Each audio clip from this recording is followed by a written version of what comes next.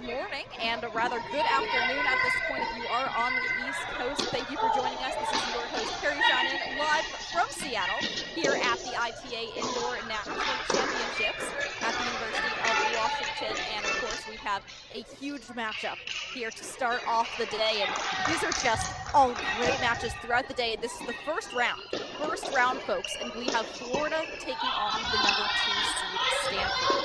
So we have the doubles point, of course, as usual. It is first 2-6 with just one set on all 3 of these doubles courts. The first team to get 2 out of these 3 doubles matches in action clinches the doubles point.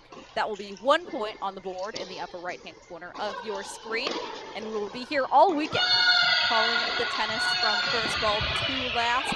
Alex Gruskin has a separate stream as well if you want to check out what's going on the other half of the draw. But for now, we will lock in here on court number 1 as we introduce all of the players in action.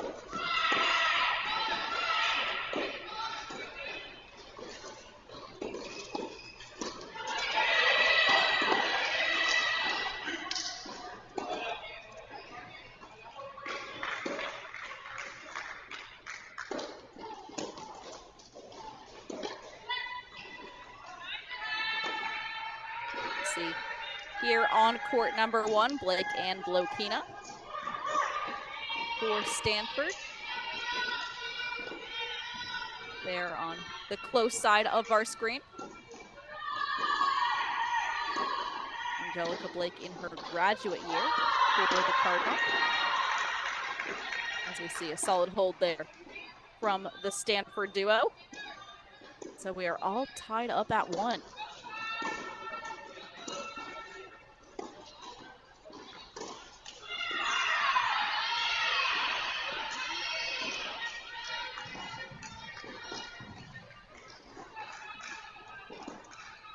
Well, on the far side of the court for Florida, we have Alicia Dudeny and Bente Spey. And let's hop on over to court number 2 as we introduce all these courts. For Stanford, Alexandra Yepifanova is playing with Connie Ma. For the Cardinal, they are facing Kavia Lopez and Malwina Rowinska from the University of Florida. And we see some aggressive net play start us off here on court number 2.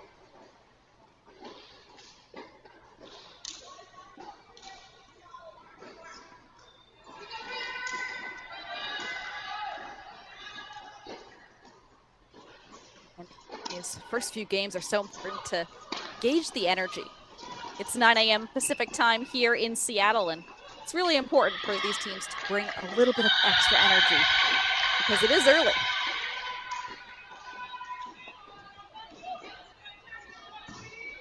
We see some close doubles matches heating up here at the Seattle Tennis Center.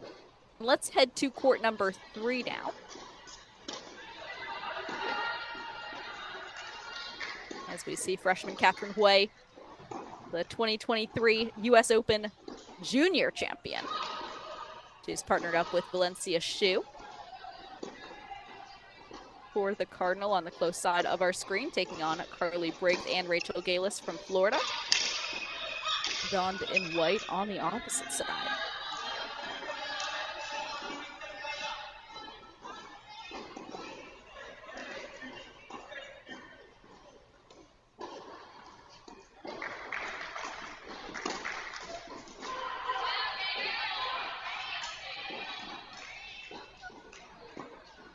We see some breakpoint opportunities here for the Stanford duo on court number 3.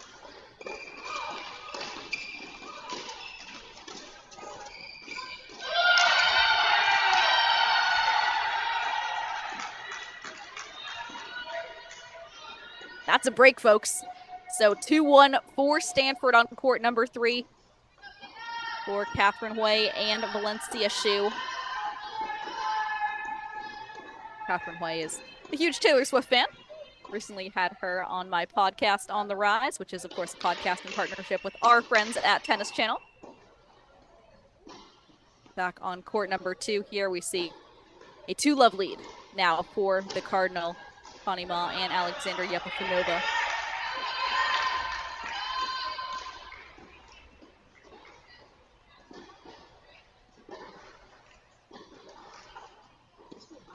at number 2 Stanford overall. They are 5-0 this season.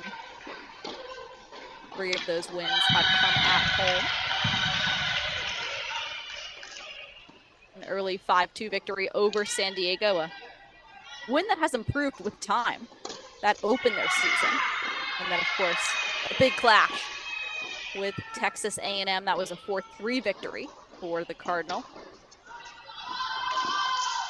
And then some more straightforward wins over UC Davis, Colorado, and Maryland. That now bring us here in this matchup against number 8 Florida.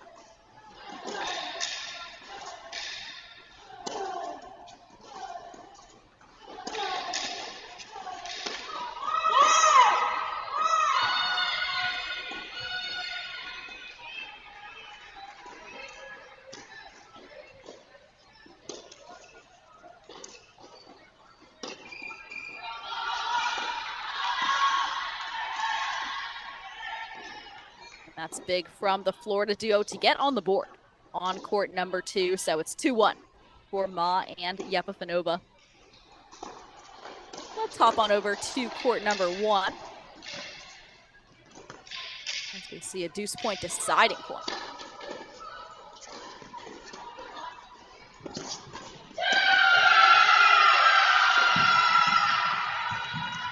So it's a break for Stanford. Stanford leads 2-1 on all 3 of these courts at Seattle Tennis Club.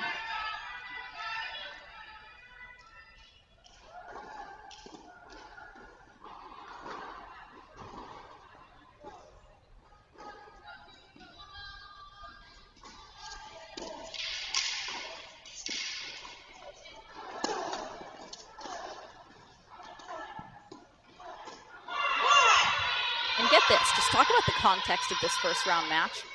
These teams have 27, that's right folks, 27 NCAA titles between them. 20 of those come from the Cardinals, 7 of those from Florida. No other team has more than 4 NCAA titles. And this is just a first round matchup.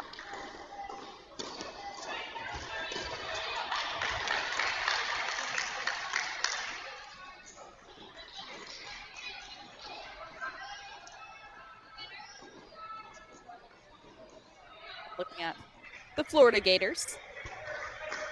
They are 4-1 overall this year, with their only loss coming to the University of Michigan. That was a 4-1 loss in Ann Arbor on Tuesday. But it is not getting any easier as they take on Stanford now in the first round of the National Indoor Championships.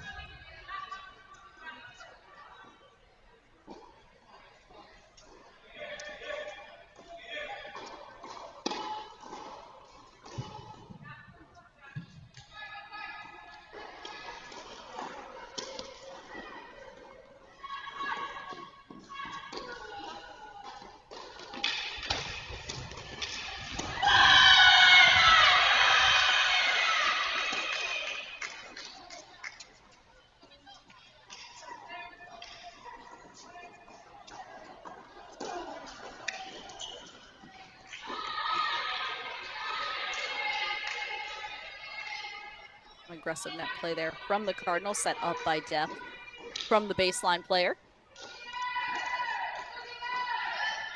And a quick note that could be important heading into this national indoors, that both of these teams are outdoor teams from Florida and California, places that stay warm for most of the year. It's very rare to see these teams training indoors, but of course,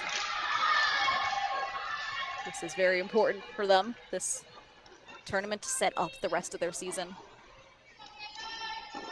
As this really is the second most important tournament of the season behind the NCAA championships in May.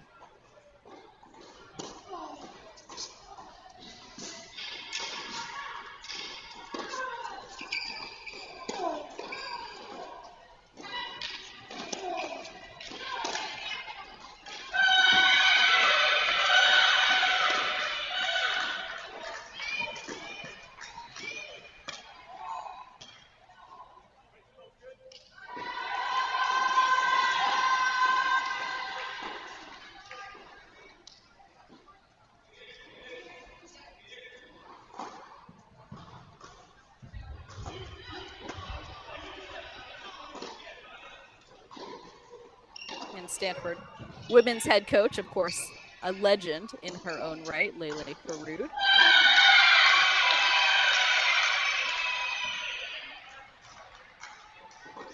When you look at her stats, it's pretty intimidating to face a coach like Faroud who has so much experience.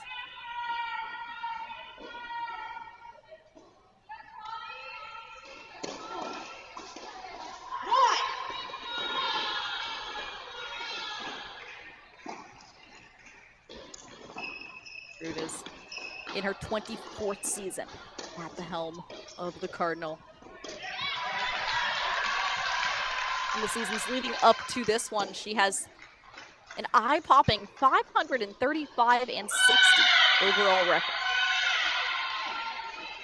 That includes 10 NCAA team titles, including a 3-year undefeated stretch from 2004 to 2006.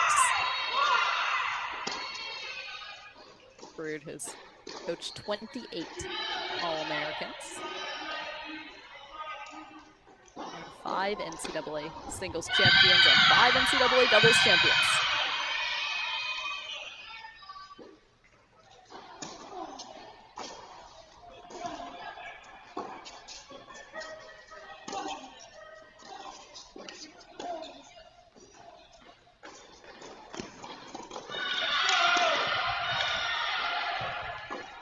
That's big time tennis from the Cardinal on court number 3. So it's a 3-2 lead for the duo of Stanford, Catherine Hui and Valencia Xu on court number 3. So let's pop on over to court number 2 as we see Ma and Yepifanova are extending their lead here at number 2 doubles. The chance to go up 4-1.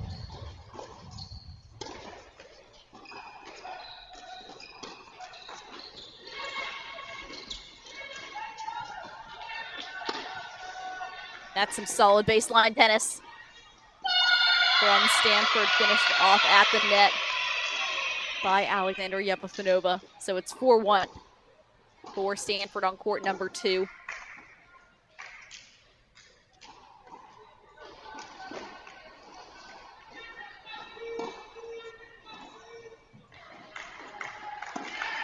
The doubles point for a lot of these players that we're going to see on the singles court later on this morning.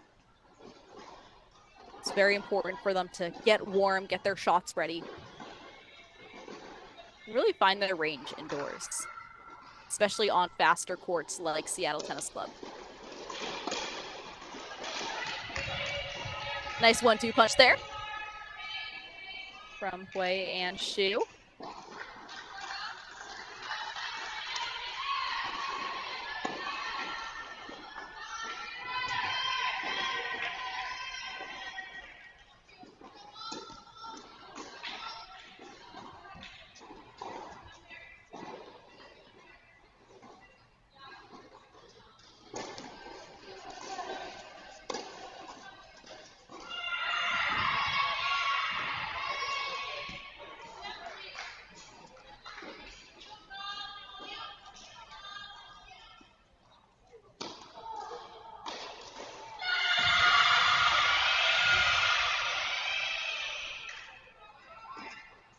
Catherine Hui, of course, that U.S. Open junior champion, who then joined the college tennis ranks, which has not happened in a minute. He decided not to go right into the pro ranks. Instead, go to Stanford, continue developing her game. She was the #1 recruit in the nation.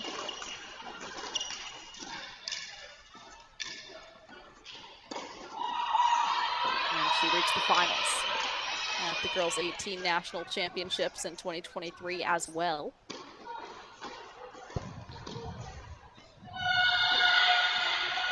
And they faced Judy Bouchard in the U.S. Open. She had quite a run, though, in New York, getting to play Bouchard. And then coming back and winning the entire junior draw. It's one way to go out.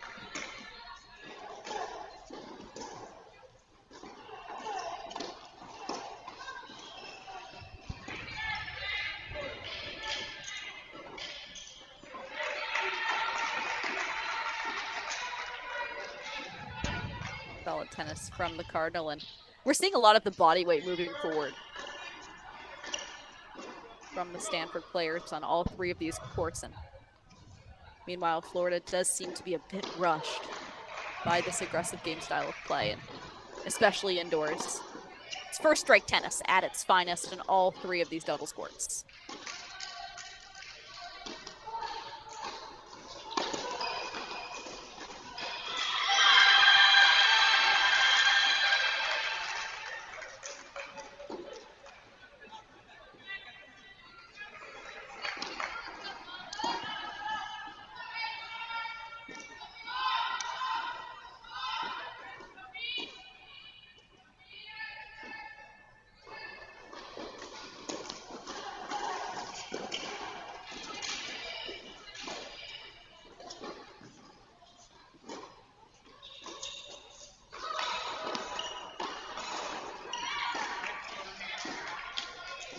And that lead is extended to 4-2. Some close games. Pretty gritty performance here from the Cardinals so far, with a deuce point and then a 40-30 point to now extend that lead to 4-2. Meanwhile, here on court number 2, it is 5-1 now for Connie Ma and Alexandra Yepifanova.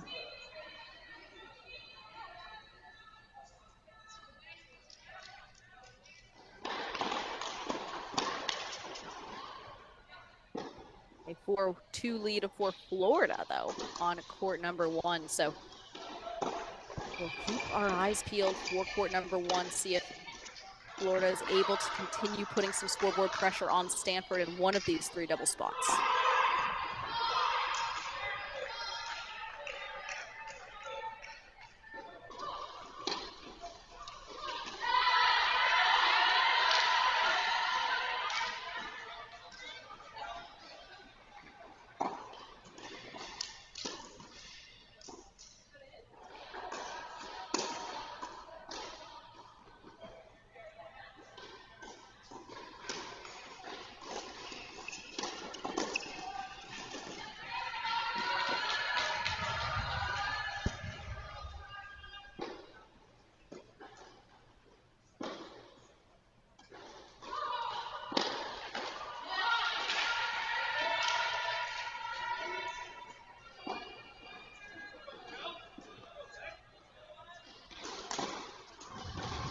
Points away now for the Cardinal on court number 2. And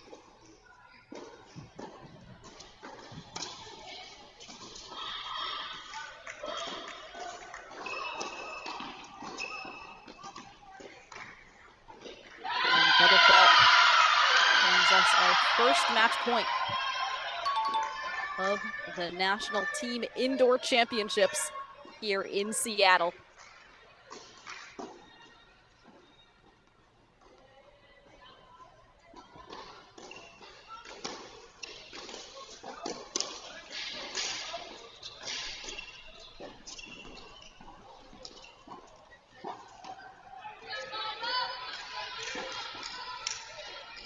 One match point is saved by Lopez and Rowinska.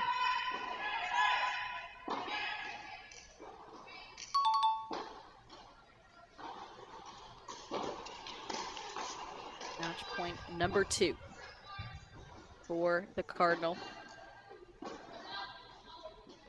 Yepifanova to return.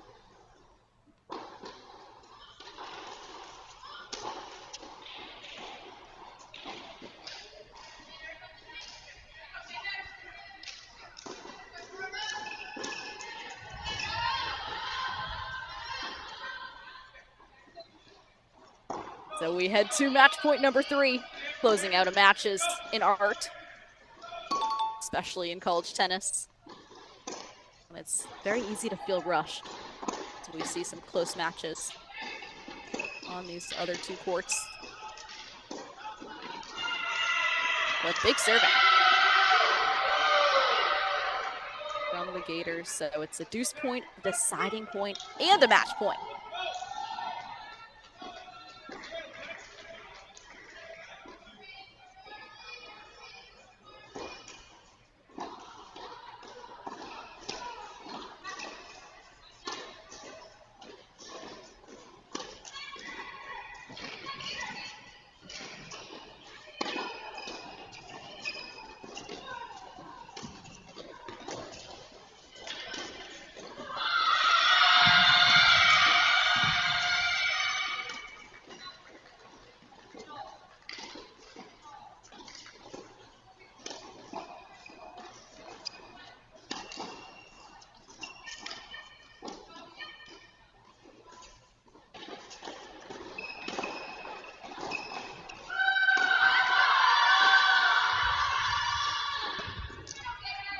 And they are not done yet.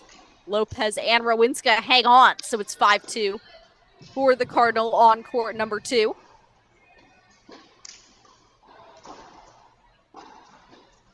Meanwhile, here on 1, it is the Gators that have the lead. Dudany and Spey are up 4-3.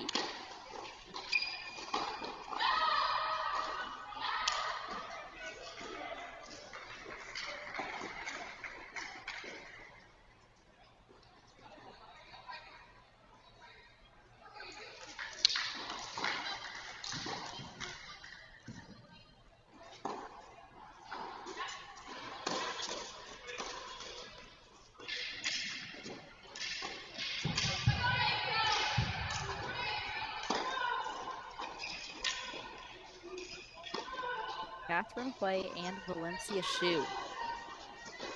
It's some very solid tennis. Have put themselves in a great position here, up 5-2, trying to serve it out.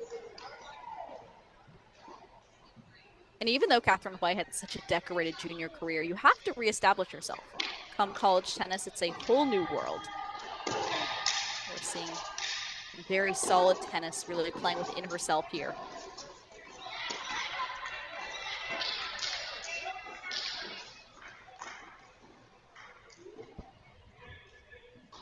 Playing alongside Valencia Xu, of course.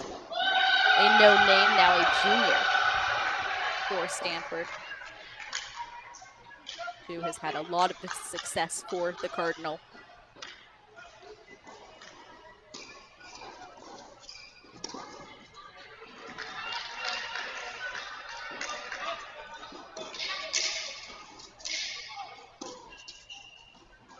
A freshman, she went 26-3 overall on that singles court.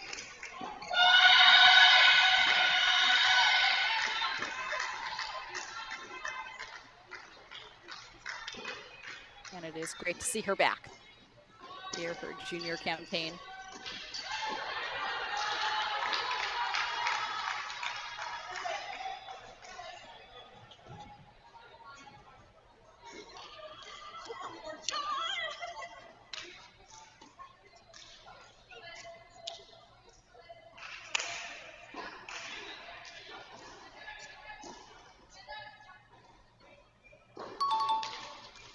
So it's match point here for Ma and Yepafanova. This would be huge for the Cardinal to continue that momentum, which has slightly slowed on court number 1 as it is getting closer.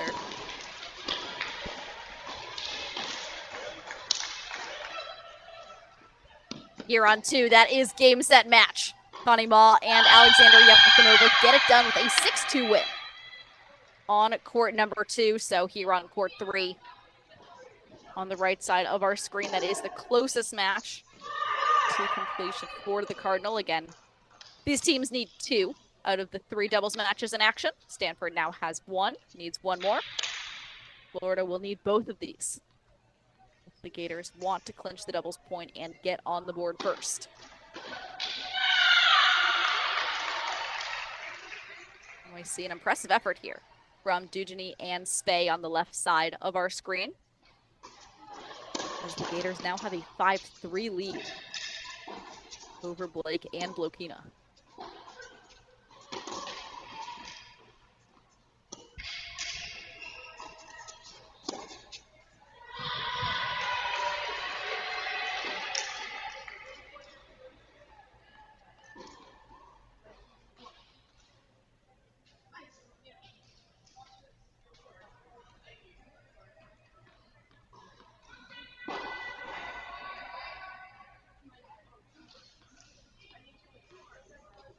Briggs and Galis, though, fighting back here on 3. They know how important it is just to stay on the court a little bit longer right now. Give the Gators on court number 1 a chance to potentially get a win and send this doubles point to a deciding match.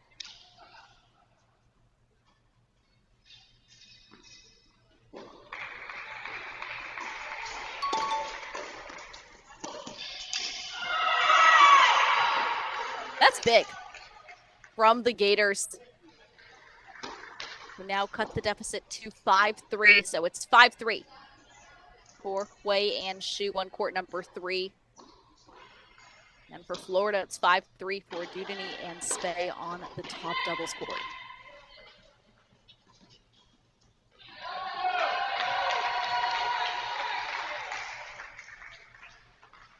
Smart lob there from the Cardinal on court number 1.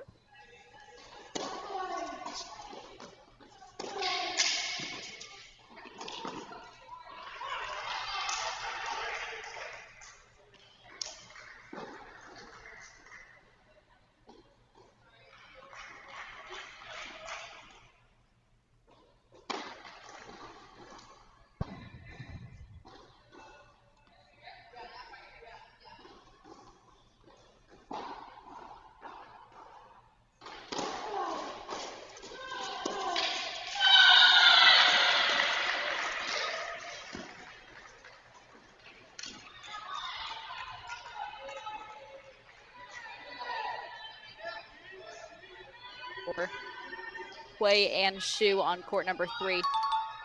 They are winning the majority of their points at net. So we just saw that from the Cardinal again. Some nice volleying, especially those off-pace balls that Florida can get away with more outside, but inside those balls are sitting there for Florida, or Stanford rather.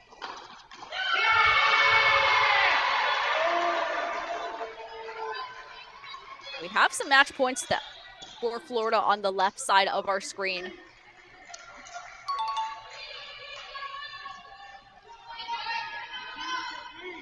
As Alicia Dudeny and Bente Spey have the chance to close this one out and make court number 3 the deciding court.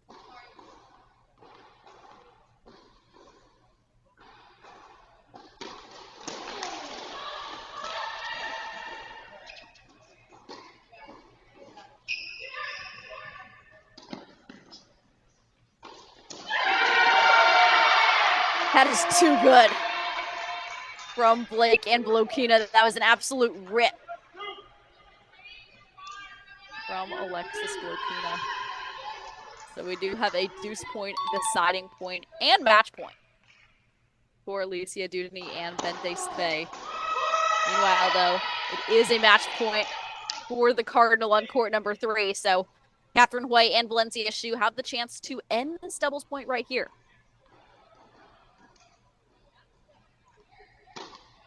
Get Stanford on the board first in this overall match.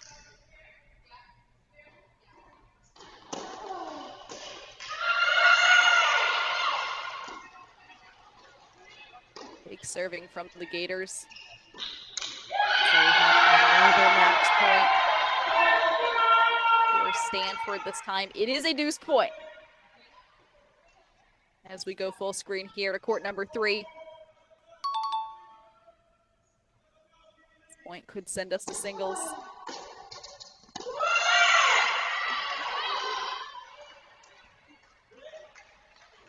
That return sails long, so it's 5-4. We play on, folks, and this is exactly why we love college tennis here at Cracked Racquets. These no-ad deuce points have caused so much drama in the NCAA, and we are here for it. So it's 5-4. On both of these courts, one of them in favor of Florida, the other one in favor of the Cardinal. Again, Stanford just needs one of these 2 matches. Florida will need to continue to crawl itself out of a hole on court number 3.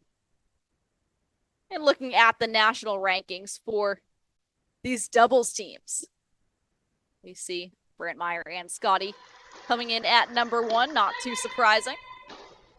From that UNC duo, who, of course, if you want to see the University of North Carolina play their best tennis, well, the National Indoor Championships is not a bad place to go for that setting. Of course, UNC won both indoors and outdoors. The NCAA champions were crowned last season as well from the Tar Heels. They boast an absolute terrifying amount of depth in the 2024 spring campaign.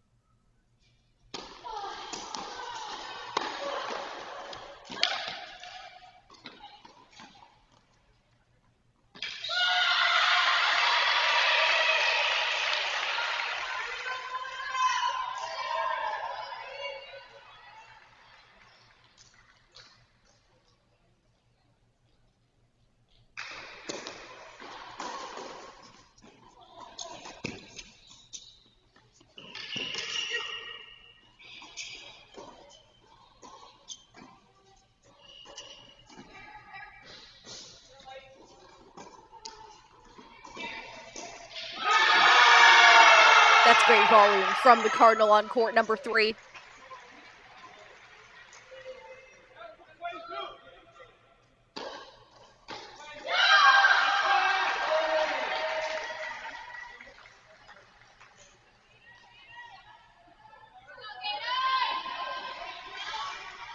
And at the moment, Catherine Hui is the lone freshman for the Cardinal to be in this doubles lineup. So we're seeing the experience coming through on all 3 courts for Stanford.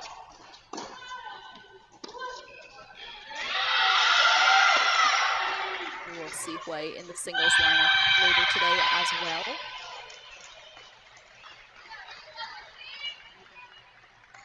Meanwhile, Blake and Blokina are fighting back on the top doubles court. That is on the left side of our screen.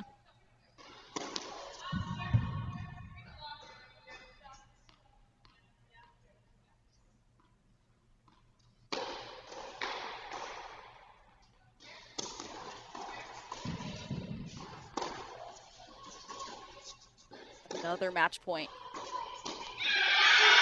for the Cardinal. And they get it done. That is game, set, match, and doubles point as Catherine Hui and Valencia Xu take a 6-4 win over Carly Briggs and Rachel Galis on court number 3. So the doubles point is over. Folks, Stanford takes a 1-love lead over Florida as we get ready for singles, where we will see 6 players battle it out on each side of the court. Each of these singles matches will be worth 1 point. Stanford needs 3 of these 6 singles matches. Florida will need 4 if they want a chance to upset the number 2 team at indoors.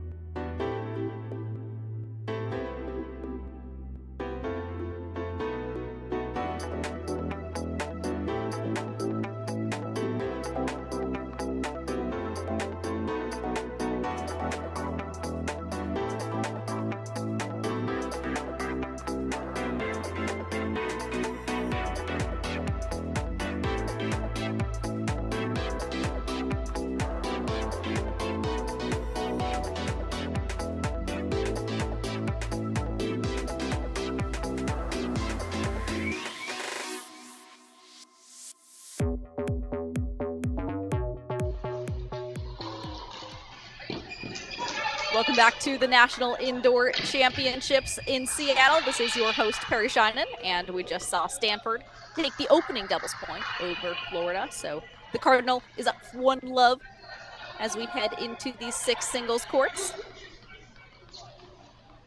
On court number 1, we have Carly Briggs from Florida taking on Angelica Blake from Stanford, as Blake already has a break point.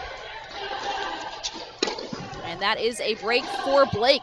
Say that 5 times fast here on court number 1. And we are going to roll into introductions from each team, starting with the University of Florida. Hi, my name is Carly Briggs. I'm a 5th year and I'm from Calhoun, Georgia. Hi, I'm Rachel Galis. I'm a sophomore and I'm from Delray Beach, Florida. I'm Sophie Williams. I'm a sophomore and I'm from Charleston, South Carolina. Hi, I'm Fabia Lopez. I'm a freshman and I'm from Delray Beach, Florida. I'm Emily De Vera. I'm a junior and I'm from Bradenton, Florida. I'm Sarah Dahlstrom. I'm a senior and I'm from Stockholm, Sweden. I'm Bente Spey. I'm a junior and I'm from Heemstede with the women's. I'm Martina Rowińska. I'm a freshman and I'm from Warsaw, Poland. I'm Melissa Dudney. I'm a junior and I'm from Brighton, England.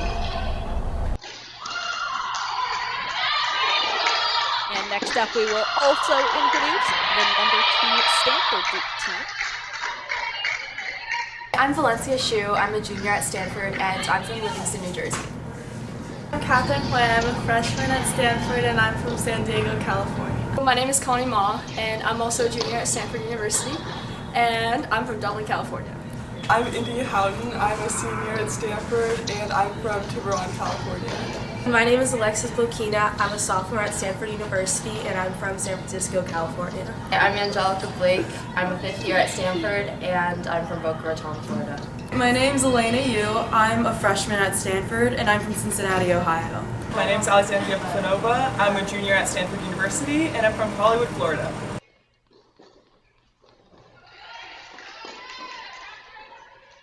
So those are the players that are facing off here, and between these two programs, we have 27 NCAA championships, and this is a first round match.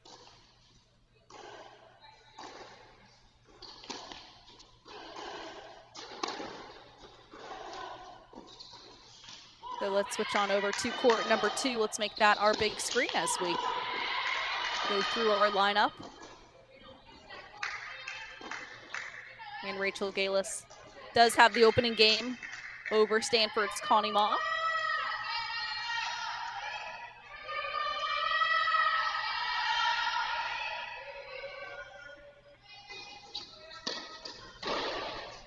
Connie Ma was the ITA National Rookie of the Year back in 2022.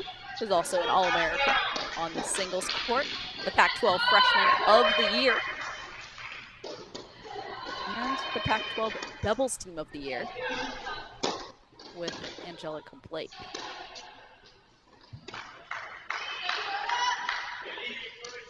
Last season, as a sophomore, Ma went 30-8 overall on the singles court, went 9-3 on court 2, and 6-3 on the top court. He went 9-1 in Pac-12 play. And this is not rare for the Cardinal, another #1 recruit in the nation before joining the NCAA ranks.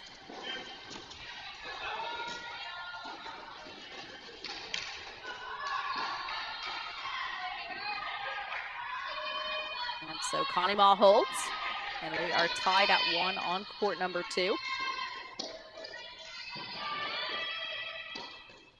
Meanwhile, on the other side of the court is sophomore Rachel Galis.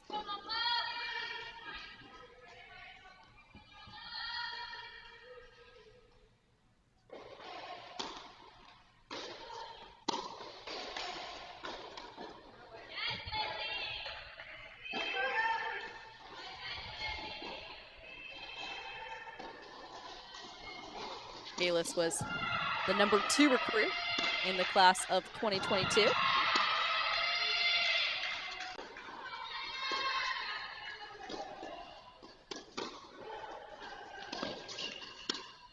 She was number 260 in the world in the ITF juniors before coming to college. She was also a top 700 WTA player.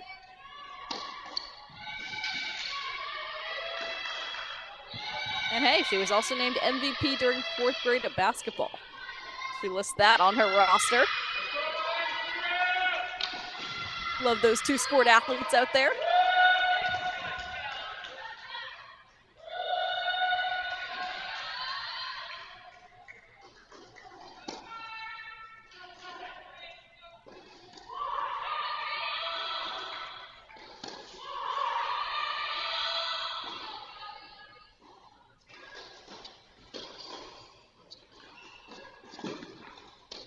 And the Connie Ma backhand, something to watch today. It's so smooth when her body weight is moving forward and she's stepping in. She has very smooth ground strokes, but when she does revert to that slice, sometimes her body weight is on her back foot. That can often cause some unforced errors like we just saw.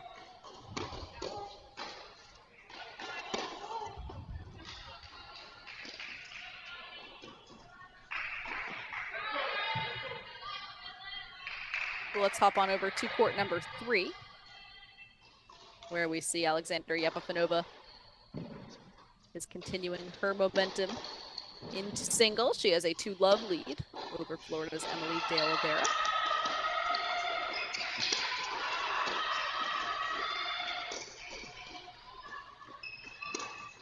Make that 3-love, folks. So Yepafanova is off to the races for the Cardinal. And on court number 4, Stanford also has an early lead from Alexis Blokina, who is up 2-love against Alicia Dudeny.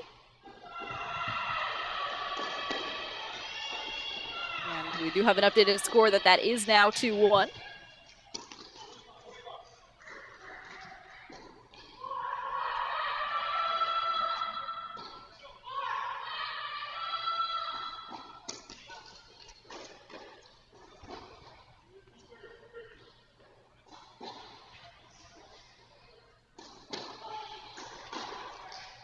Blokina originally from San Francisco, has now extended that lead to 3-1 for the Cardinal.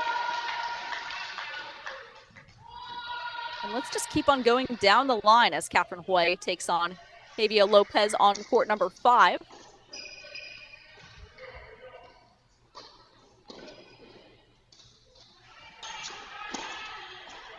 Hui does trail 2-1 early. We'll see if she can serve herself out of a little bit of early trouble.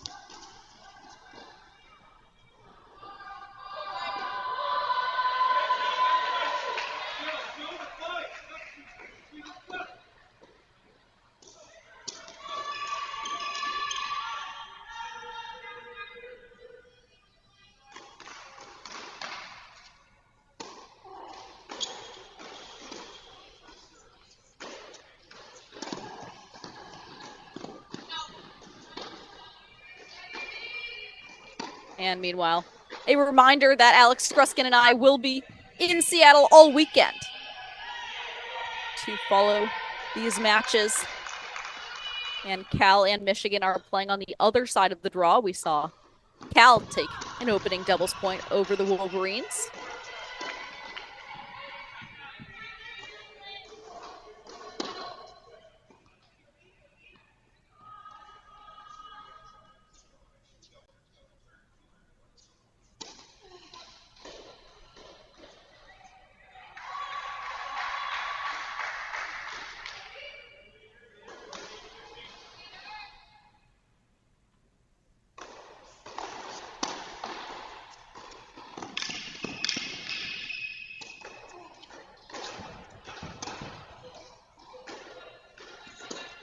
Huge forehand from Lopez, as she seems to be holding her own against the 2023 U.S. Open Junior champion.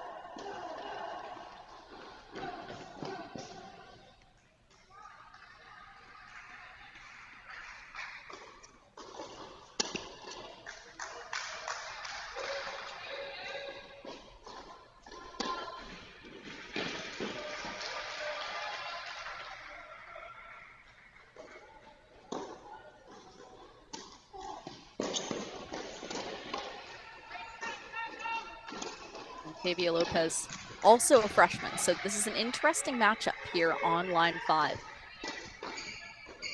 As we see 2 of the only freshmen in these lineups today facing off.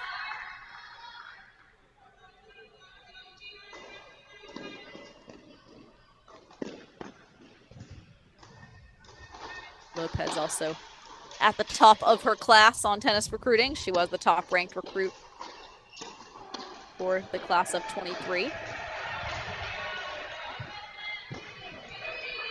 He was a top 20 player on the ITF circuit before coming to college as well.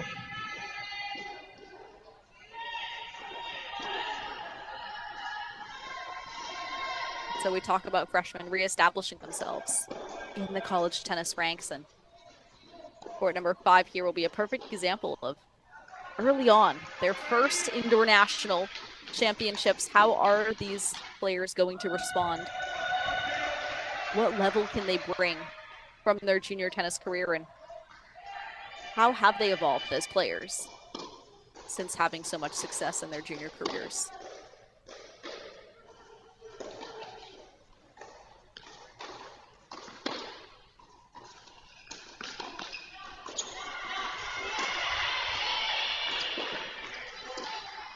So we will come back to court 5, of course, today. But let's head on to court number 6, where Stanford's Valencia Shu showing her experience early with a 3-love lead over Marina Rowanowska.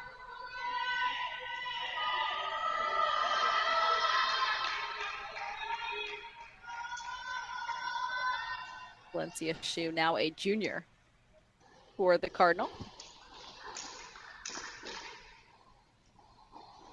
Coming off a 26-8 campaign in her sophomore season on the singles court.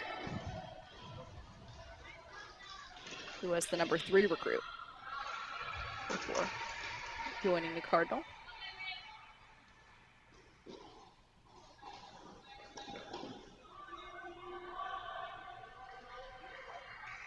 Rowinska is another freshman out of Warsaw, Poland for the Gators.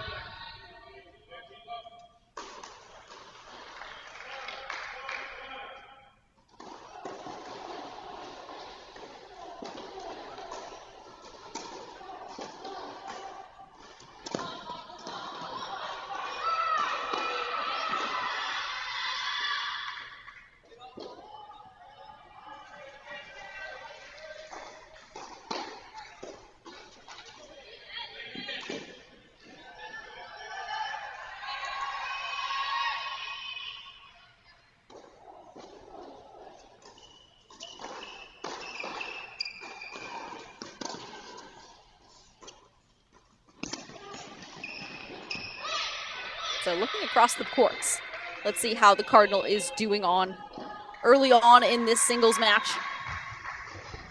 They're up 3-1 on court number 1.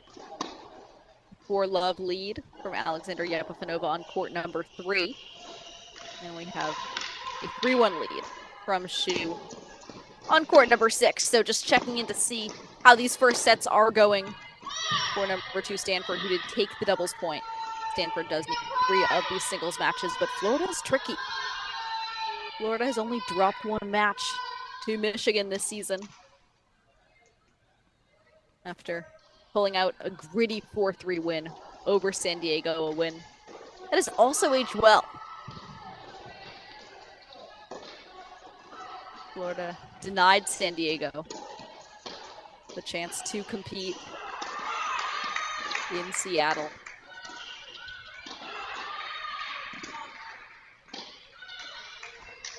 Florida has also pulled out 4-2 wins over FIU and FSU,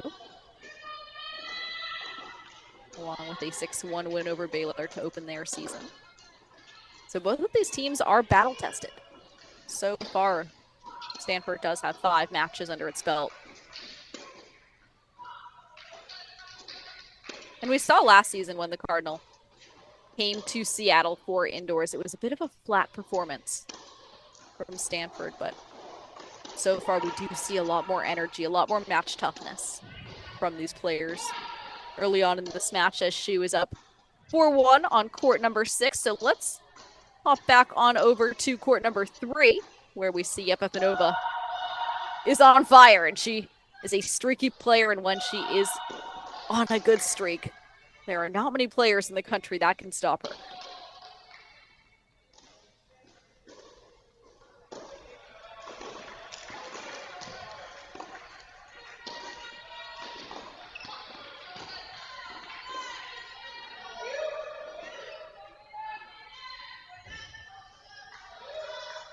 Yepifanova is now a junior for the Cardinal,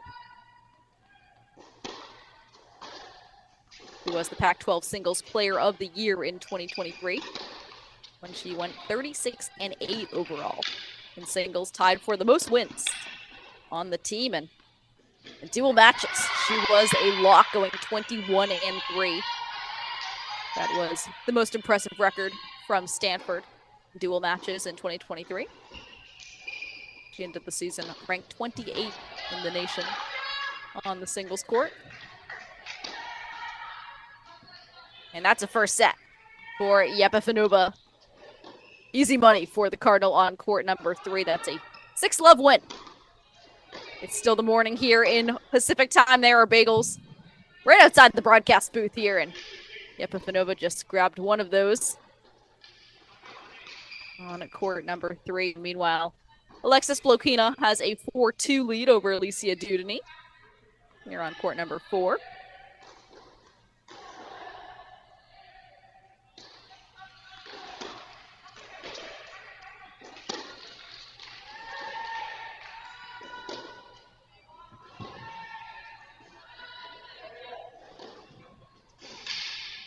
And if you look at the trajectory of the ball that's coming off the Stanford racket compared to the Florida racket, again, these two teams mostly play outdoors.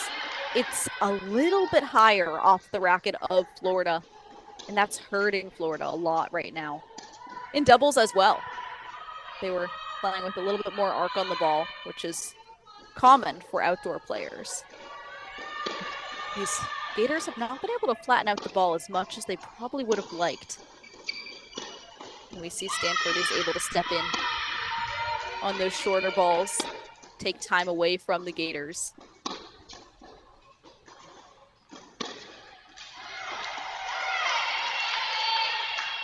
But that's solid tennis from Dudeny, who is a lot farther behind the baseline than Blokina. So note the strategy. Note that Florida grind you down energy is being brought here to Seattle.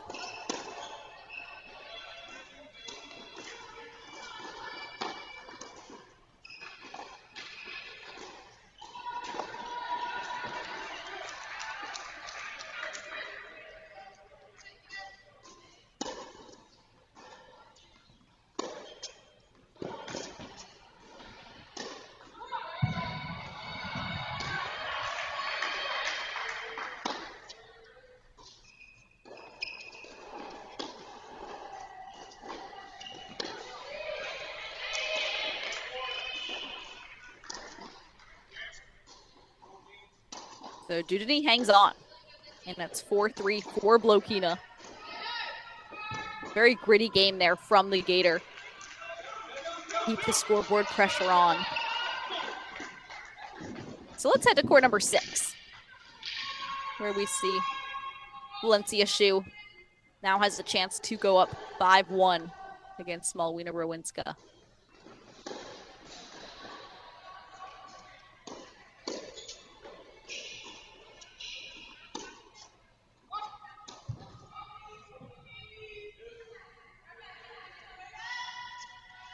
So we have a deuce point deciding point.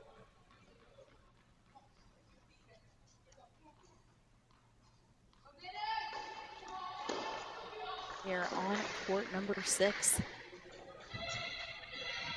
For Valencia Shu to keep the Cardinal momentum going. On this bottom half of the lineup.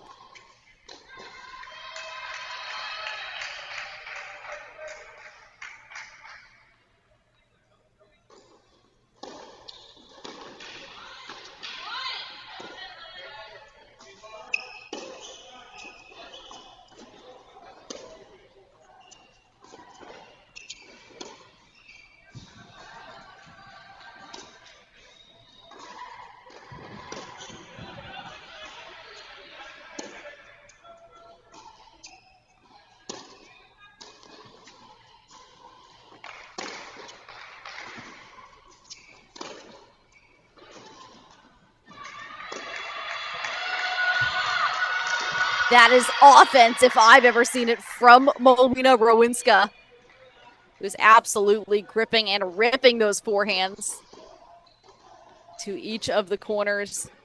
That deuce point was just played better by the Gators on court number 6. Rowinska doing exactly what she needs to do to hang in this first set. Let's actually replace this big screen with court number 1 as we see Angelica Blake is finding her groove with a chance now to go up 5-1 against Carly Briggs.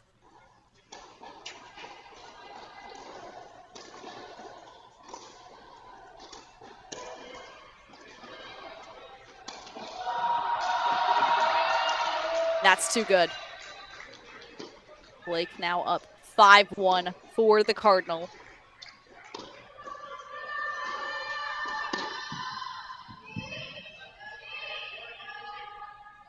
Let's quickly check in with court number 2. We can put that on a side court. Let's replace court number 4 with court number 2.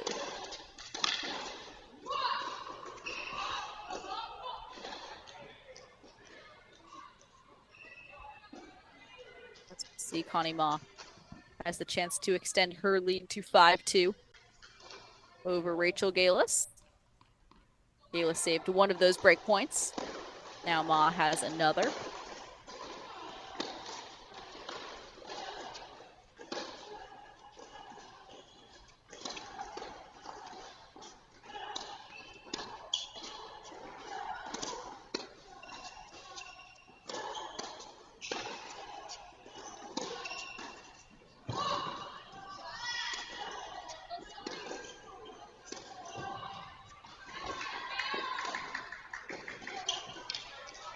That's great tennis from Angelica Blake.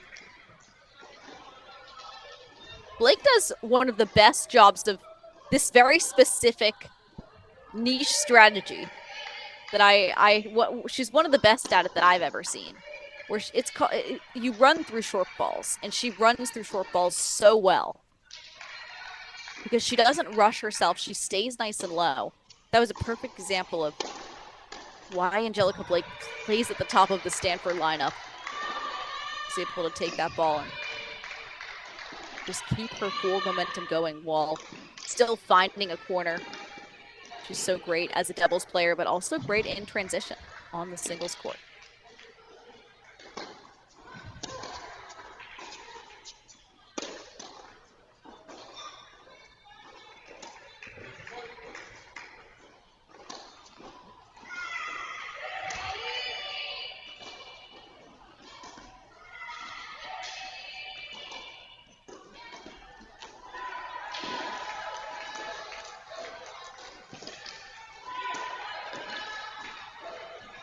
So it is set point for Blake, who just did that same thing with that backhand approach.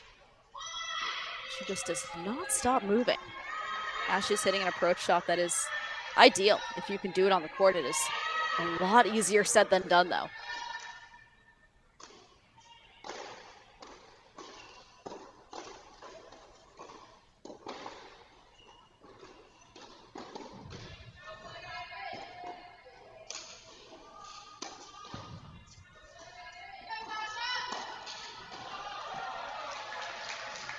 And that is a rip, so it is 6-1 for the first set. Goes to Angelica Blake. It is a 6-1 set over Carly Briggs.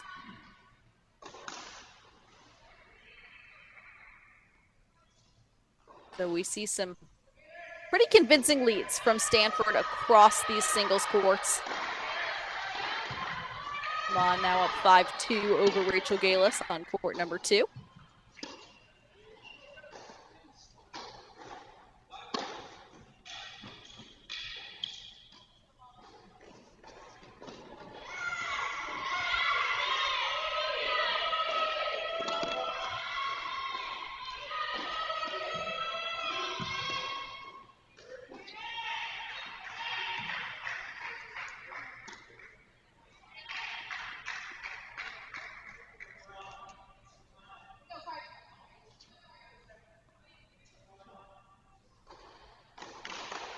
Connie Ma comes in at number 12 in the most recent ITA rankings. Rachel Galis comes in at 70 with a 12-2 mark so far on the season. Connie Ma is 19-4.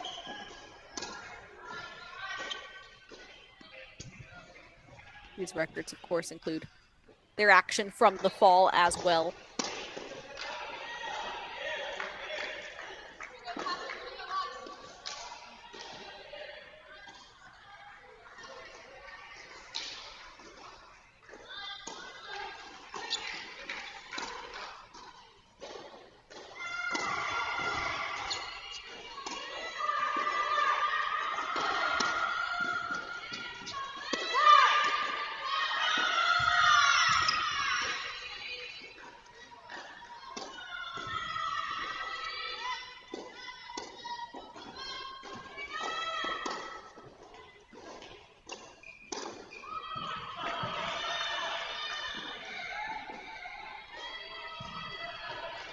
Rachel Galis ended her fall campaign ranked number 58 on the doubles court alongside Spey. But it was her freshman campaign that turned heads. She had 22 singles wins, including a 10-match winning streak for the Gators in her first season at Florida.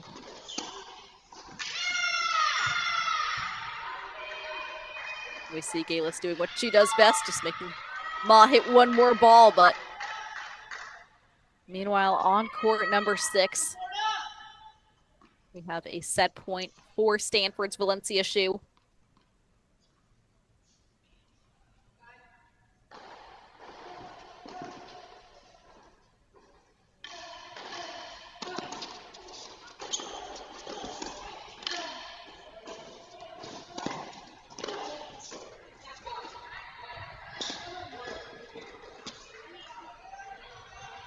And Rowinska has really found that forehand a number of times so far on big points in this match, but Shu has been the more consistent player, especially at number 6 singles. That's exactly what you need.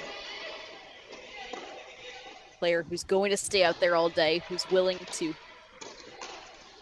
do what it takes to win each point, whether it be 2 balls or 22 balls.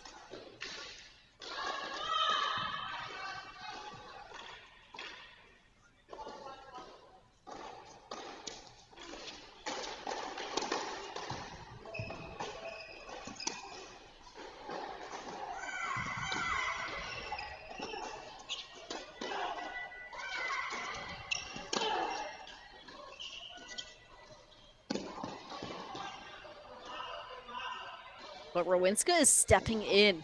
Rowinska is playing really well when she's down, and we've seen that a few times this match.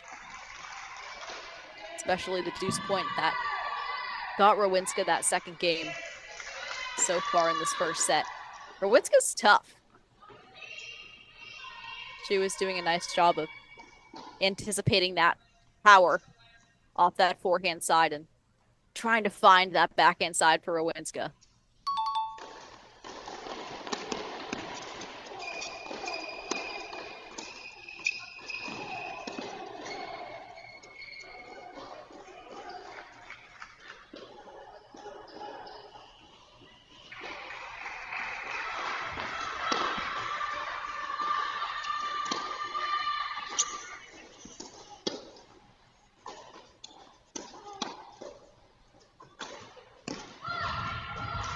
That's just incredible tennis from Melina Rowinska, who saves 3 set points.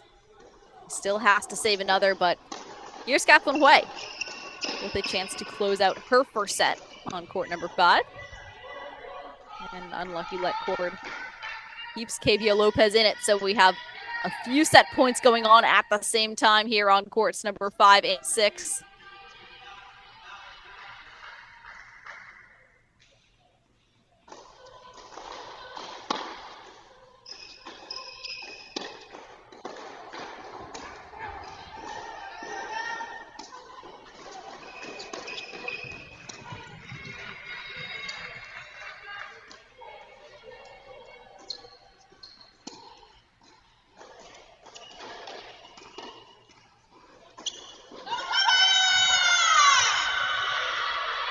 And Shu guts it out, so it's a 6-2 first set for Valencia Shu over Melina Rowinska.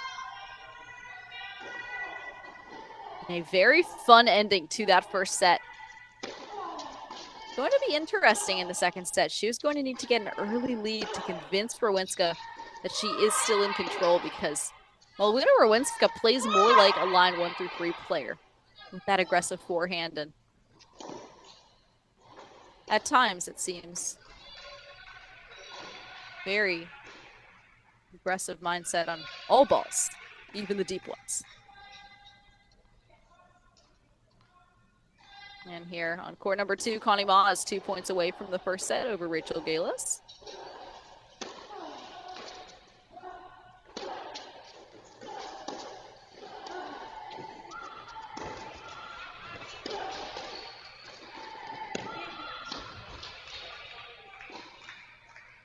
That forehand from Maz Such a nice loose arm.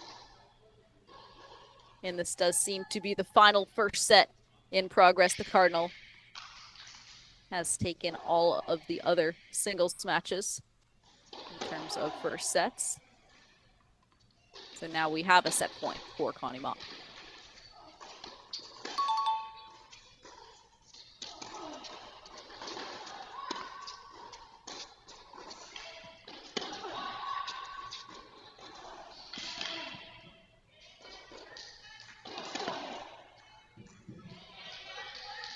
And that's another first set for Stanford. So Florida finds itself in a hole. This is probably Florida's last push at the start of these second sets, because we do see Alexandra Yepifanova already up 3-1 in this second set over Emily De Oliveira. Yepifanova plays fast too. She does not give you much time to think. And with such an aggressive mindset out there, it's a very tough out, especially when she's on like she is right now.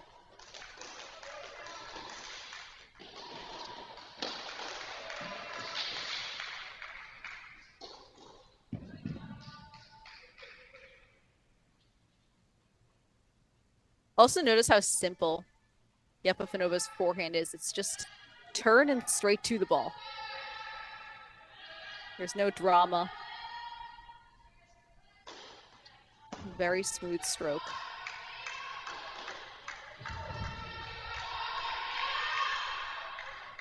We see, especially in the top 3 spots for Stanford, that's so important that not only are you confident in your technique, but your technique also has confidence in you. We see that with Yepifanova.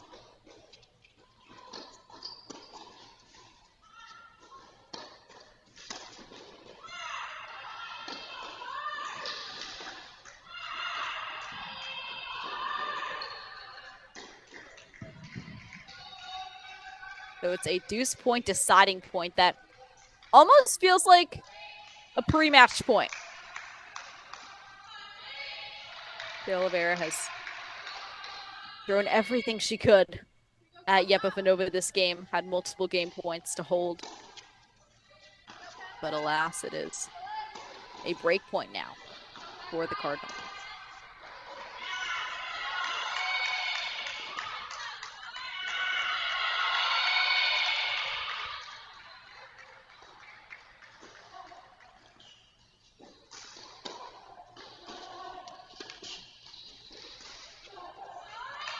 So that is 4-1 lead for Yepifanova on court number 3 in the second set, after taking a bagel in the first set.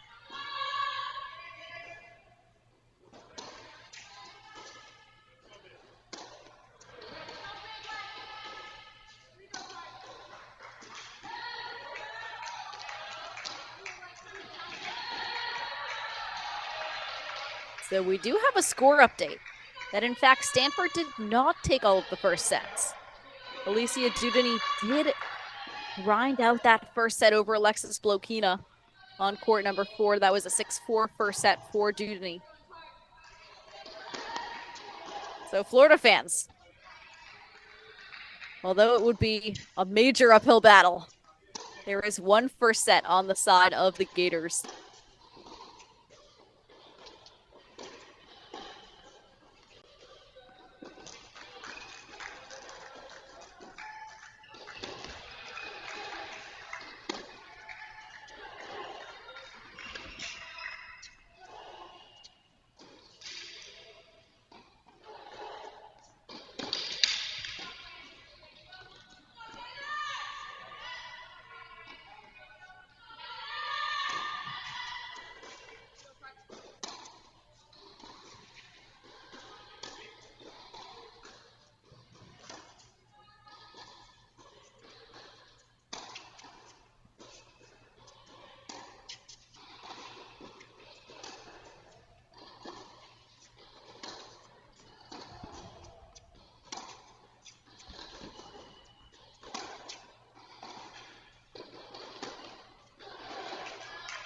That's just too much power from Angelica Blake. And I remember seeing Blake last year in Seattle at the Indoor Nationals when the rest of Stanford was not looking its best.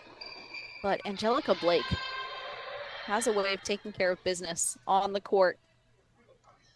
Again, with absolutely beautiful technique.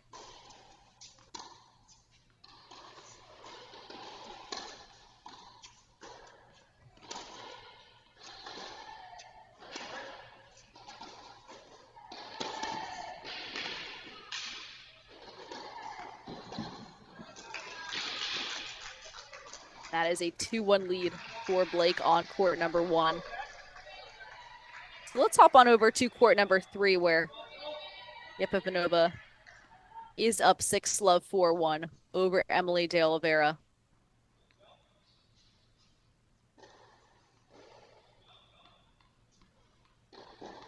Looks like De Oliveira does have an injury timeout, so let's actually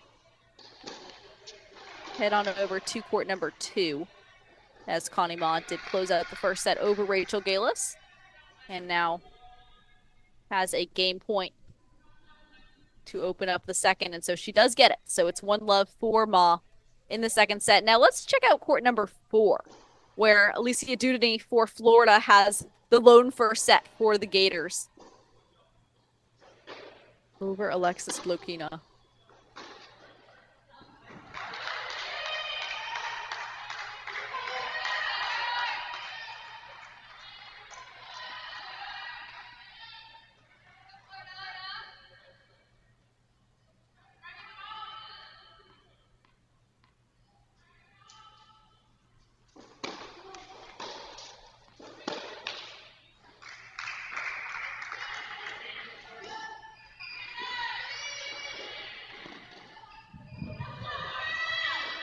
And especially for Blokina being a lefty,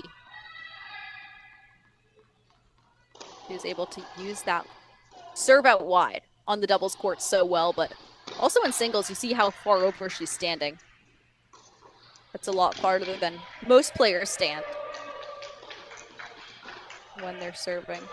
But she's able to curve that serve out wide, and especially indoors when there is not unlimited space for the serve return. She's able to get a nice angle on that first serve.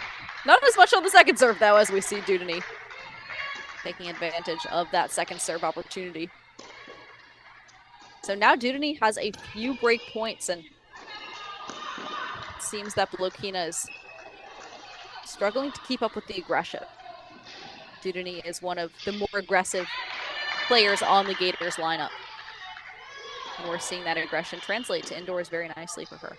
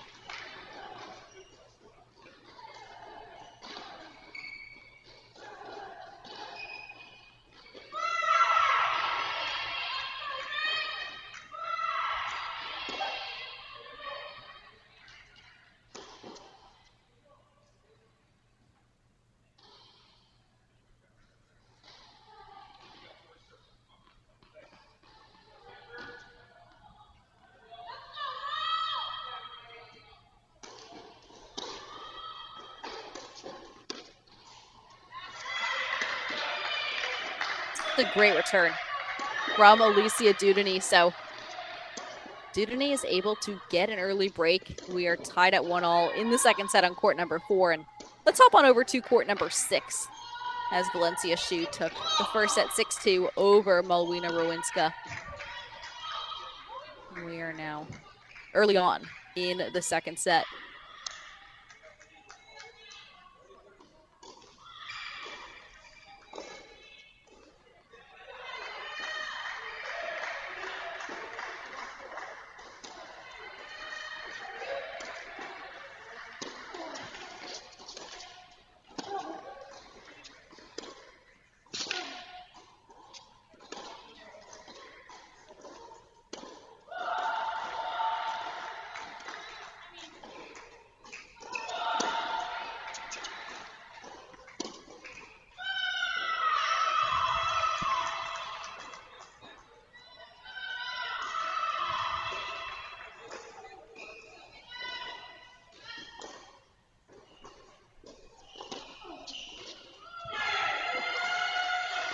So it is now a 2-love lead for Shu here on court number 6. And let's check out the freshmen.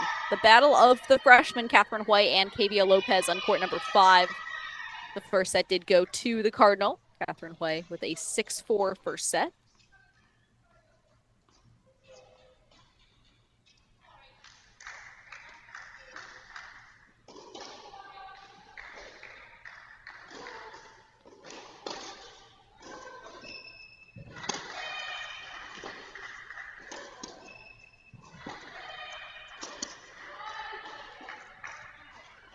Been an early second set lead though for Kavia Lopez, who was able to consolidate the break.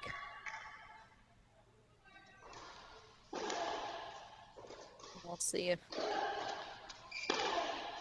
we can serve it out to take an early 3-love lead in the second set. Again, Florida really needs anything they can get right now for the number 8 Gators. Not faring in the best of first round matches for the Gators, facing a gritty Cardinal team that no doubt is looking to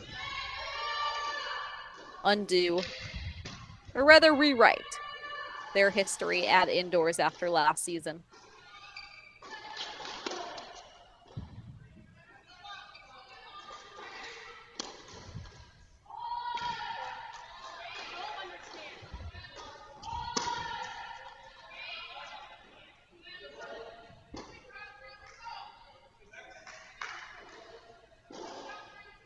Last season overall saw Stanford go 25-3, but the indoor nationals were not too kind to the Gators. To the Cardinal, rather, who finished 1-2 for the weekend.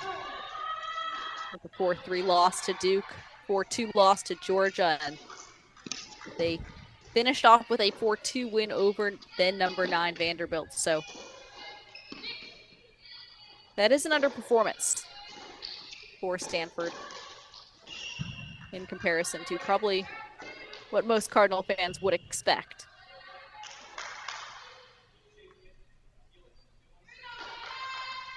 And we do see some early second set leads though for the Cardinal on courts 3 and 1 on the left sides of our screen. That is a 4-1 lead for Angelica Blake and also a 4-1 lead for Yepifanova.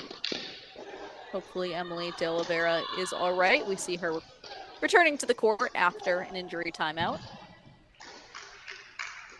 So Catherine White gets it done, staying in this second set, keeping the momentum going. So it's 2-1 for Kavia Lopez in that second set. And meanwhile, Alexandra Yepifanova up 6-love 4-1 on court number 3. And again, Stanford is up 1-love. There are a lot of pathways to victory here at Seattle Tennis Club. And looking at the draw overall, we see Stanford on the bottom there, bottom right corner of your screen. They will play the winner of Georgia and Ohio State. And this is your host, Perry Shinen, who will be here all day. You see all those matches on the right side of our screen. We will get those on this stream. All the matches on the left side of our screen. We will have Alex Gruskin covering. And we do have California and Michigan also in progress right now at Nordstrom Tennis Center at the University of Washington. Cal did take the doubles point over Michigan, and they are in singles at the moment. So if you are interested in that match, you can also head on over to Alex Gruskin's stream as we work through some technical difficulties. It is not easy with these indoor tennis clubs that are often built for tennis, not as much for streaming, but that is all right. We are doing our best to bring you all of the action from first ball to last here on Cracked Racquets. And meanwhile, the Michigan women, after dropping the doubles point, have taken 2 first sets over Cal at number 5 and 6 singles. A first set for Piper Charney and another first set for Lily Jones. But we see Cal is up big on court number 1. Cal also has 2 leads on courts number 2 and 3. And court number 3, Jaden Brown is up 4-3 over Valentina Ivanov. So This match has 4-3 written all over it. As we like to say here at Cracked Racquets, that's going to be a group for both of those programs. And Cal is sneaky good this year.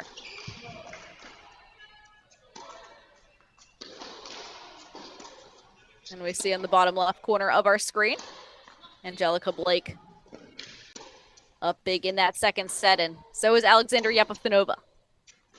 So the Cardinal need 3 more of these 6 singles matches in action. And we have 2 4-1 leads and 1 4-2 lead in the second set after the Cardinals took the first sets as well.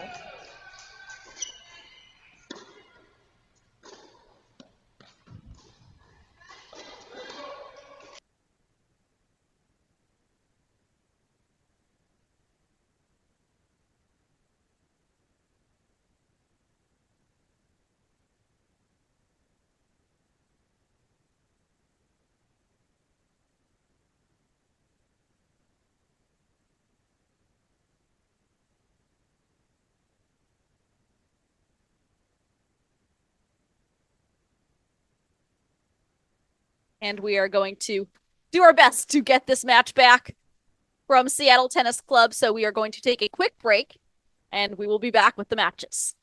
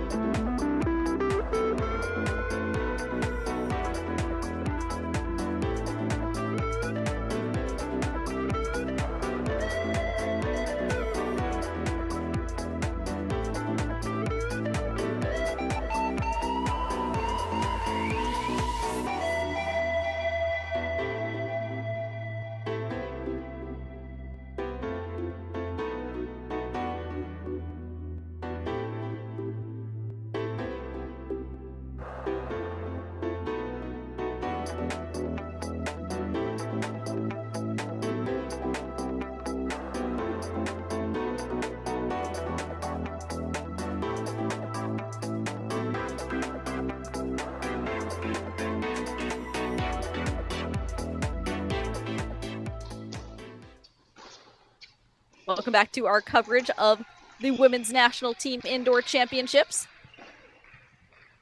As we see Stanford now working its way to close out this match.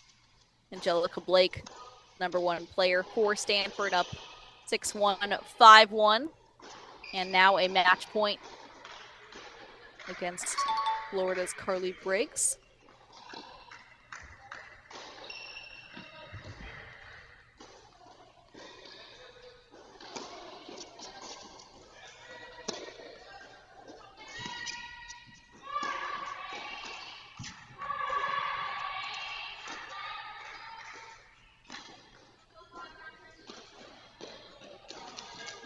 And a beautiful volley to close it out on the top singles court. Angelica Blake gets it done, 6-1, 6-1 over Carly Briggs. So the Cardinal is now up 2-love over Florida. As we see some other matches that are nearing the finish line as well. Here on court #3, Yepifanova up 6-love, 5-2 over Emily De Oliveira.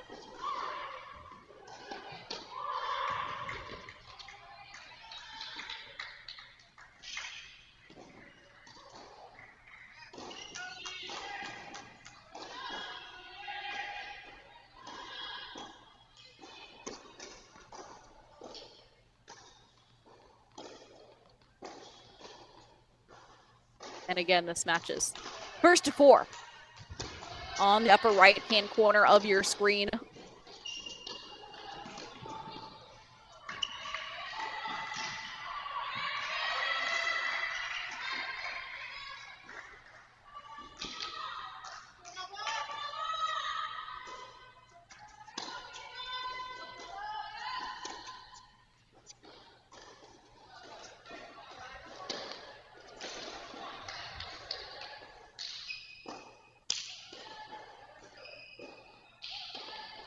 And it appears that we do actually have 2 match points going on at the same time here at Seattle Tennis Club.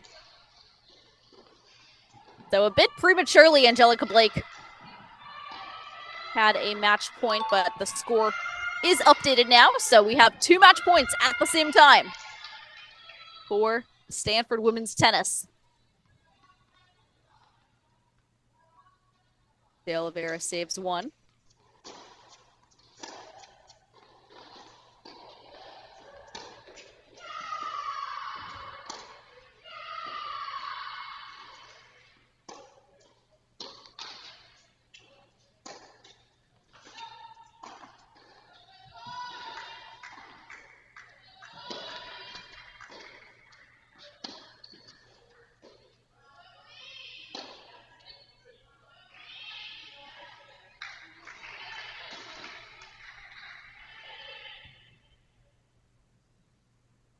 So Yepifanova has another chance here. But meanwhile, on court number 1, Carly Briggs stays tough for the Gators. Hangs on. Make it 5-2 on the changeover.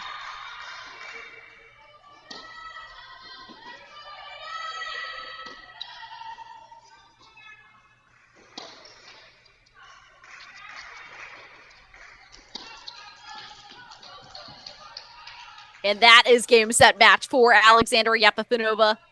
6-love, 6-2 over Emily De Oliveira. Yepifanova looked good out there today.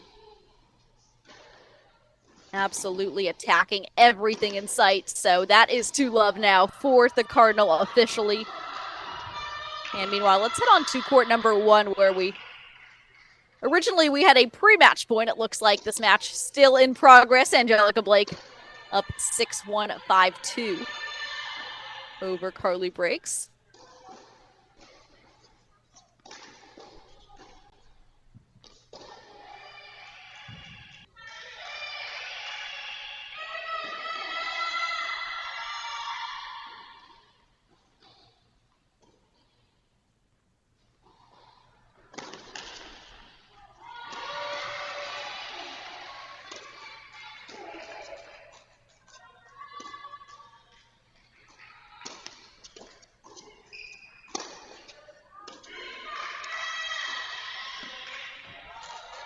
That's too good from Blake. So we have some more match points here on court number 1.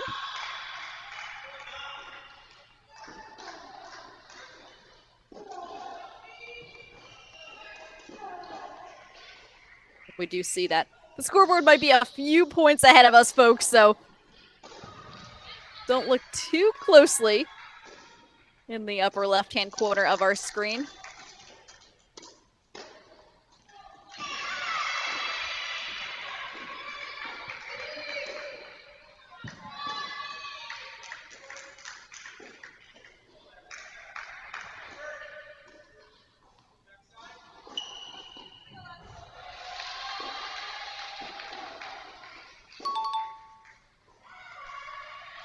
So it does appear that this is a match point for Angelica Blake.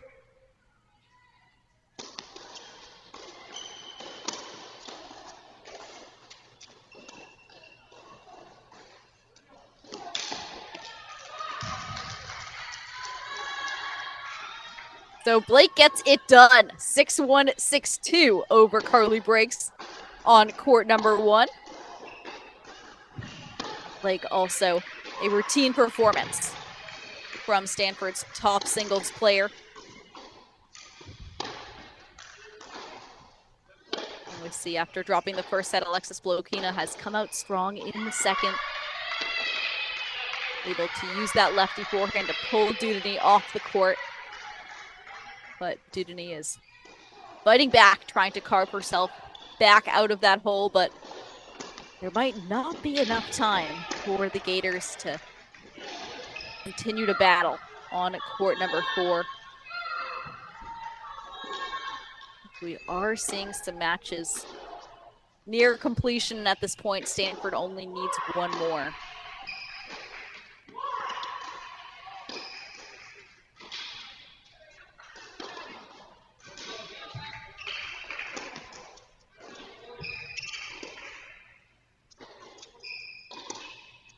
So we do have a deuce point deciding point now here on court number 4.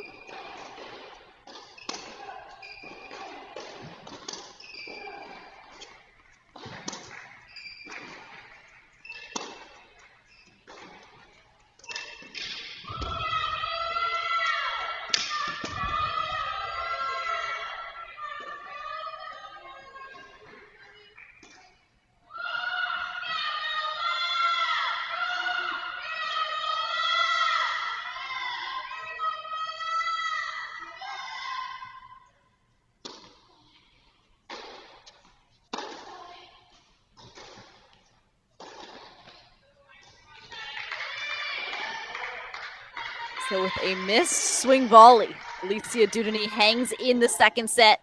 It is now 4-2 for Blokina. Meanwhile, Connie Ma gets a very important break here on court number 2 to extend her lead to 6-3, 4-2 over Rachel Galis.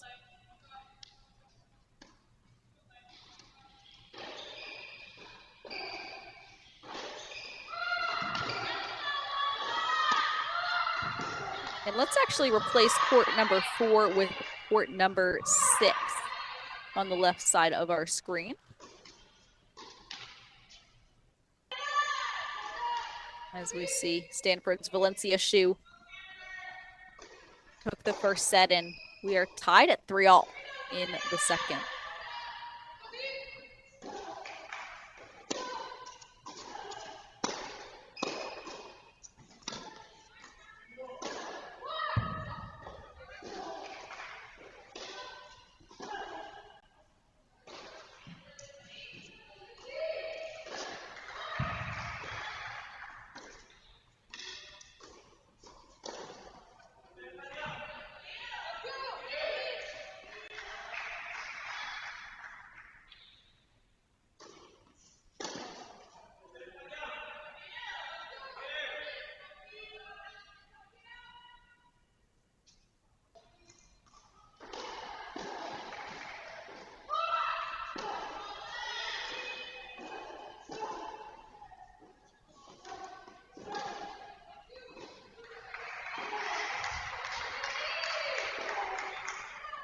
And last year at this tournament at National Team Indoors, we saw Connie Ma struggling with depth a little bit. We've seen, though, that those smooth strokes are very effective when she's getting the ball a little bit deeper, and she has done that so far today in both singles and doubles. But Rachel Galis is hanging tough, so Galis has multiple chances here.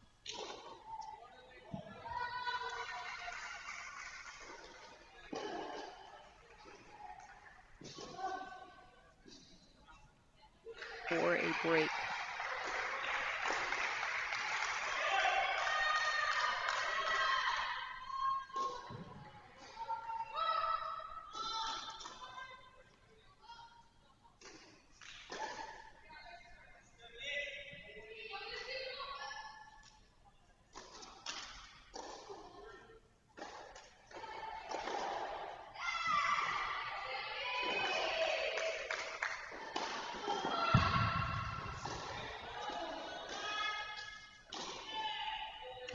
That was a rip, and it stays in from Connie Ma. And again, that body weight is just moving forward all the time here from Ma. Just helping her quality of ball increase, pushing Rachel Galis back. So it's a deuce point deciding point here on court number 2.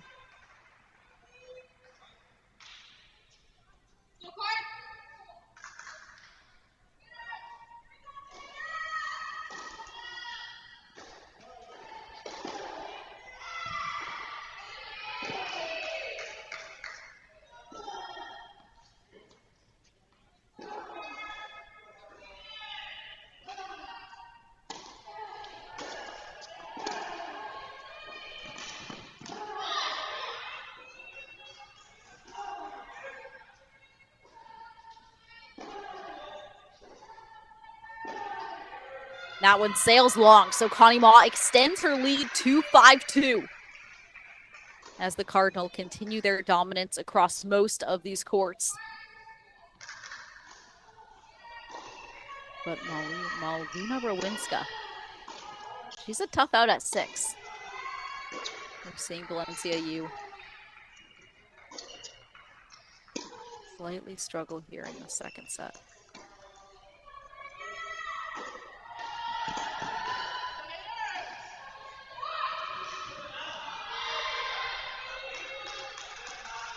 And she was doing such a great job of taking in that Rowinska power and redirecting it towards her backhand side, but Malvina Rowinska is hitting that forehand hard. It's very difficult to play a player who's so dominant on one wing and really just takes those balls and hits them for winners at number 6 singles. Very impressed by that Rowinska forehand.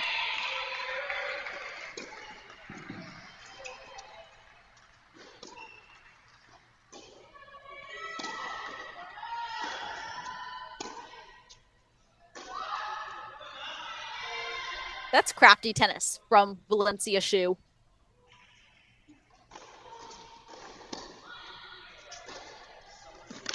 I suppose that also against a player like Rowinska, the game plan's very simple.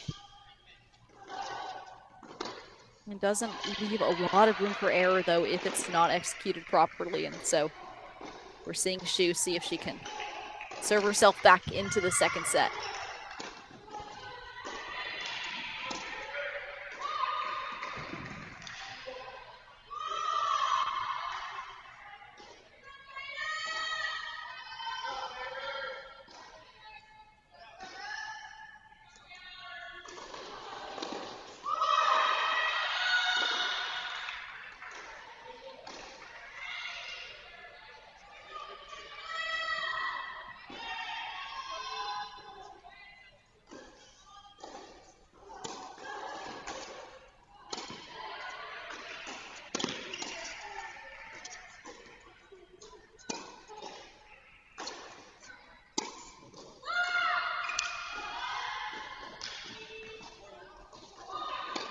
Rowinska just keeps on pushing Valencia Shu back here on court number 6.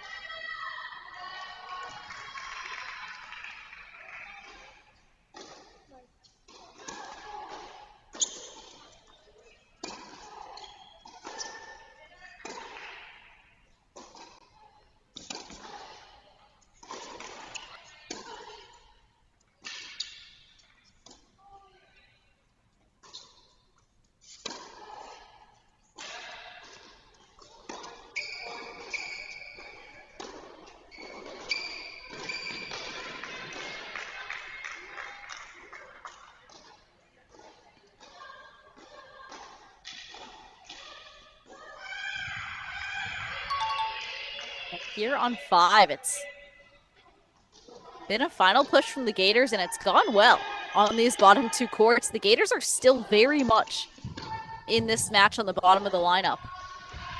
Tavia Lopez now has a set point over Catherine Way.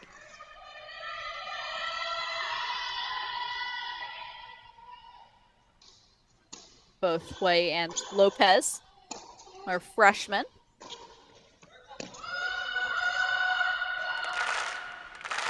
But we do have a match point now for the Cardinal in Connie Ma.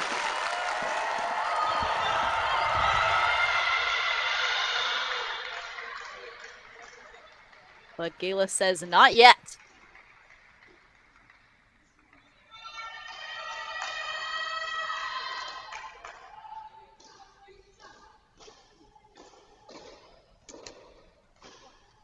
So we have match point number 2.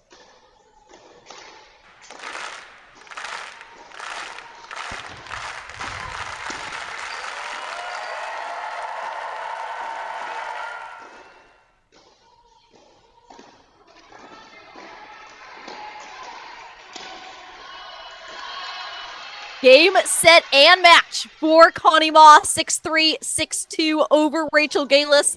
And that is a Stanford sweep. 4-love to open the Women's National Team Indoor Championships in Seattle. That is a great performance from number 2 Stanford, and a tough day for the number 8 Florida Gators, who showed up and battled, especially in those second sets, but it was not enough. So Stanford moves on to the second round with a pretty routine going. Here out on the court, Stanford will face the winner of Georgia and Ohio State. That match we will also have for you later today here on Cracked Racquets. But if you are a Cardinals fan, it was great for you to see Stanford come out the way they did, come out with that energy in doubles. And of course, at the end of the day, Stanford does take that 4-love win, but it was not without its small hiccups in those second sets. But again, this was a match, a first-round match between two teams that have 27 combined outdoor national titles, rather. So that is 27 national titles for these teams combined that faced off in the first round of the National Indoor Championships. And that's what you get when you are here in Seattle. There are no easy first-round matches, and especially for number 8 Florida, they got what they wanted. They got to see what they need to work on for the rest of the season. So it's really a great time to have this tournament in early February for these teams to continue to just get more information, get more data, and see who can peak in March. But for now, the team that peaked is the number 2 Cardinal, who, of course, take that 4-love win. They will move on to the second round.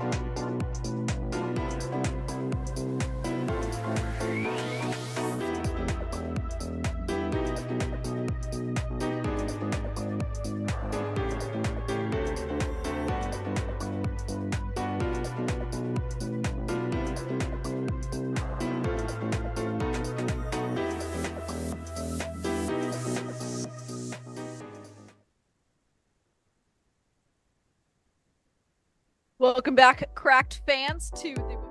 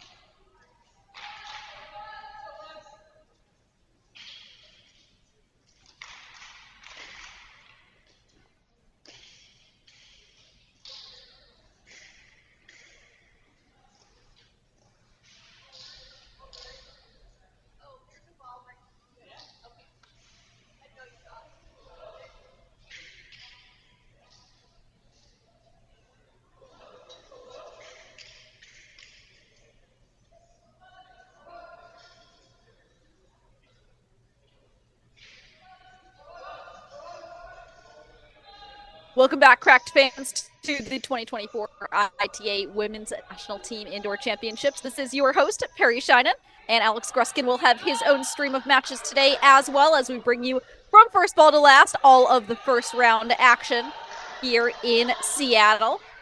We bring you this first round match between Georgia and Ohio State at Seattle Tennis Club. We will start with the doubles matches. First 2-6, just one set on each of these three courts. First team to get 2 out of 3 of these matches takes the opening doubles point.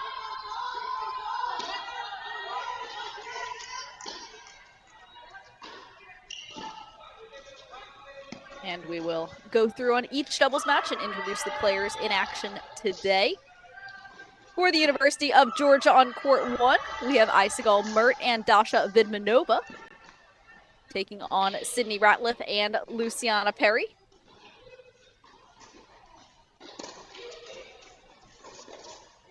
And we see on court number 1, it's early, as these players are just getting settled on these indoor courts, finding their rhythm, finding their range. And that is what the first part of doubles usually is for players in the first round. Although both of these teams are battle tested so far in 2024, it does take a few minutes for players to get into that match mentality, especially after some travel days for both of these teams coming to the West Coast. A time change, new courts, new location as these players start to work their way into these matches.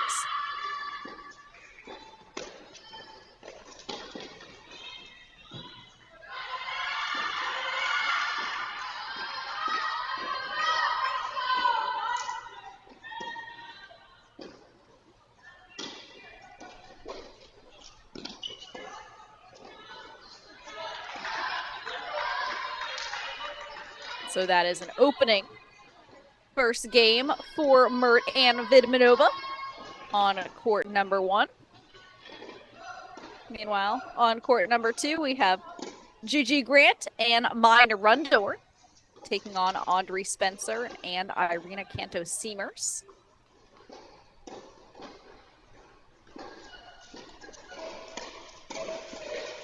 Court number 2 is here at Seattle Tennis Club with Ohio State on the far side. Georgia is closest to us on our screen.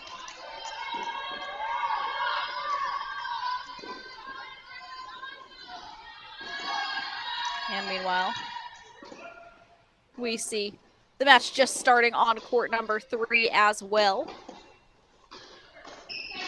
with Alexander Vekic and Mel Riasco from Georgia taking on Taya Chavez and Madeline Atway.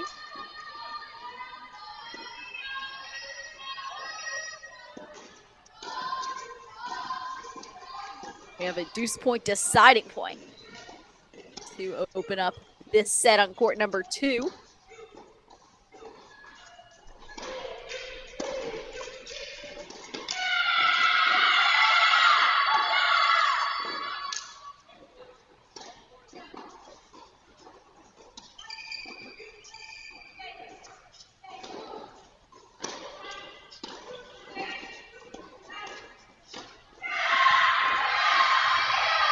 And that's just high quality tennis to start us off here.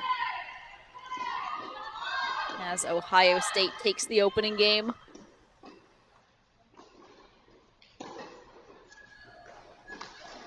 Chavez and Atway have an early lead, looking to extend that lead. And they do. Or rather, Georgia just holds them off, so Chavez and Atway have multiple breakpoint chances again here on court number 3 to extend their lead to 2-love.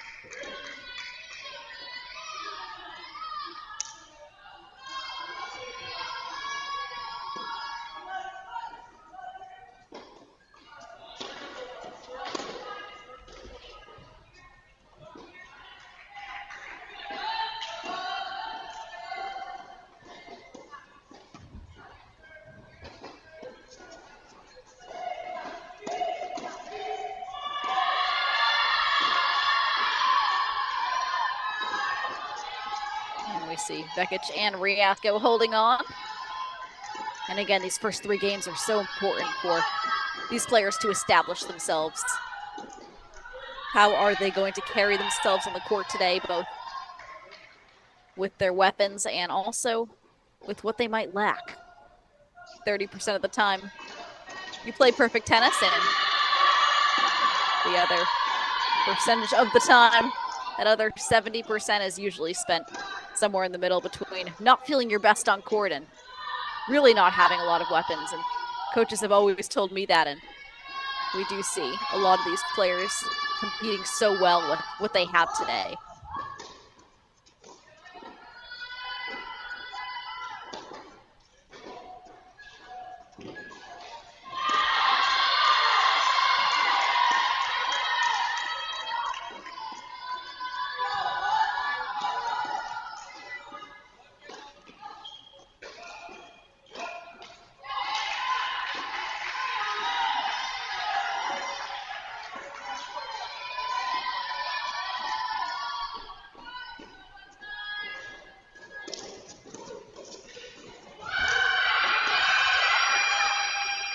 Huge serve from Ohio State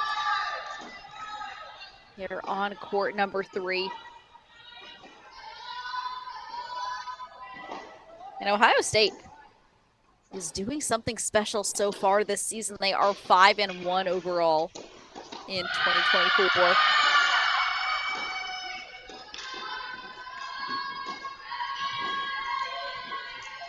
They opened the season with a 4-3 win over Oklahoma. Their sole loss has come to Oklahoma State. That was a 4-1 loss, their second match of the season, but since then they have cruised a 4-love win over Notre Dame, 4-love over Arizona State, 4-love over Duke, and 4-love over UCLA to get to where they are today. So it's been a minute since Ohio State has even lost an individual match when they have taken the court.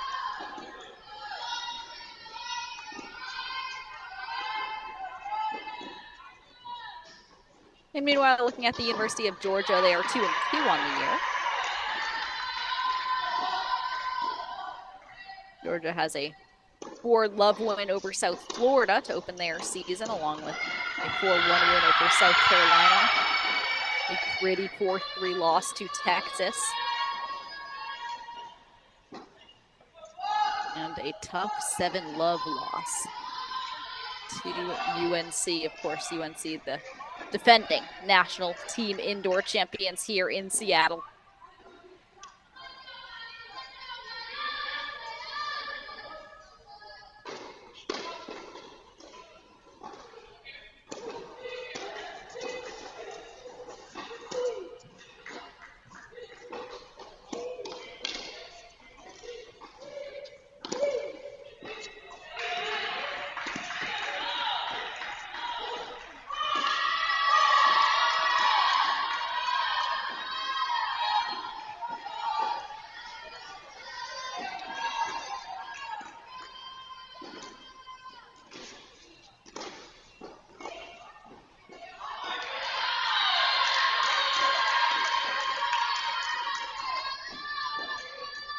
We have multiple game points here for Chavez and Atway.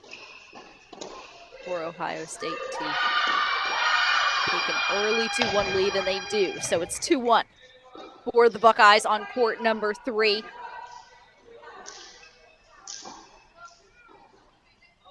And meanwhile, let's head to court number 1, where we see Mert and Vidmanova looking to extend an early lead against Ratliff and Perry.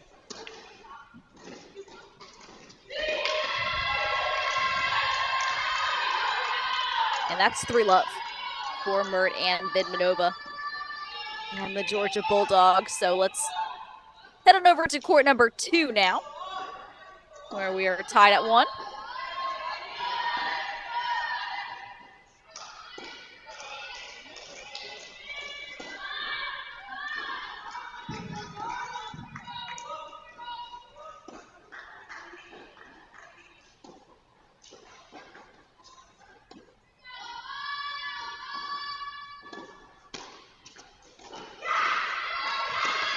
That's a huge serve from the Buckeyes.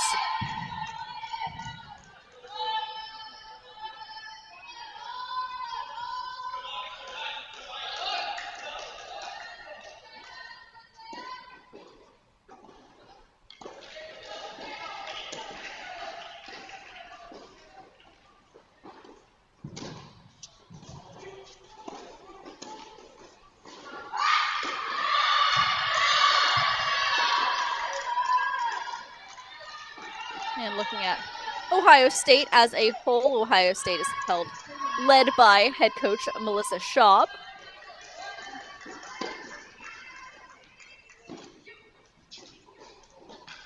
Coach Schaub is a 4-time Big Ten Coach of the Year, 3-time ITA Midwest Region Coach of the Year, and the 2017 National Coach of the Year. She has led the Buckeyes to each of the last 8 NCAA tournaments, including a quarterfinal appearance back in 2016 and semifinal berth in 2017.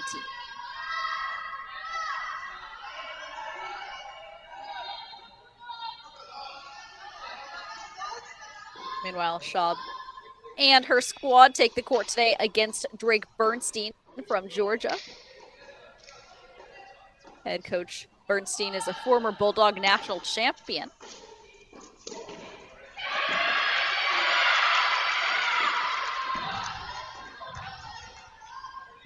He is now the head coach following the retirement of the legend, Coach Jeff Wallace. Bernstein served as an associate head coach under Wallace for 11 seasons. That was 11 out of the 38 seasons that Coach Wallace spent at the helm of this Bulldogs program.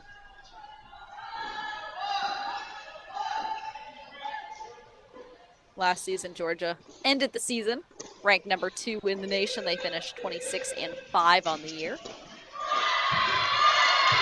They were, of course, a finalist at the ITA National Indoors here last season. They were also an NCAA semifinalist in the team event.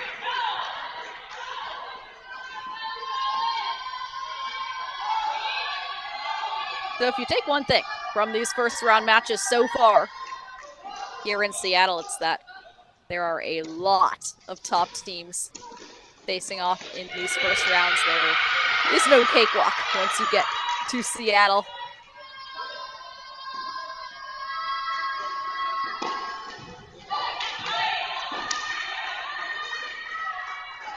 And that's now 4-love for Mert and Vidmanova.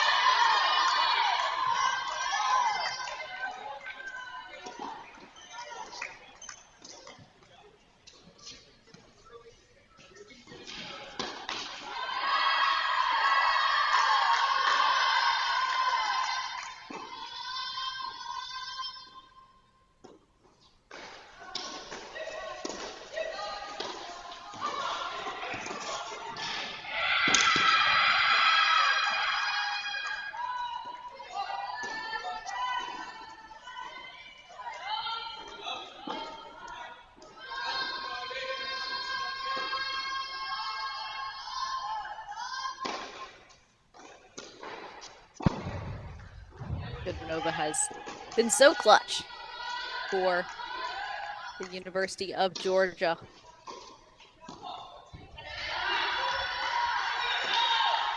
She was at line 2 last season, and she was voted the player at that line for the national team indoors. Her highest ITA singles ranking is number 4 in the nation, which was last season. She's also a top 20 doubles player with Mel Riasco.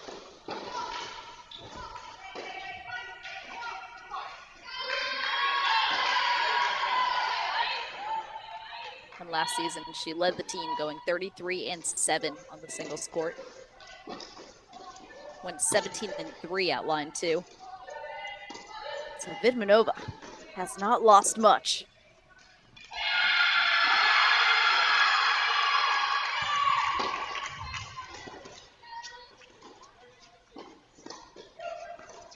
Meanwhile, for the Bulldogs, Itzigal Mert is just a freshman.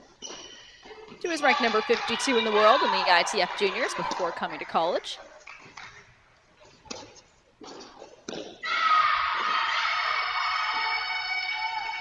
She has 8 ITF titles to her name.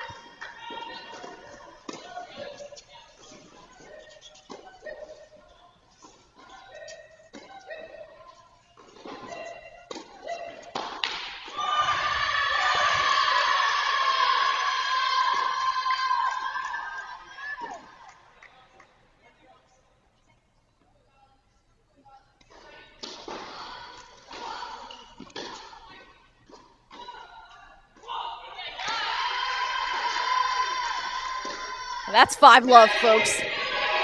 It is Bagel City here, potentially, for Mert and Vidmanova, who have played a near-perfect set so far at Seattle Tennis Club. Meanwhile, here on court number 3, it's not so simple for either team, as Chavez and Otway now have a chance to go up 3-2.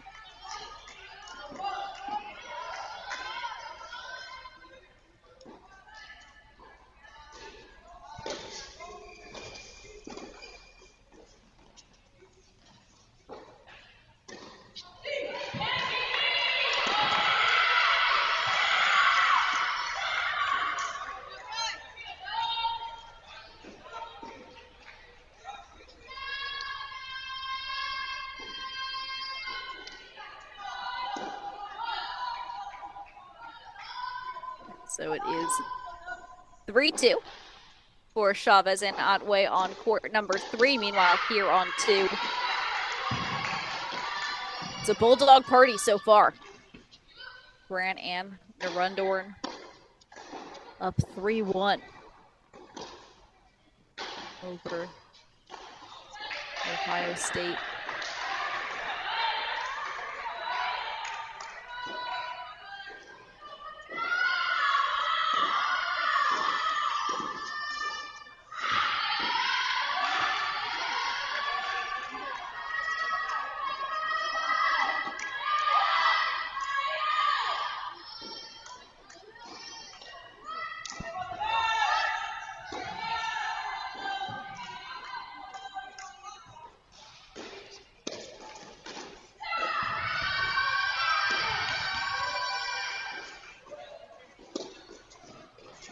And again, with these indoor courts, this does favor Ohio State, just because of the fact that Ohio State, of course, is in the Midwest, in the cold, whereas Georgia does play more of their matches outdoors. But we have seen Georgia's able to really adapt, find openings like that, and play that quick first strike tennis that is so crucial on the doubles court.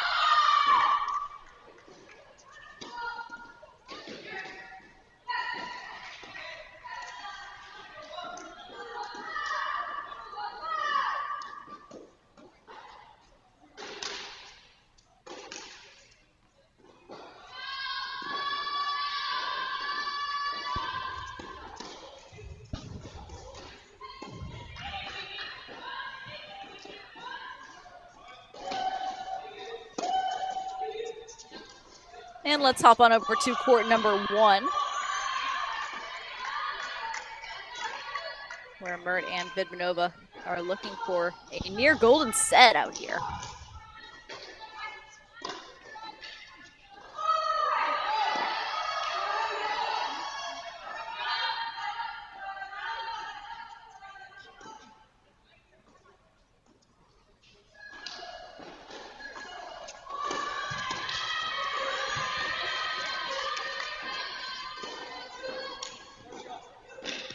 What we're seeing from Georgia across the board right now is just their ability to take time away from Ohio State. But can't take any time away with that ace from freshman Luciana Perry. The Bulldogs look to get on the board on court number 1.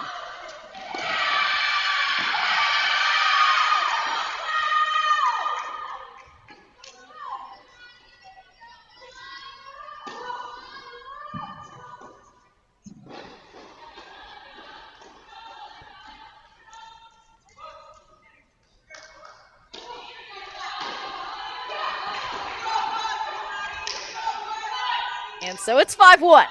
We continue play here on court number 1 as Ratliff and Perry finally get on the board. Mert and Vidmanova were just a train that could not be stopped for the first 5 games of this match. And let's head on over to court number 2, where we see again Georgia's able to take the ball early today. Everything's on the rise for Georgia. Grant and Narundorn have been all over the net. That's just because of that deep baseline ball that's just pushing back Spencer and Kanto Seamers.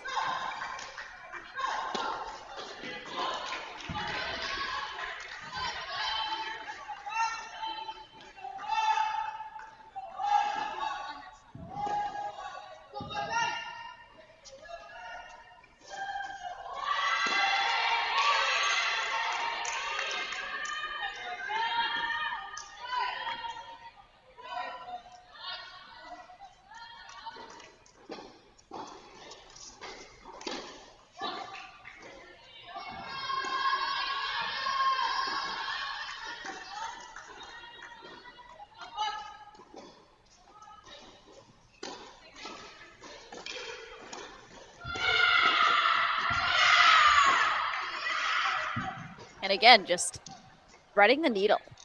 Grant and Narendran are finding a lot of opportunities to just catch this Ohio State duo by surprise. And especially when you see that net player moving early. It's one thing to see them. It's another to actually hit that target down the line. But Georgia has been doing that so accurately across all 3 courts. Meanwhile, Mert and Vidmanova have earned themselves a match point.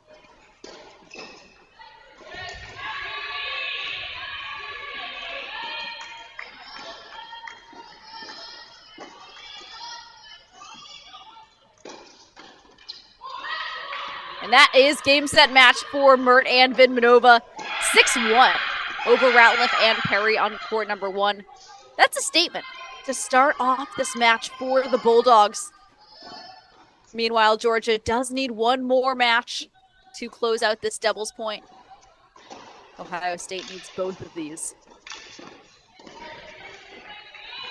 But on the left side of our screen, we continue to see Grant Narendran so active at the net.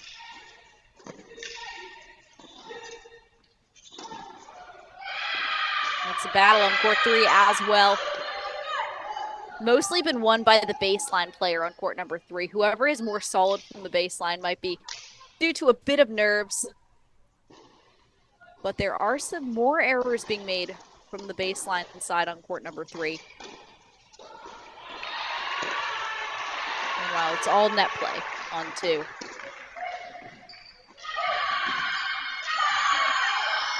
That was great depth there from Ohio State on the right side of our screen. Chavez and Otway able to open up a pathway for that poach.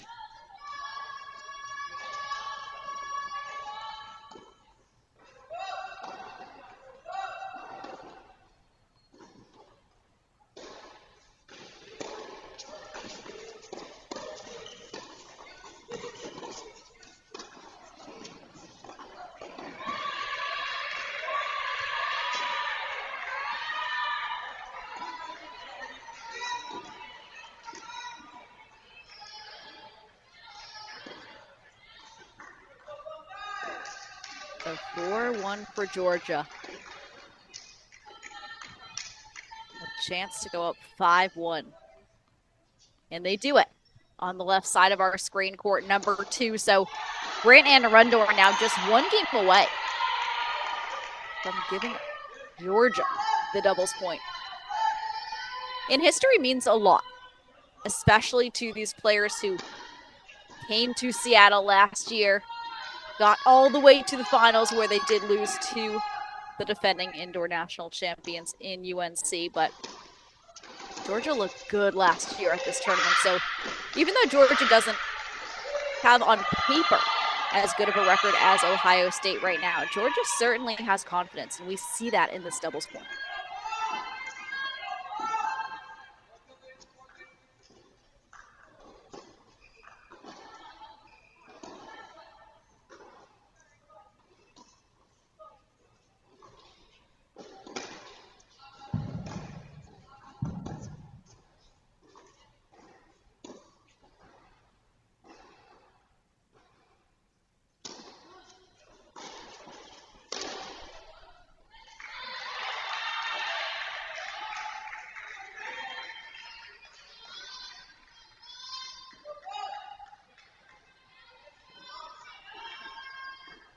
GG Grant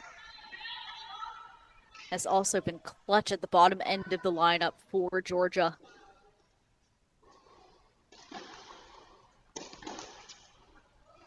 She has also been a top 25 team with Minor Rundorn.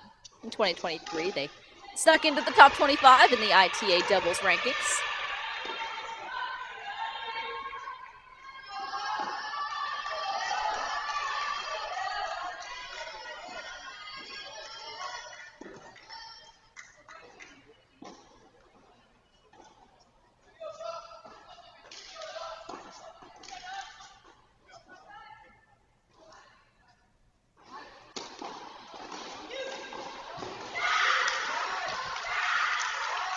Great hands there from Spencer and Irina Cantos-Siemers.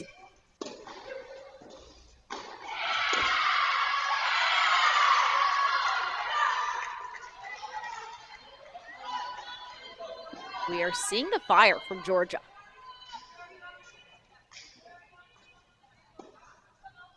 Across the board, these Bulldogs have just been the more aggressive team, the team that is quicker to the ball. The Bulldogs are hanging in on court number 2, and that's exactly what they need to do. Because on court 3, it's anyone's match right now. Chavez and Atway are trying to build back.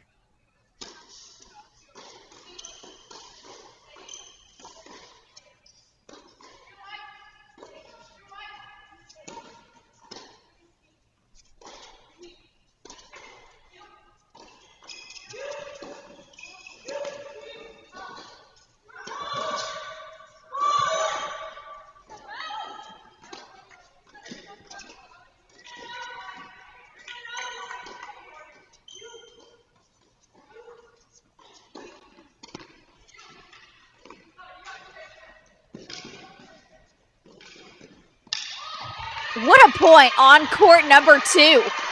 Grant and Arundel are a wall. So we have a match point for the Georgia Bulldogs.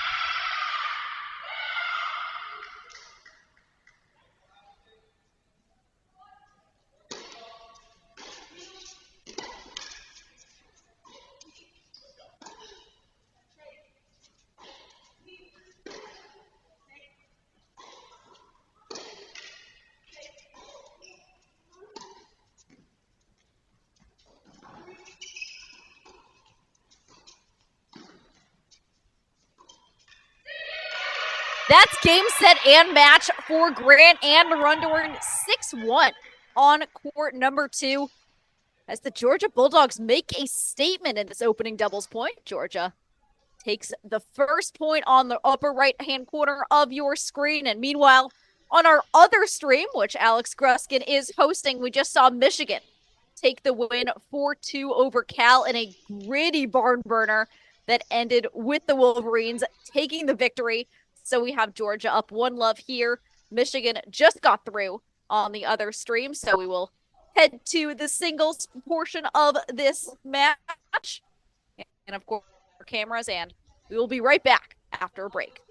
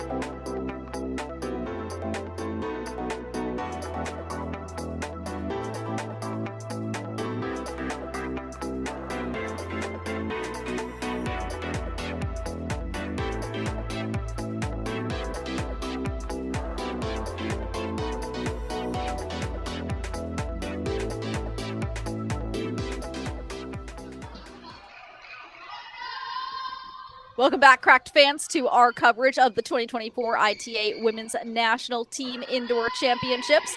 This is your host, Perry Shannon, and this morning we saw Stanford take a 4-love win over Florida. Meanwhile, we are here where Georgia just took the opening doubles point over Ohio State in this first round match. And we will be running through all of the singles matches. Georgia needs 3 of these 6 singles matches in action to clinch this match. Ohio State needs 4.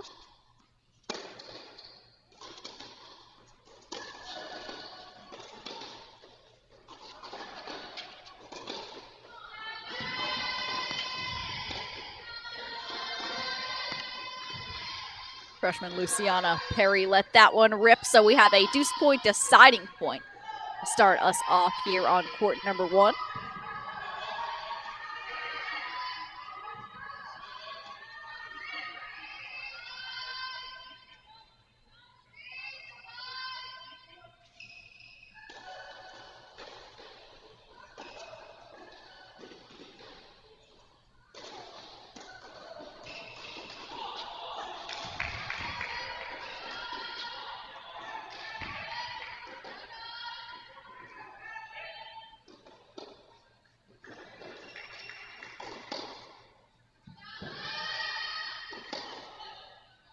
And that is the first game. And rather, Luciana Perry holds.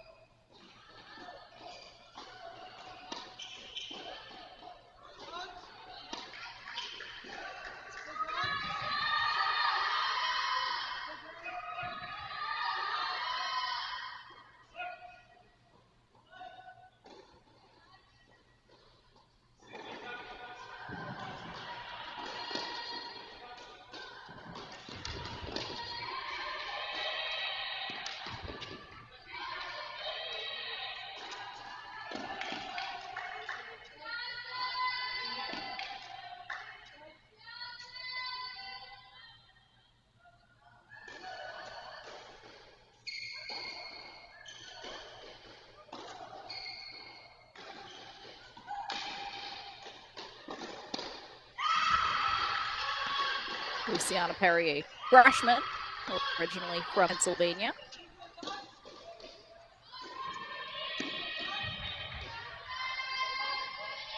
He was ranked 9th in the class of 2023, ranked high as top 5.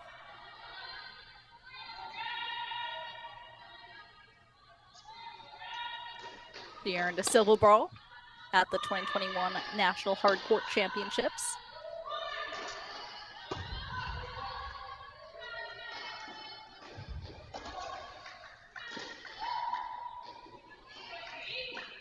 And meanwhile, we are resetting our cameras as that is court number 2 on the right side of our screen.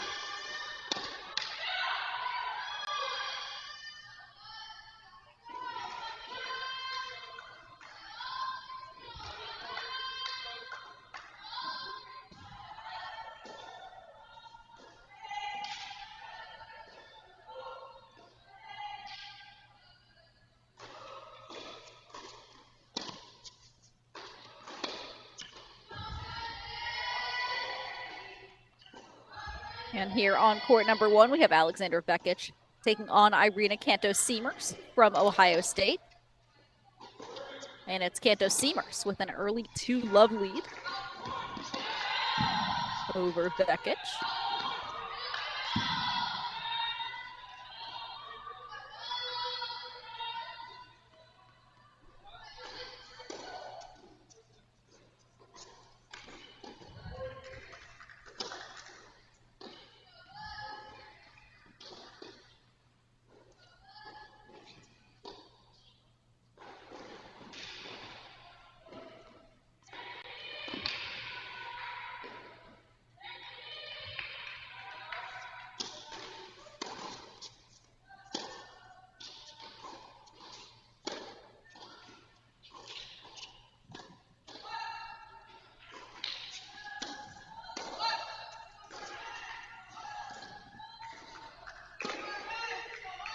Huge back in there from Irina Cantos-Siemers.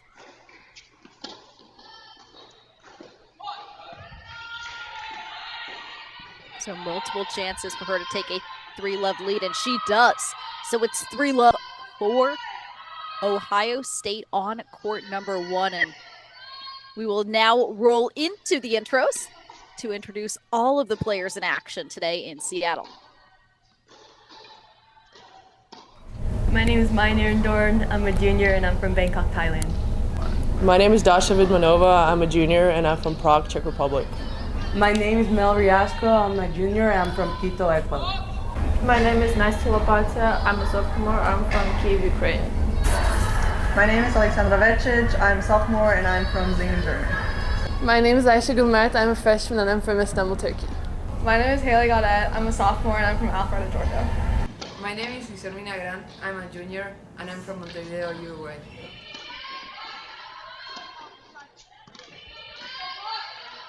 And now for Ohio State. I'm Akanksha Van. I'm a grad student and I'm from Gujarat, India. I'm Luciana Perry. I'm a freshman, and I'm from Pittsburgh, Pennsylvania. I'm Madeline Atway. I'm a senior, and I'm from Powell, Ohio. I'm Sydney Ratliff. I'm from Columbus, Ohio, and I'm a junior. I'm Shelly Berezniak. I'm a junior, and I'm from Bat Yam, Israel. I'm Megan Basil. I'm a sophomore, and I'm from Columbus, Ohio. I'm Rena Cantos. I'm a grad student, and I'm from Brussels, Belgium. I'm Alessia Kyle. I'm a freshman, and I'm from Vancouver, Canada. I'm Taya Chavez. I'm a freshman, and I'm from Saskatchewan, Canada. I'm Audrey Spencer. I'm a freshman, and I'm from Olathe, Kansas.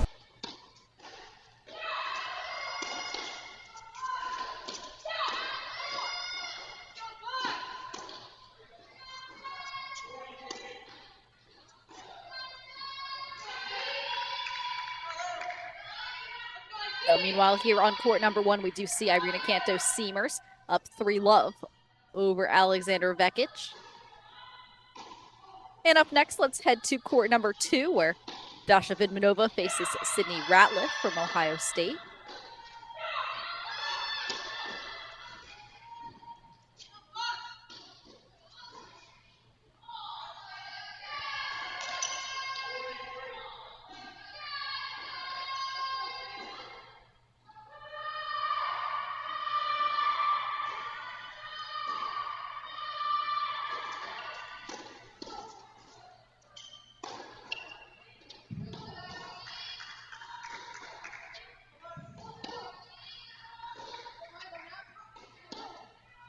Vidmanova reached a career-high ITA singles ranking of number 4 last season.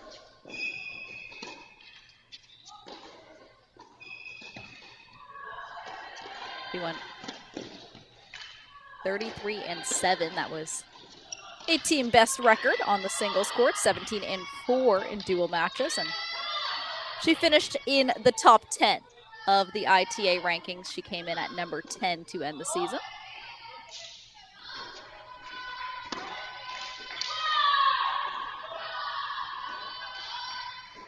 Meanwhile, Sydney Ratliff is a junior, originally from Columbus, Ohio. She was the 2022 Big Ten Freshman of the Year and a unanimous All Big Ten selection last season.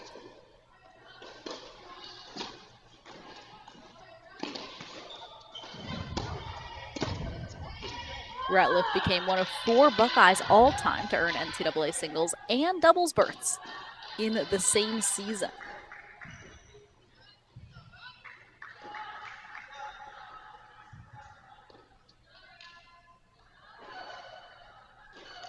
And meanwhile, here on court number 3, we have the freshman Luciana Perry taking on Mel Riasco from Georgia.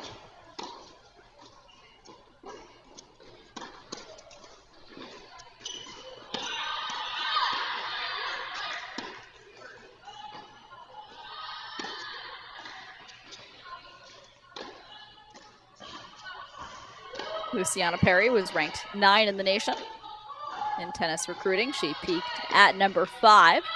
And she comes from a family where college tennis is the norm. Her father played at Rollins and her mom played at Duquesne.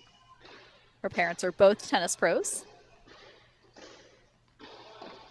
And Perry plans to play professional tennis after college.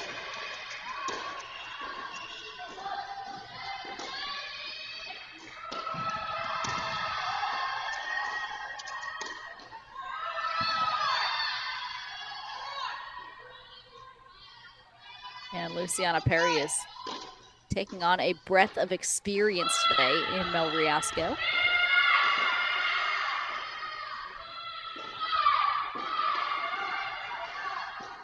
Riasco is a junior, and she peaked at number 10 in the country back in 2022.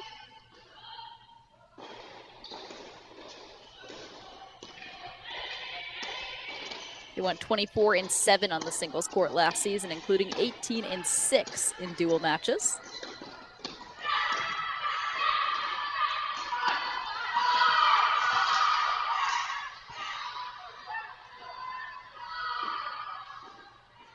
And Luciana Perry, though, brings a lot of power to line 3 here. And Mel Riasco plays a very different game style. She is a grind you down attitude with that lefty forehand that has a lot of height over the net. Meanwhile, Luciana Perry takes the ball on the rise. She's looking to move forward into the net always. So this is a really interesting matchup. Always fun to see game styles clash like this.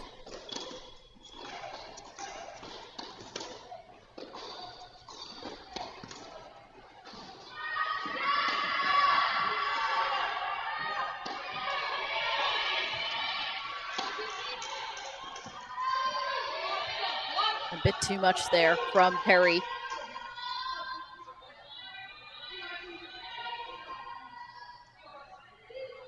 As we see head coach Melissa Schaub likely telling Perry to be a little bit more patient.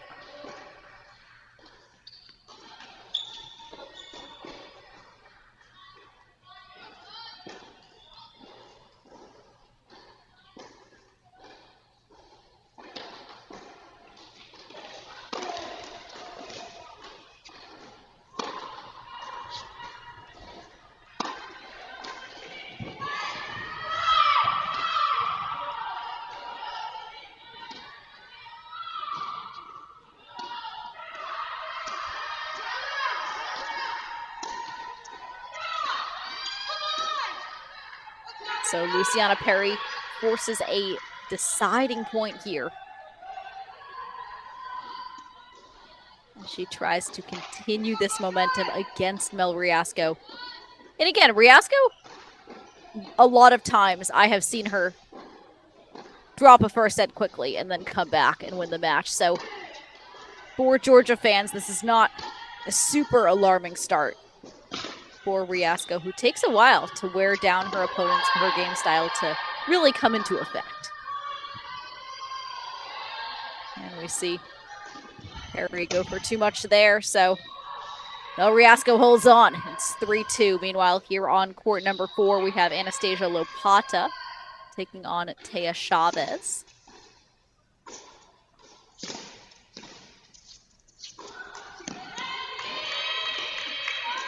Anastasia Lopata is a sophomore. Her freshman season, she captured 19 matches for the Bulldogs. She won 11 matches on the doubles court as well.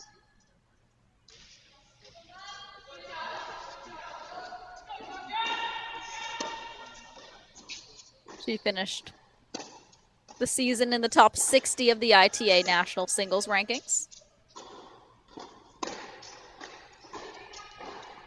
And today she takes on Taya Chavez, a freshman from Ohio State.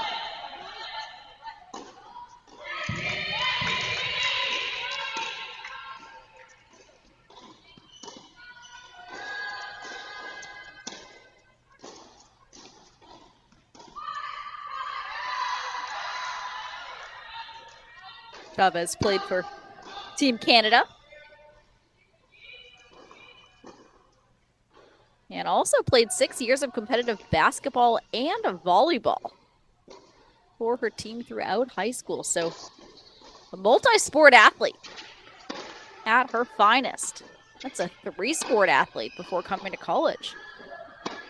And her mother played 4 years of volleyball at the University of Regina. Her sister, Anya, plays college tennis as well at Missouri Western State.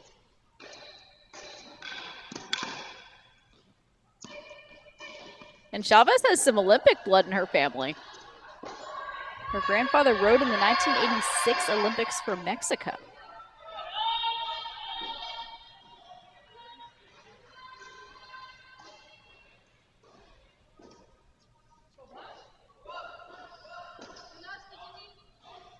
And we see Chavez with multiple break points here.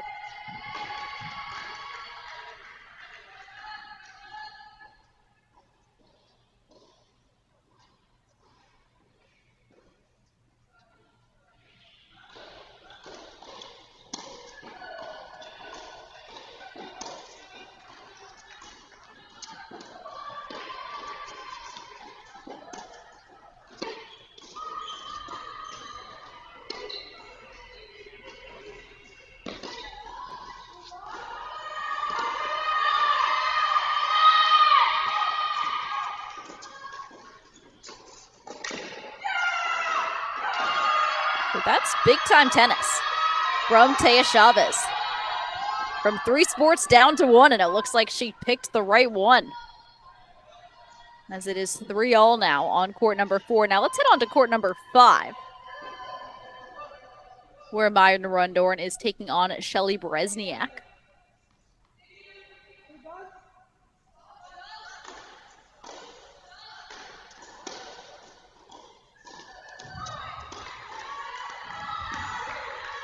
Narundorn is a junior.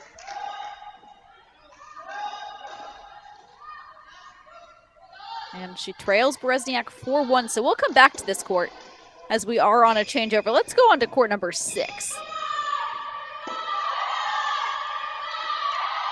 where Gigi Grant leads Audrey Spencer 3-2.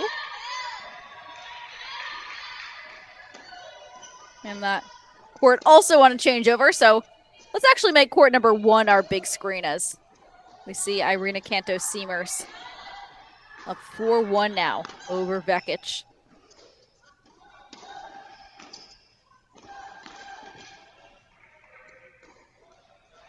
And wow, that is an unlucky let cord, but certainly lucky for Vekic,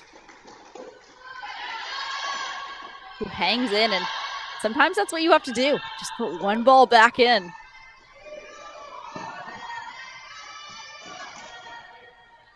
Just make your opponent hit one more ball, and we do see here Vekic does have 2 chances now to start climbing her way back into the set.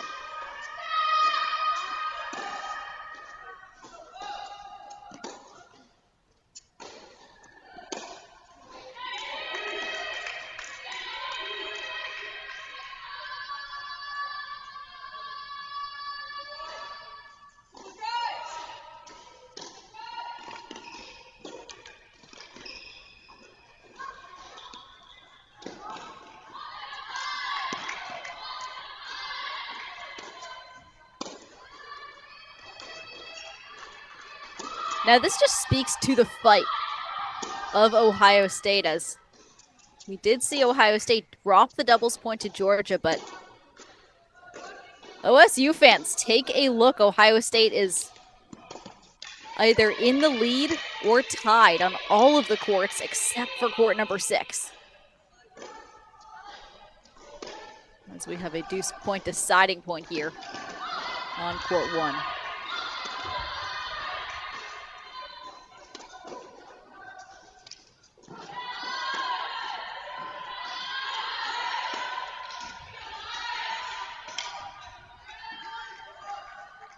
And that one sails wide, so Alexandra Vekic stays in. And it's 4-2. Now let's hit to court number 5,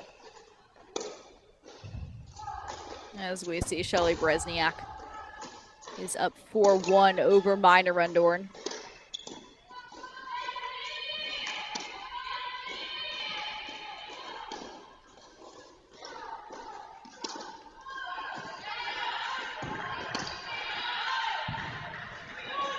Was a forehand rip from Bresniak.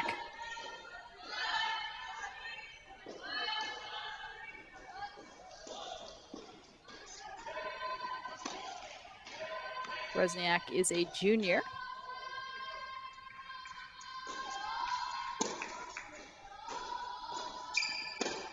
He went 21-7 on the singles court overall last season. 15-2 in dual matches, including a 5-0. He went unbeaten in Big Ten play. He played for the Israeli Fed Cup team back in 2020.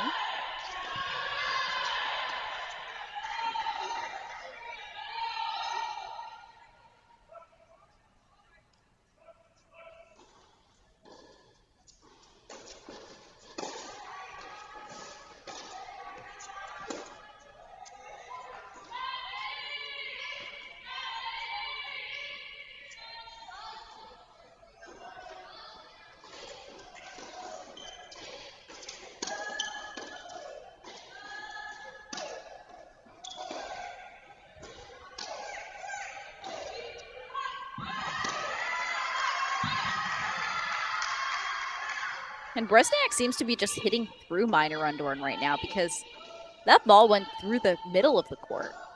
And Narendorn didn't even run for it, which makes me just think that the amount of power that Bresniak is bringing to the ball right now is overwhelming, and that's what Ohio State does so well.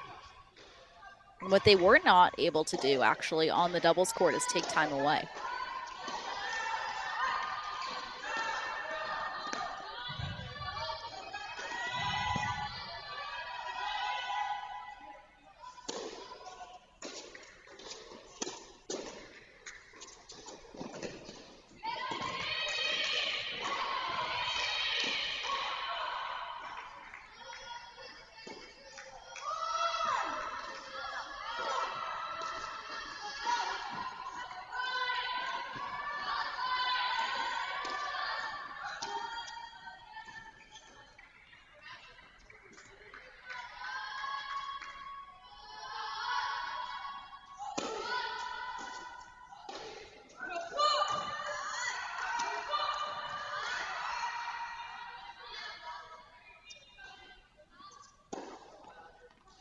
And so, seems that we have a deuce point deciding point here.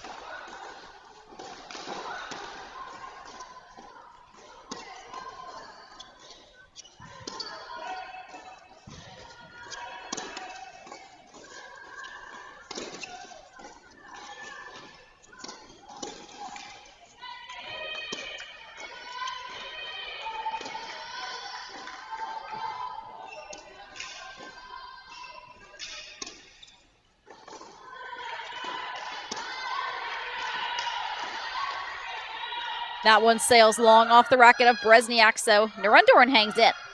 Meanwhile, we will head to court number 6.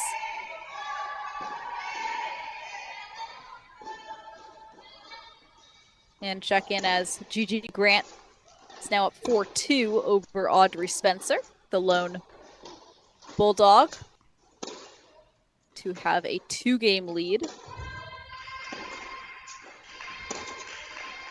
And we're actually going to go back to court number 1 quickly because it does seem to be a set point for Irina Canto-Seamers for Ohio State.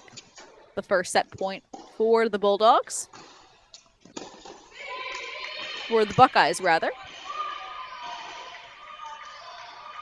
And we do see that first set goes the way of Irina Canto-Seamers.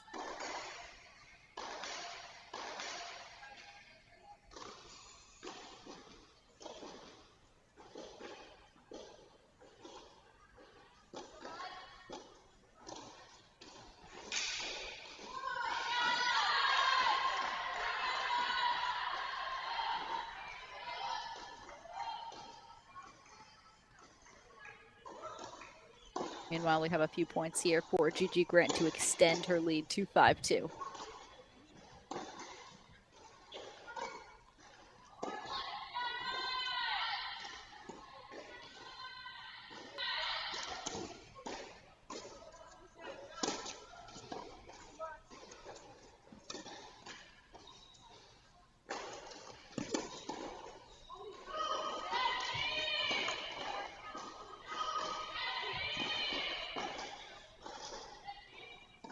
And so that is a 5-2 lead for Gigi Grant on court number 6. Meanwhile, Narendorn is battling back thanks to a few errors from Bresniak. So it is now 5-2 for Ohio State on court number 5. And let's hop on over to court number 3 where Mel Riasco leads Luciana Perry 4-3. All of a sudden, there were a few 3-all games. And they have so far, 2 of them have gone the way of Georgia, who now leads 4-3 on course number 3 and 4. Make that 4-all now. As we see Perry battling back. So 4-all in this first set.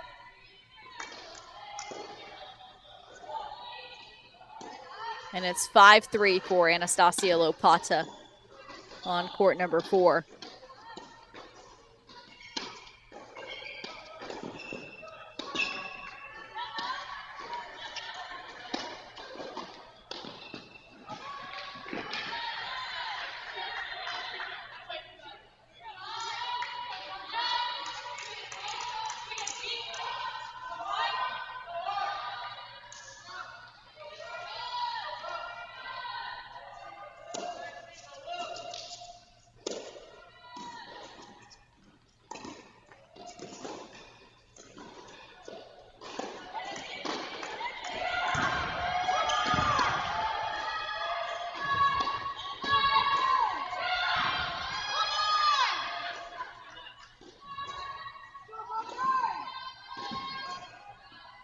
And we see that Luciana Perry has a very nice presence on the court. She really is moving towards the net at all times.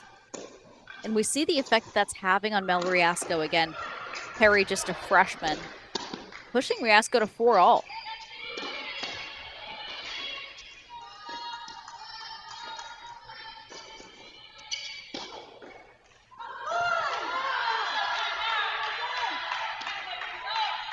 Meanwhile, Anastasia Lopata has taken the first set 6-3 over Taya Chavez here on court number 4. So that is your first set in singles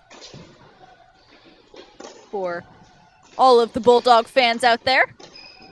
Meanwhile, Gigi Grant looks like she is on her way to another first set.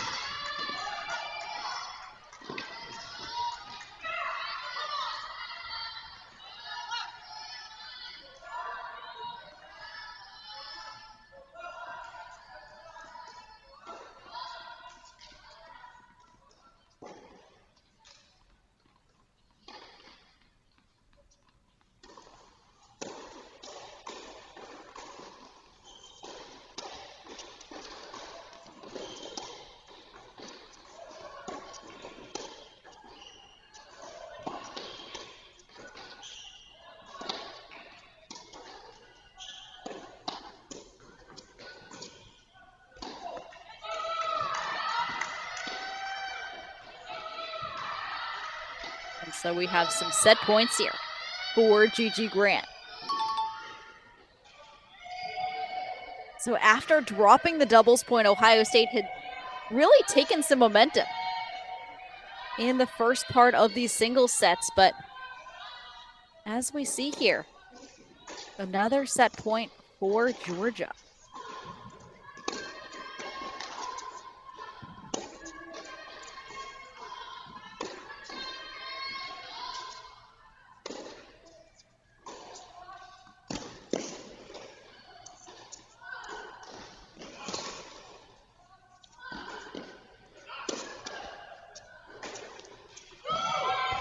So Gigi Grant gets it done, 6-2 over Audrey Spencer.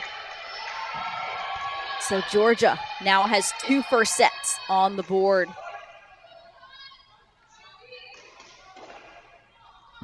And meanwhile, Shelly Bresniak for Ohio State has taken the first set for the Buckeyes. So 2 first sets go the way of Ohio State and 2 first sets go the way of Georgia. And now let's check in on our remaining first sets here on court number 3. We have Mel Riasco serving to stay in this first set.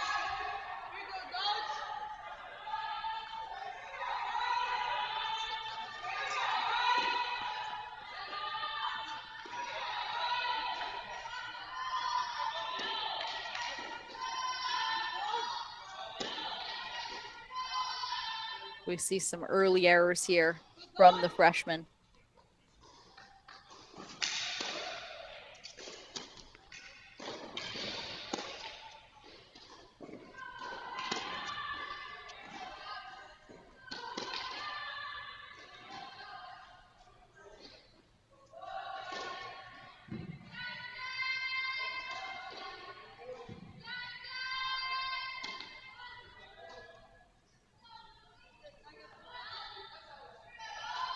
We're seeing a bit of nerves here. We haven't actually gotten a ball in play, and it's a 5-4 game. That's very rare for college tennis at this level. So 30-15, Riasco leads.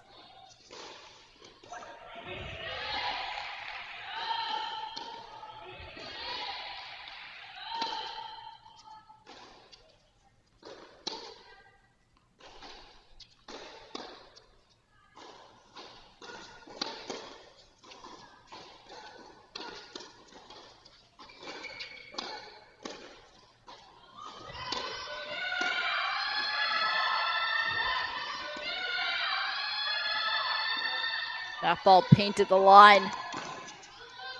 Luciana Perry is not afraid to go for it. In pressure-filled moments, we've seen that from her all season.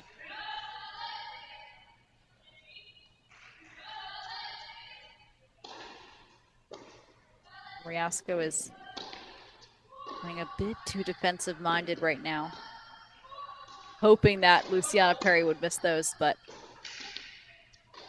the good players don't miss them when it counts, especially if they've been stepping in all match.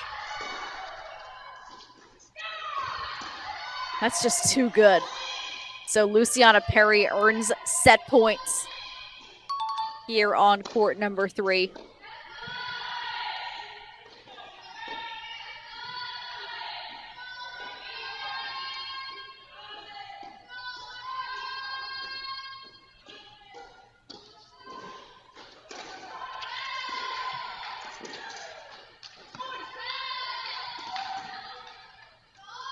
So we go to a deuce point deciding point here on 3. And this is especially why I'm drawn to this matchup here on court number 3, because it's Luciana Perry's match to win or lose, but it's Mel Riasco's match to outsmart Perry and use her experience and get one more ball back in play, disrupt the rhythm a little bit. But that is a first set for Luciana Perry, so 6-4 over Mel Riasco. Another first set falls the way of Ohio State.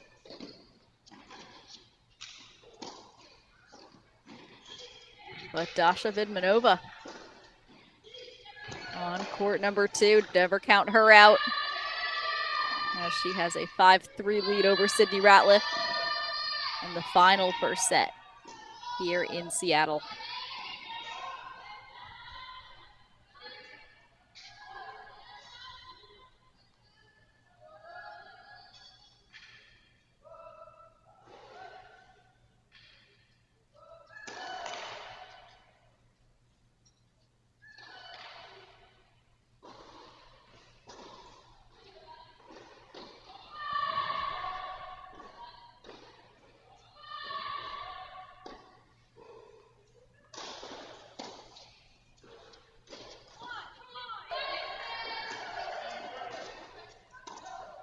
So we see Ratliff using her patience against Vidmanova, who's showing a bit of frustration on the far side of the court.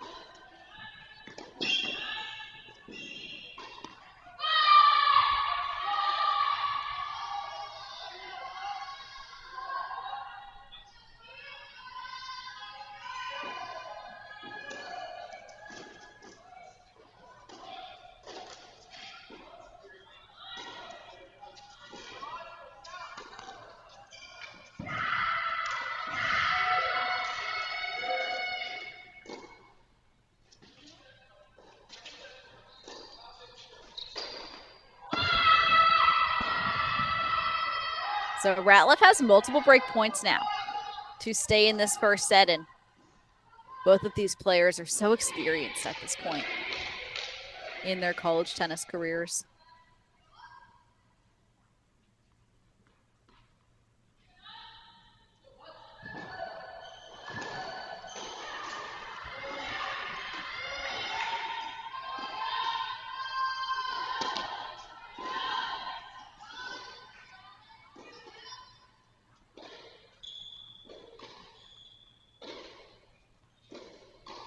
Both in their junior year, playing incredibly high-level tennis here at court number 2.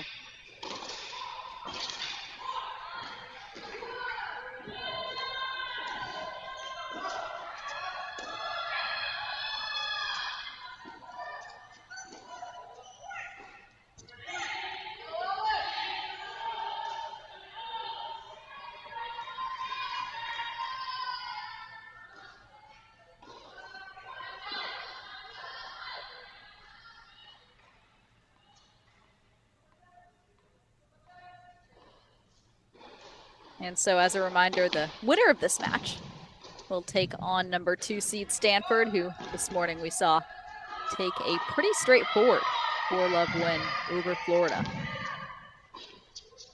So it's 5-4 for Vidmanova on court number 2.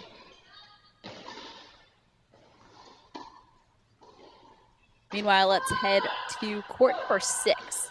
Let's check in to see how Gigi Grant is starting off that second set against Audrey Spencer.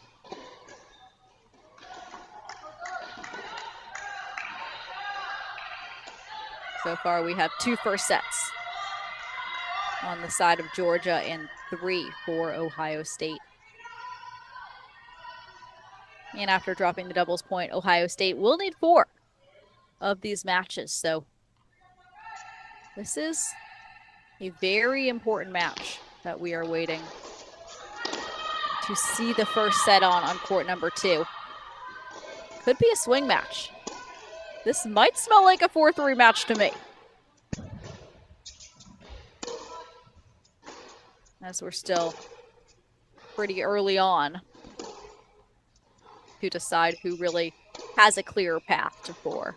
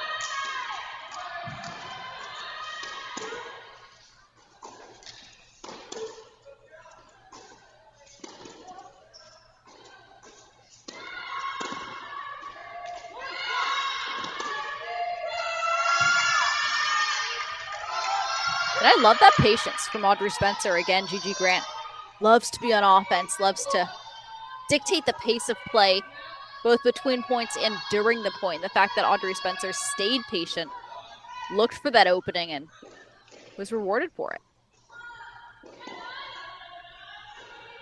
And also is now rewarded with multiple breakpoint chances.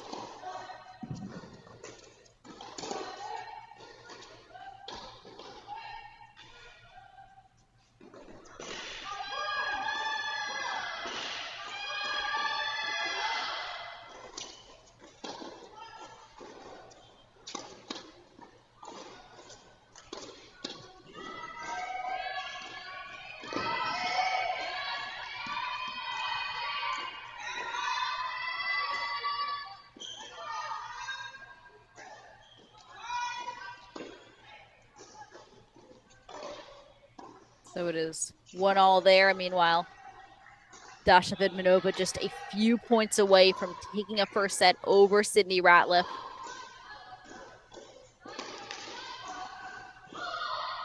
And Bulldog fans, Georgia needs this,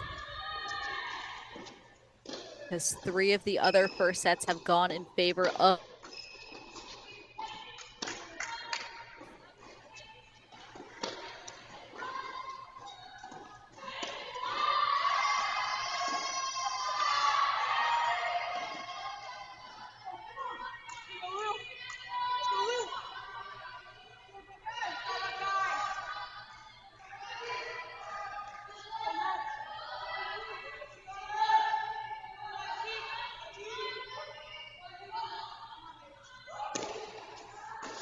And these are also somewhat contrasting game styles here on 2 with Sydney Ratliff. Is happy to stay behind the baseline, happy to grind. She also is looking to move forward, but she's a bit more of a chameleon than Dasha Vidmanova, who loves to play that one aggressive game style. Not as comfortable on defense, but she often doesn't need to be on defense. And especially playing at line 2 and being such an aggressive counterpuncher like she is. Vidmanova is not used to running around the court, putting one more ball in to make her opponent make errors. She's used to being that one who does dictate the points.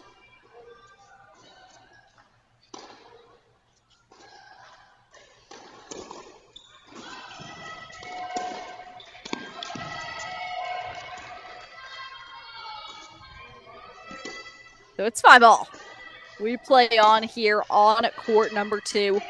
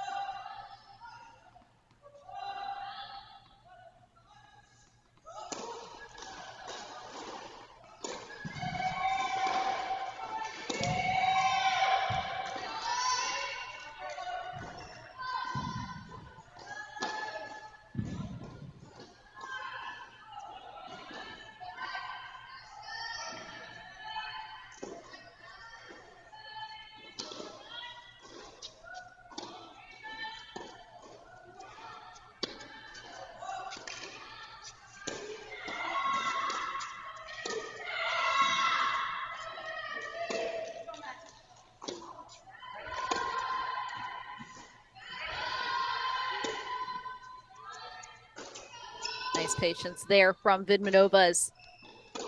We do see the trajectory of the ball did really change from 5-4 to 5-all as Sydney Ratliff started to put a little bit more height on the ball. A little bit more spin, a little bit more height.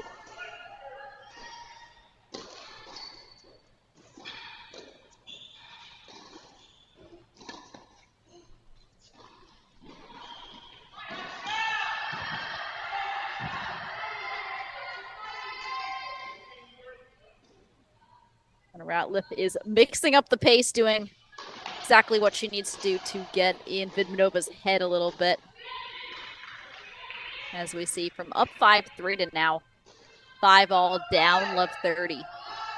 Vidmanova has struggled to close out this first set, but Ratliff has adjusted. She's changed her game style a lot. She's shortened that backswing. Ratliff is not letting herself get pushed back as much anymore.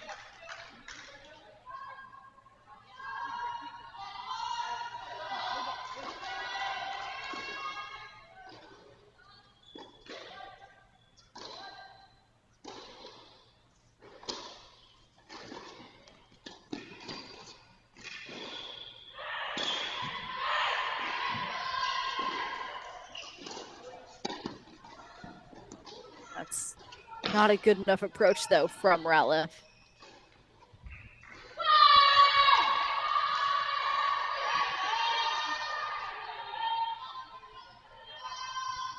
And so we'll come back here, but let's actually quickly check in with court number 4 because Anastasia Lopata is making pretty quick work of Taya Chavez. As it's 6-3, 3-1 here for Lopata.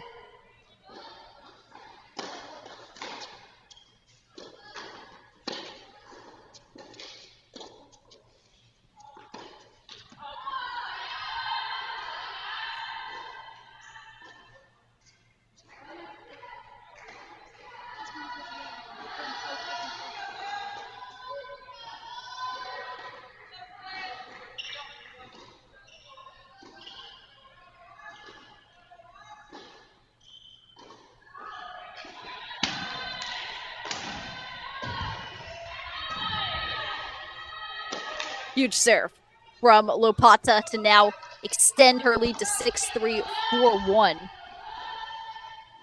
So Lopata might be the first one to get a singles match on the board, looking across the board, but looks can be deceiving because a 2-love lead for Georgia would not guarantee an exact pathway to 4.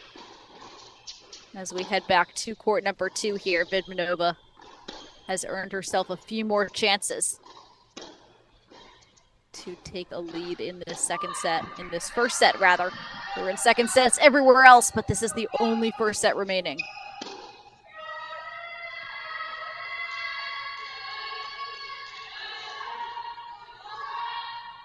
So Ratliff fights on.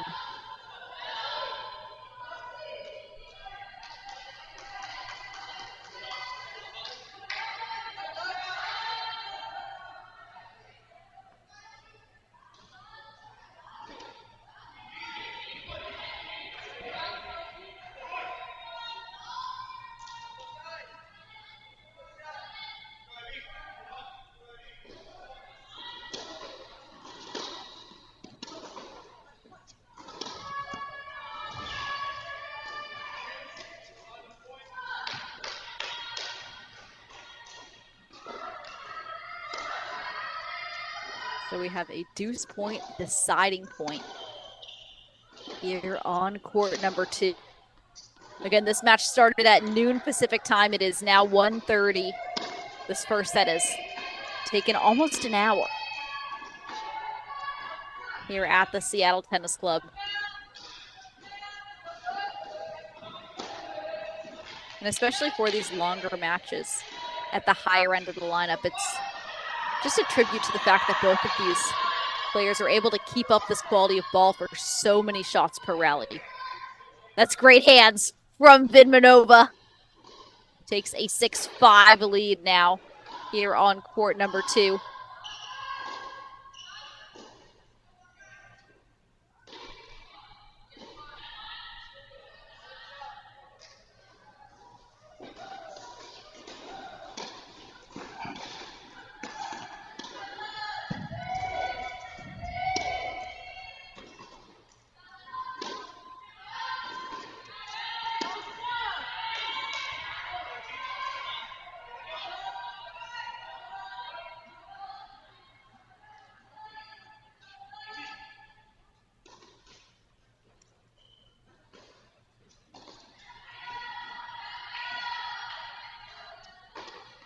So we have multiple breakpoint chances here for Lopata.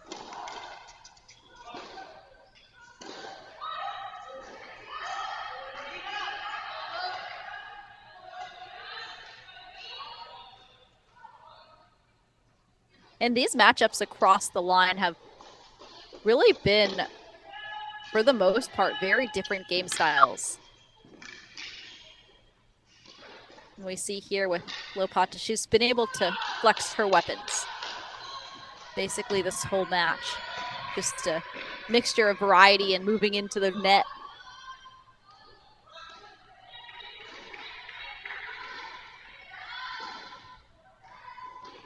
But Lopata is a bit of a chameleon. She can also play multiple different game styles. I've seen her way behind the baseline grinding at indoors last year, as she now is up 6-3, 5-1, looking to serve out this match.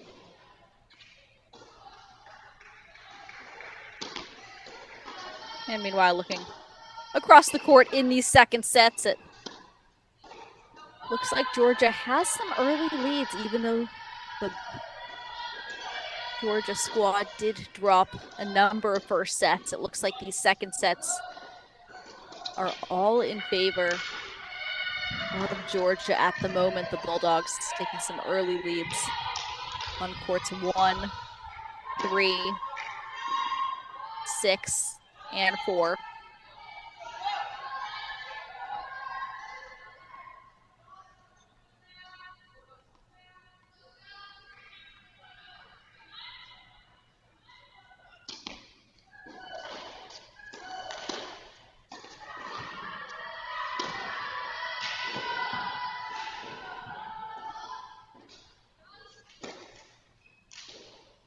That's too good, though, from Lopata, who earns a match point. So it's a chance for the Bulldogs go up 2-love in this overall match.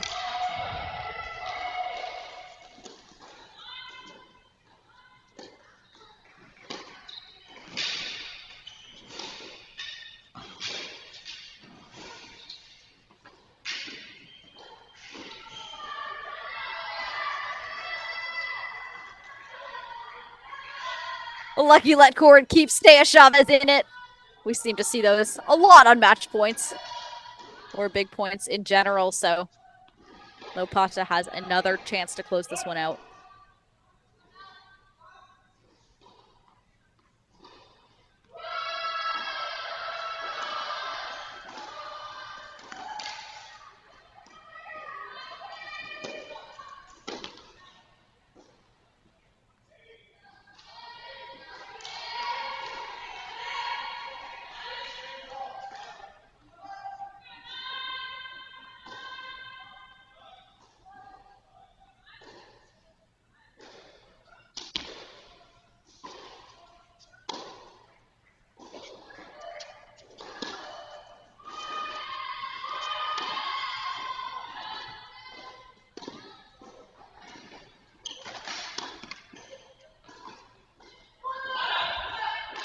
That is game, set, match for Anastasia Lopata, 6-3, 6-1 over Taya Chavez. And Georgia, you are now up 2-love over Ohio State. Meanwhile, we still have a first set in progress on court number 2. Why don't we head over there and see how this Vidmanova-Ratliff battle is going. And it's a tiebreak. That is what we like to see here at Crack Rackets. Again, this match feels like it's just starting in a lot of ways. Even though we already see Georgia up 2-love. These other matches look like we could have a number of matches that could split sets today. It's just all about the timing, because Georgia does have this big advantage of both taking the doubles point and now adding to the scoreboard pressure, having another one on the board.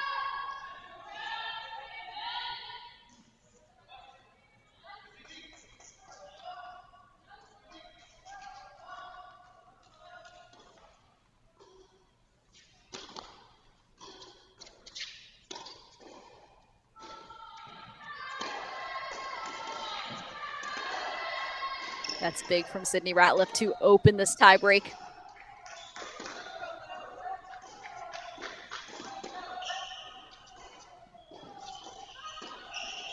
And let's quickly check in with court number 6 as Gigi Grant is up a set. And upon last check, it was 3-1. Now it is 3-2 in that second set. So let's head back to the tiebreak on court number 2.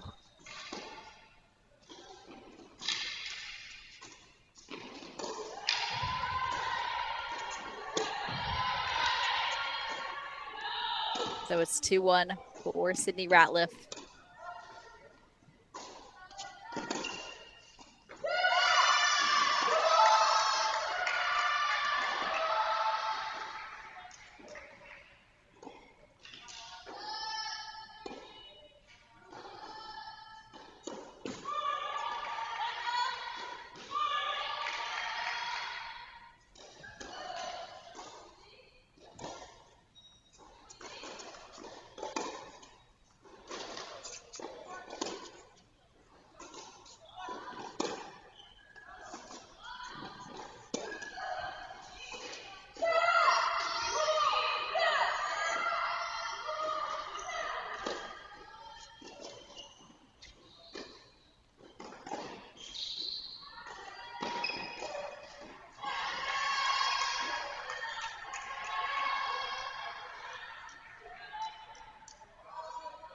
And since Dasha Vidmanova has gone up 5-3 in that first set, it's actually been Sydney Ratliff who's been the one to step in to go from defense to offense and to really go from a passive to mostly aggressive mindset.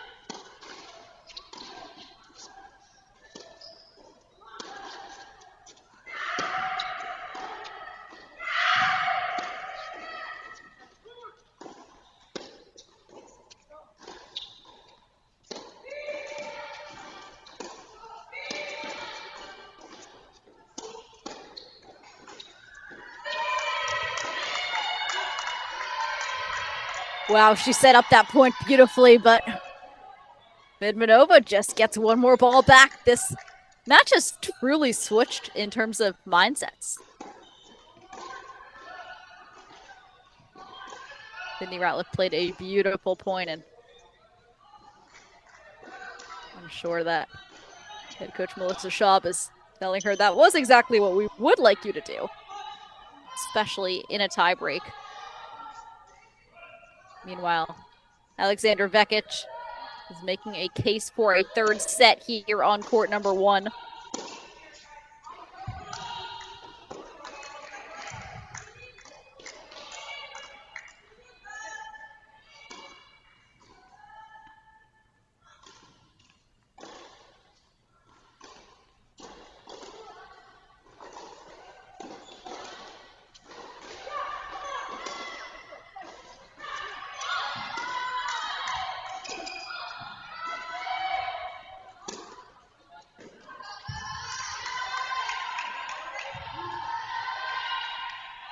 So can Sydney Ratliff keep swinging, keep pushing back Dasha Vidmanova?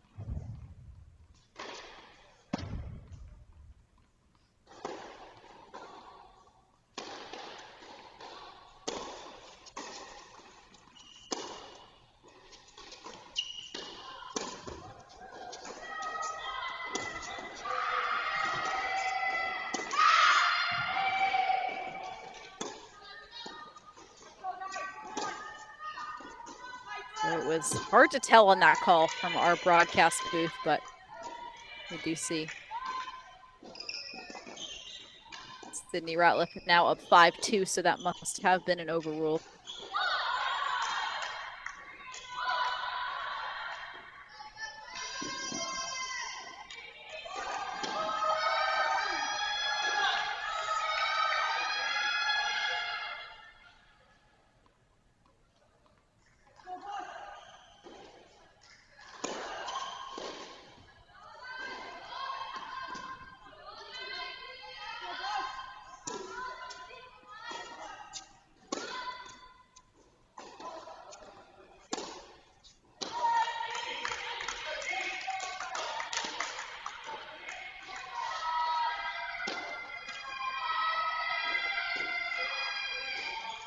So the aggressor has not always won the point in this tiebreak, and again, that is rare at this level of tennis, especially on a court number 2.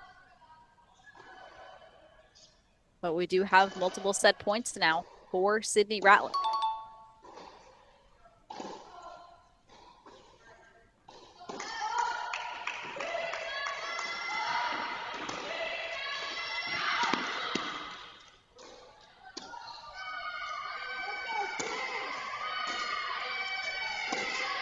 So that first set goes the way of Ratliff, who outplayed Vidmanova towards the end of that first set. And again, a set is never over till it's over. Vidmanova was up 5-3 in this first set, but Ratliff played the more aggressive game style towards the end of that first set, ended up closing it out.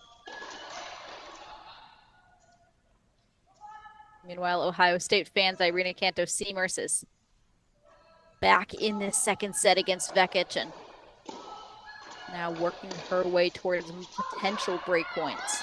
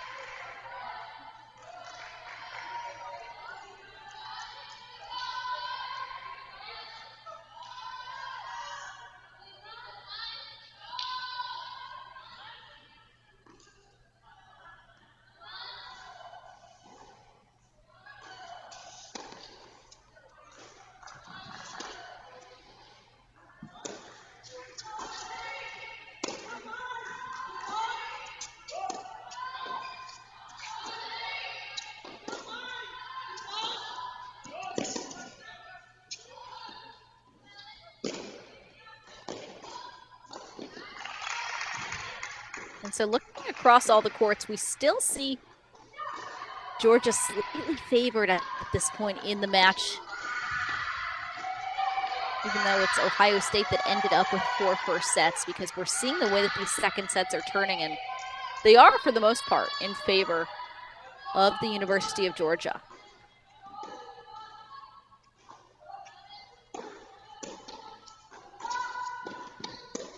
So we see Seamers now up 6-1, 5-4, but here on court number 6, this is where Bulldog eyes should go back, because Gigi Grant is now up 6-2, 5-2 over Audrey Spencer.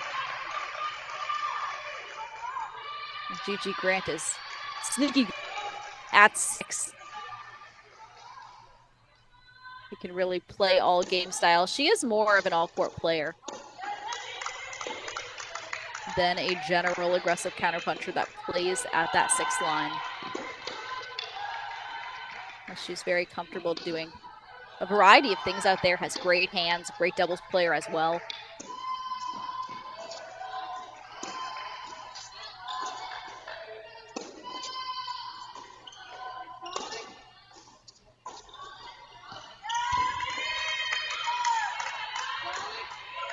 So Grant is now just 2 points away from making it 3-love for the Bulldogs.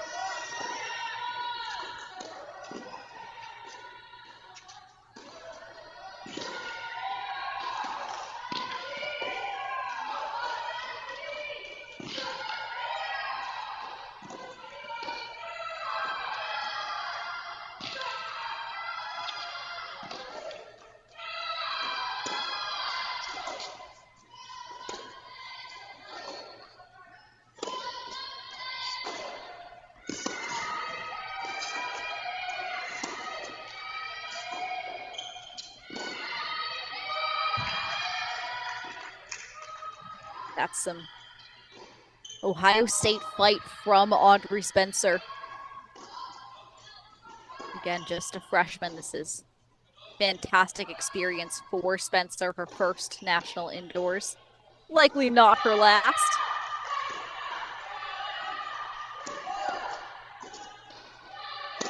Spencer also lists having been a 3-sport athlete in high school.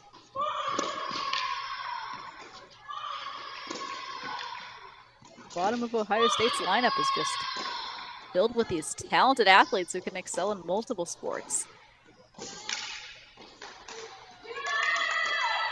As we see great hands from Spencer, but it's not enough, so that sets up a match point for Gigi Grant here on line 6.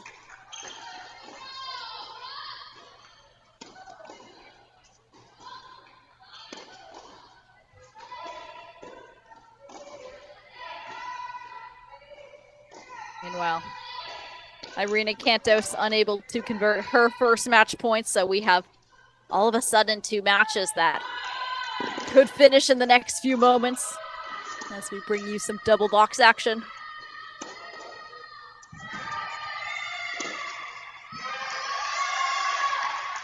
So we play on.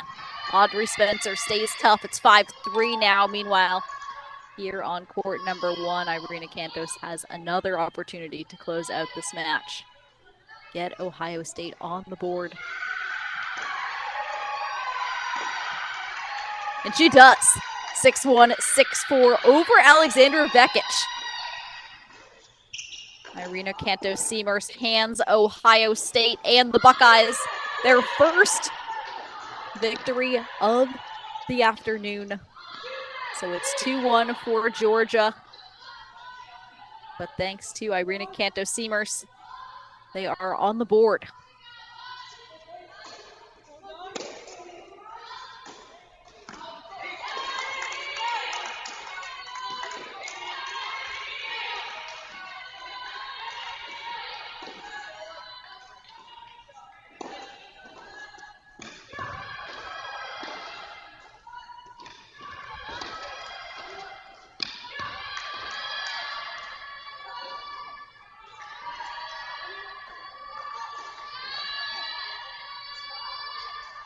And another one, folks, to keep your eye on is The second set developing on court number 3. It's 4-all after Ohio State freshman phenom Luciana Perry took the first set 6-4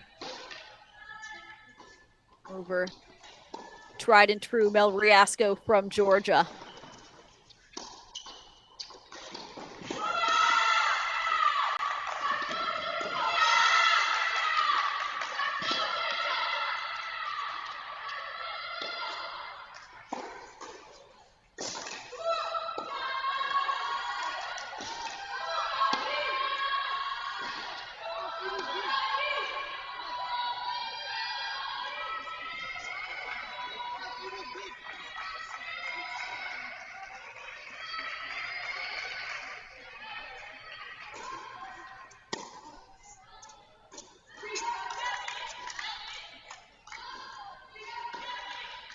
So we have some more match point opportunities right here for Gigi Grant.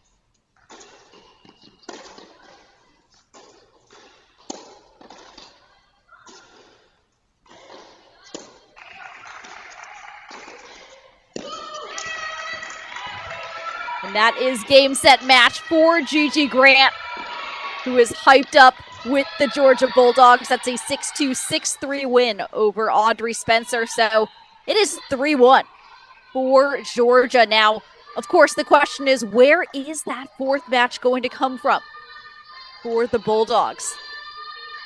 Because there is not a simple pathway to 4 at the moment. But let's head on over to court number 3 here as we see Luciana Perry trying to close out this match. And those forehands are too much for Mel Riasco, so it's a 5-4 lead for Luciana Perry on court number 3. And let's check out the action on 5. Let's make 5 our main screen here.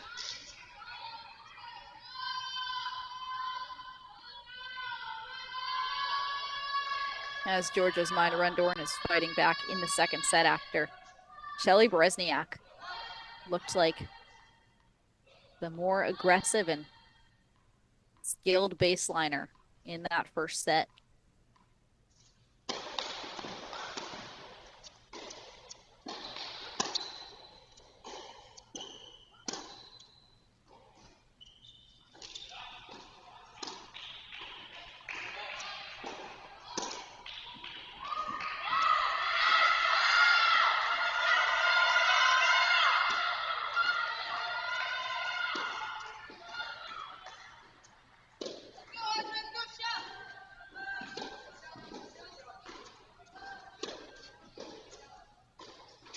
So of these 3 matches still in progress, Georgia fans, you needed 1. Ohio State, you need 3 of these.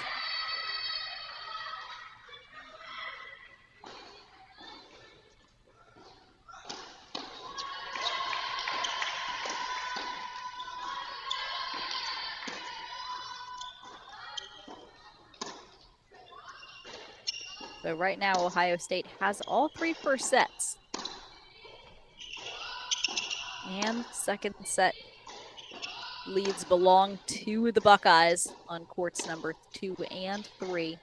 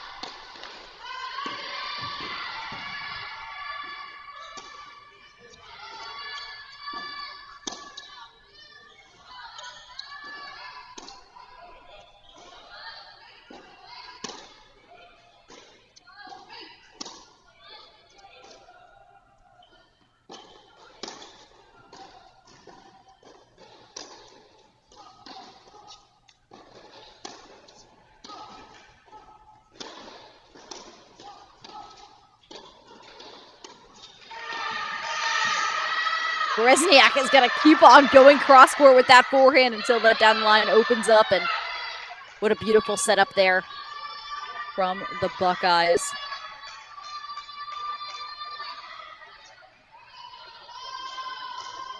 So we have a deuce point deciding point to see who will take a lead in the second set.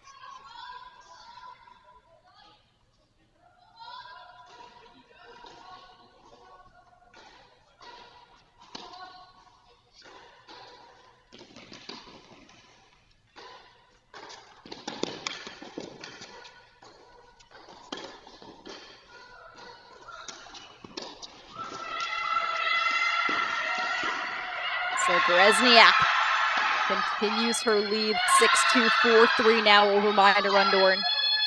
And let's check out court number 3. As we see freshman Luciana Perry is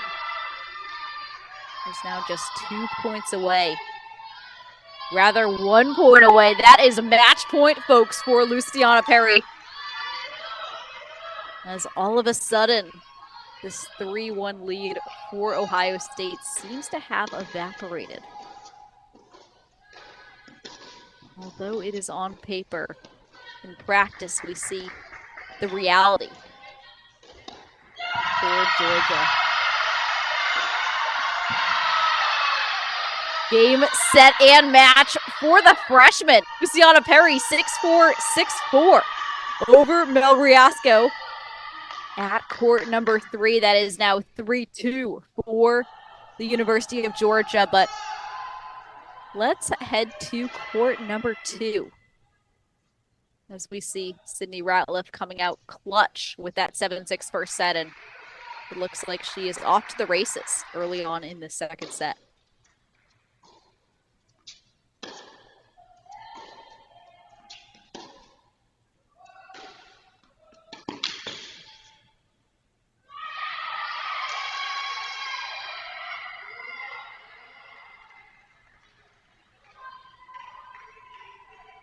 So these last 2 matches remain. Ohio State needs both. Georgia needs just 1. But the momentum is in favor of the Buckeyes at this time.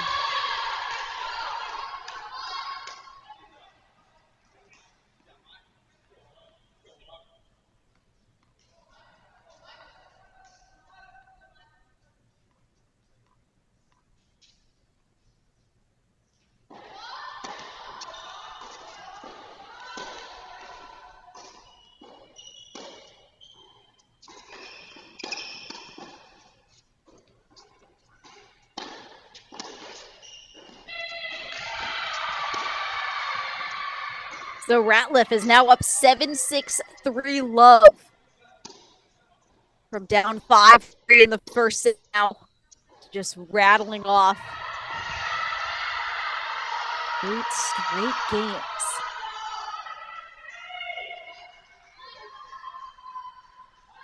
Talk about a momentum shift.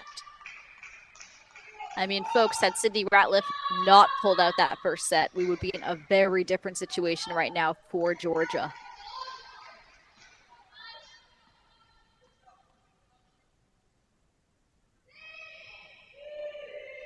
Meanwhile, Shelly Brezniak continues to find that forehand here on court number 5.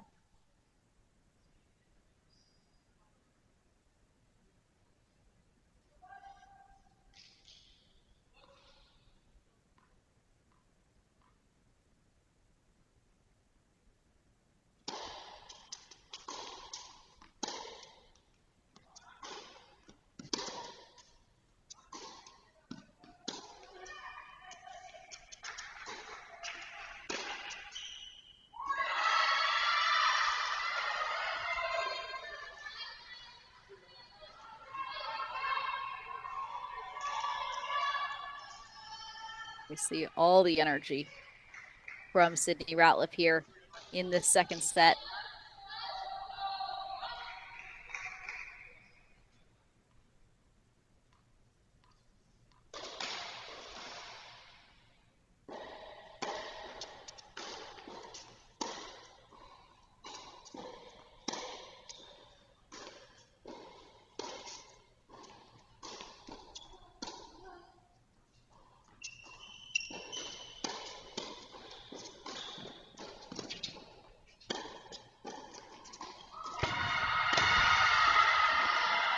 Shelly Berezniak has a few chances now to break. And this would just reinforce the momentum that is on the side of the Buckeyes right now. And as I said about an hour and a half ago, this match would be all about timing today, and we're seeing it fall in that exact same way. The timing of these two remaining matches that were already in favor of Ohio State after these first sets. We've just seen the Buckeyes continue to roll in these second sets.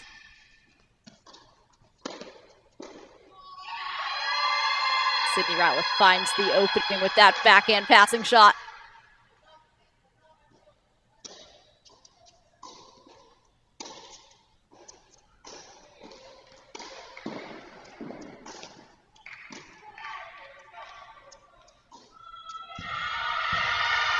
That's too good from Shelly Berezniak, who is now up 6-2, 5-3 on court number 5.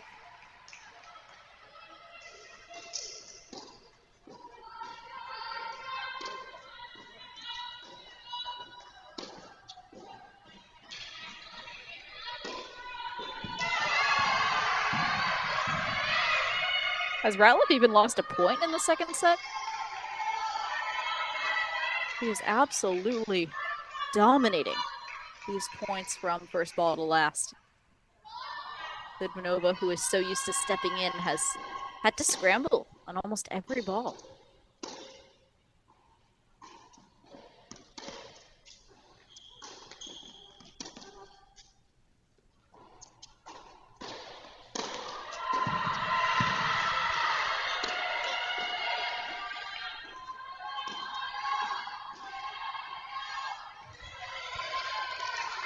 Well, that's one for Dasha Vidmanova.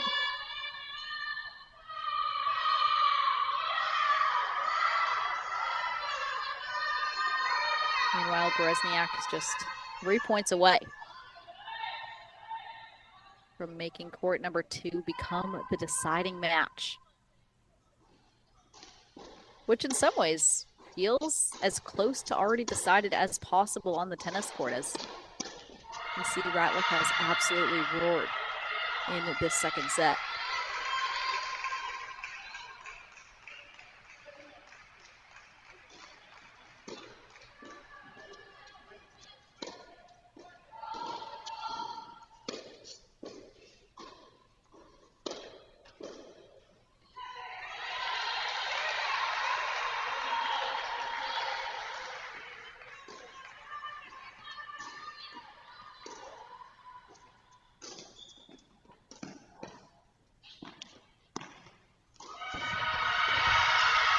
That sets up a match point for Shelly Berezniak. Let's go full screen for that, as Shelly Berezniak has the chance to make this a 3-all match.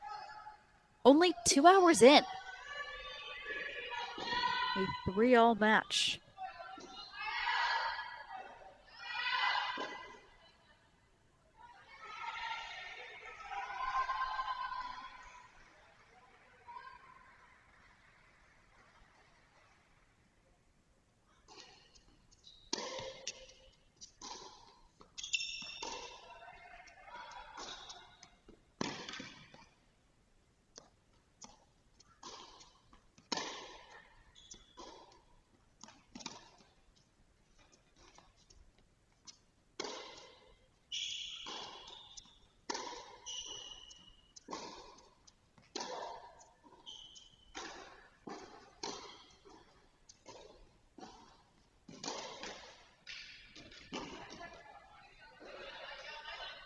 That fall in, and that hits the line, so we continue playing.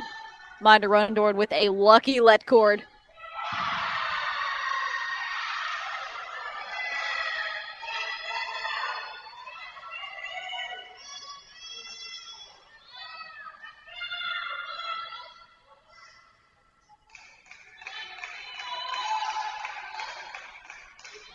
Sydney Ratliff has now extended her lead to 4-love in this second set, as we have match point number 2 for Berezniak.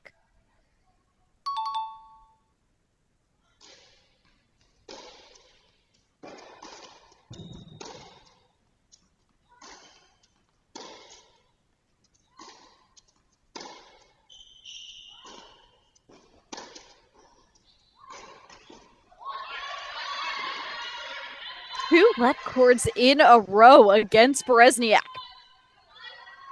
Both on match points. It's not every day that we see that. Especially in such a monumental moment in this overall match as well. But there's nothing that you can do if you're Berezniak. The only choice is just to keep swinging, keep stepping in.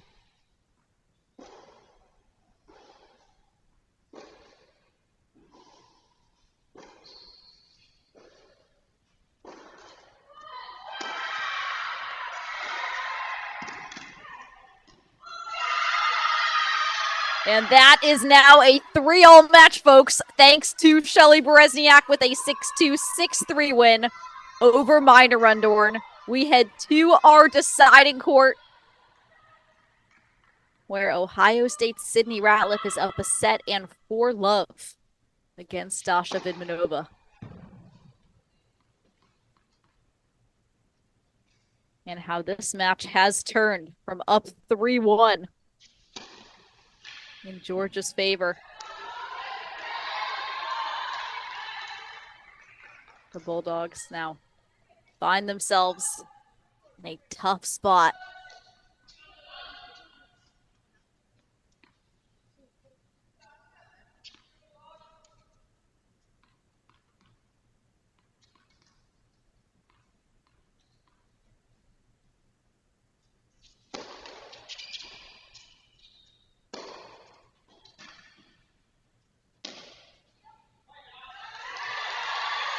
And a bit of a miss it there from Ratliff, who has not missed many of those. As we find ourselves at 30-all.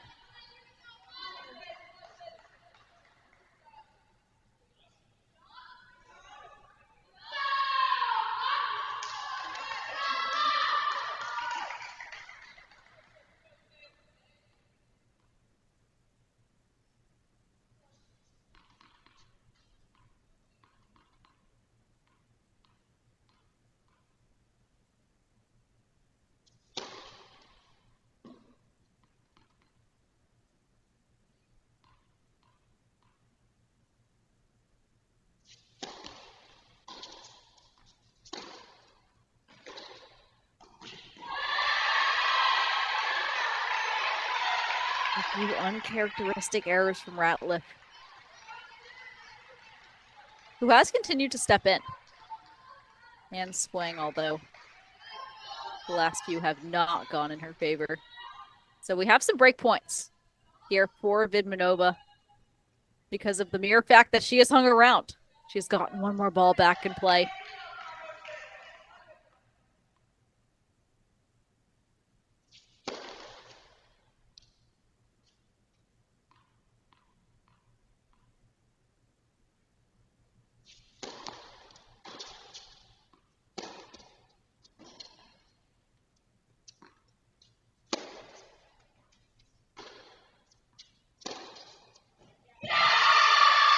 That's just too big from Ratliff, so we have a deuce point deciding point that could put Sydney Ratliff up 5-love in this second set in the deciding match.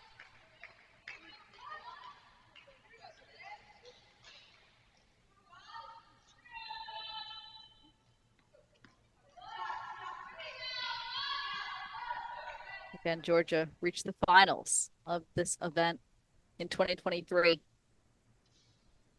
Could Ohio State hand them a first-round loss only a year later?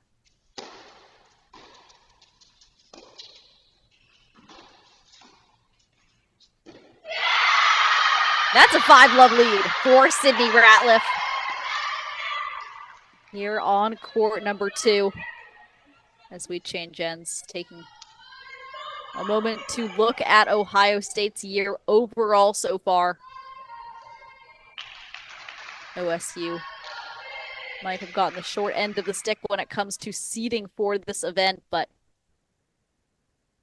they are proving themselves in this first round test against Georgia.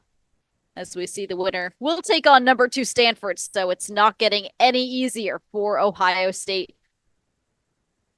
Meanwhile, We will also be bringing you Texas and Texas A&M later this evening. And looking at the national rankings, we have from number 1 from Texas A&M is Mary Stoyana, followed by Reese Brantmeyer. And we have Ayana Alkley and Sarah Hamner from South Carolina coming in above Ange Obi-Kajurdu from Oklahoma State, which is a team that we will see later today here on the Cracked Racquets broadcast. And of course, Alex Gruskin has another stream of matches that is on the left side of the draw. I have the right side of the draw today.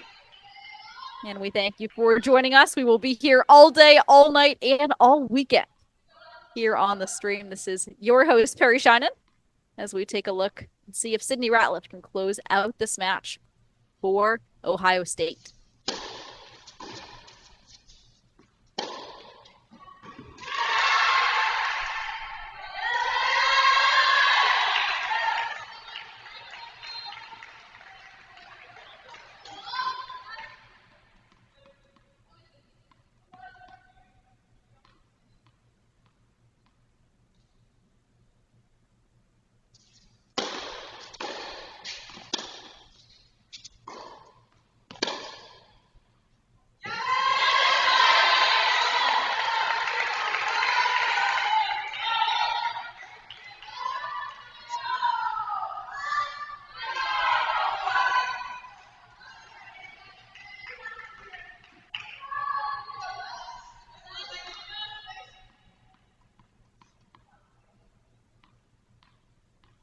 So 2 strong points to open up this game from Dasha Vidmanova.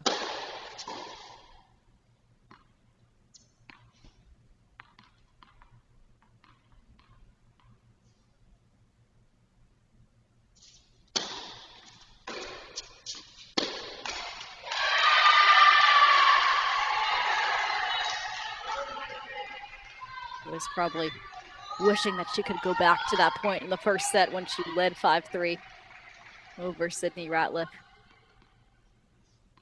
Maybe done things a little differently, but Ratliff has only gotten more aggressive as this match has worn on.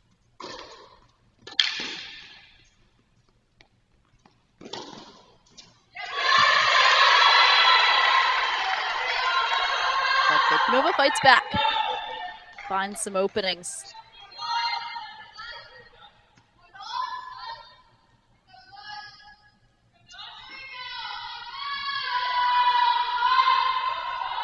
Still an uphill climb here for the Bulldogs if they want any chance in the second set.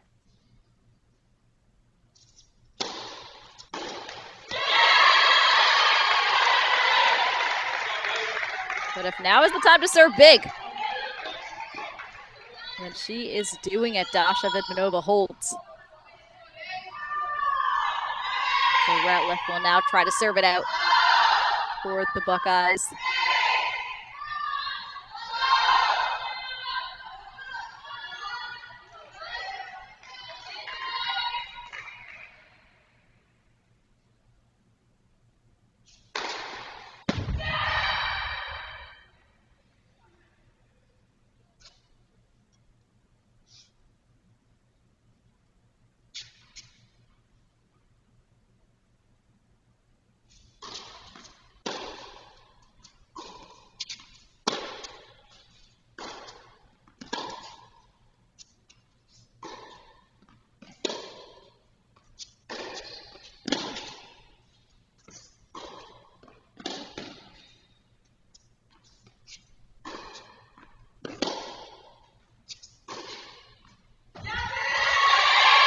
Vidmanova hangs on.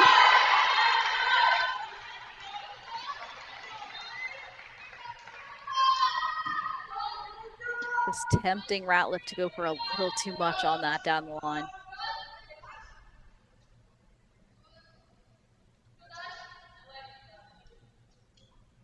And if you looked up second set stats, I would be very interested to see if, in fact, Ratliff, although she has more winners, she probably has more errors as well. And That just comes from that game style and that aggressive mindset.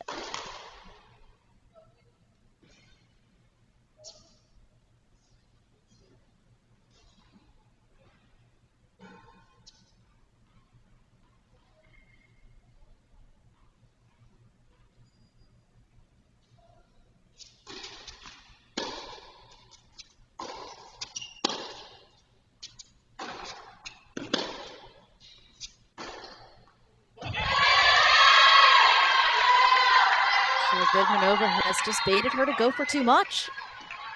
All of a sudden, she might be able to rattle off 2 games in a row to stay in this match.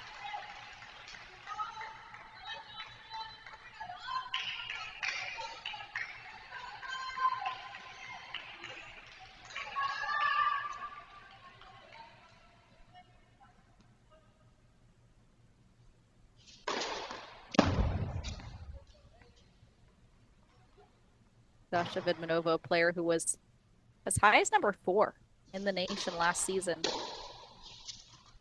Now fighting to keep her team in indoor nationals.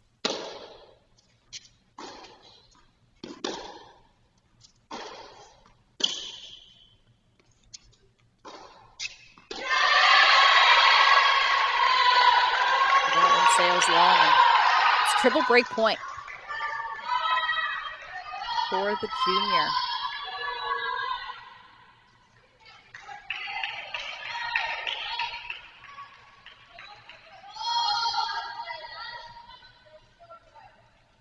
Vidmanova owned this spot last year, going 17-3 on court number 2.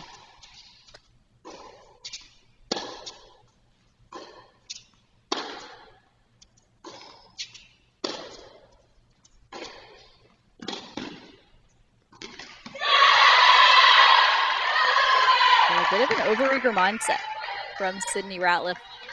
Keeps Vidmanova in it. So it's 5-2 as we change ends in this deciding match.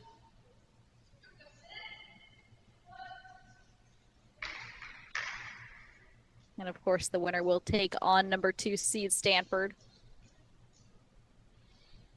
A program that took a pretty routine win over Florida 4-love earlier this morning. And we see head coach Melissa Schaub helping Ratliff just stay present, stay in the moment, which is the hardest thing to do at this point in a match. Especially when the finish line feels so close, it's hard to go one point at a time and use all of those sayings that coaches like to say.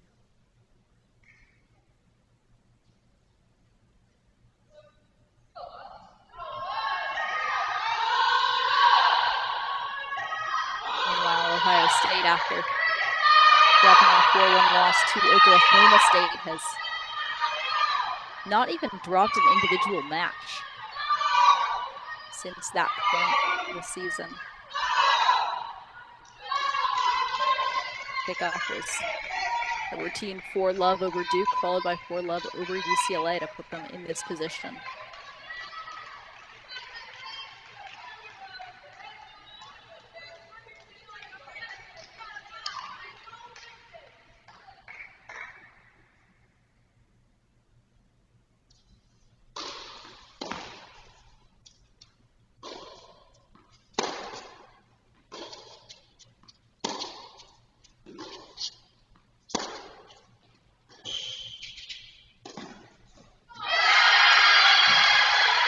That's one for Sydney Ratliff.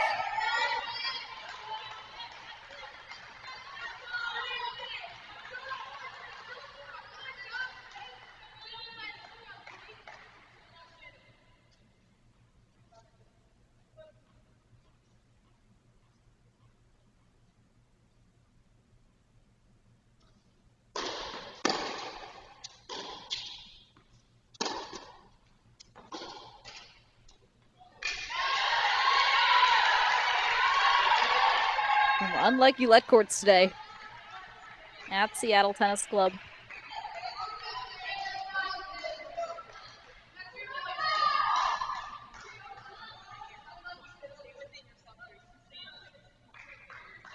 But Ratliff has Done a great job of continuing to swing, continuing to step in this situation.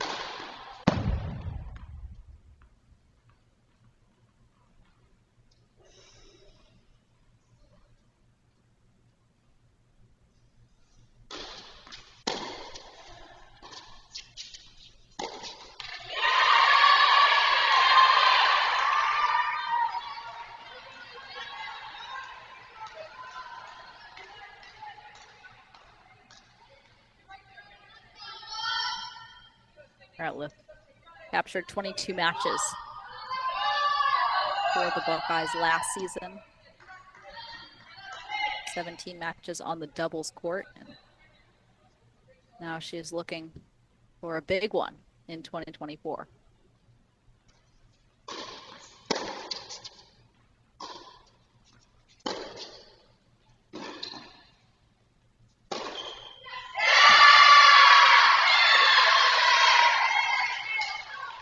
Just 2 points away.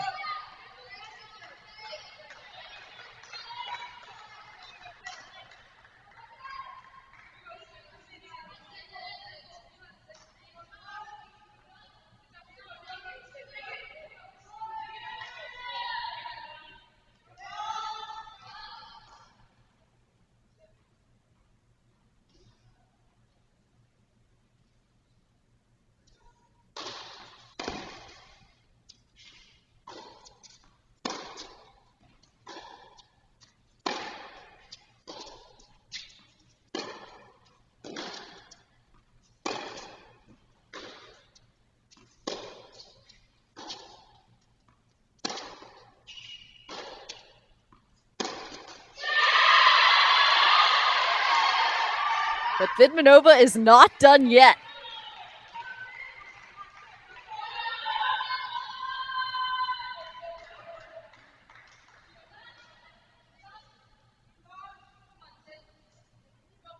Now Vidmanova's depth has increased slightly since being down 5-2 in this. This game has been better tennis off the racket of Vidmanova, less just retrieving, and she has created opportunities for herself out there.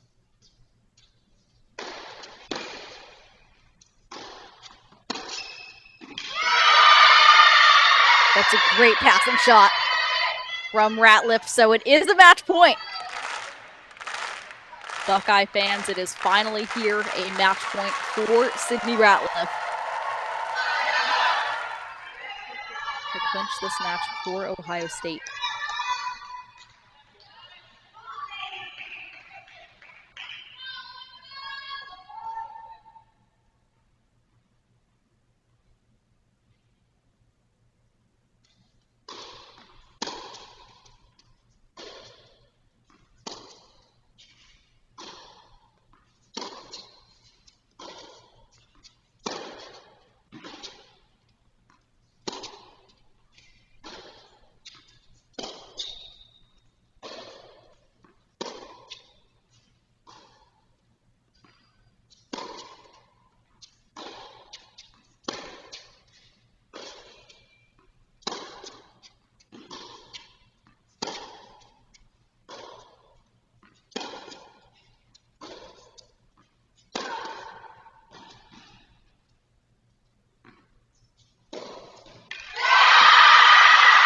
And that's it. Ohio State takes down Georgia in the first round of the Women's National Team Indoor Championships with a 7-6, 6-2 win from Sydney Ratliff, dethroning Dasha Vidmanova and the Georgia Bulldogs, the team that reached the finals of this event last season. Ohio State gets through a gritty 4-3 first round victory to advance to the second round at this event in Seattle, where they will head to Nordstrom Tennis Center tomorrow to play in the quarterfinals of this event. And we'll have more tennis and even more for you here on the Cracked Racquet stream. Again, this is your host, Perry Shinen. Thank you for joining us for this matchup as Ohio State moves on. We'll be right back at 3:30.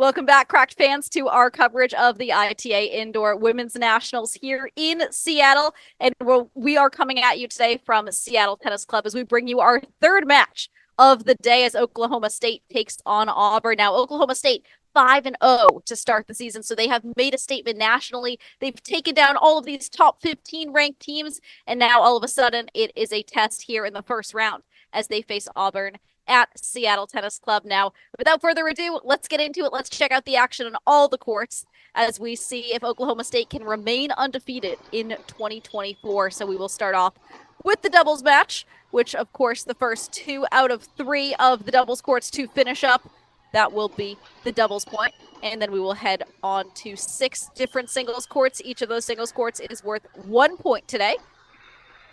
And we are just starting to get on the doubles court. We will have number 1, 2, and 3 doubles for you today. As we look at this Oklahoma State program, who have they taken down so far, and who will they take down next? Well, so far, has looked not too shabby for OSU. A 4-2 win over Michigan to open their season, followed by a 4-1 victory over Ohio State, a 4-3 win over UCLA, 4-love over Old Dominion, and 4-2 over Pepperdine, and that brings them here to the Indoor National Championships, where they face this team who also doesn't really know much losing. There has only been 1 loss between these two teams so far in the 2024 campaign. Auburn dropped a 6-1 loss to North Carolina, of course, the number 1 ranked team in the nation that opened their season. But since then, they have been on a tear, taking down Denver, Duke, Texas Tech, and South Alabama. And now we see who will start off the doubles point with momentum. Here on court number 1, for Oklahoma State, we have Ange Obi-Kajurdu and Anastasia Komar taking on Ariana Arsenal and Angela Okatoyi on the far side of our screen.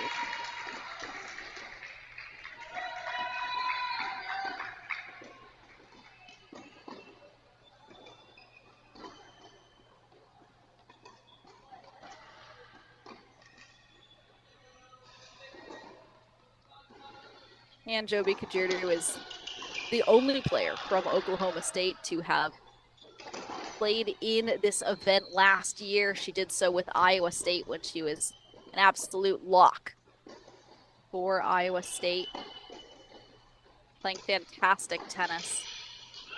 She finished her season 25-6 in singles. She won 29 doubles matches as well. She went 3-0 in NCAA tournament matches for Iowa State.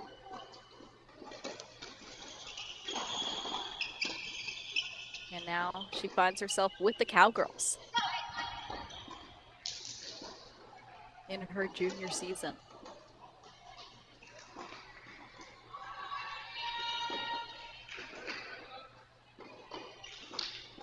And she is playing today with Anastasia Komar. Komar out of Minsk, Belarus, a redshirt sophomore. And now there are 2 players on Oklahoma State's roster that came over from LSU last season, and one of them being Komar. She was a redshirt freshman at LSU when she went 19-2 on the singles court. That's right, she dropped 2 matches all season. Went 16-4 in doubles as well before joining the Cowgirls. And we see Kajurdu and Komar take the opening game on court number 1. Now let's hop on over to court number 2, where Ayumi Miyamoto and Raquel Gonzalez are taking on DJ Bennett and Adeline Flack.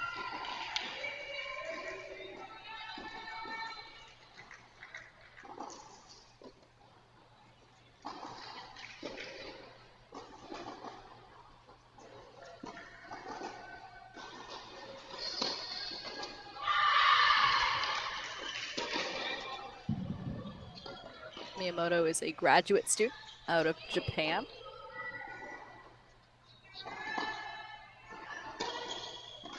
Also had a very successful campaign for the Cowgirls last season, going 17-3 her senior year. 17-4 in doubles. And we talk about this a lot, about the transfer portal here at Cracked Racquets, but Ayumi Miyamoto does not know the transfer portal. She has stayed loyal to Oklahoma State since day one. She has been with this program now for 5 seasons. This is her 5th, her graduate season with Oklahoma State.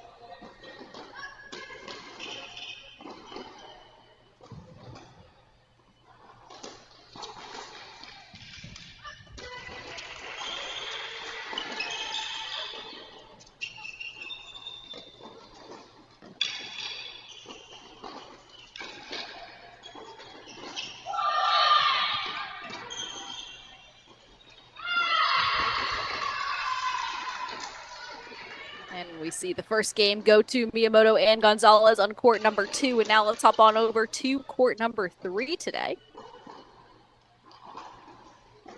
where Sophia Carrington and Christina Novak are taking on Carolyn Ansari and Selin Obum.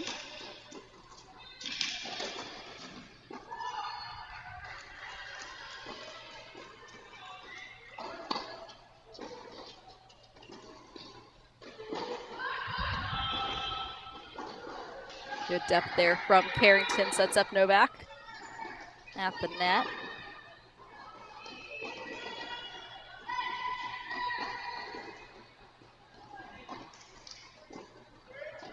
Sophia Carrington, the other player on the Oklahoma State roster, coming over after a successful stint at LSU. Carrington in her graduate year. She recorded 20 singles wins for the first time in her career for LSU last season. She won 17 doubles matches as well, finishing the year with the 2nd most singles wins and 3rd most doubles wins for the Tigers.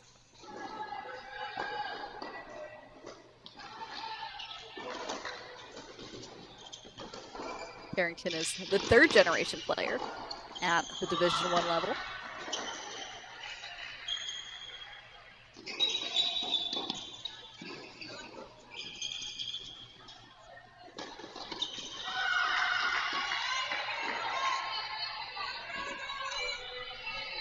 And we see Carrington and Novak tie us up at 1 on court number 3. So let's hop back on over to court number 1 to see if the Cowgirls can extend their lead.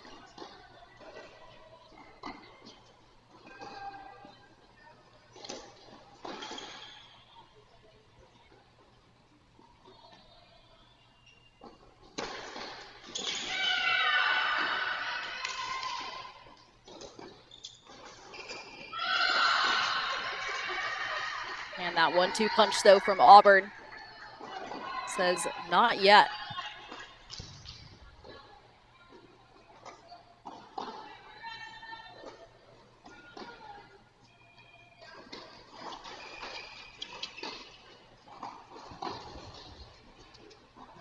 Ariana Arsenal is a senior out of Canada.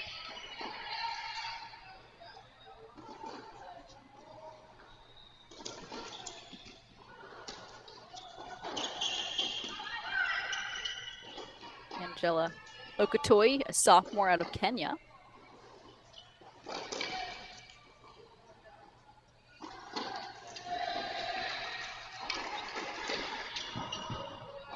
And we see that lead is extended, so Kajiru and Komar now up 2-love.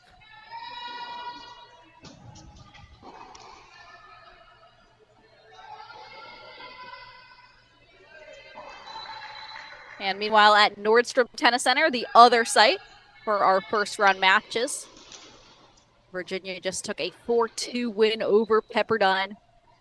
It has been a gritty day of tennis.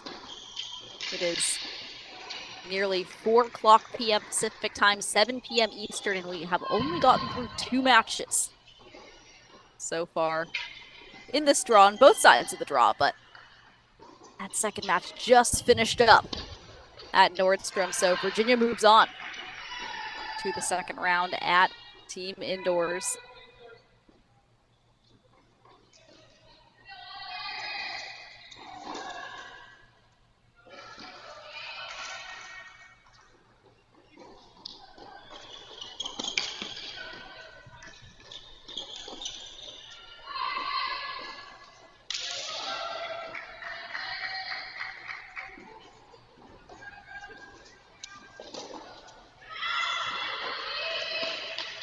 Big return there from Okotoy.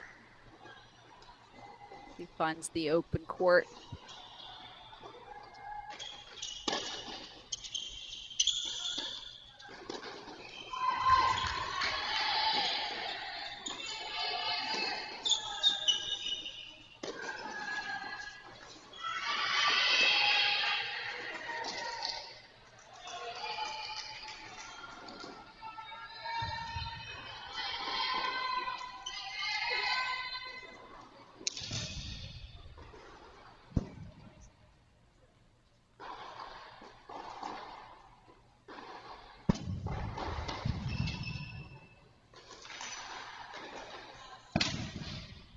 Auburn women's tennis now led by the interim director of tennis, Bobby Reynolds. Interim head women's tennis coach, Lester Cook.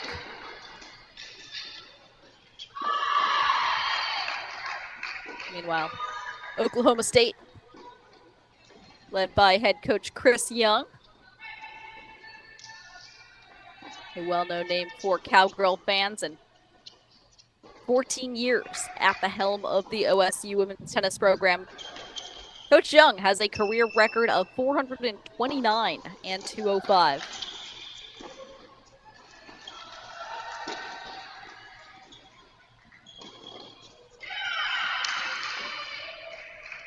That is his all-time record. He now, with this women's tennis program, holds a 240 and 111 record.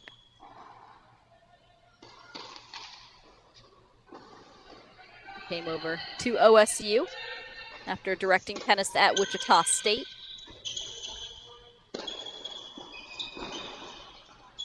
And this season, though, could be one of the best, if not the best, in Oklahoma State history.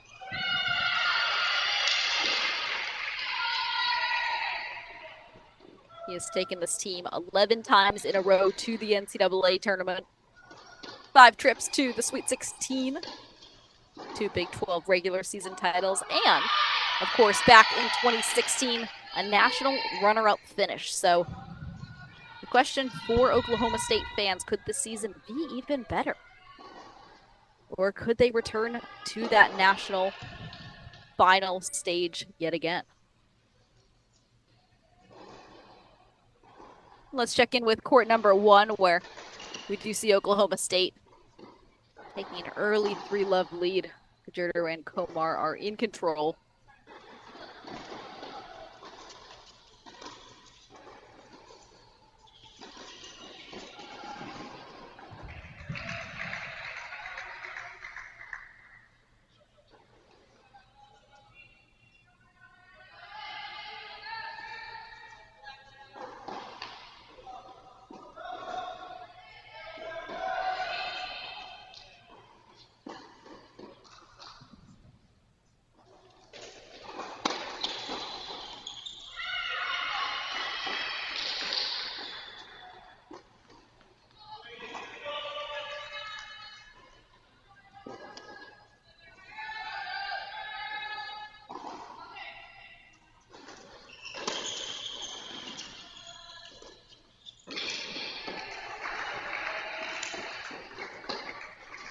Great low backhand passing shot there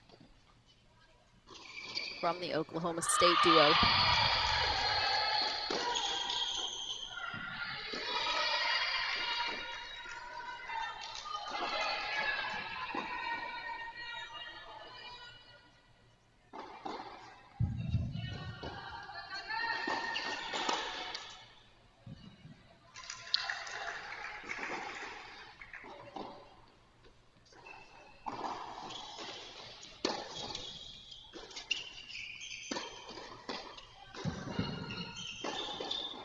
Looking at Oklahoma State last season, not too shabby. The team went 16-8, 7-2 in the Big 12. Their Big 12 championship run ended with a 4-3 loss to number 12 Texas. And then a 4-1 loss to then number 6 Stanford in the second round of the NCAA tournament.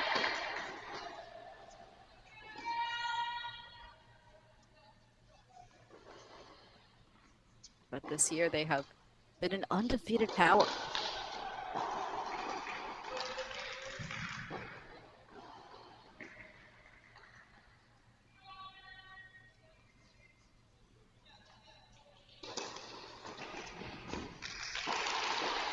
Huge serve from Komar. Open up this 4-love game. But it's interesting on those other two courts. It's not so straightforward. Let's look at court number 2.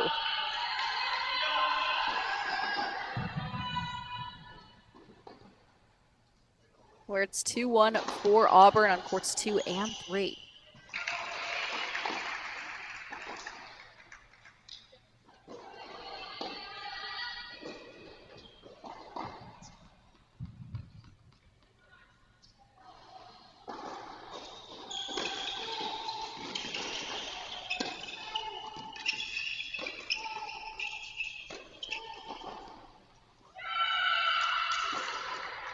Great hands there from Bennett and Flock.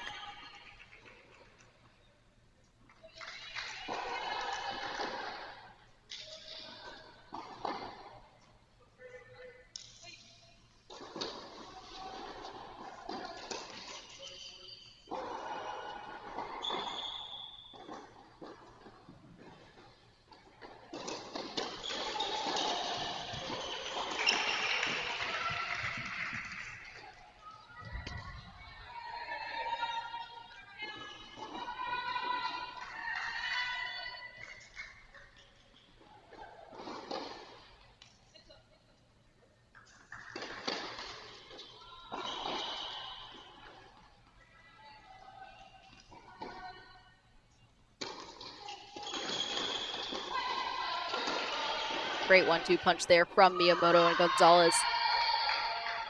We need this game because we can feel the momentum slowly slipping away from the Cowgirls here on court number 2. Let's check in with court number 3 here.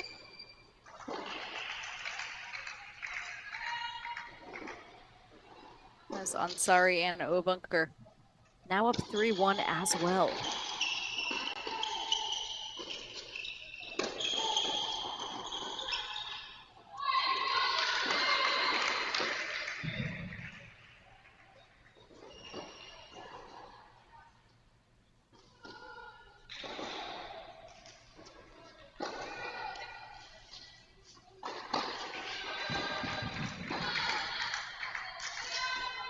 Huge return there from Carrington. Too much for Ansari at net.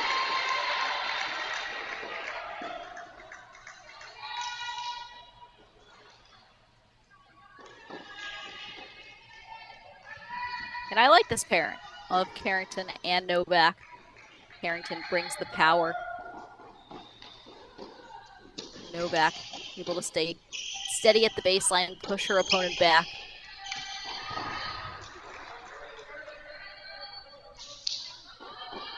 We see this Cowgirl duo take a 30-love lead here on court number 3.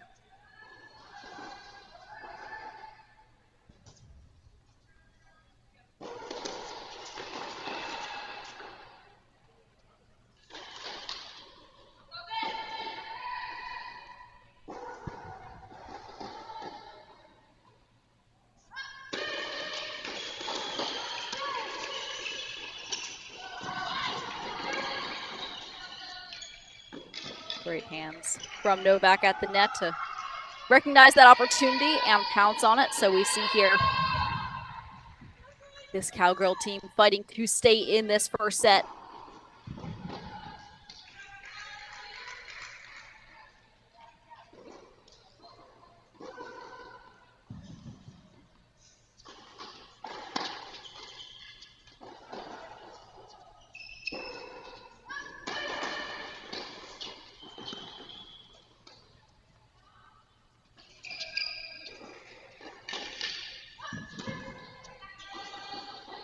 That's a huge break from Carrington and Novak, so it's 3-2 now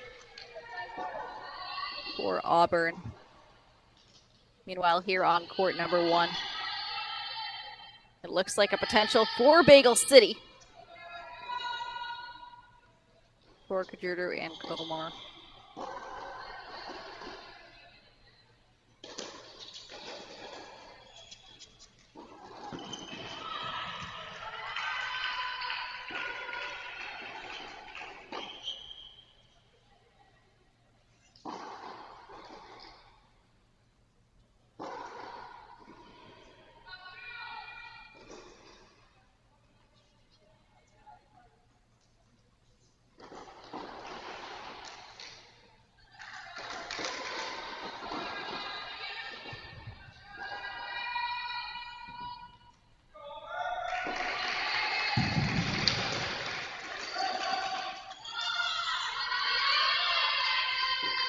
Hands there from Arsenal. Okotoyi bringing the heat on that first serve.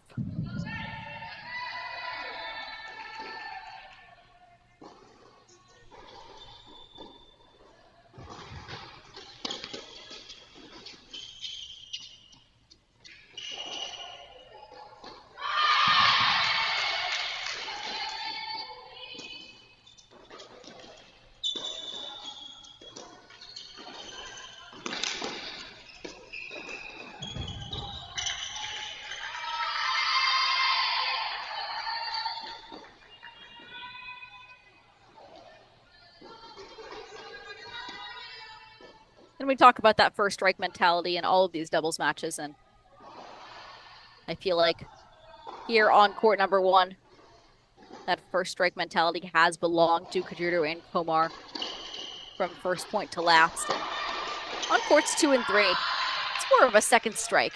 It feels to be set up by that baseline player, allowing the net player time to poach.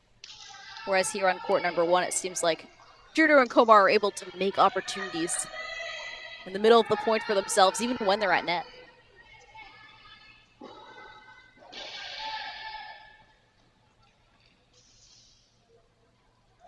So Auburn hangs on. 5-1 here for Oklahoma State.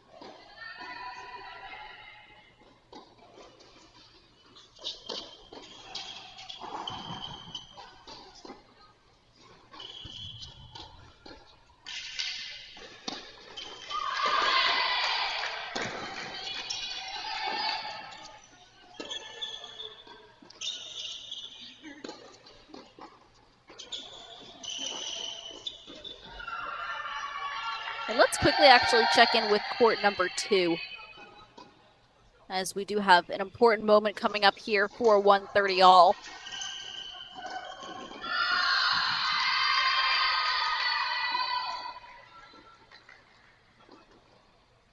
So Bennett and Flash to extend their lead to 5-1 now.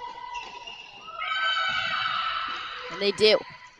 So let's hop back on over to court number 1.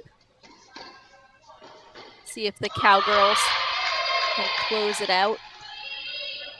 2 points away here at Seattle Tennis Club.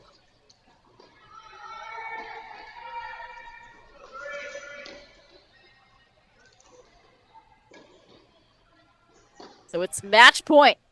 Our first match point of this overall match.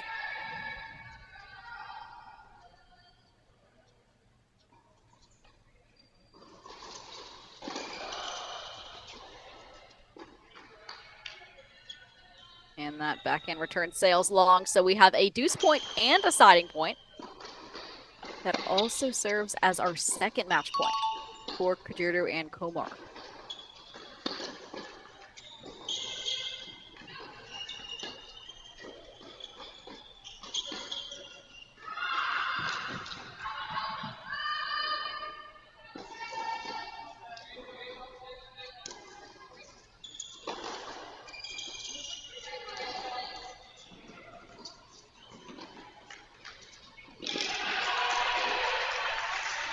That's too good.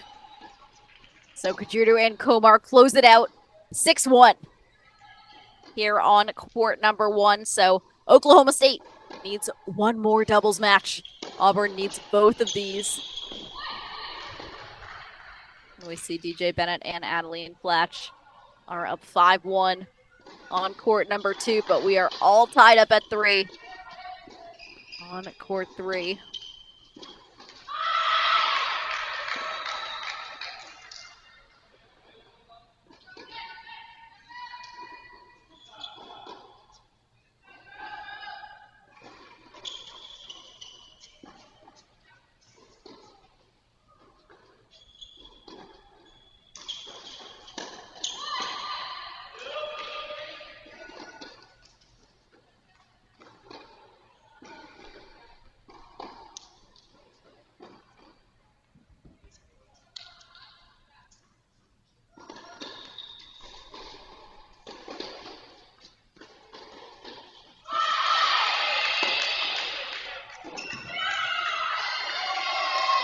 Zari and Ovunk now just 2 points away from taking a lead on court number 3.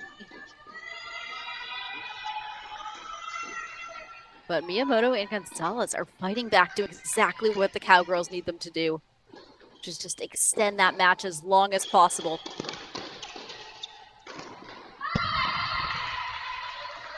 Not letting Auburn get a doubles match on the board.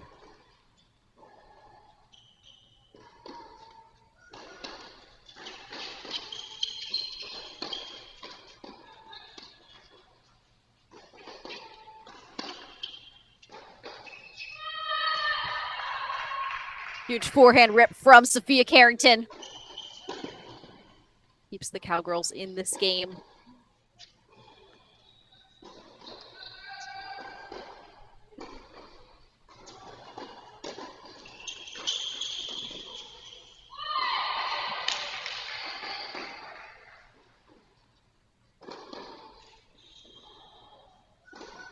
So Miyamoto and Gonzalez hang on. It's 5-2 at the changeover.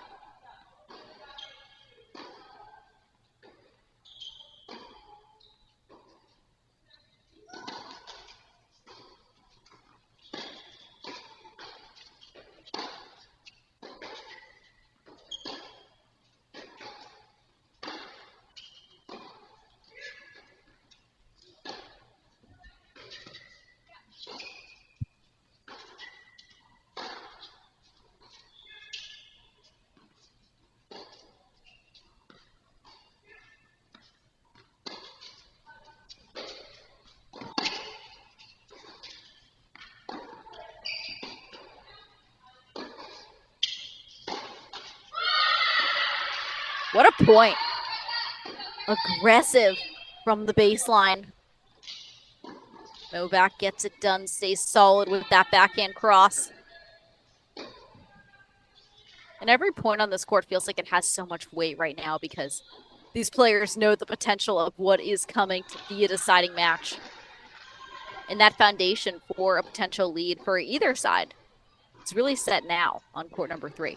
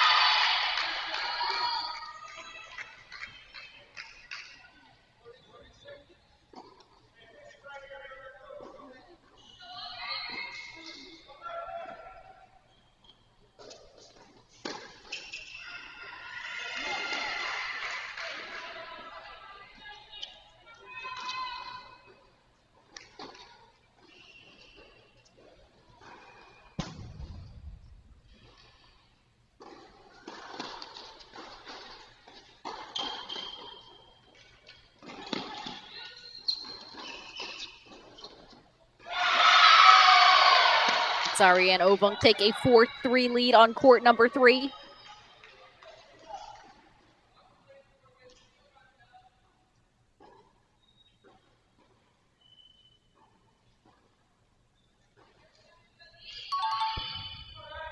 We have a match point for Bennett and Flash.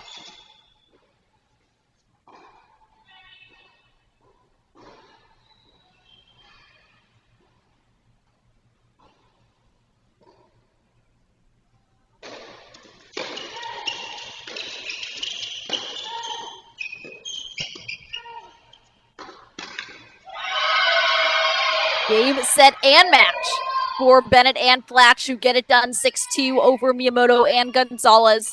So we are headed to a deciding doubles match, folks. It is 4 p.m. Pacific time, 7 p.m. Eastern. No better time to have a deciding doubles point here.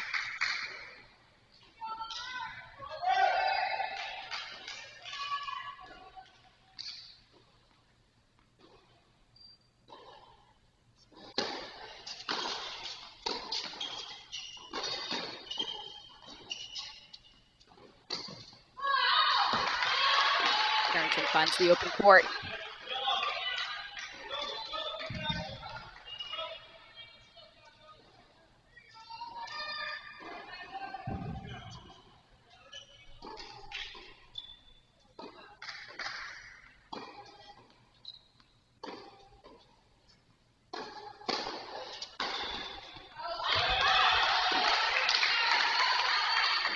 It's a 30-love lead for Carrington and Novak.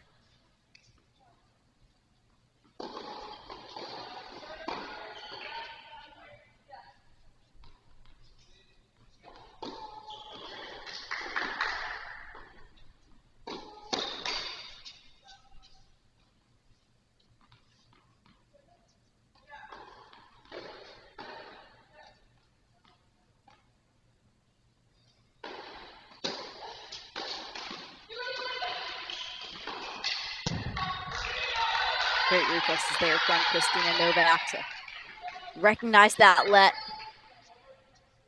capitalize on it.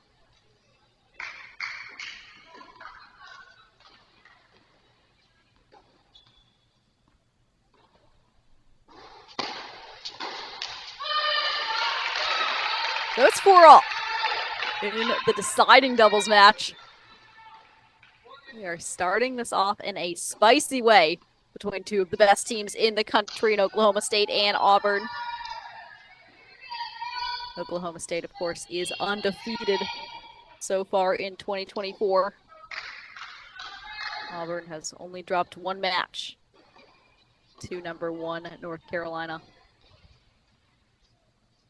Not a bad loss by any stretch.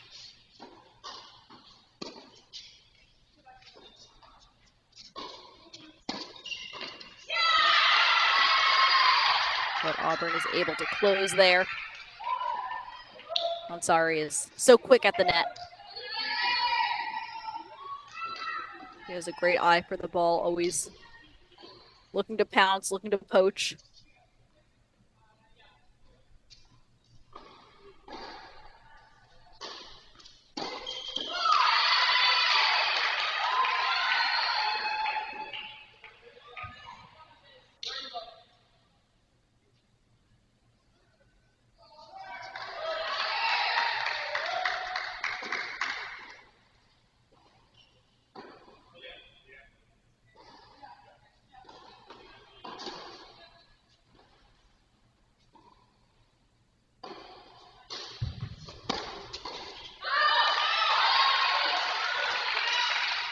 Got a little bit too much there from Ansari. Was actually too quick. Kind of overran that.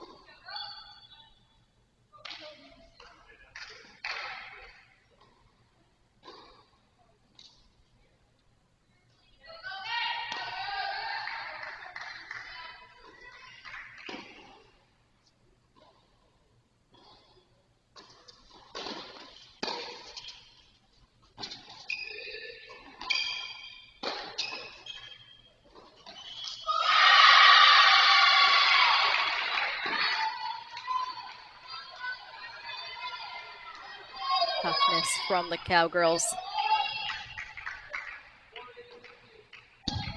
So multiple chances now for Ansari and Obunk. Who jump ahead 5-4.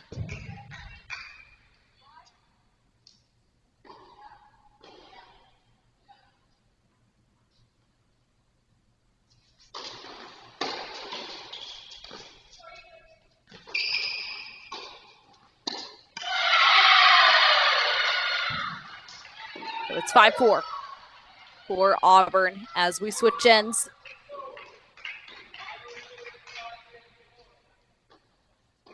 We quickly review these national rankings as we see on the doubles court. Of course, the Tar Heel duo of Brett Meyer and Scotty come in at number 1. We see Auburn's Bennett and Ovunk, though, number 10 in the country. They're a very impressive duo out there. Also, looking across the board, the only doubles duo that is not here, Guzman and Sharabina, as OU did not advance to national indoors this year.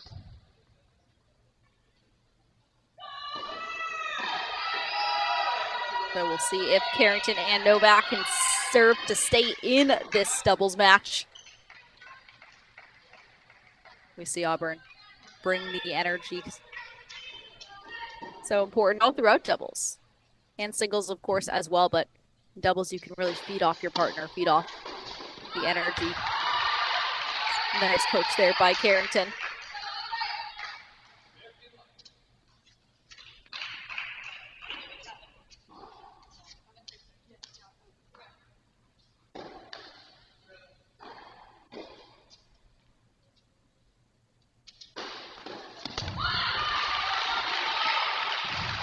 Huge serve from Christina Novak, and so nice to have that weapon.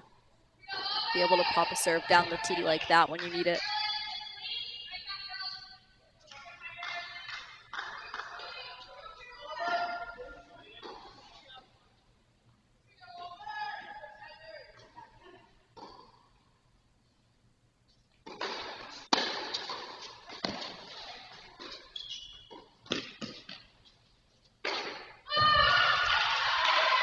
Carrington is there. And that's part of what's so helpful about being on serve in doubles, especially in a situation like this, to be down 5-4 and be serving. That's a lot better of a position than to have to break the same situation. Especially if you have a serve like Christina Novak. Rips 2 aces. Ovunk saying there's nothing that you can do. So we head on to 5-all.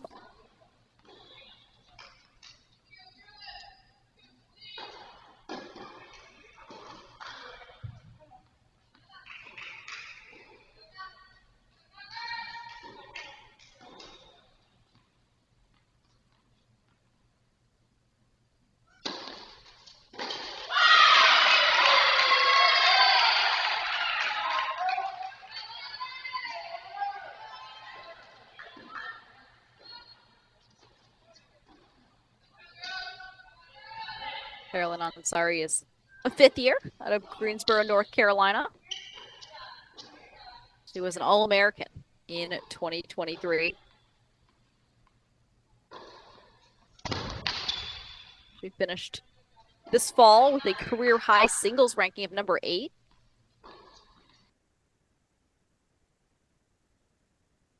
She and Ariana Arsenal were as high as 53 this past fall.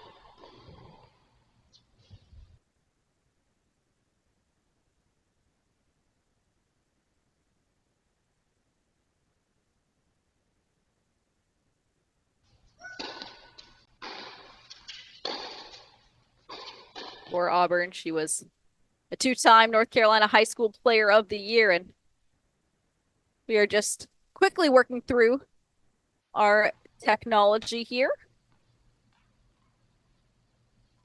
But looking on to the singles roster, we're going to see a number of these players back for singles, so doubles is so important to bring that momentum over to the singles court to start it now. Being able to swing through in these times of pressure. Carrington goes for it, but it's not quite there. So 30-15 on Sari and Ovunk.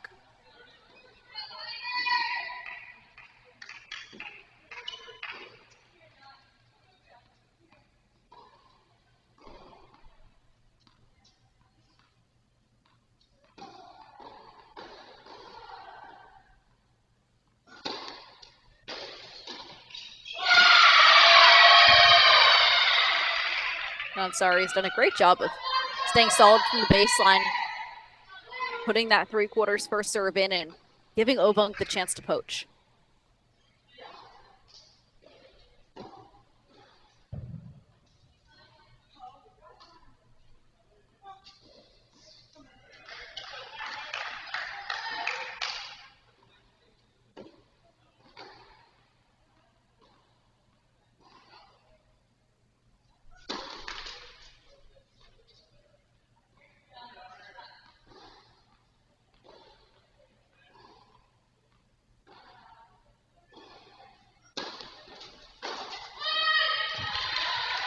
That is huge from Carrington, who might not have made it 2 points ago, but that falls in here at 5-all.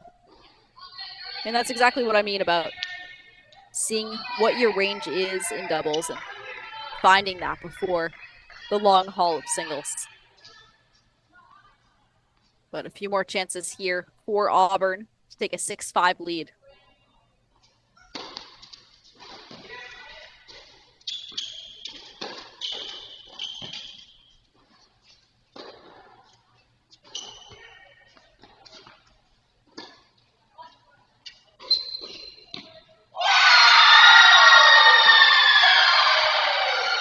That is unbelievable. That needs to be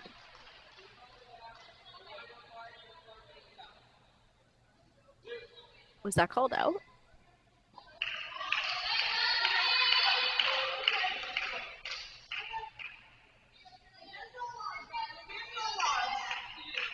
Let's see. Both teams seem not happy with that result. Hard to tell here from our broadcast booth what the original call was or if the call stood as we wait for the score to update.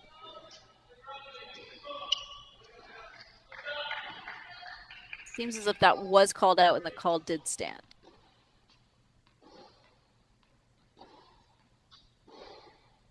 But it is 6-5 for Ansari and Obunk as we switch ends.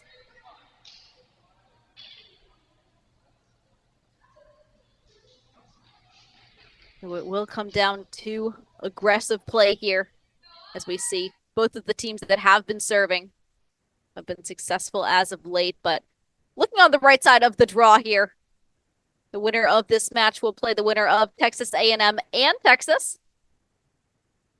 They will battle at 6:30 p.m. Pacific time. That is 9:30 p.m. Eastern. And of course, earlier today, we saw Ohio State move past Georgia 4-3. Stanford take down Florida 4-love. On the left side of the draw, where we have Alex Gruskin's stream, which will continue throughout the evening. We see that Michigan took a gritty 4-2 win over Cal. Meanwhile, Virginia also a 4-2 win over Pepperdine. Those two matches much longer than the two matches on the lower right-hand corner of the draw so far today.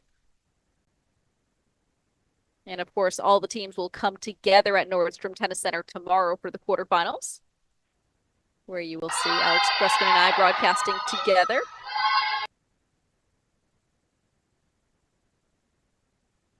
As we see if we can continue to broadcast this match. It's not easy from the Indoor Tennis Club, and it seems that we do have it back as Carrington serves to try to stay in this match.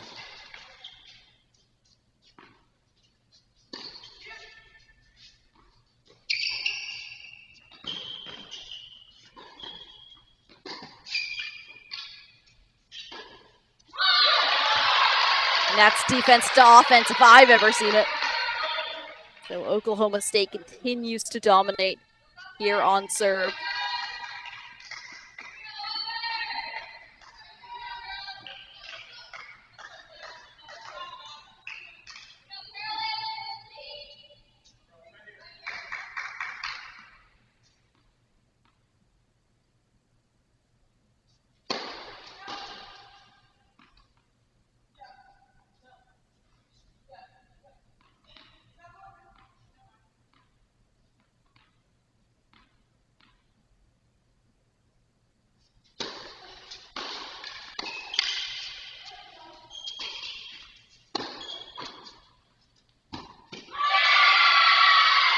A little trick shot there from Carolyn Ansari. An accidental trick shot. That is short people problems, I understand. Missed the overhead, but Ovunk was there, right behind her.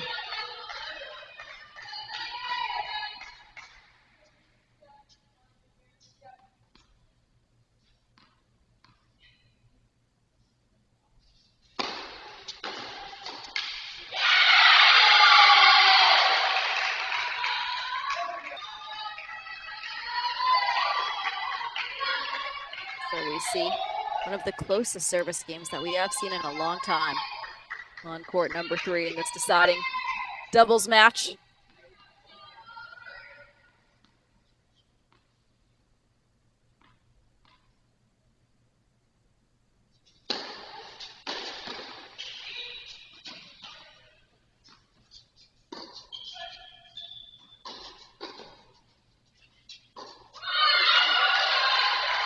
Christina Novak is a wall.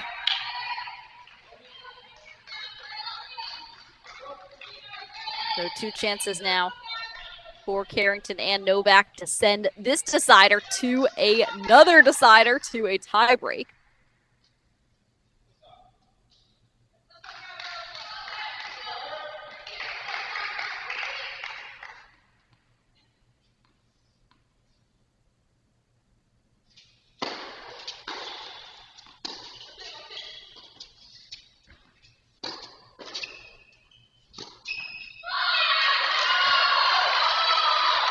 And that stays in.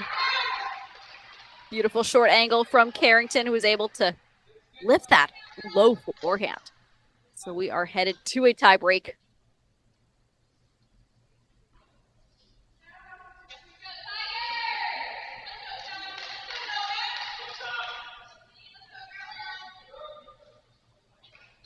The time check that this match started almost an hour ago.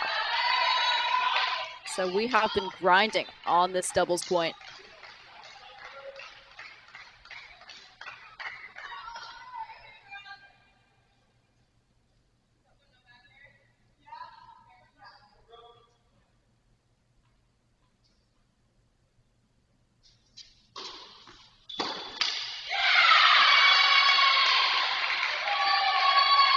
Big serve from Ovung to open up this breaker. Let's see if Christina Novak can answer, especially on the ad side. When Novak had her back against the wall, coming up with 2 aces on the ad side. We'll see if she goes for that one down the tee yet again.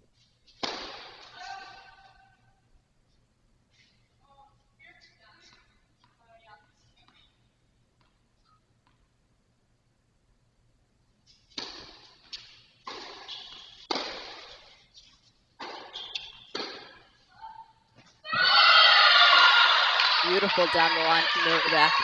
Stays nice and low.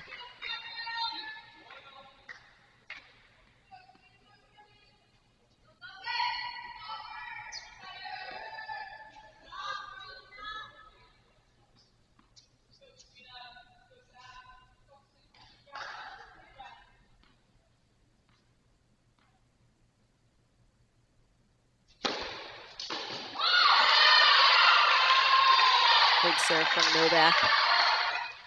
So Oklahoma State holds,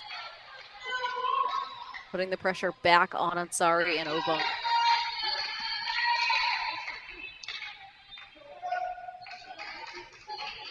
For number 3 doubles court, all 4 of these players do have very powerful serves. Serves that are weapons and can be used as such in this situation. So we're seeing shorter points than usual on a court 3 doubles match, just because of those big burst serves.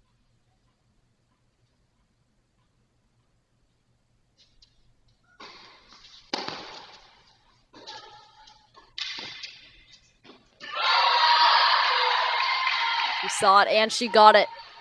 Carrington puts the Cowgirls up 3-1 here on court number 3.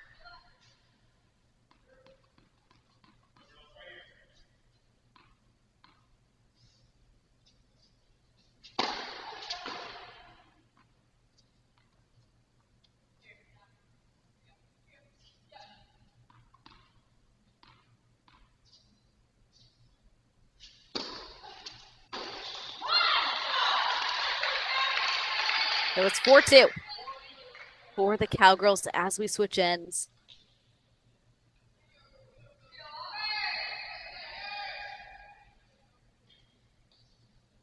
And again, we will be here all evening on the Cracked Racquets stream as we bring you our final 2 matches of the day on each side of the draw.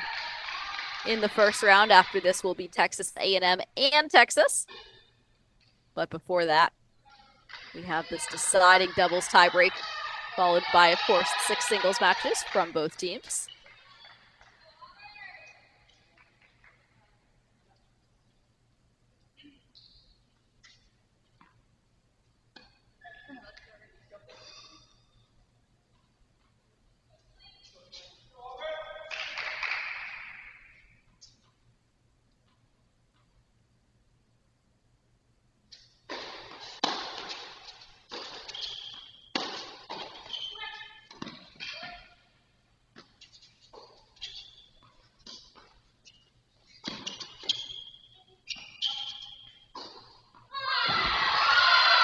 That is that overwhelming power from the Carrington forehand.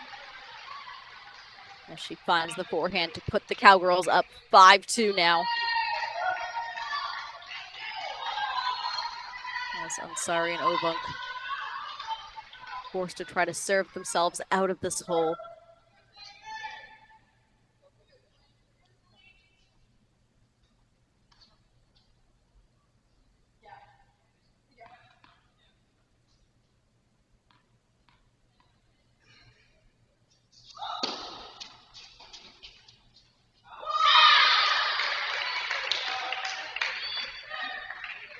Big serve from Obunk.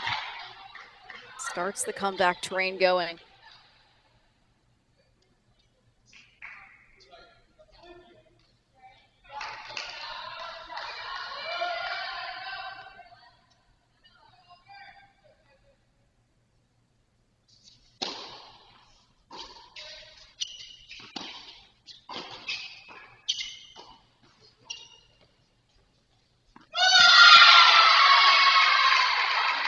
The let cord helps Auburn as it's now 5-4 for Carrington and Novak.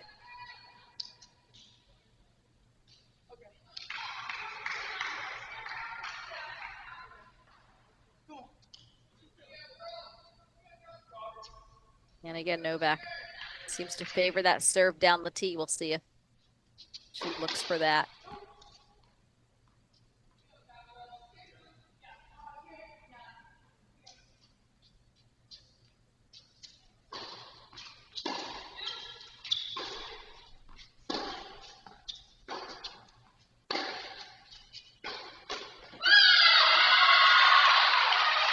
Just redirect that backhand wherever she wants it. So it is match point, folks, for Carrington and Novak after an hour on the court in this doubles point in the deciding tiebreak. We have our first match point to clinch the doubles point for Oklahoma State.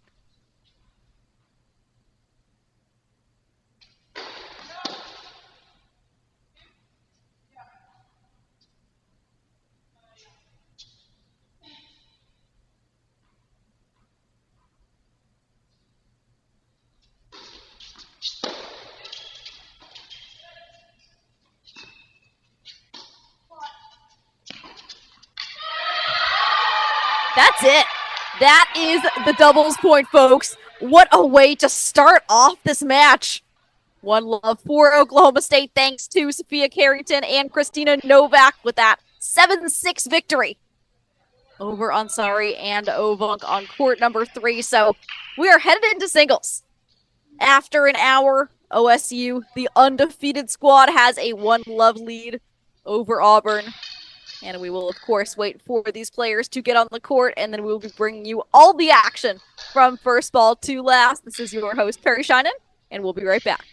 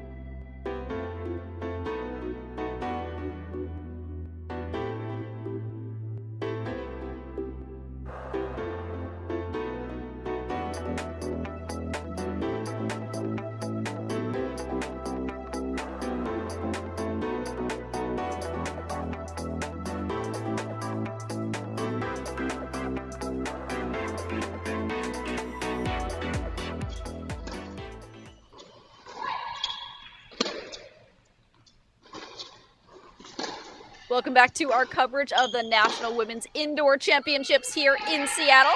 We saw Oklahoma State take a gritty doubles point over Auburn to start off this match, an hour-long doubles point capped off by Christina Novak and Sophia Carrington taking a 7-6 victory at court number 3.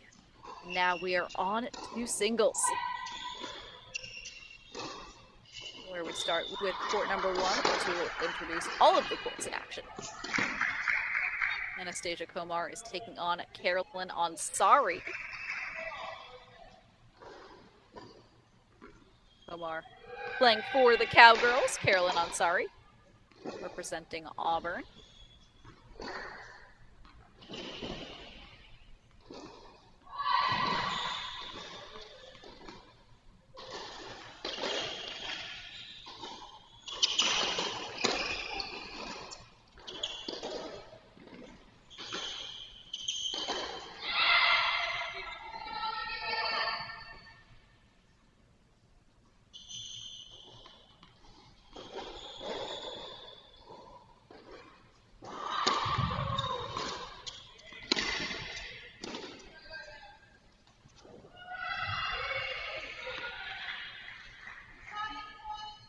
So we start off with the deuce point deciding point here on court number 1. As Ansari looks to hold to kick off this match at the top spot.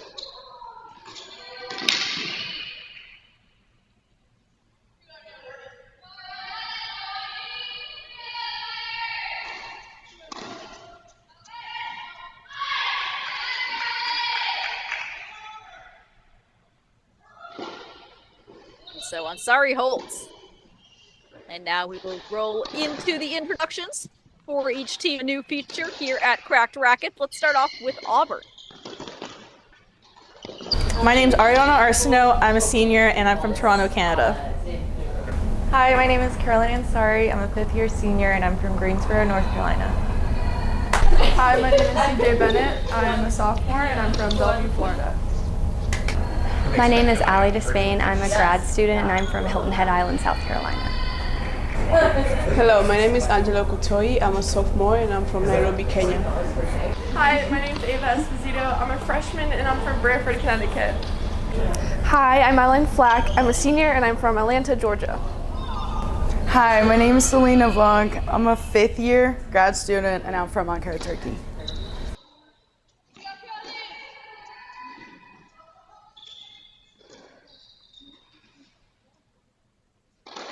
And now we will introduce the players from Oklahoma State. Raquel González, Valencia, Spain, sophomore. Lucia Peire, Las Flores, Argentina, sophomore. Ayumi Miyamoto, Chiba, Japan, grad student. Kristina Novak, Radolica, Slovenia, grad student. Obi Kajuru, Tokyo, Japan, junior. Amber Hockstetter, Wynette, Illinois, junior. Anastasia Komar, junior, Minsk, Belarus. Sophia Carrington, Florida, USA, graduate student.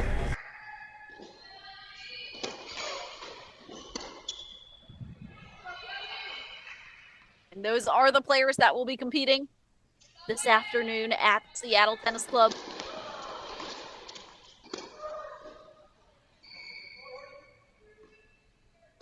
As we see Carolyn Ansari taking the opening game against Anastasia Komar.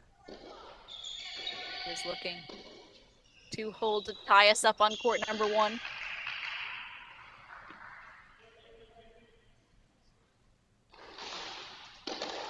And now let's head on over to court number 2 today.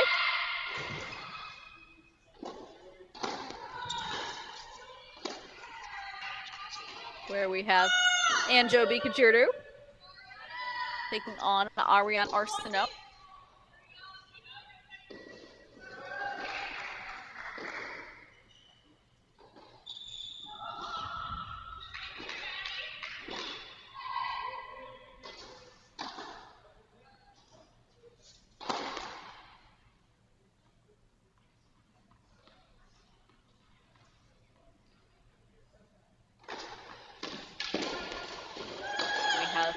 a deuce point deciding point here. And Kajudu takes a 2-1 lead on court number 2.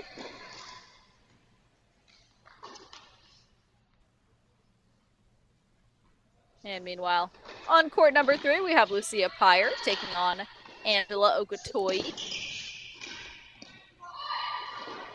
Pyre has an early 2-love lead.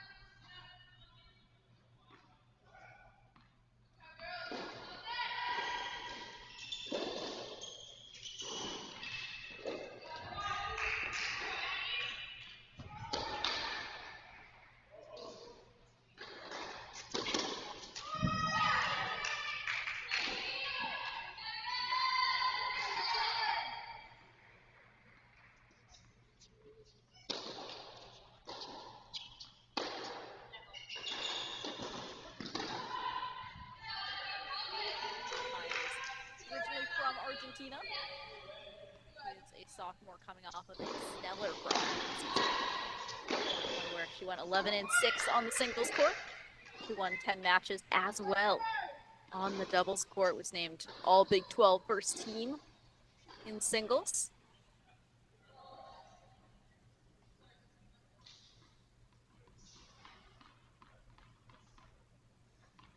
She entered college with a career-high world ranking of 27 in the juniors. And fans might know her from her run at age 17 when she had already competed in both the French Open in 2019 and Wimbledon in 2022.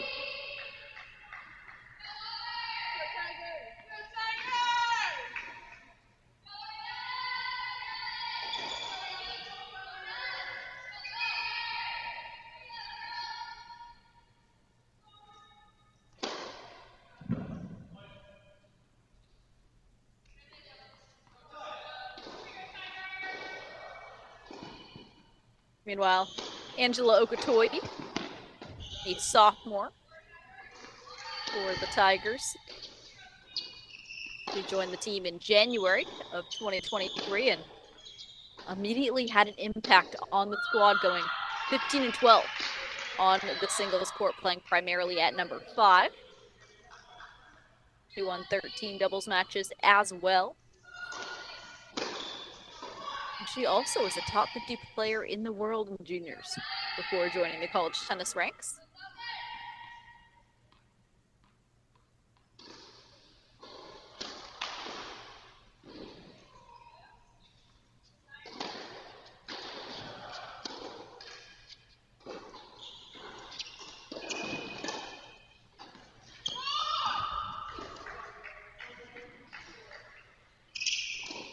So we see Lucia Pyre with a few chances to extend this lead to 3-love.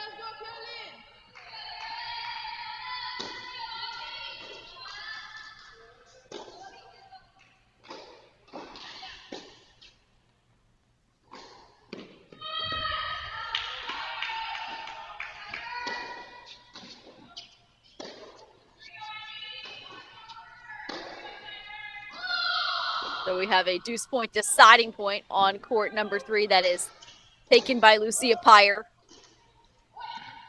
She takes a 3-love lead on the number 3 singles court.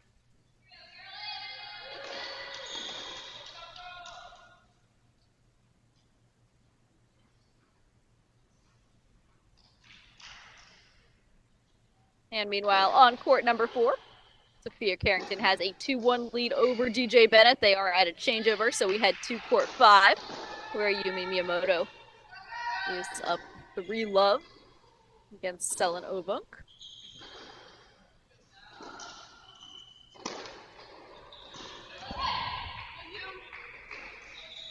And part of the reason why Oklahoma State has been able to have the success that they have to open up this 2024 spring campaign has really been the depth. We have a player like Ayumi Miyamoto, Christina Novak, Sophia Carrington, these players anchoring down the lower end of the lineup, whereas they would all play top 3 on most other teams in the nation.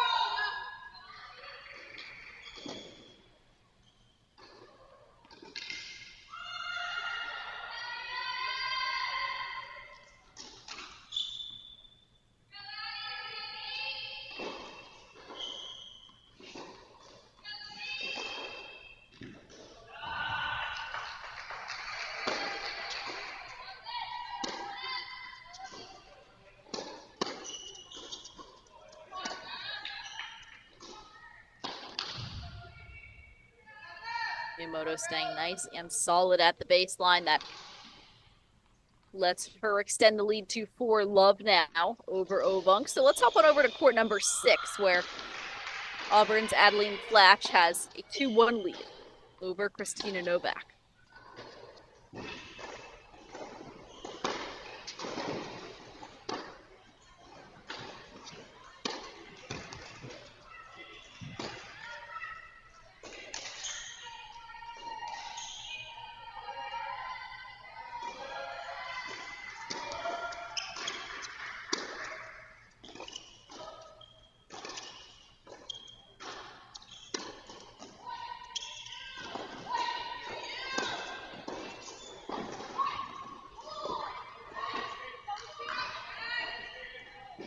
And that is a break for Christina Novak. It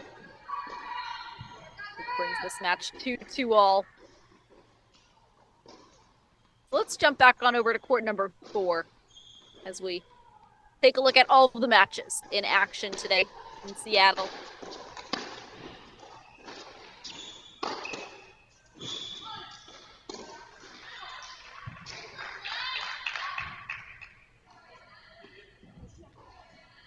As graduate student Sophia Carrington is up 2-1 against DJ Bennett.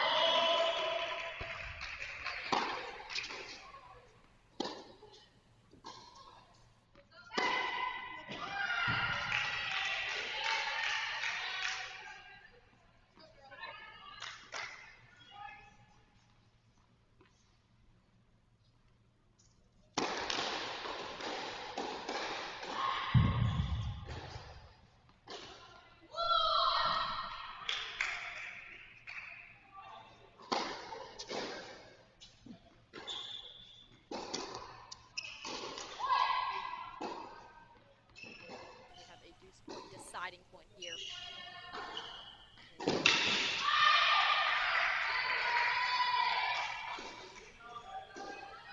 So it's 2-2 on court number 4.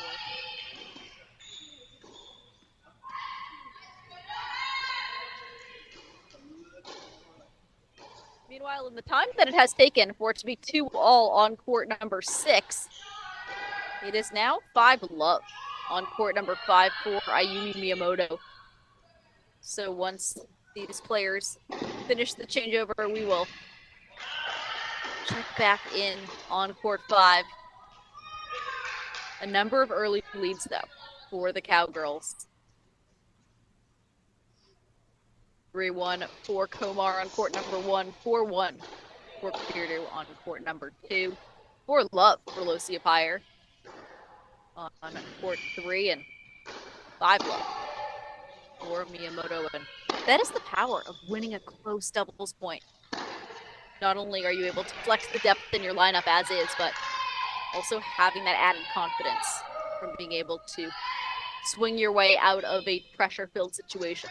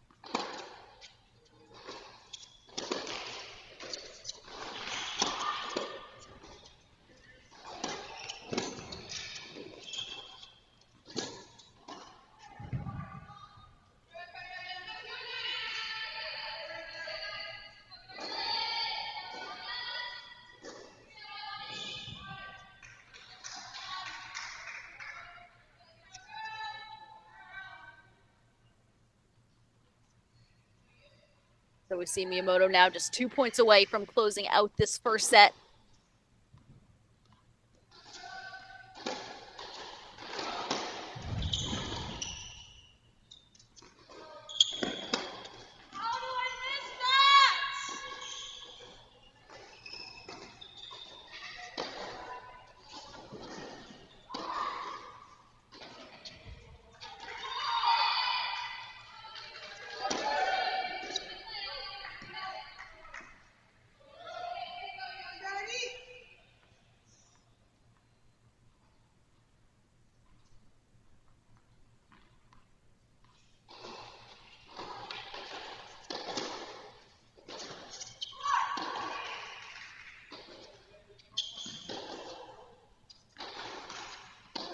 So we see Ovunk hanging in, getting on the board.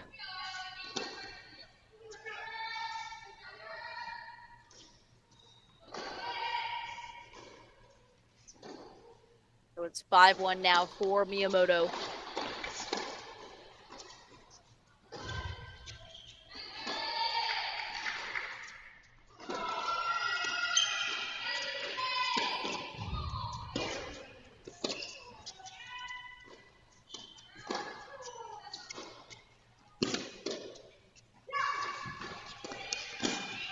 Ovunk rips that backhand down the line.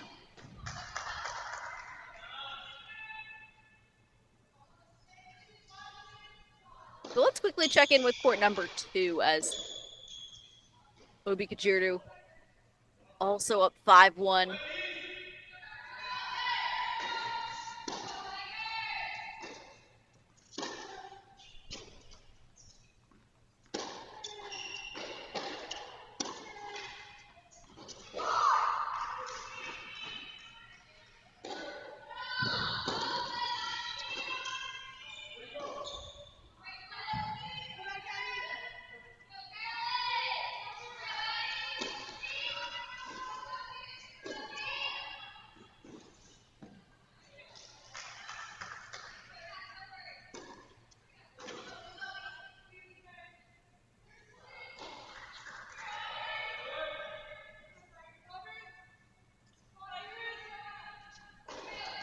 And looking at Obi Kajirdu and the enormous impact that she had on Iowa State. Kajirdu out of Japan came to Iowa State and was 25-6 on the singles court last season, 29-10 on the doubles court. He went undefeated at the NCAA tournament in the team event.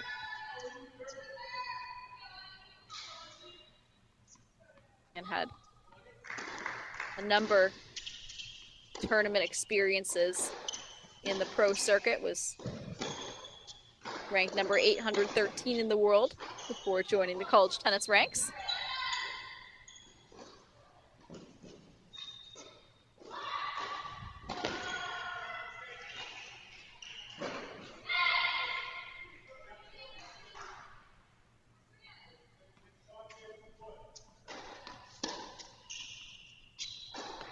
Kajirdu now just 2 points away from the first set.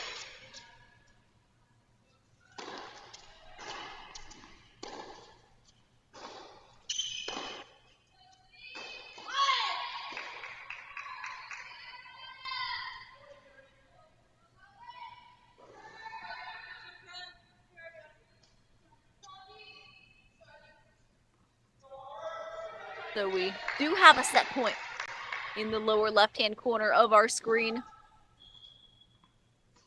As we see Anastasia Komar looking to close out the first set spot for Oklahoma State.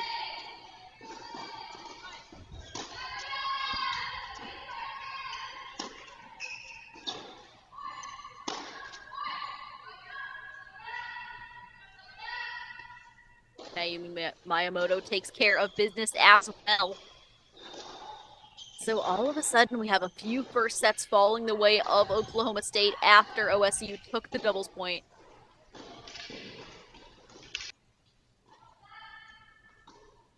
And we do have a few tight first sets, but the majority of the matches so far relatively one-sided on the scoreline at least.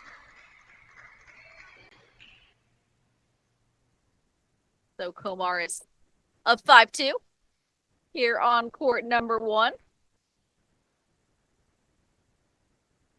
We have Lucia Pyre also up big on court number 3.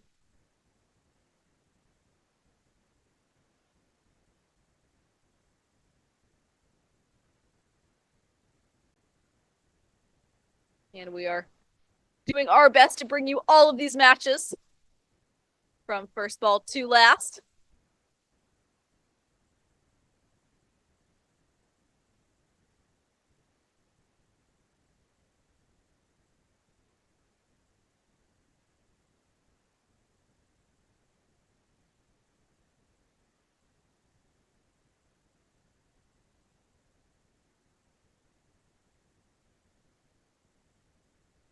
So we are having a few technical difficulties, so we will do our best to bring you all these matches right back after the break.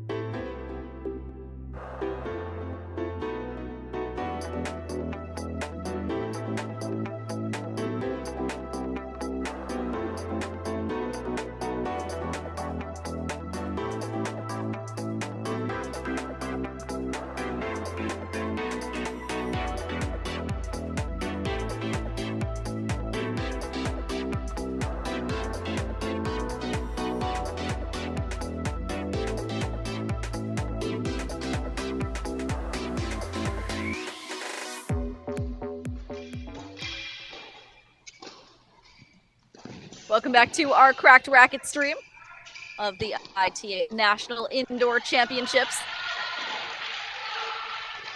As we bring you the action from Seattle Tennis Club in this first round match between OSU and Auburn. As we see Anastasia Komar takes the first set on court number 1. That's another first set for OSU. After Oklahoma State took a gritty doubles point that came down to a deciding tiebreak. That was won by Carrington and Novak on court number 3. And here we see freshman Lucia Pyer up 5-2 over Angela Okatoyi.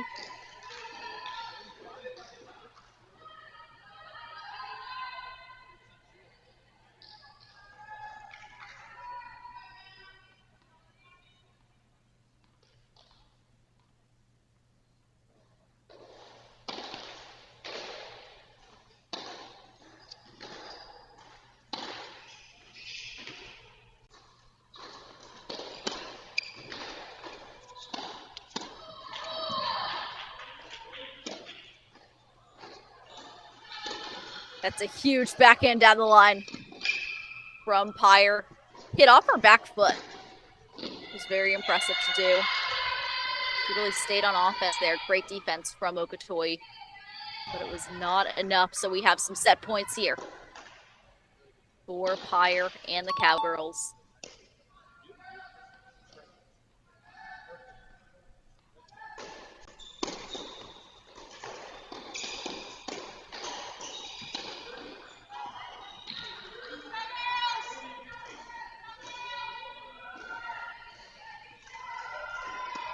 And Lucia Pyer is really the definition of the future of college tennis, and that she's just a freshman but plays that first strike tennis. She is very quick to the ball, looking to attack, honestly, most of the time, which,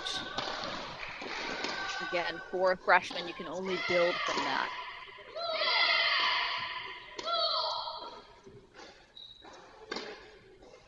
And that is too powerful off the racket of Pyer, so that's a 6-2 first set on court number 3.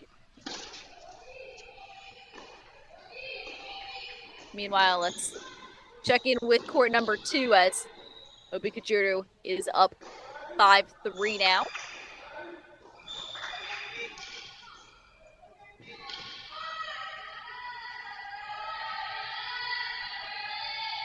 So we have 3 first sets so far in favor of Oklahoma State. We have 5-2 and 5-3 leads on courts 2 and 6 respectively.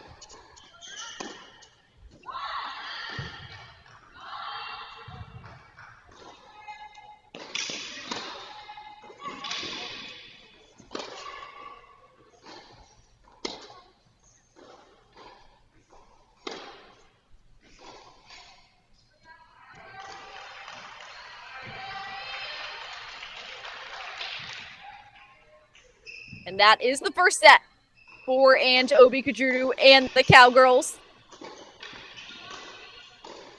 That is the 4th first set for the Cowgirls in singles. Meanwhile, we head down to court number 6 where Christina Novak has a deuce point and set point.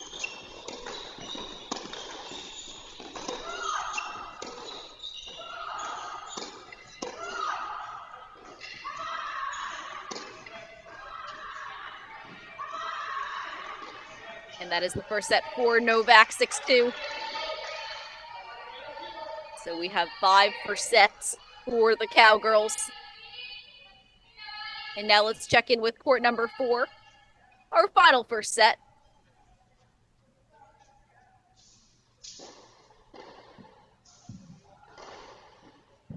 As we see Sophia Carrington and DJ Bennett battling.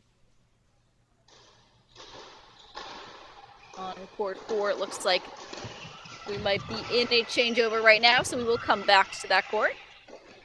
Meanwhile, Anastasia Komar looking to jump ahead to an early lead over Carolyn Ansari in the second set.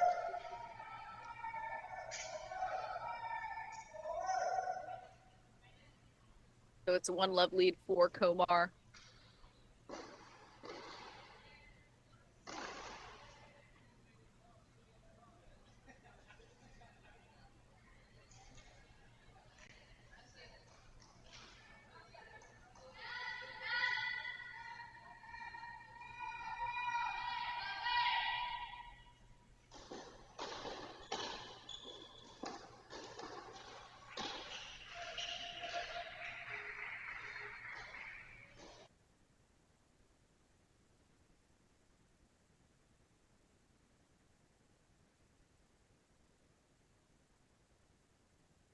Anastasia Komar, a redshirt sophomore, was a singles and doubles All-American. In 2023, she came over to the Cowgirls squad alongside Sophia Carrington back in the start of this season. As we just readjust our cameras here, we will come back to Komar and Carrington, both the players coming over to Stillwater after stints at LSU.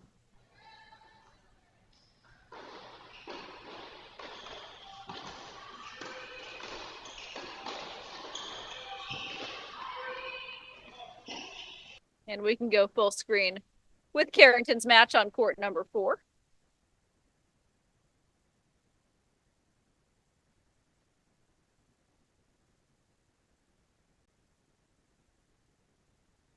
And again, we are doing our best to bring you this tennis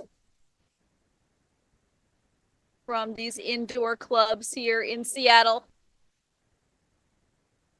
Unfortunately, we're built for tennis, not always for streaming.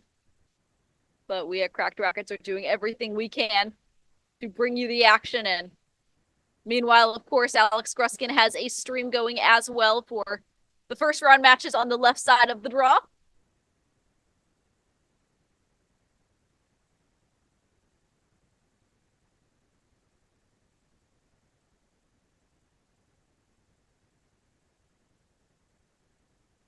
And so we see Sophia Carrington looking to extend her lead against DJ Bennett, trying to fight off 2 break points, though, at the moment.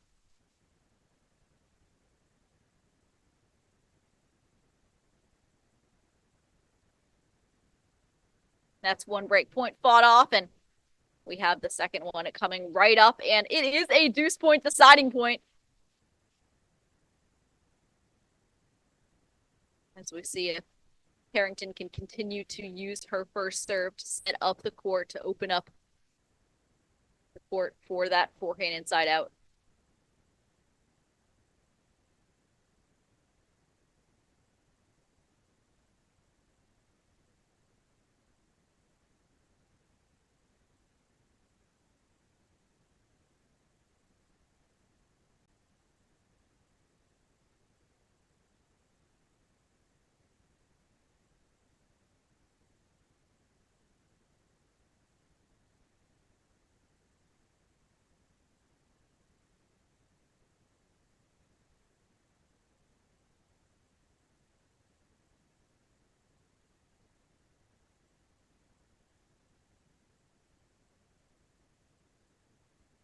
And that's a huge deuce point from the graduate transfer. So Carrington now jumps ahead at 5-3 over DJ Bennett. Looking to give Oklahoma State its 6th first set. And all across the courts we see early second set leads for the Cowgirls.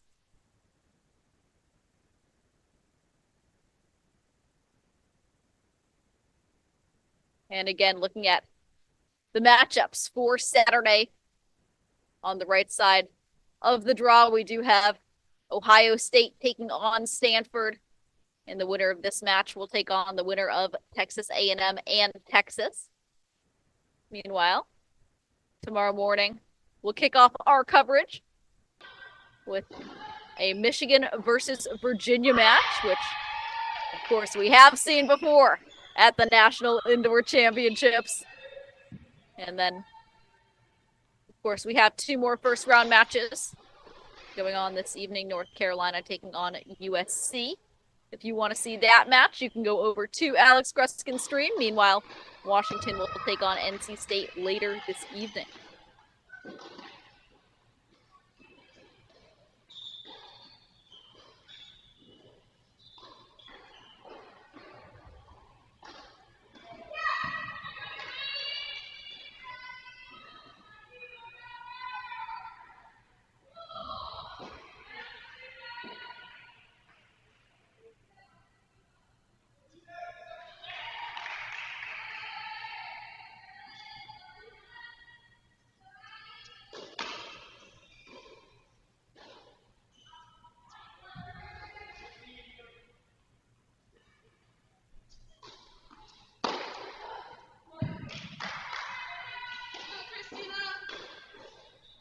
Huge return from Carrington.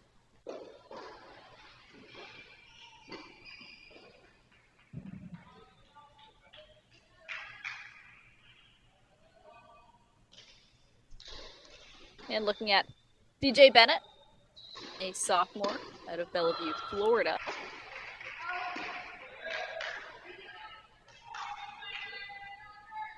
Bennett finished the fall ranked number 34 in the nation on the singles court, number 30 in doubles with her partner Selin Ovunk.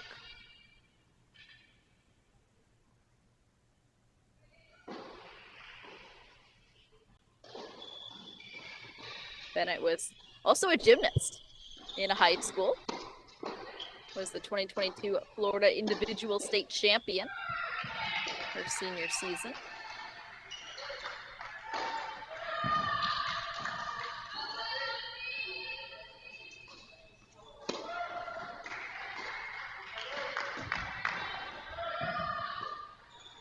We see Bennett now has 2 chances to extend this first set.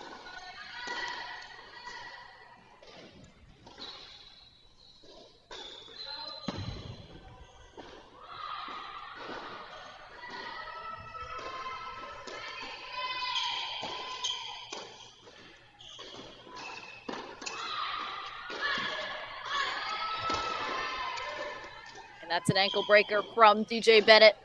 So it's 5-4. Carrington leads on court number 4.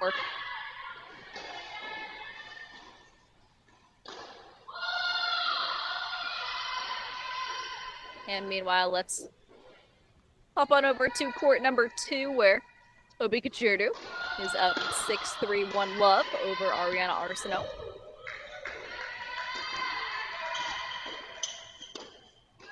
And that is too good from Arsenault. That serve +1 combination so lethal, especially with that backhand down the line. And we talk about backhand down the lines and the importance of that shot at every level of the game, but more importantly, in these pressure-filled moments in college tennis, to be able to not let your opponent cheat over to the cross court. If they don't know where it's going, it could really open up the court.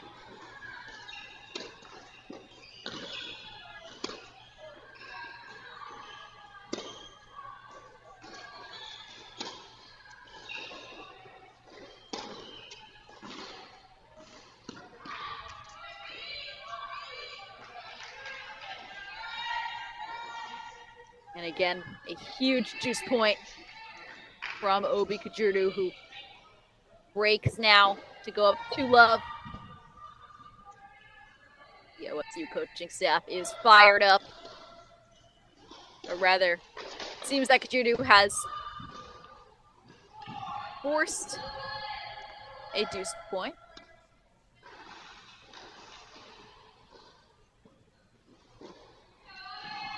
No, I was right. It seems that she has held. Broken, rather, as the balls are being handed over to her.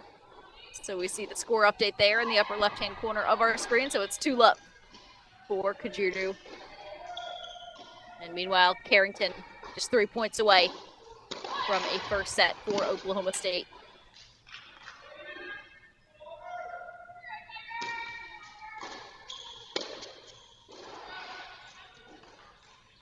Make that 2 points away.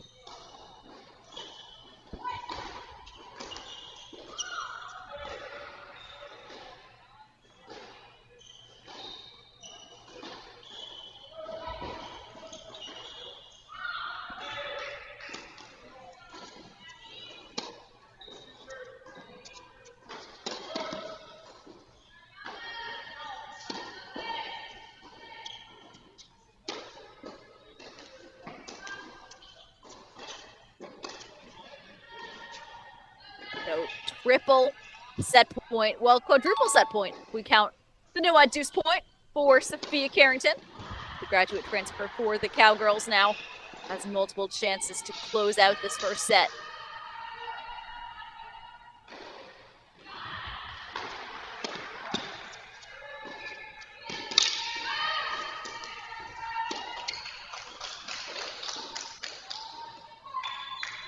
And that is a first set for Carrington. So all first sets have gone the way of the Cowgirls.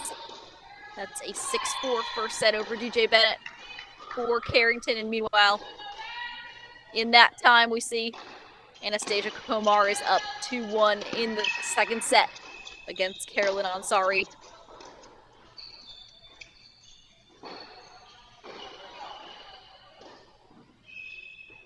Backhand slice battle goes the way of Komar, so now it is 3-1 here on court number 1. And again, looking at this match overall, Oklahoma State up 1-love. The Cowgirls have 6 first sets. They only need 3, but it is always good to have multiple pathways to victory if you are a Cowgirl fan. Meanwhile, it is an uphill battle for Auburn, as the Tigers are down but not out. It would take a lot of comeback for the Tigers at this point, but there's always that final push that can potentially open doors on some courts. As we look at the momentum swings in a college tennis match.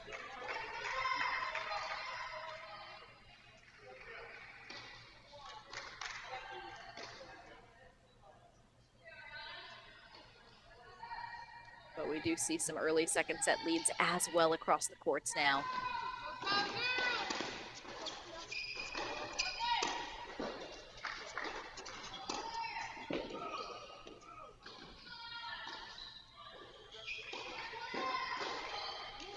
A lucky let court goes the way of Komar.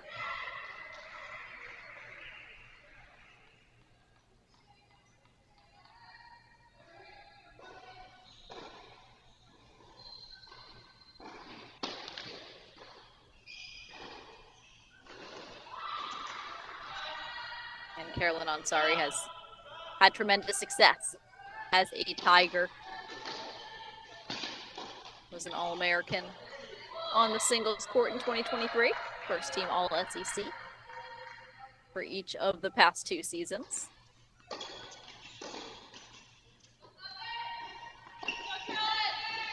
He finished the fall ranked number 8 in the nation.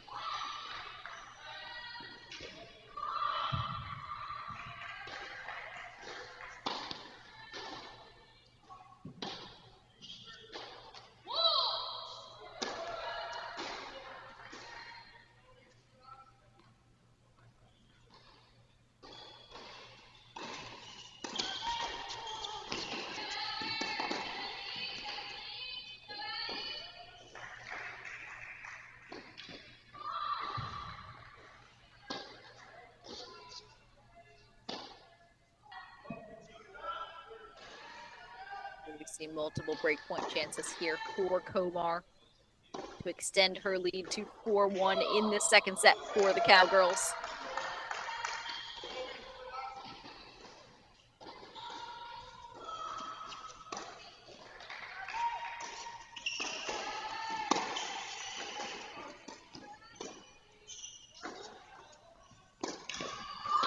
And that is a 4-1 lead for Anastasia Komar.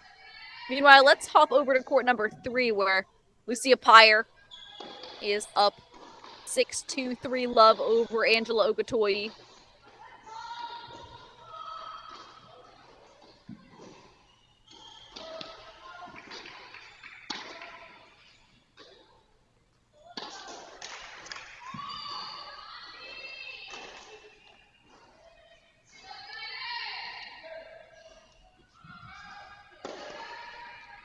Backhand sails long, so few breakpoint chances for Okotoyi.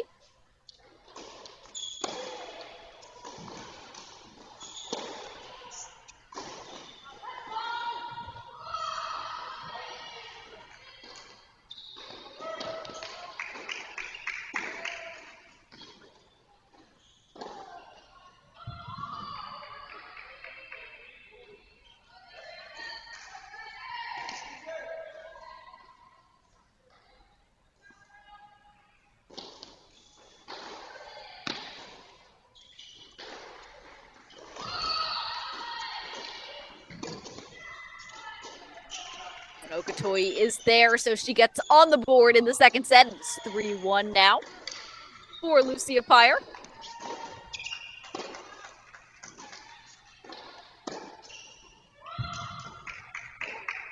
Let's hop on over to court number 6 here.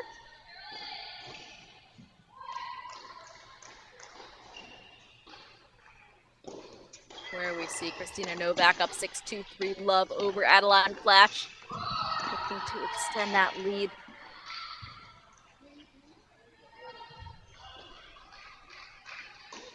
And again, talking about the depth of this Cowgirl lineup, we saw Christina Novak game on full display in that deciding doubles point. And we see both Novak and her partner Carrington playing lines 4 and 6 for the Cowgirls, showing the immense depth on this team.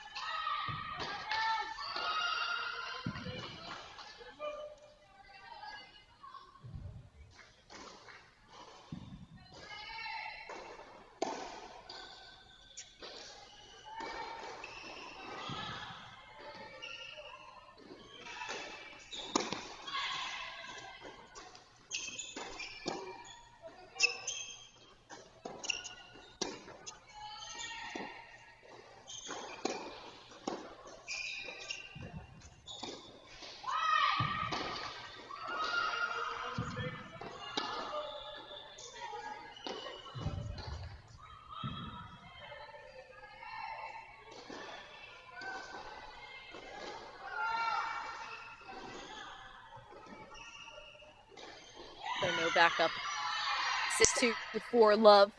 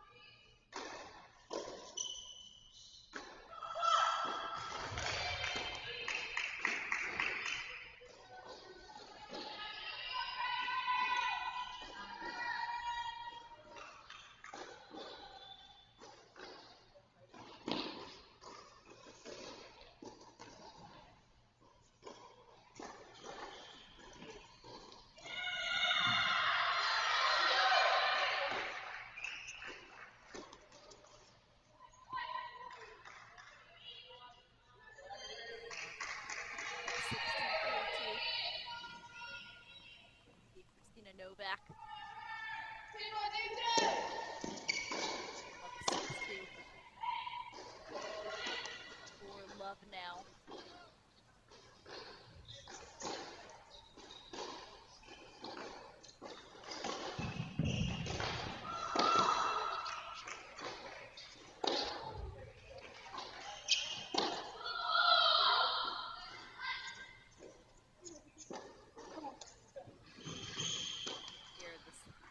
is now 5-love for Novak.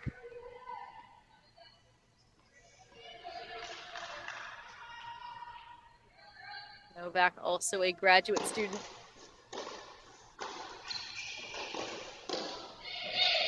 Coming over to the Cowgirls last season after a stint at Nebraska.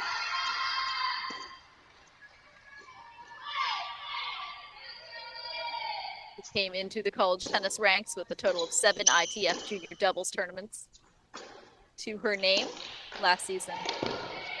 With Oklahoma State, she played all but one singles match from the #1 spot, and we see her all the way down at 6 this year.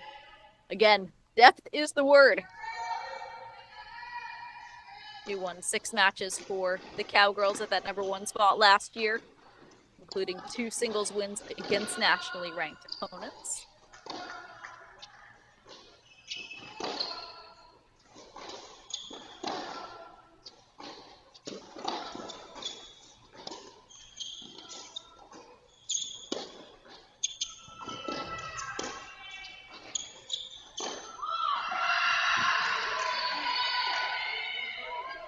Fletch staying right on the baseline, not letting herself get pushed back.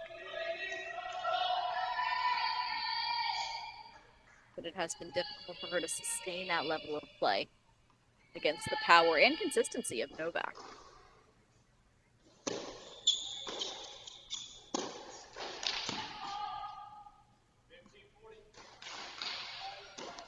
So it's match point, folks. Match point for Christina Novak,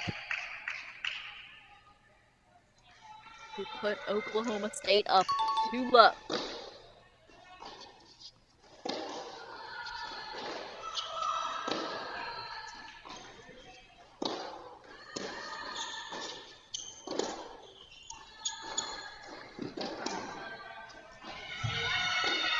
And that is game, set, and match for Christina Novak. 6-2, 6-love over Adeline Flatch.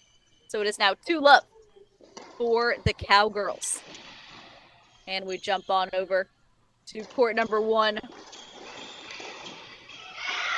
where Carolyn Ansari is making a bit of a comeback here in this second set. She's a fighter, and she is showing that fight. So it is 6-2, 4-3 now for Anastasia Komar. Now let's check out court #3, where we also see Angela Okatoyi from down 3-love now to 3-2, which has just become 4-2. So we see Lucia Pyer regaining control in this second set.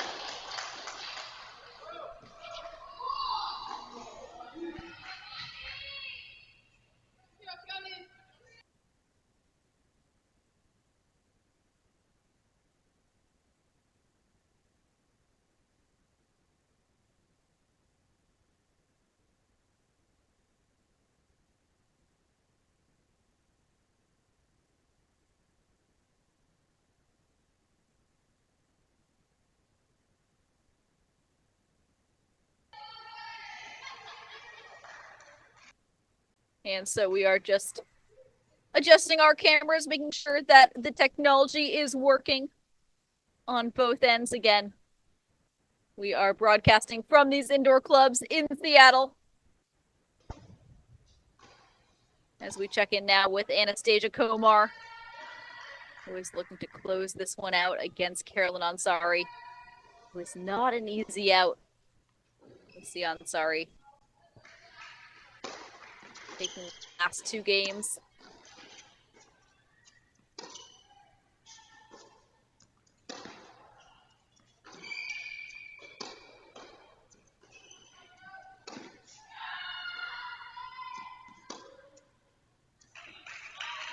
Huge rip backhand down the line from Anastasia Komar.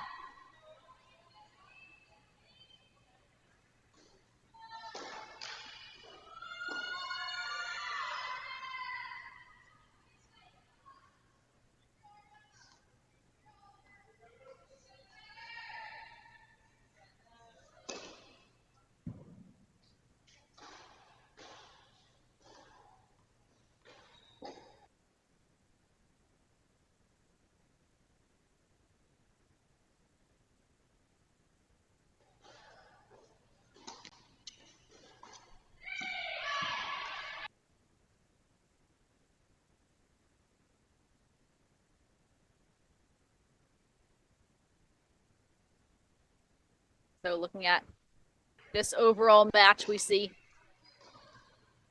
Komar reaching towards the finish line. Lucia Pyer also doing the same thing for the Cowgirls on court number 3. She is up 6-2, 4-2 over Angela Okatoyi.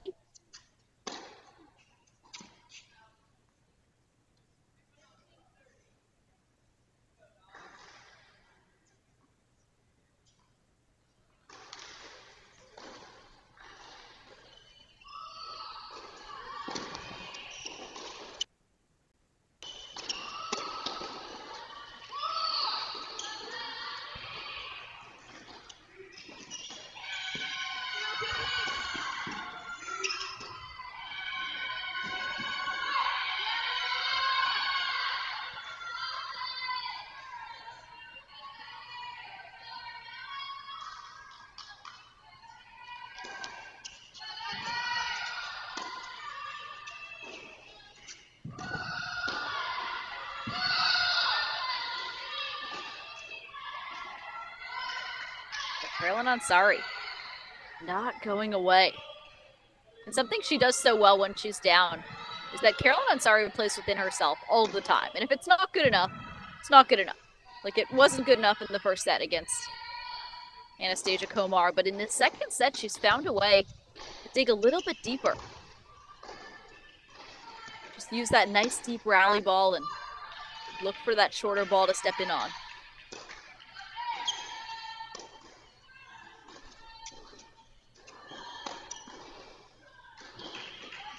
But that's not going to work. As Komar sees that backhand, absolutely obliterates that one. Great cross-court short angle.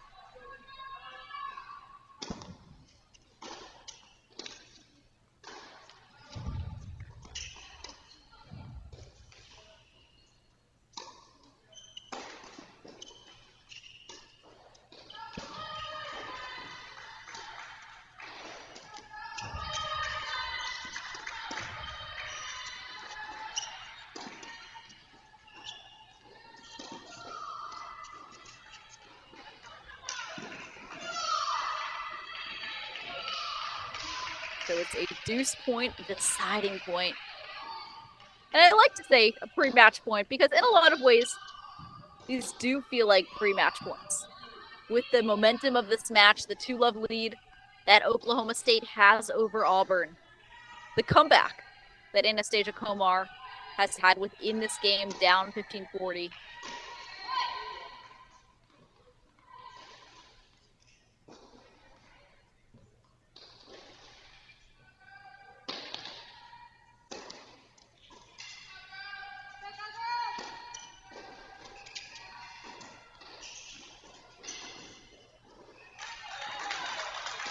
That's a big finish from Anastasia Komar. It now extends the lead to 5-3. Meanwhile, on court number 3, we see Lucia Pyer beginning her campaign to try to do the same.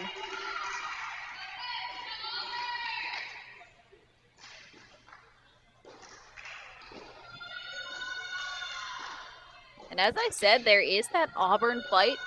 Comes out near the end if they're down, and we're seeing that on some of the other courts. Selena Obunk is up 4-3 for Auburn in the second set on court number 5.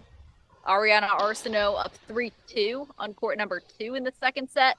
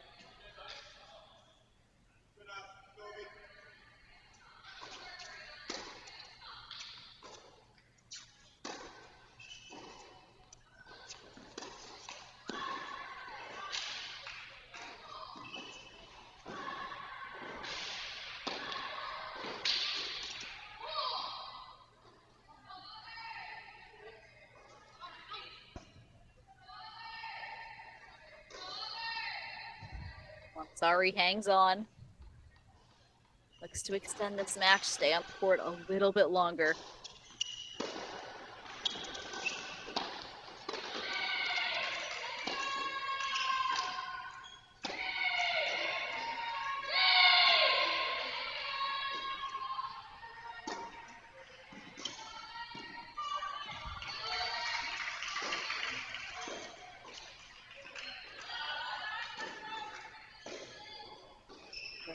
Sorry, uncharacteristically goes for a bit too much there.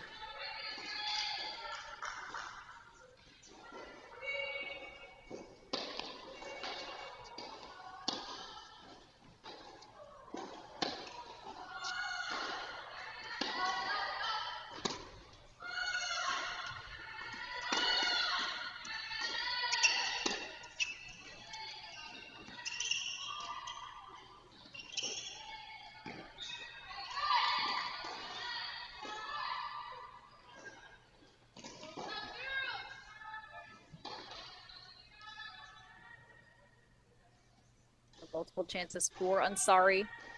Stay in it.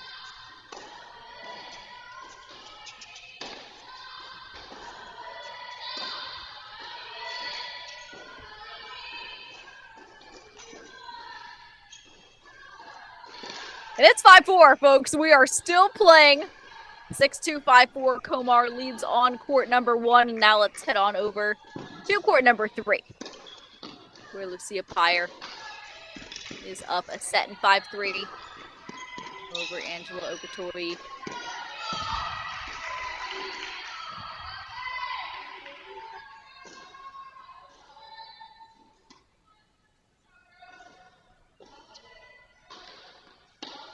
Meanwhile, on court number 5, Selin Ovunk up 5-3 now in that second set over Ayubi Miyamoto, looking to force third set.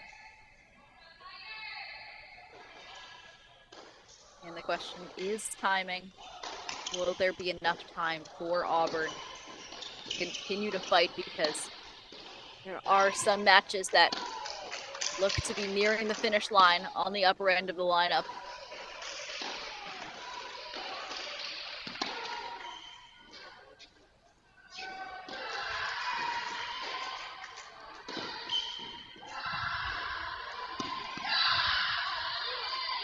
That's great tennis from Angela Okatoyi.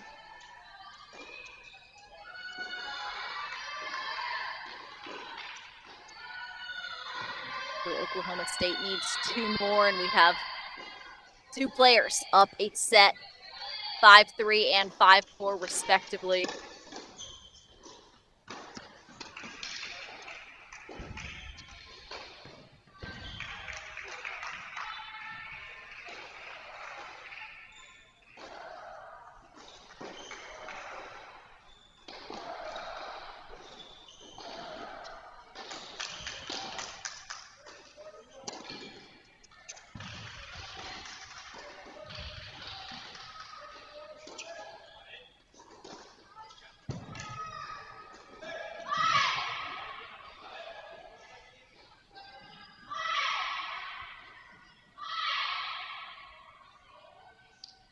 So we have these 2 matches here at court 1 and 3 of 5-3, 5-4.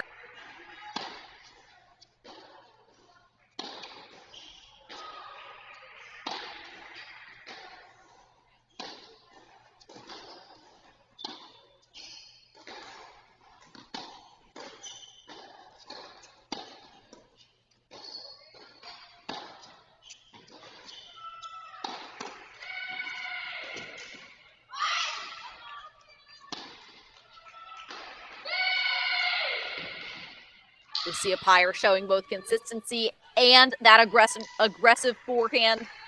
That sets up a match point for the freshman. The sophomore, rather, Lucia Pyre.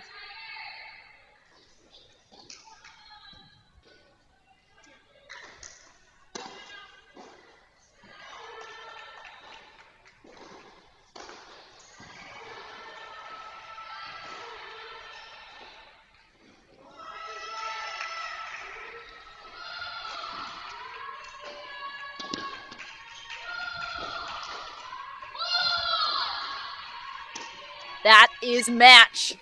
Lucia Pyre closes it out 6-2, 6-3 over Angela Okatoyi to make it 3-love for the Oklahoma State Cowgirls.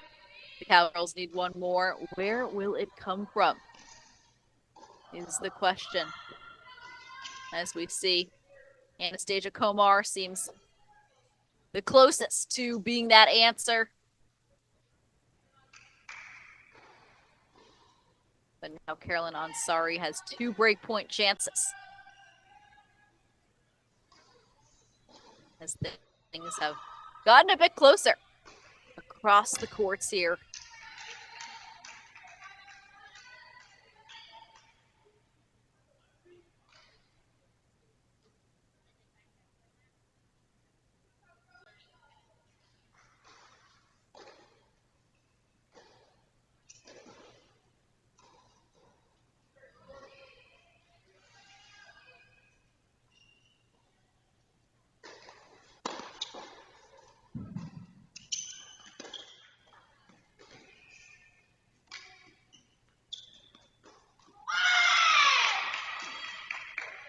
So we play on. Komar up 6-2, 5-4.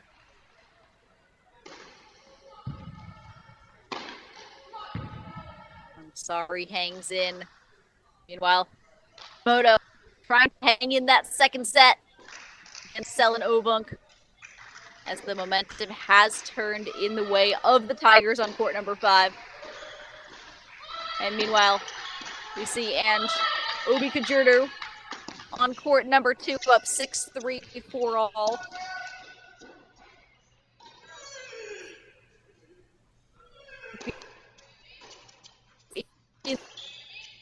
Number 4, 6-4, 3.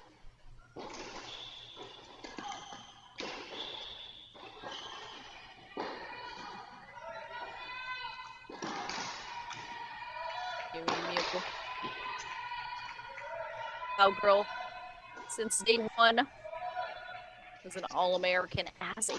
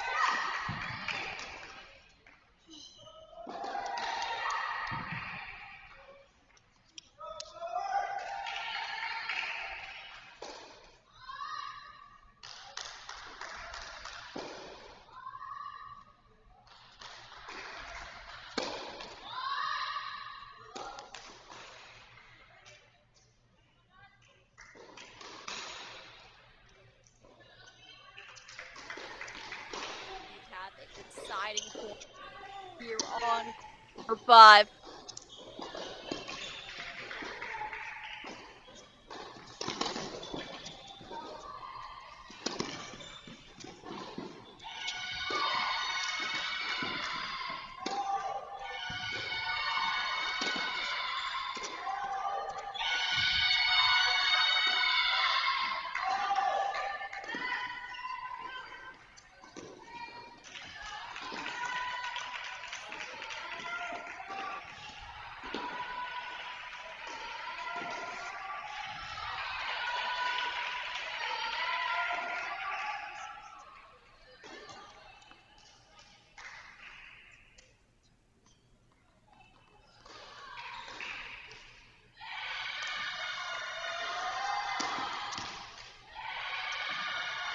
Ariana Arsenault has set points. Try to send this one to a third, and she does. We are going the distance on court number 2, if there is time for it. as we see Anastasia Komar now 2 points away from the 6-5 lead. Carolyn Ansari not going away. Ansari competing so well, especially under these circumstances when the momentum is against her.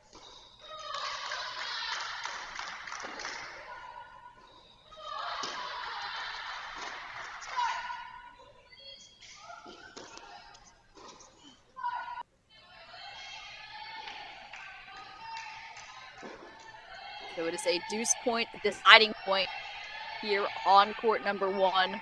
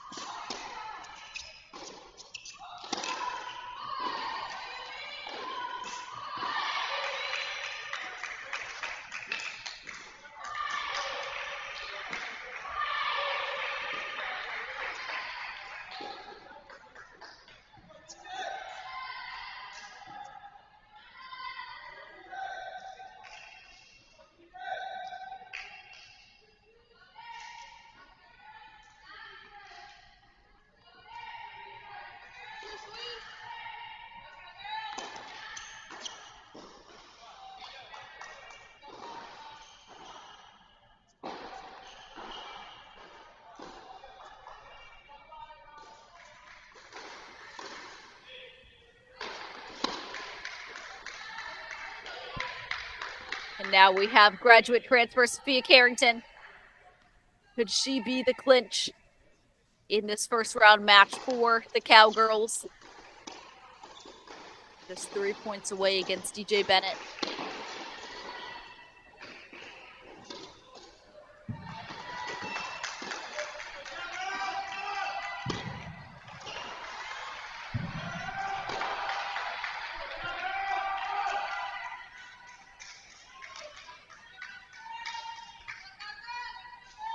Carrington making the most of the court. And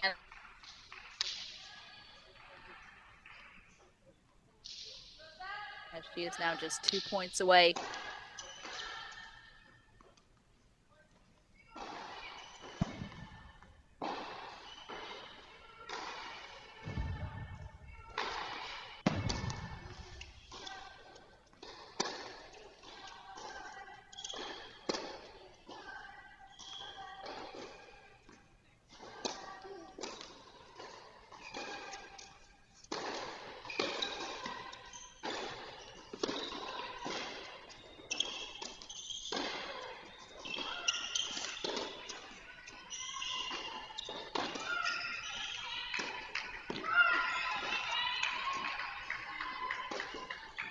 Bennett holds on.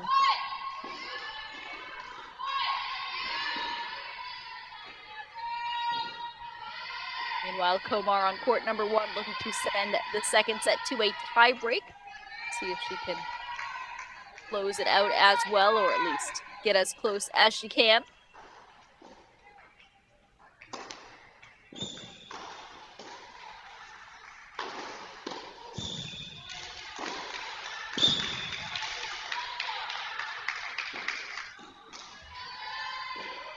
Match points for Sophia Carrington on court number 4.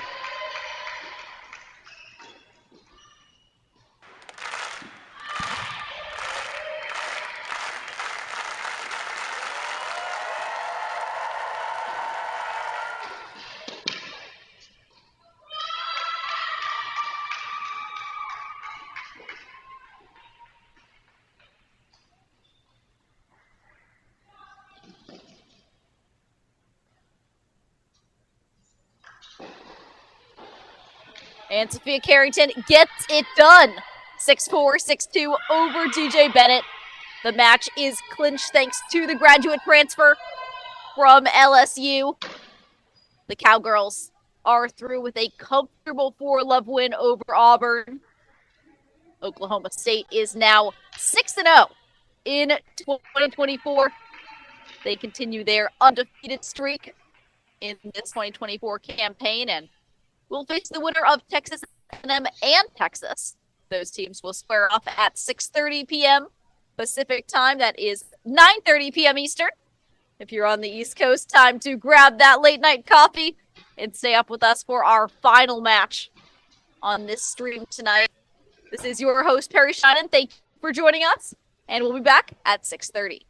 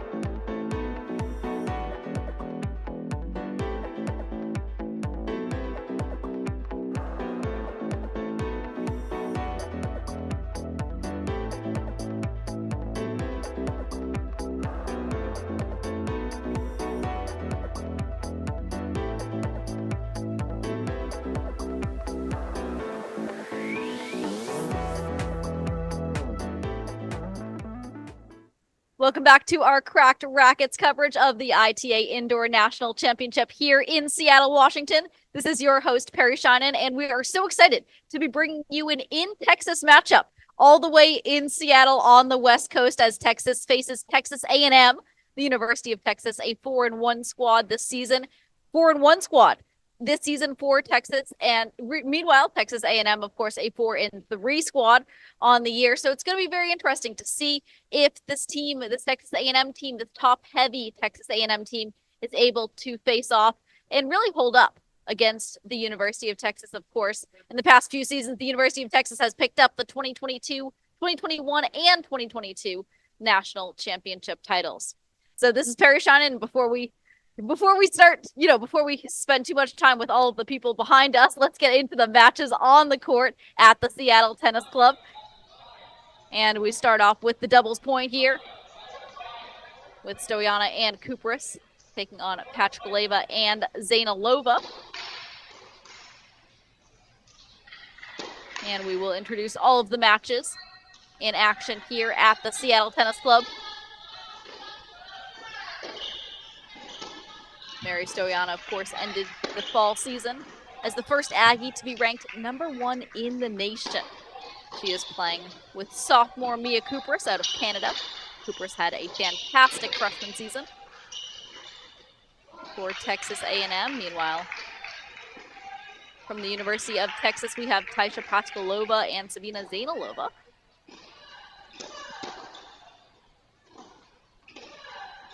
University of Texas squad is on the far side.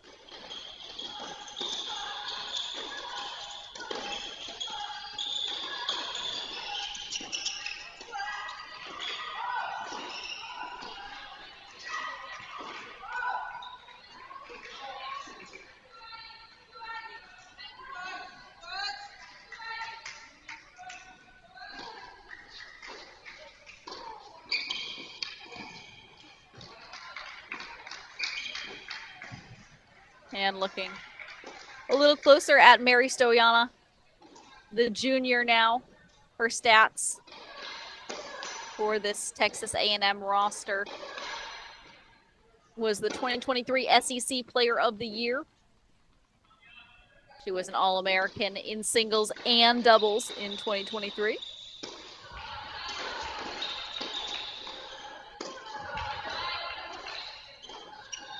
She was ranked #2 in the month of April. And also ranked #2 in May with Carson Brandstein. And the accolades just keep on going for Mary Stoyana, who grew up with me in the New England tennis scene. She is now the leader in single season win percentage and singles wins for the Aggies, along with the single season doubles win percentage.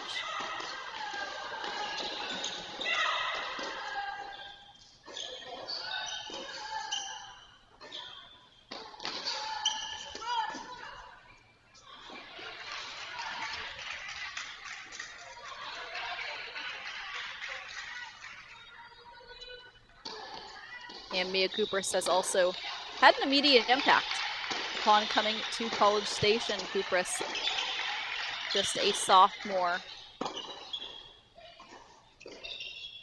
was 19-4 overall after joining the program in January last season. She ended the season with 5 ranked wins.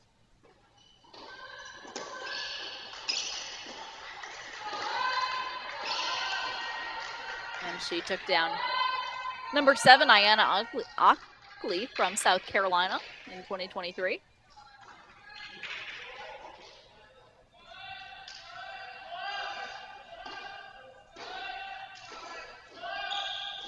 But we see a few breakpoint chances here.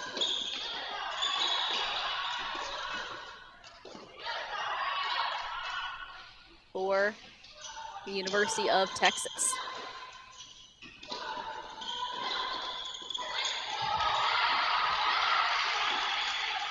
And that's a break.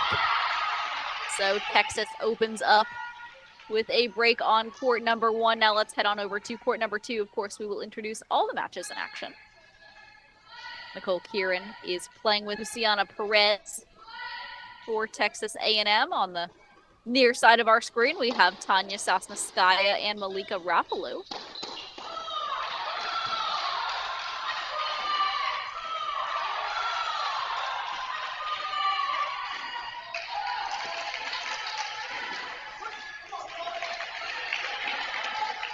And on that deuce point, it goes to the University of Texas as well. So Texas takes the opening game on court 1 and 2. Now let's head to 3, where Sydney Finch and Gianna Pillay from Texas A&M are taking on Charlotte Chavatapon and Vivian Augrutsky.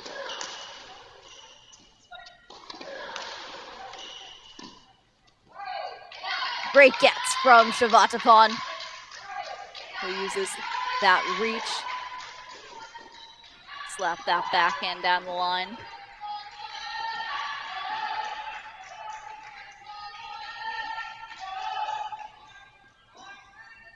Chavatapon, now a senior leader for the University of Texas.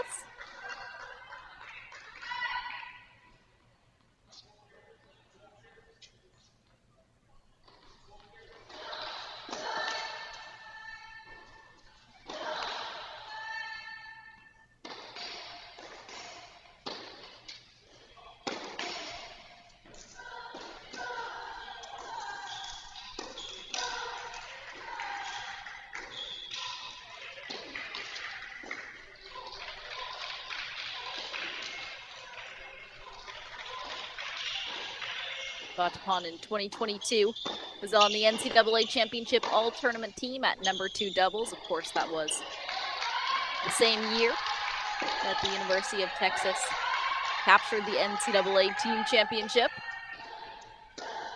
Texas went back-to-back. And as a freshman, Chavatapon basically didn't lose. She went 25-1 on the singles court, finishing that season with an 18-match winning streak. And she also played doubles with Peyton Stearns, of course, a top 60 WTA player now.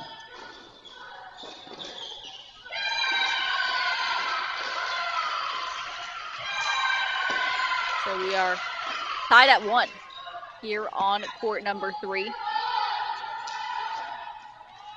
Let's head back to court number 1 now.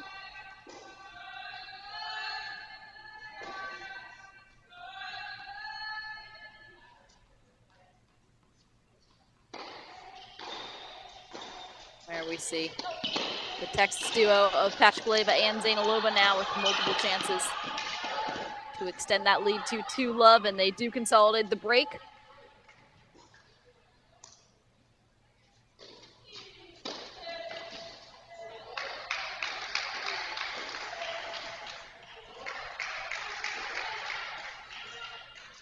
Taisha Pachkaleva is a senior now for the University of Texas.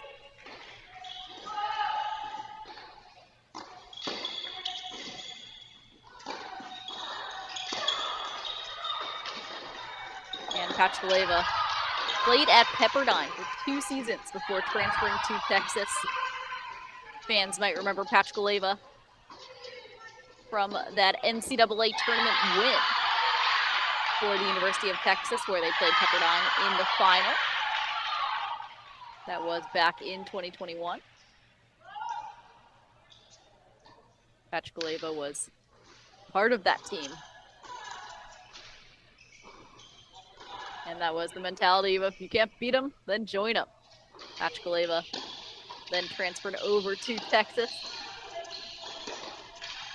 Has been a constant in their lineup since. As Mary Stoyana saw that backhand down the line, pulled the trigger, so now it's 15-love for Stoyana and Kupras.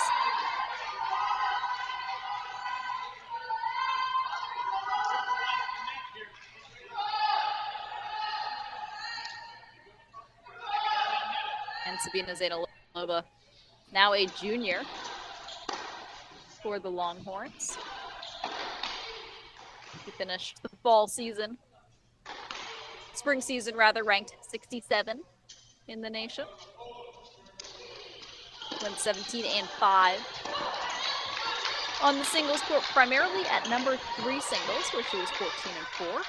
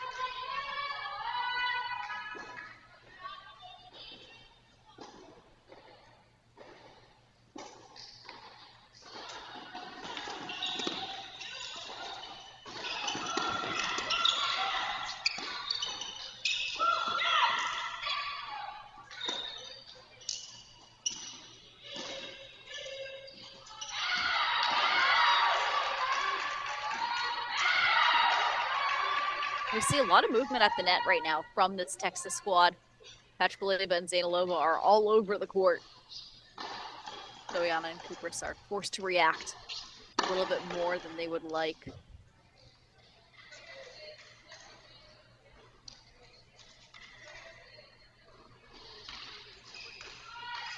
So an early lead for Texas.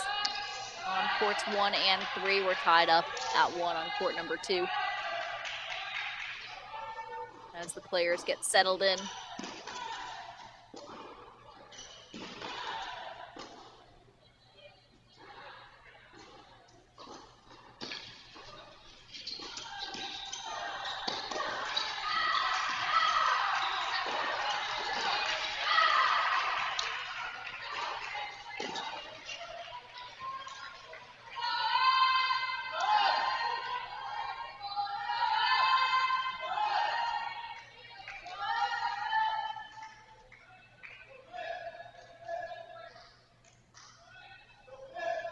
The 2 breakpoint chances now for the Longhorns.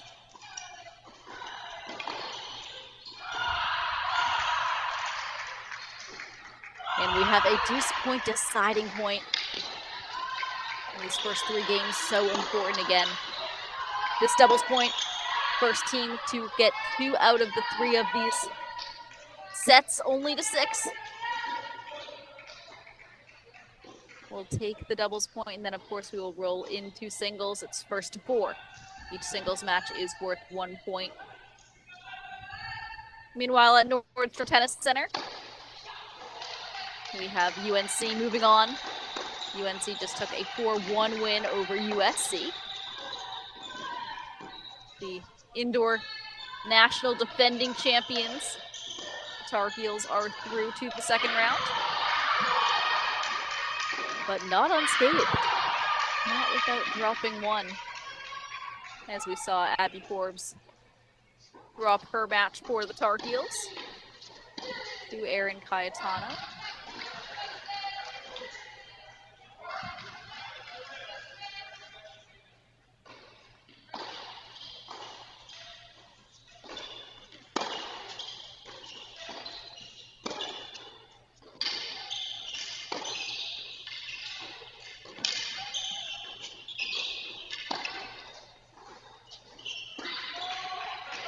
And that's a tough return there.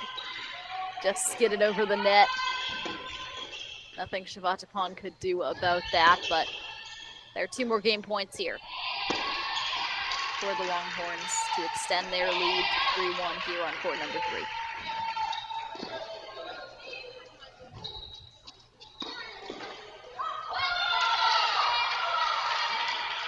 And we are brought to a deuce point.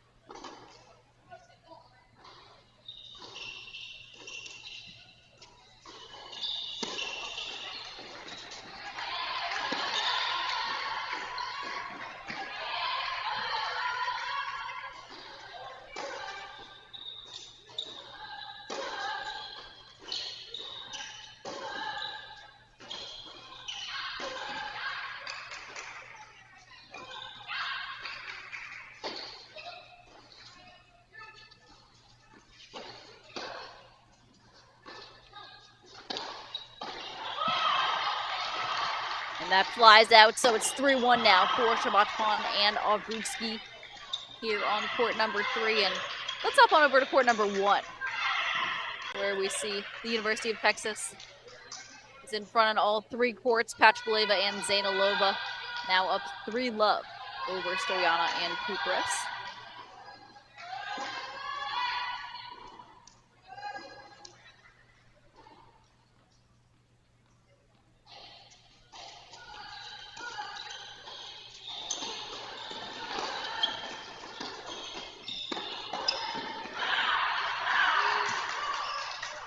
And down the middle solves the riddle for Mia Kupras.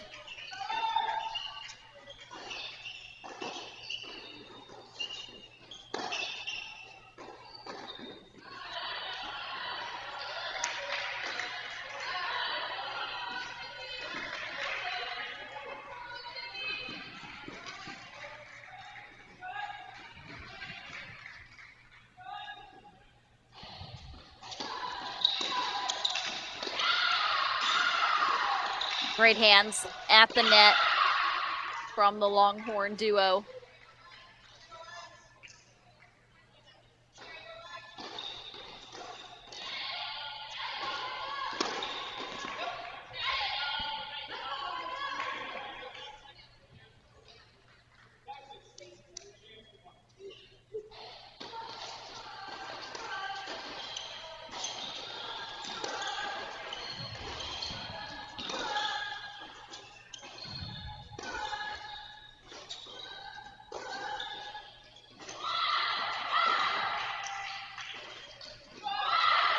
Stoyana goes for it, but it's not quite there. So Pachkaleva and Zainalova now 2 chances to extend the lead to 4-love on court number 1.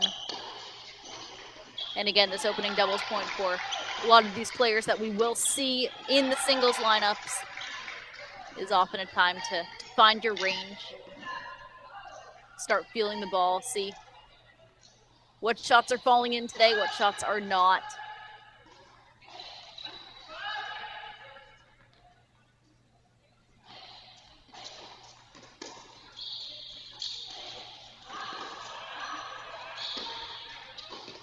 So it's 4-love now for Pachkaleva and Zainalova on court number 1. Now let's hop on over to court number 3, and Texas is up 3-1 on courts 3 and 2. Shabbatpan and Obrutsky now with a few chances to extend that lead to 4-1.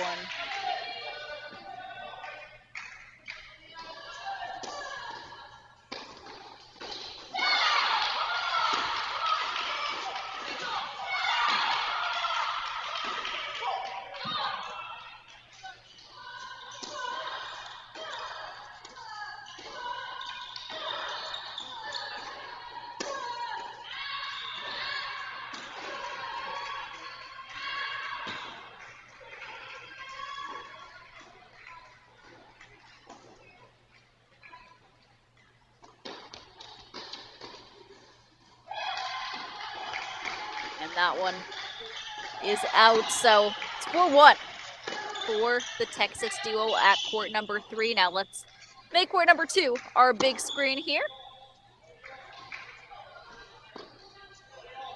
Sasnskaya and Ropalou looking to build on their 3-1 lead as well.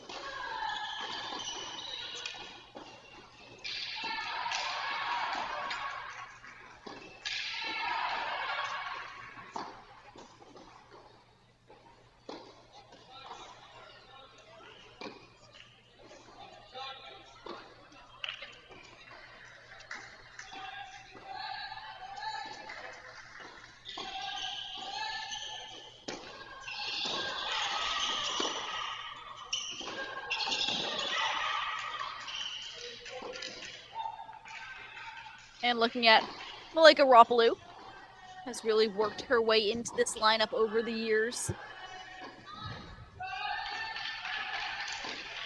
She is now a senior for the Longhorns. Last season, she went 17-6 on the singles court. Interchanging between numbers 4 through 6. She went 6 and 2 at number 4, 5 and 1 at that number 5 spot.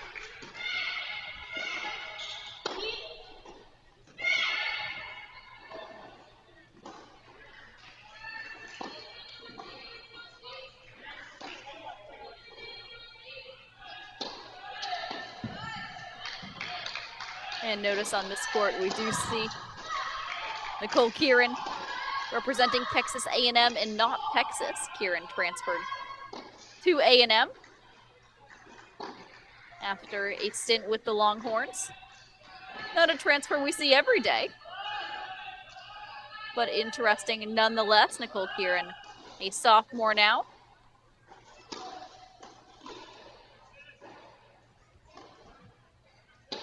So we have a deuce point deciding point on court number 2.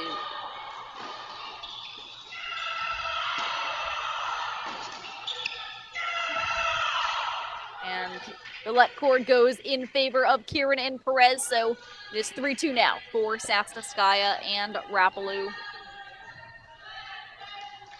So let's check out the action on court number 3.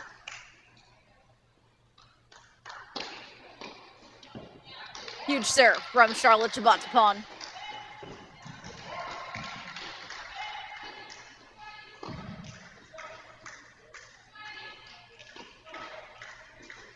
As we see the University of Texas, led by the legend head coach Howard Joffe. And assistant coach Justin Butch.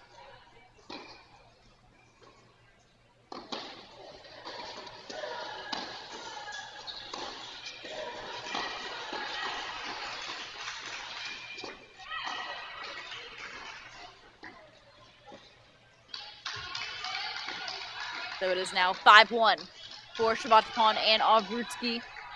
And let's make court 1 our big screen, as we do see the duo of Pachkaleva and Zainalova also just 1 game away.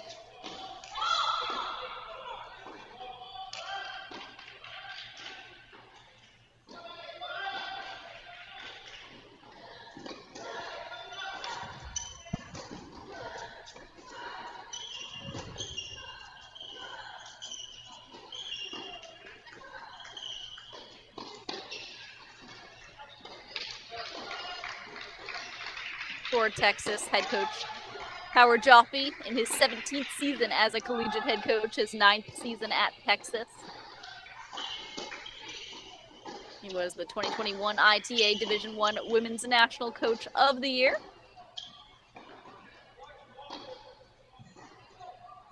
Of course, leading the Longhorns to back-to-back NCAA team titles in 2021 and 2022.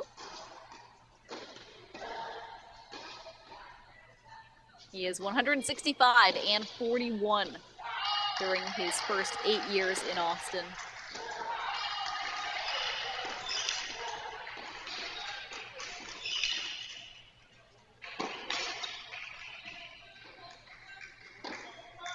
Meanwhile, Texas A&M, also led by experienced head coach Mark Weaver. Coach Weaver returning for his 25th season in Aggie Land and his 9th at the helm of the women's tennis program. He has been a part of 23 NCAA tournament appearances in a row.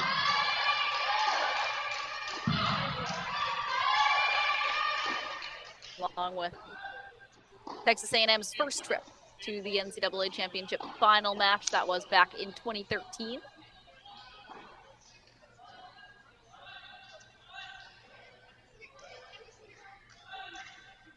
And longtime assistant coach Jordan Sabo, also helping to lead this Aggie program.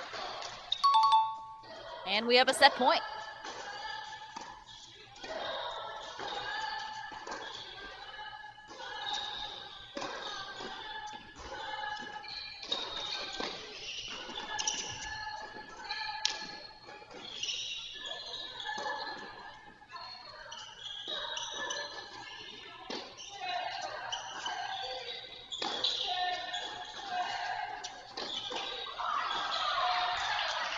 And what a match point defended by Mary Stoyana at the net with cat leg reflexes. And we have another match point here for Shavatapana and Obrutski on court number 3.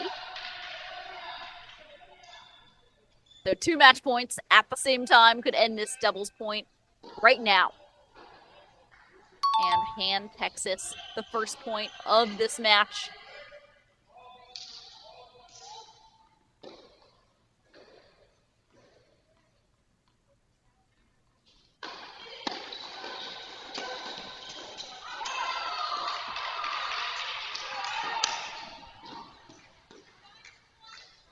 But the Aggies defend on both courts. We have more match points coming your way on both courts as well, courts 1 and 3.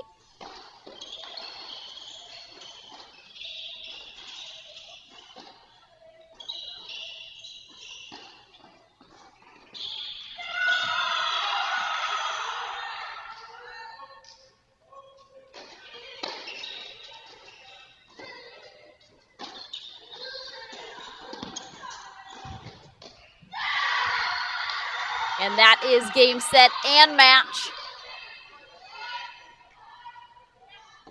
for Pachkaleva and Zainalova.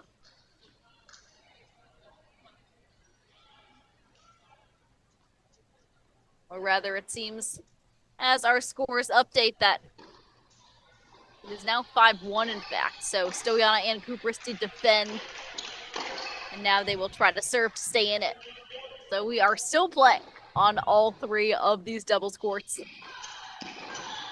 Again, the first team to take 2 of these will clinch the doubles point and put 1 point on the scoreboard for their team.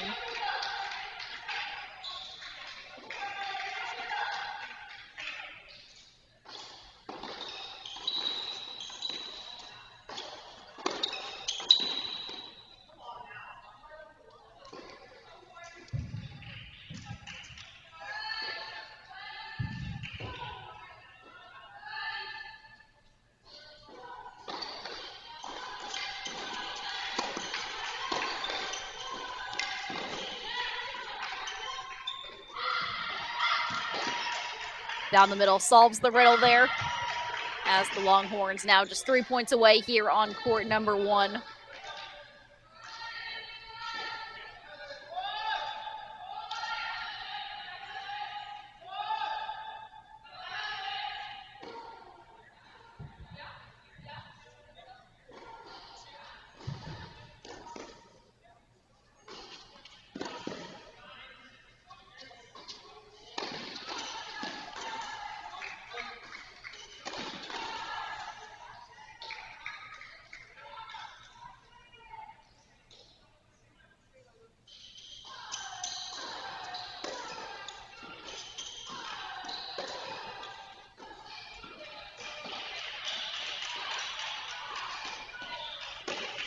So good depth there from the Longhorn duo from the baseline.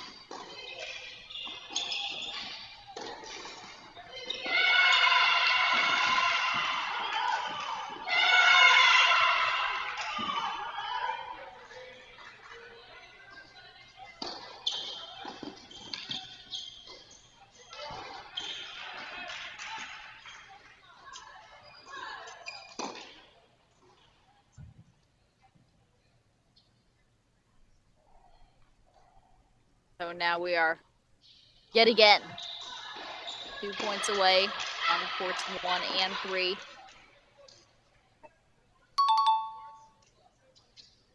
And it's a match point for Shavatapana and Obrutski.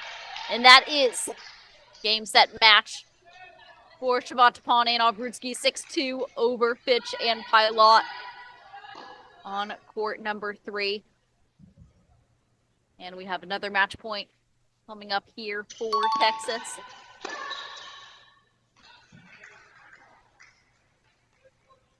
And we play on.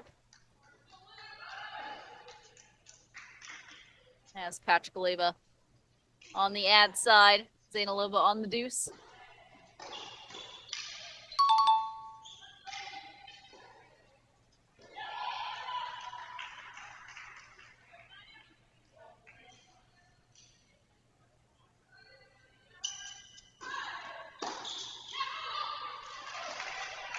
And it is a deuce point, deciding point, and also a match point here at Seattle Tennis Club.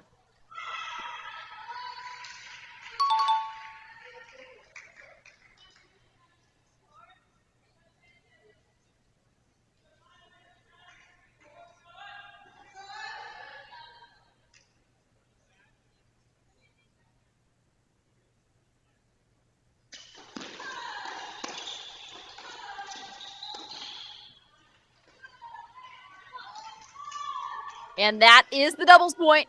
So Pachkaleva and Zainalova get it done 6-1 over Stoyana and Kupris here on court number 1. So Texas goes up 1-love over Texas A&M in this all-Texas battle at the Seattle Tennis Club in the first round of the Women's National Team Indoor Championships. And, of course, we will head into singles where Texas needs 3 of these wins. A&M will need 4. We'll be back after the break. Thank you.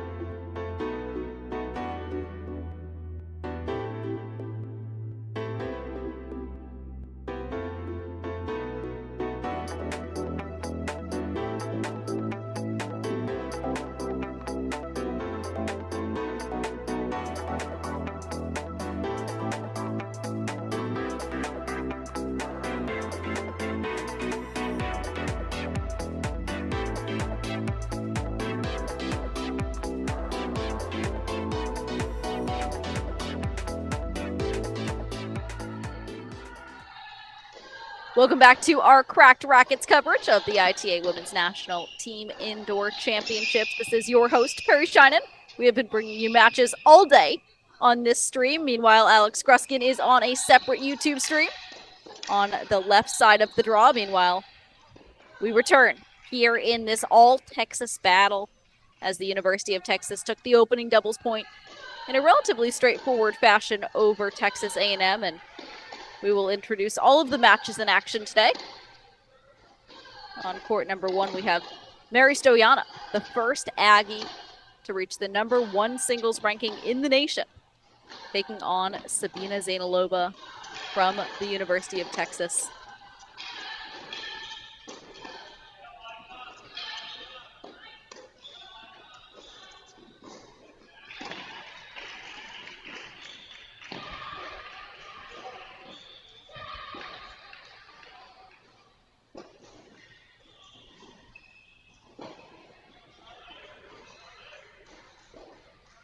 Sabina Zainalova is now a junior.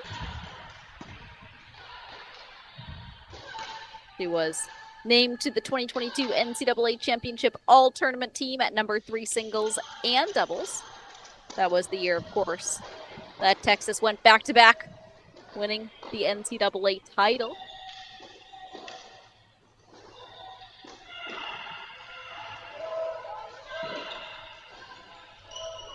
Zainalova finished last season ranked #67 in the nation in the singles rankings, won 17 and 5 on that singles court. She won 6 straight singles matches from March 12th to 28th.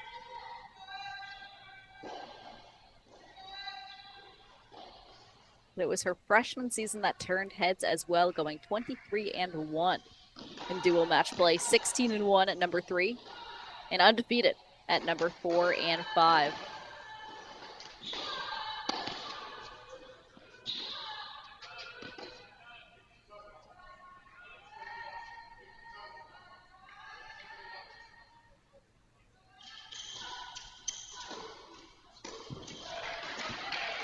And we see multiple break points have been converted here by Sabina Zainalova, who starts off this match with a break over Mary Stoyana. And now we are going to roll into the intros, a special feature here at Cracked Rackets, as we start with the University of Texas. Hi, I'm Vivian Avrutsky. I'm a redshirt sophomore, and I'm from San Jose, California. Hook 'em. Hi, my name is Maddie McNeil. I'm from Florida, and I'm a freshman.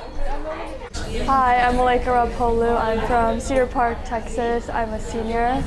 Hi, my name is Sabina Zainalova. I'm from Kyiv, Ukraine. I'm a junior, and hook 'em. I'm Tanya Sosnowska. I'm from Minsk, Belarus, and I'm a grad student at University of Texas. I'm Sacha Lieberman from Israel, and I'm freshman. Hi, my name is Stacy Pachkaleva. I'm a senior, and I'm from Moscow, Russia. Hook 'em. Hi, I'm Charlotte Shivatipan. I'm a senior, and I'm from Fullerton, California. Hook 'em. Hi, my name's Charlotte Kempenaz-Potes. I'm from Australia, and I'm a freshman. And now let's introduce the Aggies from Texas A&M. Hey, my name is Nicole Kieran. I'm a sophomore and I'm from Israel. It's Mary Stoyana. I'm a junior and I'm from Southbury, Connecticut. Hi, my name is Mia Kupris. I'm a sophomore at Texas A&M and I'm from Edmonton, Canada. Hi, my name is Sydney Fitch. I'm a 5th-year grad student and I'm from San Antonio, Texas. Hello, my name is Luciana Perez. I'm a freshman and I'm from Lima, Peru. I'm Darius Matanikov. I'm a sophomore at Texas A&M and I'm from Marlboro, New Jersey.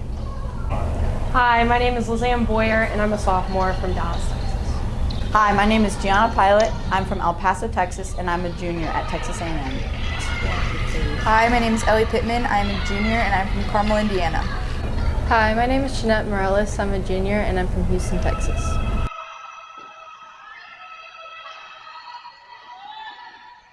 So those are all of the players that are taking the court tonight here at the Seattle Tennis Club. In our final match of these first round matches here in Seattle. Huge serve from Sabina Zainalova, who has not lost a point yet.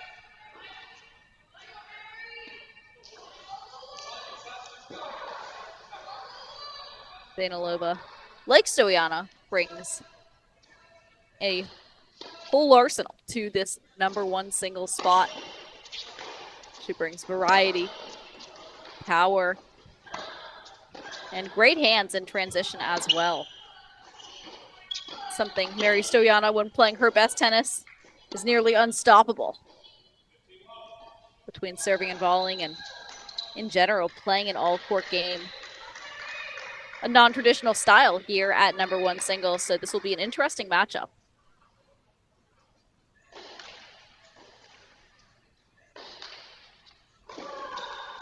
Zainalova with a few chances now to extend that lead to 2-love.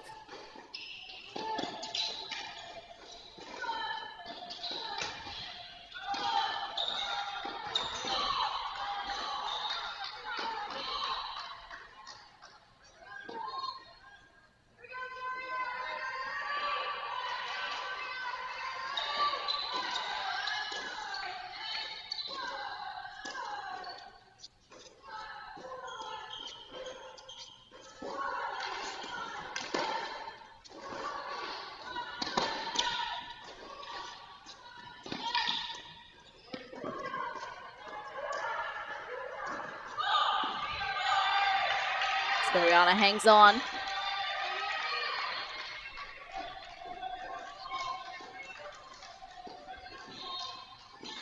And growing up in New England with Stoyana, it was fun to see her strokes develop.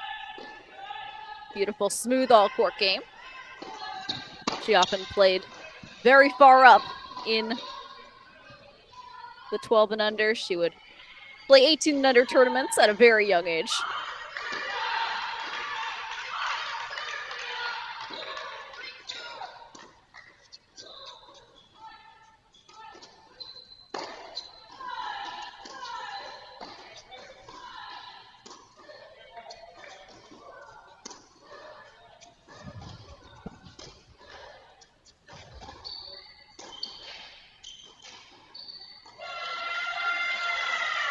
And that is a great finish from Stoyana, so we have a deuce point deciding point here on court #1.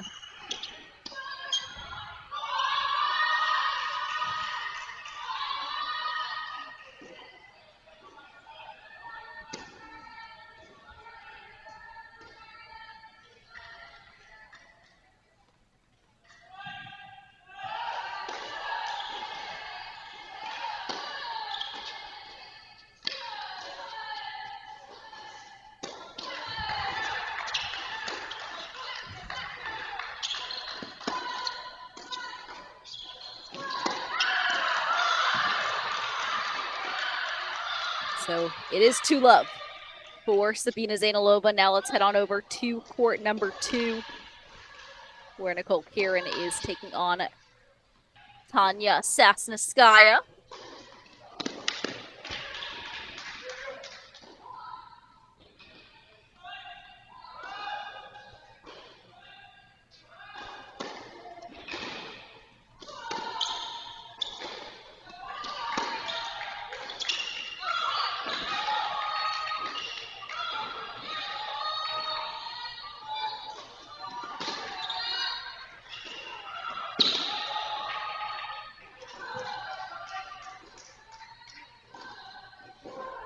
Looking at Sasneskaya, a graduate student out of Minsk, Belarus. He comes to the University of Texas after a standout career at Old Dominion, where last season she went 22-6 in singles and 20-8 in doubles.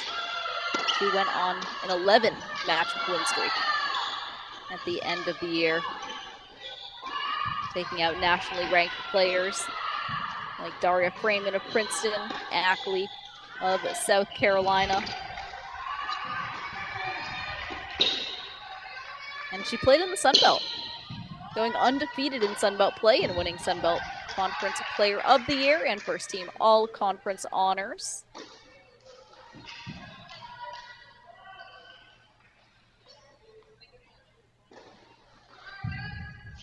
Sasneskaya earned a WTA ranking as well before joining the college tennis ranks.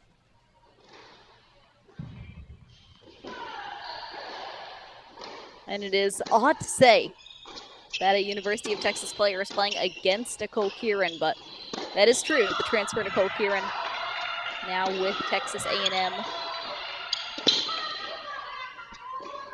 A sophomore.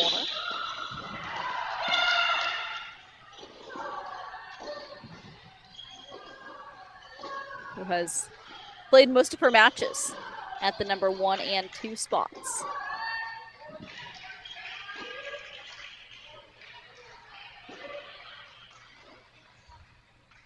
Most recently, losing a very tight 7-6 in the third, 7-5 in the tiebreak decision to Isabella Fenning at Miami. And we do see Kieran take a 2-1 lead on court number 2. So now let's hop on over to court number 3. As we see Malaika Ropalou facing Mia Kupras.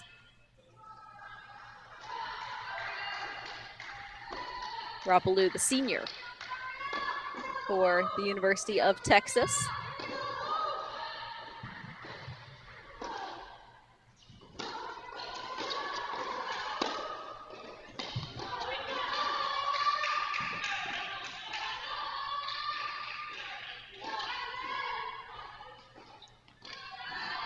Ropalou coming off a 17-6 run last season. At numbers 4 through 6, she has really made a jump up in the lineup. Now playing number 3 for Texas.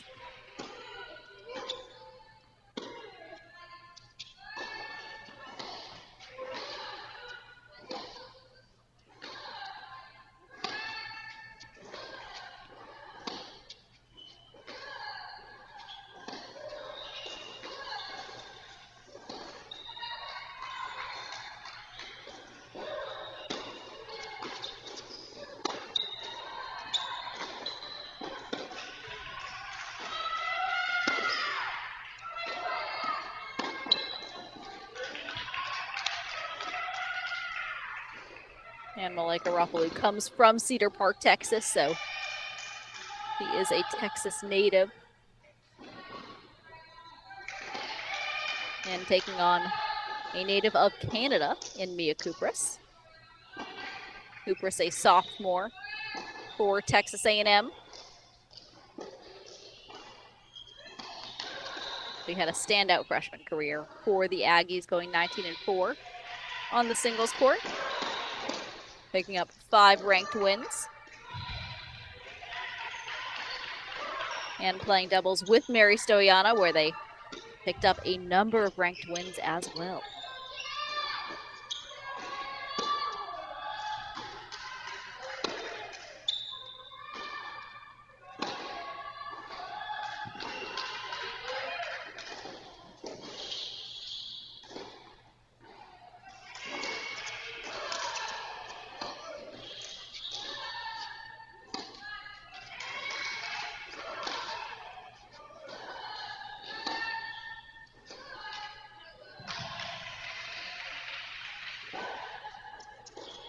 And meanwhile, let's hop on over to court number 4, where Luciana Perez from Texas A&M is taking on Charlotte Chavatapon.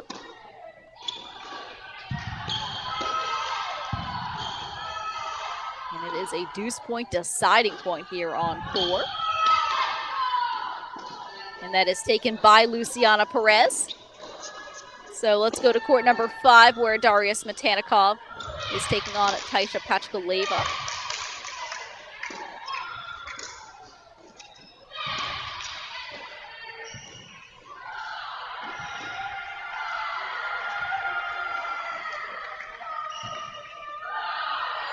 Smetanikov also a big hitter for Texas A&M. We saw her shine at Indoor Nationals last year. Her career high singles ranking is number 80, but she has played at a much higher level than that as a freshman. She was 19-9 during her rookie campaign. Went 14-7 in dual matches. She was born in Washington, D.C.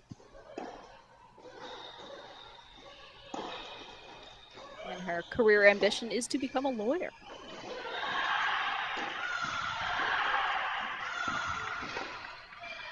But the break points now belong to Pachkaleva.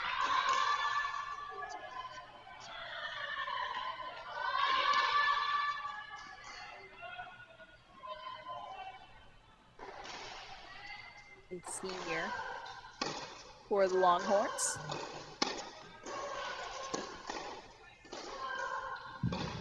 So Pachkaleva takes the lead 3-1 on court number 5. Now let's hop on over to court number 6.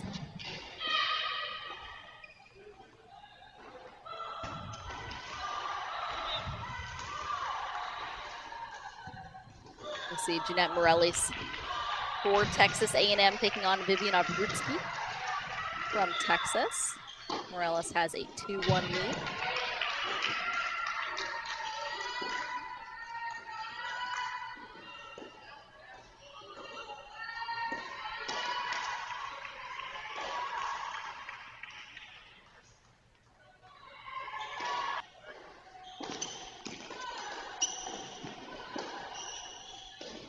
Vivian Obrutsky is a redshirt sophomore out of San Jose, California. She went 12-7 in singles her freshman season. That was back in 2022, though. She unfortunately missed last season because of injury. So it's great to see her back on court. Of course, in juniors, was known for being the #1 junior nationally on tennis recruiting. And the 16 unders were a good time for her on the tennis court, taking home the Easter Bowl title and the Eddie Herr doubles title. 2 of the biggest tournaments in junior tennis.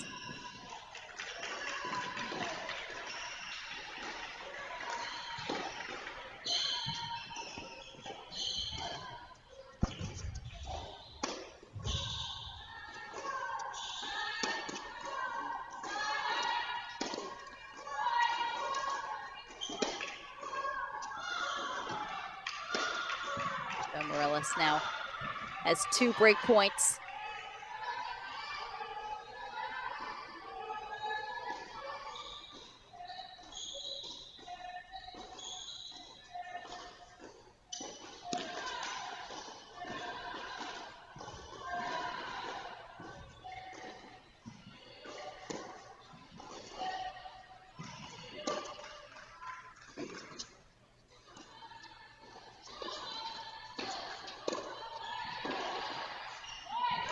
Morellis puts the pressure on Obrutsky, and it is 2-all.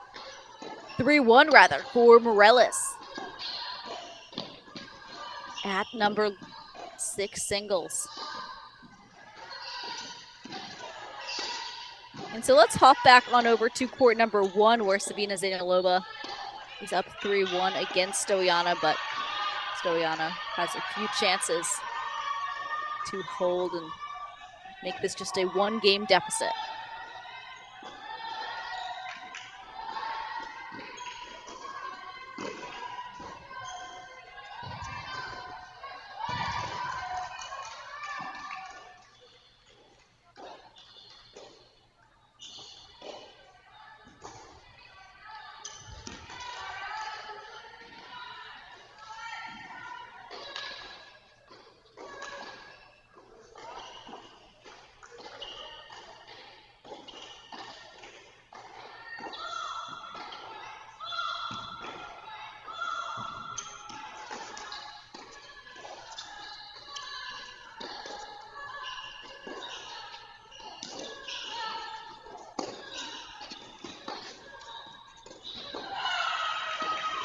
And that's big from Stoyana, so it's 3-2 now for Zainalova on court number 1.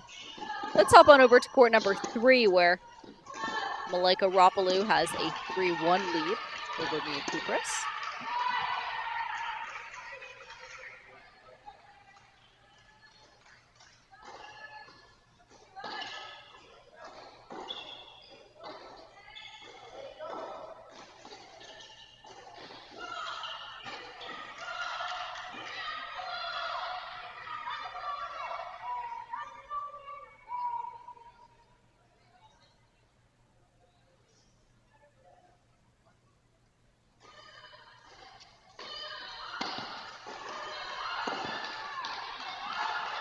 And we have a deuce point deciding point here.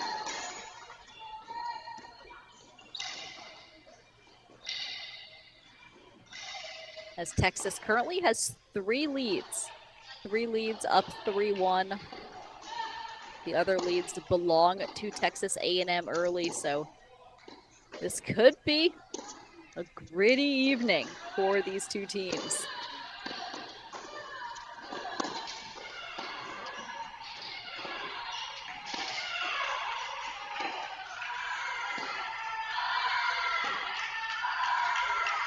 So Cooper hangs in. It's 3-2 for Malaika Ropalou on court number 3. And now let's hop on over to 5, where Taisha Pachkalova just made it 4-1 against Darius Metanikov.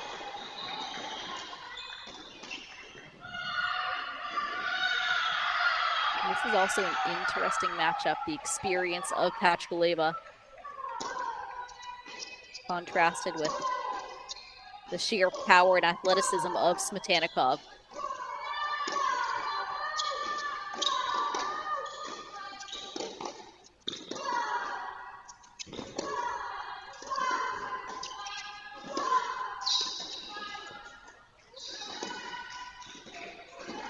We're seeing Pachkalova really play with a lot of depth, a lot of bravery so far here on court number 5.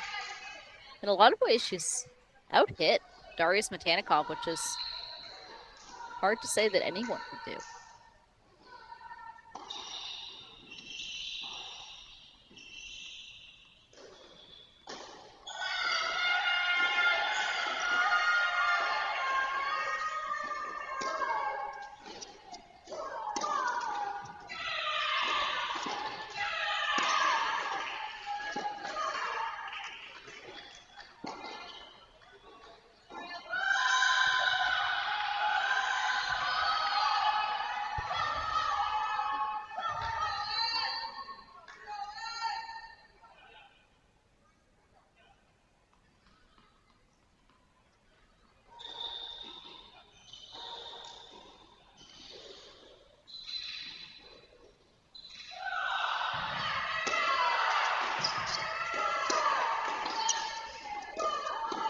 Metanikov says on her roster that she has met Del Potro, which we do love, the ATP legend.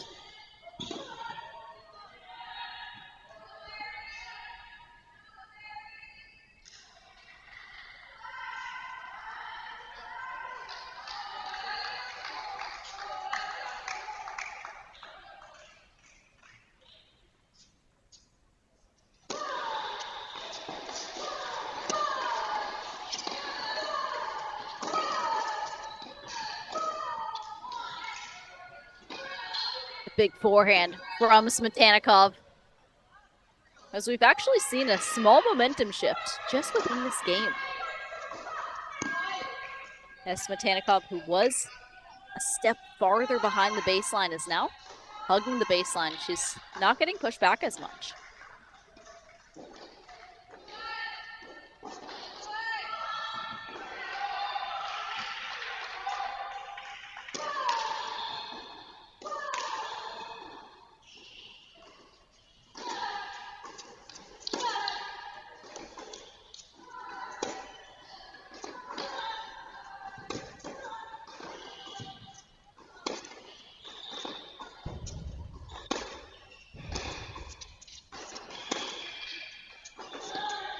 So Smetanikov holds. It's 4-2 for Taisha Pachkaleva. And let's go to court number 6, where Jeanette Morales is now up 4-1 over Vivian Obrutsky.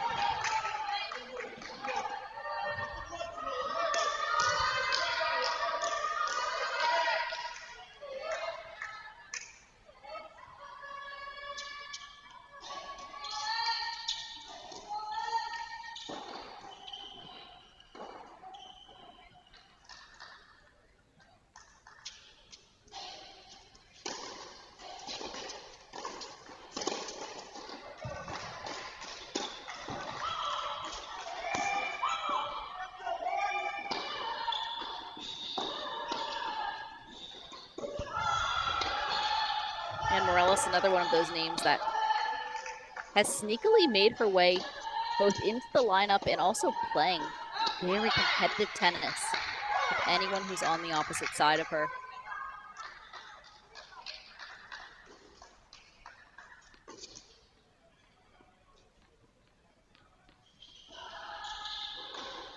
Morales is now a junior. He had a very impressive freshman campaign, going 18-9.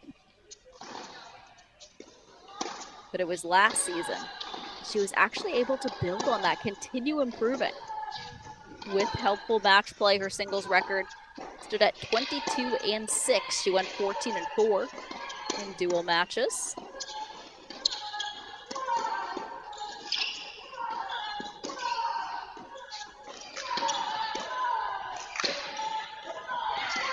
And we see Morales now multiple chances to extend that lead to 5-1 here on court number 6.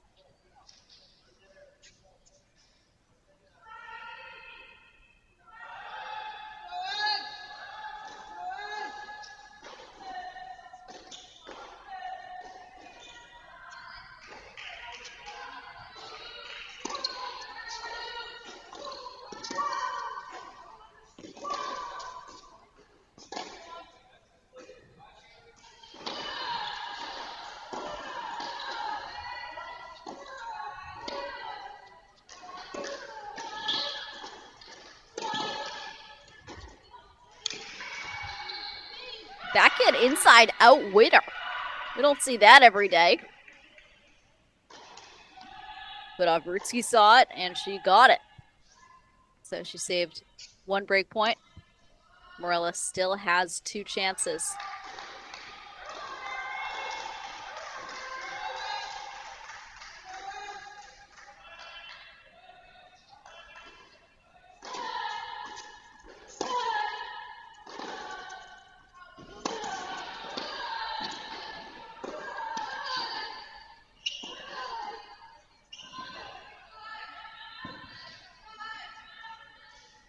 So we have a deuce point, deciding point. As Avrutsky looks to climb her way back into the set.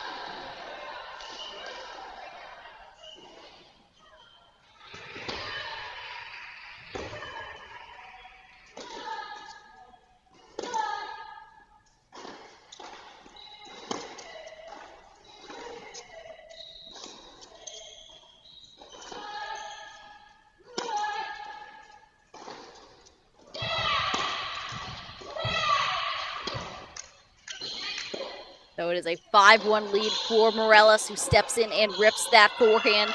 Let's actually hop back on over to court number 5, where Kaisha Pachkaleva has a 5-2 lead for the University of Texas.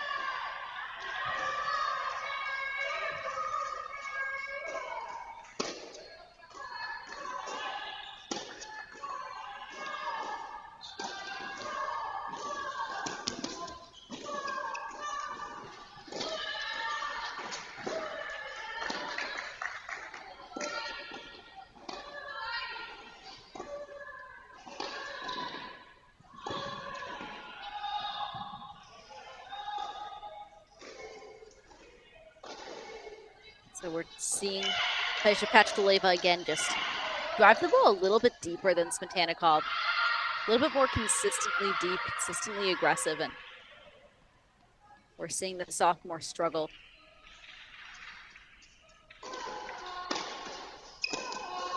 And both of these teams are out of their element, of course. Used to playing outdoors in the dry heat down in Texas. They're now indoors in Seattle.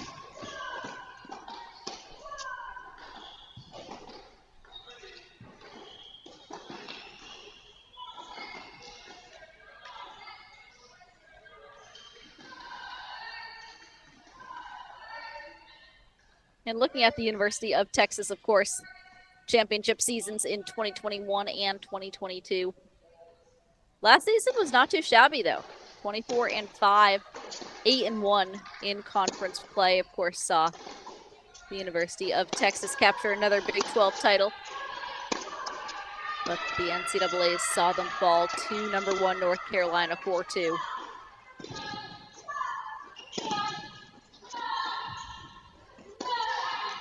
But an impressive run nonetheless, as Texas is learning to play without their former star Peyton Stearns, who is now a top 60 player on the WTA circuit.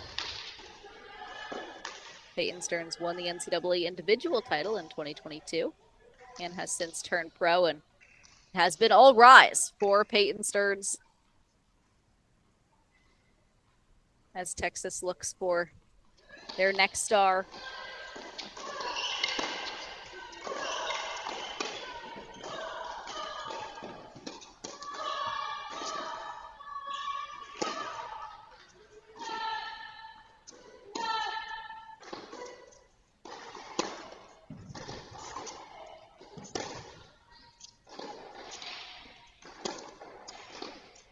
And so let's actually hop to court number 6 really quickly, as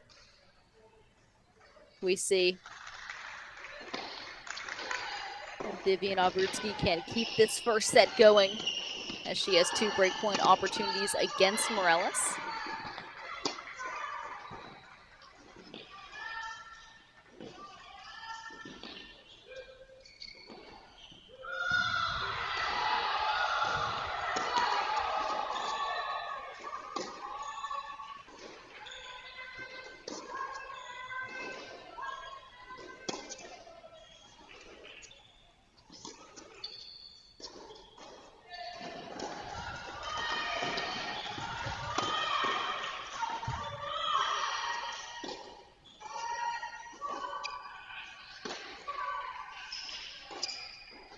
So it's 5-2. Meanwhile, we have our first set point here. Taisha Pachkaleva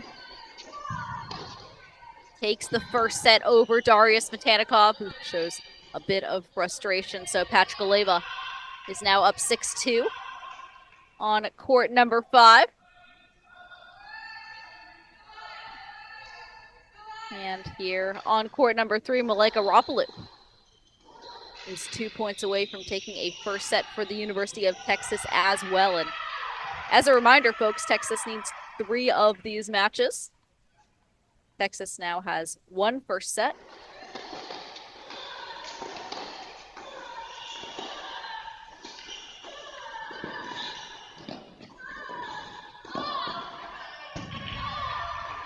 And that is a great get from Rapalou on the run, stretched out with that forehand down the line passing shot. That sets up a set point for Malaika Rapalou and the Longhorns on court number 3.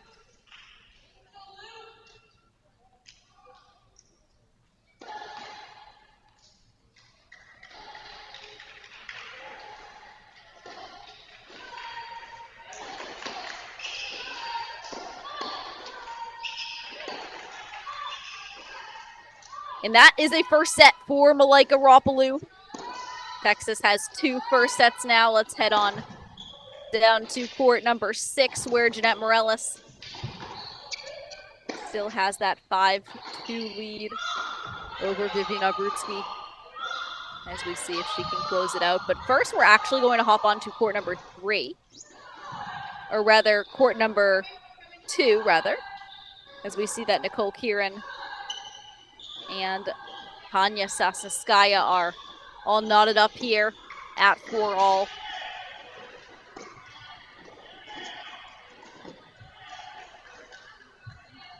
Right now, Texas A&M, after dropping a pretty routine doubles point to Texas, looking to make an impact in these first sets across all the courts, put as much scoreboard pressure on Texas as possible.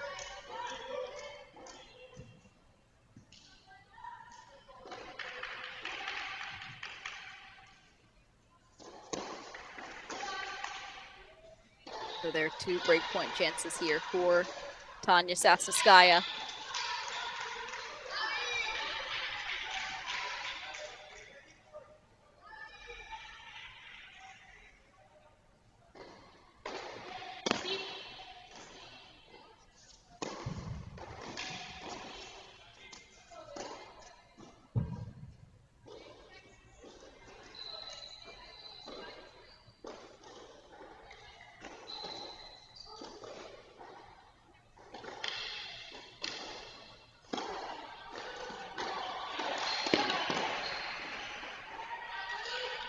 And that is an overdrive rip on that forehand side from Nicole Kieran. So we have a deuce point, deciding point between these two former teammates.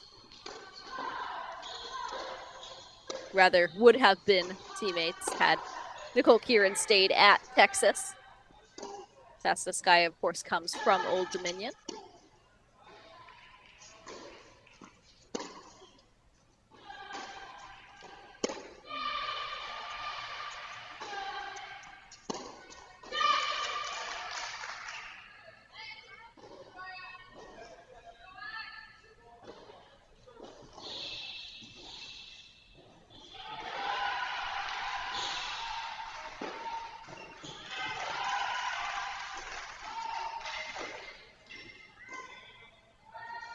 So it's 5-4 for Nicole Kieran.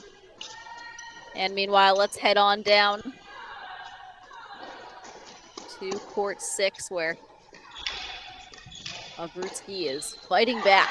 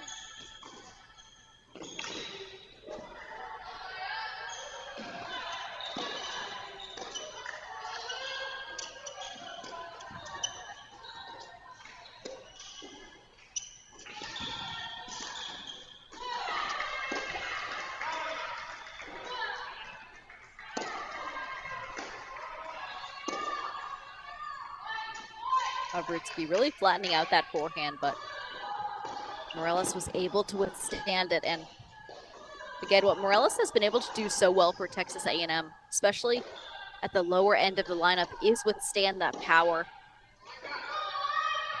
Stay solid, stay low to the ground.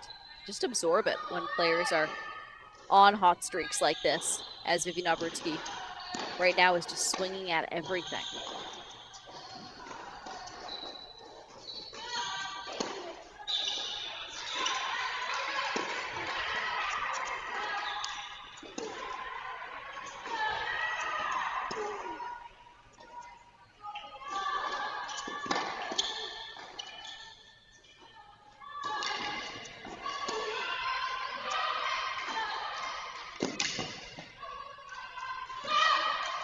That's big from Jeanette Morales.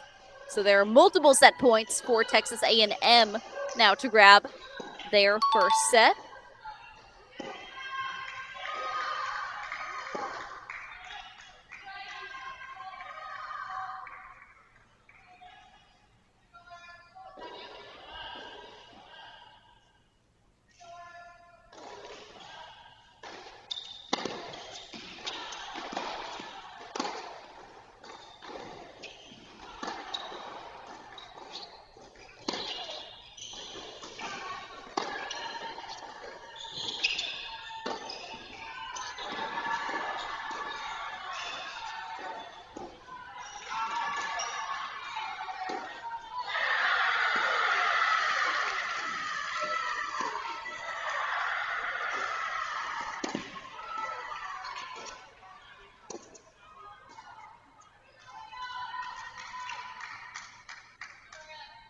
And that's huge from Vivian Obrutsky, who is able to dip that nice and low.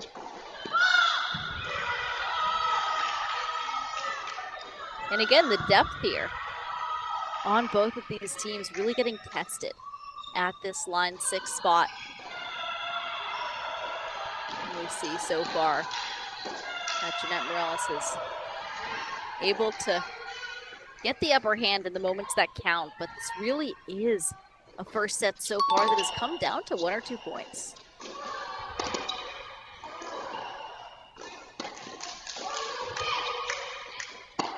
And with the overrule, it looks like that first set is now belonging to Jeanette Morales. who takes a 6-3 first set over Vivian Obrutsky.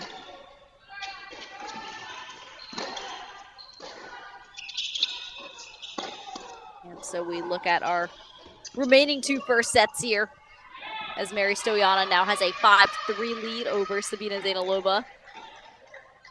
And Tanya Sosnowskaya up 5-4 over Nicole Kieran.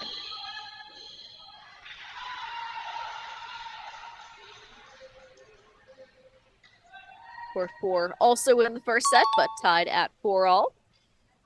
A huge thank you to our producer, Daniel Westhoff, who has been with me from sun up to sundown here at Seattle, making our product the best possible product that we can make here at Crack Racquets.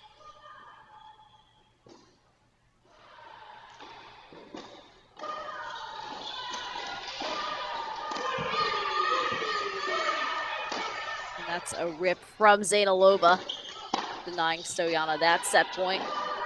So it looks like we are headed to a deuce point set point.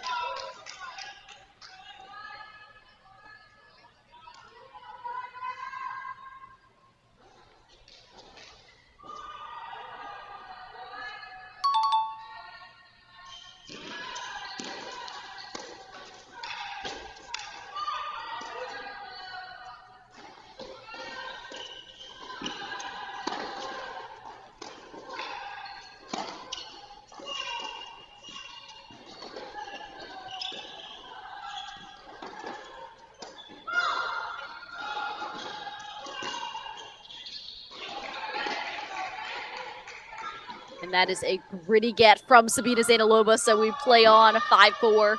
Stoyanov leads. Meanwhile, it's set point for Charlotte Chavatapon and the Longhorns on court number 4.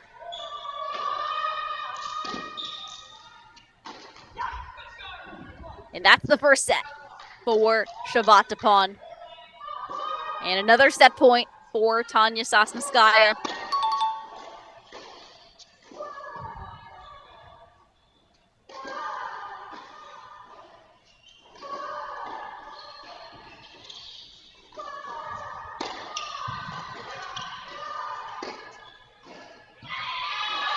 And that first set belongs to the transfer from Old Dominion. So 6-4 for Sosnowskaya as we see these first sets starting to fall.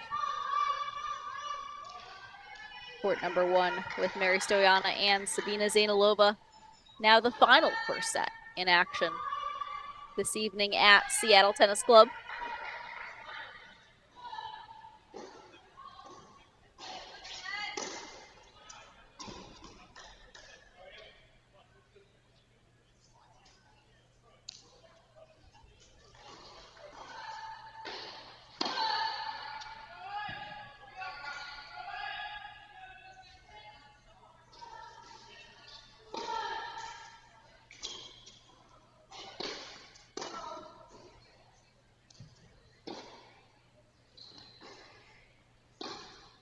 And tennis is a family affair for Mary Stoyanov, who was coached by her father growing up in New England. I used to see her training with her father and her mom and brother also on the court. Her brother also played junior tennis.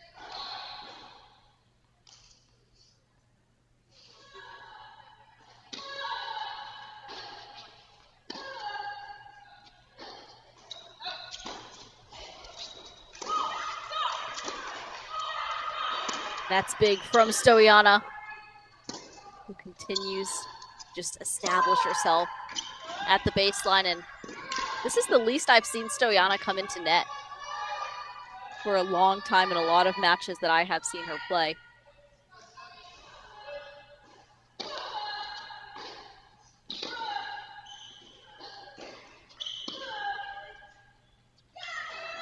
And that does speak to Zainalova's aggression from the baseline. The way that she's taking the ball early and rushing Stoyana and really making her have to play a more aggressive baseliner style, which Stoyana is able to do, able to adapt. You see Zainalova not happy about a call, it seems. But it is unclear from our broadcast booth.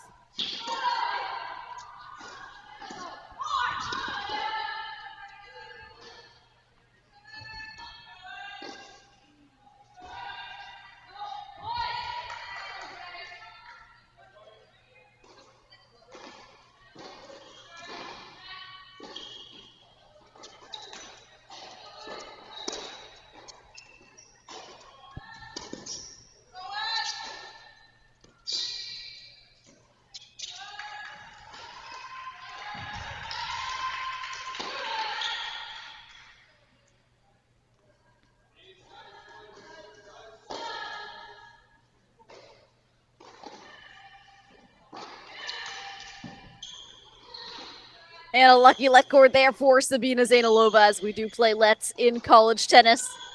Hey, it's part of the fun. You never quite know what's going to happen when you see that let coming, so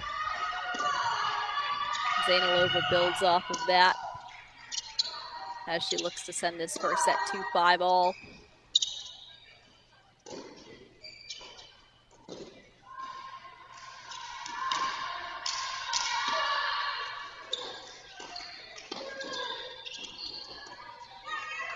But it is set point for Mary Stoyana, 2 set point opportunities.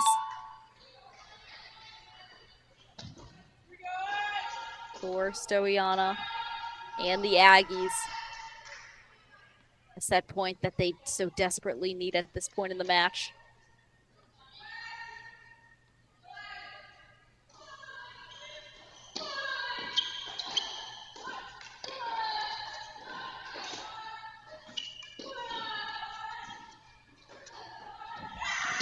And that first set goes to Mary Stoyana, 6-4 over Sabina Zainalova, showing Stoyana's competitive fire and her ability to gut out that first set.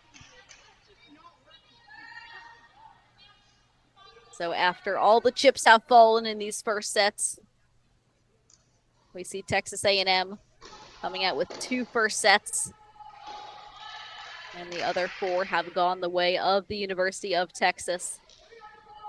So let's head on over to court number 3, or 4 rather, here as we see how Charlotte Chavatapon starts off that second set after taking the first over Luciana Perez.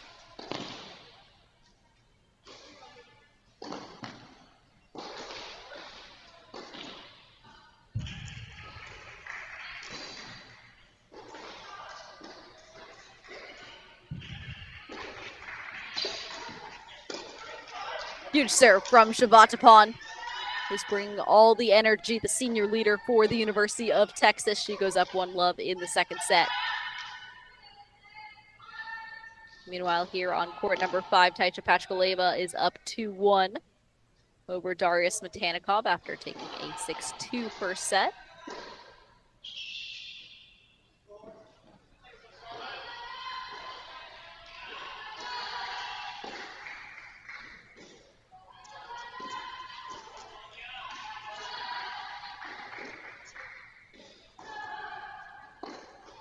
And the thing is about having a standout player, we saw this with NC State last year and Diana Schneider, who of course is now on the Pro Tour.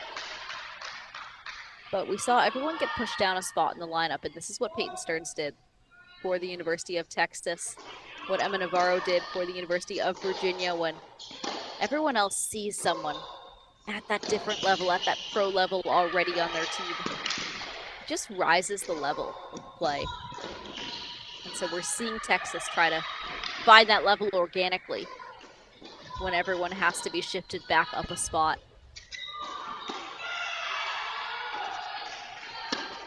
And we, of course, are used to seeing players like a Smetanikov and a Pachkaleva playing at number 6 for their teams when Pachkaleva is, of course, behind a roster that includes Peyton Stearns.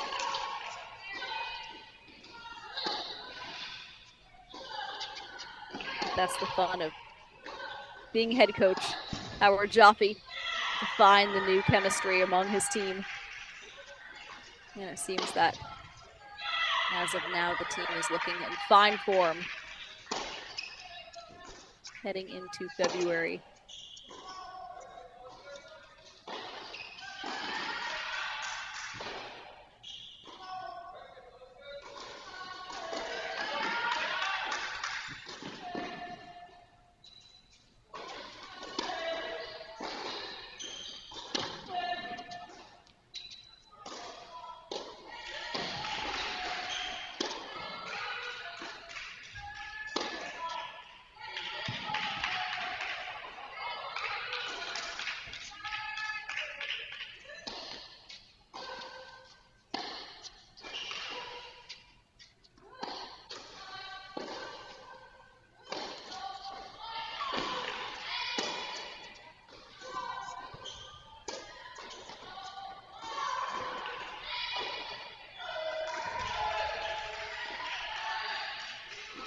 So Pachkaleva now has earned multiple breakpoint opportunities to extend her lead in this second set. Meanwhile, on the left corner of our screen, we see Charlotte Chavatapon tied up at 1 early on in the second set. Malika Rapalou is up 2-love. Up 3-love, rather, after taking the first set over Mia Kupras.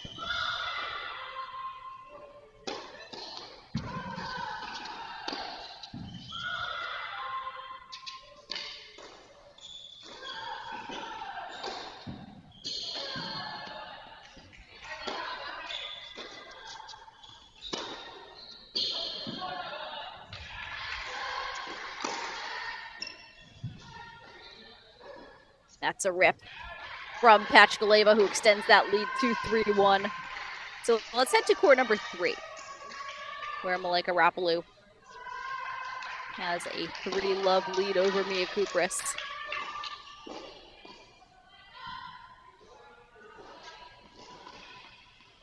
And we've really seen Rapalou develop those weapons, including improving her forehand and serve. And especially at this higher spot in the lineup at court 3, you start to need those weapons. It's not just a nice thing to have at, say, 5 or 6 to help the cause. It's a need. It's a must this high in the lineup.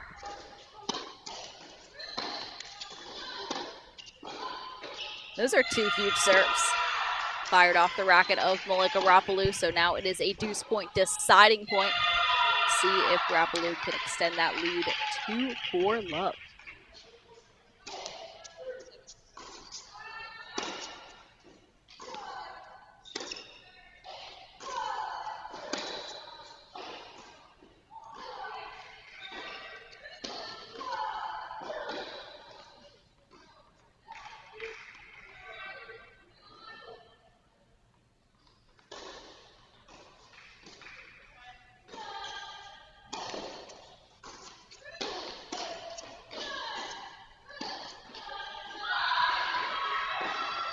So Kupras holds on.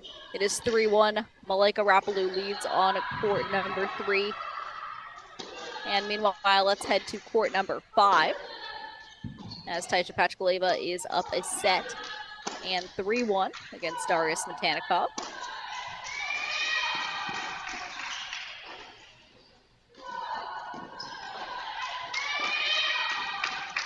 Pachkaleva absolutely relied on her instincts there, as that drop shot was probably not as good as she would have liked it, but she recovered quite well.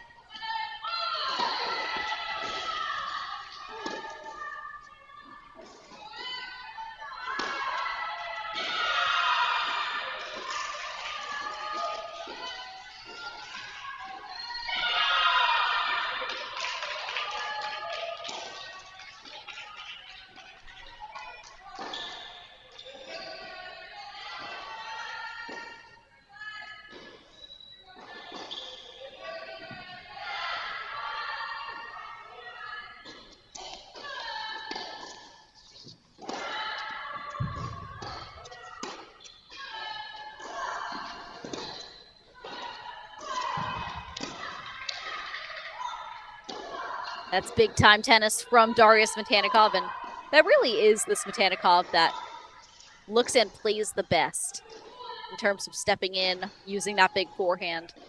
When Smetannikov is getting pushed back, it seems that she does feel a bit rushed, a bit unable to find her footing and keep that depth. But when she's stepping in, it's very tough to compete against.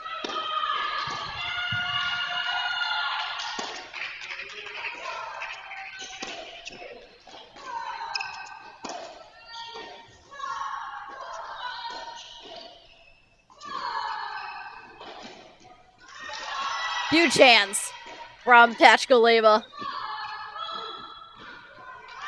Pachkaleva's come up with some pretty gritty shots in this 3-1 game. And that brings us to a deuce point deciding point, folks. We've heard it before, and we will hear it again. Taisha Pachkaleva looking to serve it out to go up 4-1 in this second set.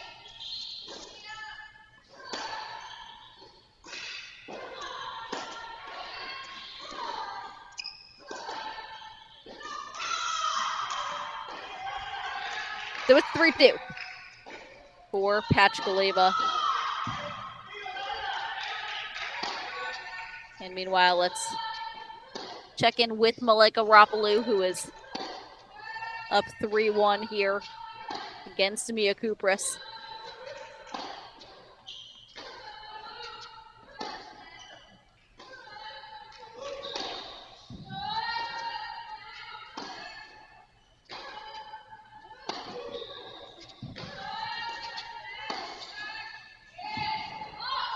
Huge down the line from Rapalou again. So impressed with her development of those weapons.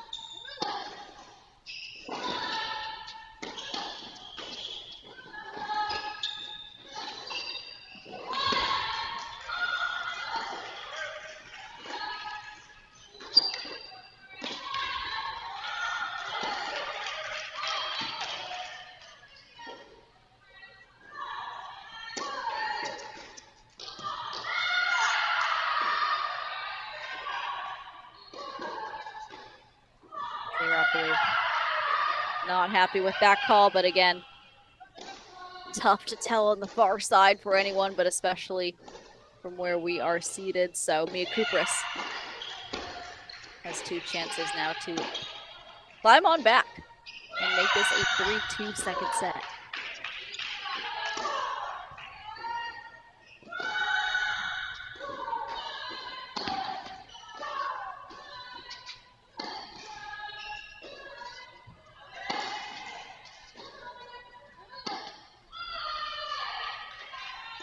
So it's 3-2 for Malaika Rapalou on court number 3.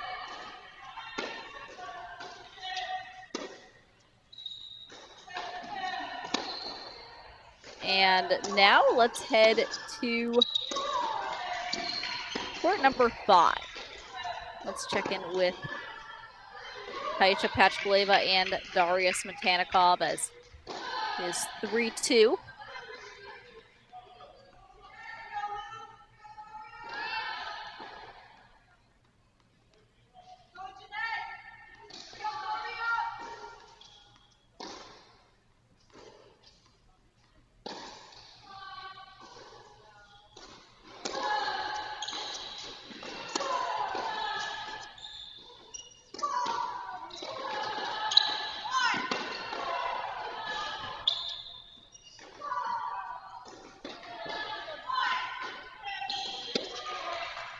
Smetannikov now looking to make this 3-all, climbing back. Thanks to a few Pachkaleva errors and A little bit more aggression from Smetanikov.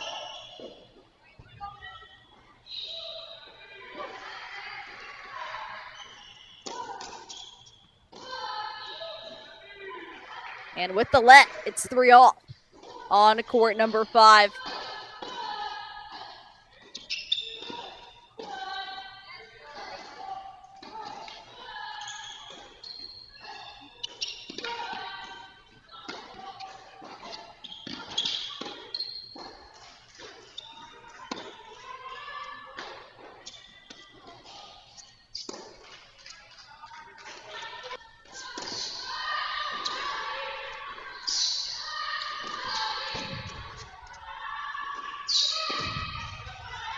That's huge from Tasha Pachkaleva, who uses her first serve to set up the rest of the point.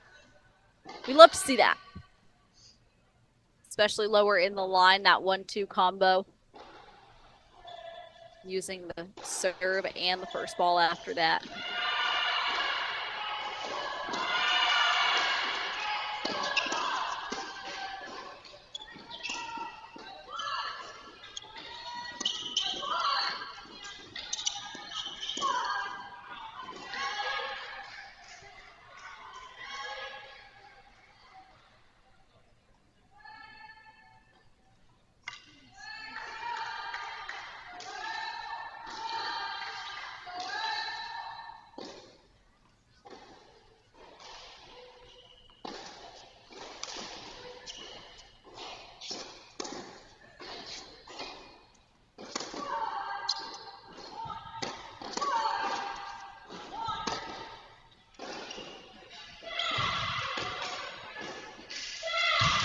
Pachkaleva keeps on building. Multiple chances now to jump back in front, as she has been able to outweight Daria Smetanikov a bit this game.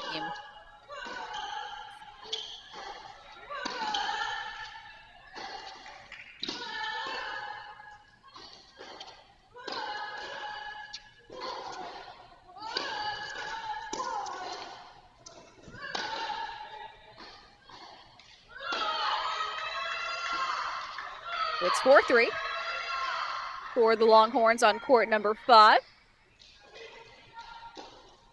And meanwhile, let's check out court number 1 as Sabina Zainalova, after dropping the first set to Mary Stoyana, has a 2-love lead on the top court.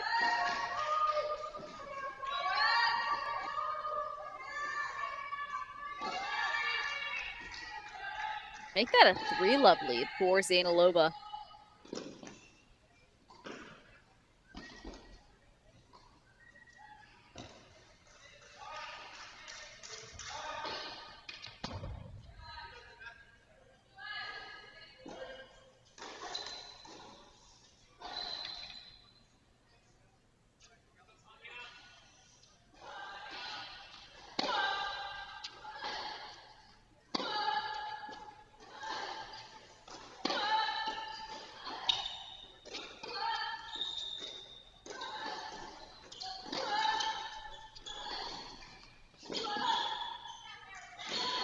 And that is Mary Stoyana playing classic Stoyana tennis there. Attacking from the serve return, finding herself at net.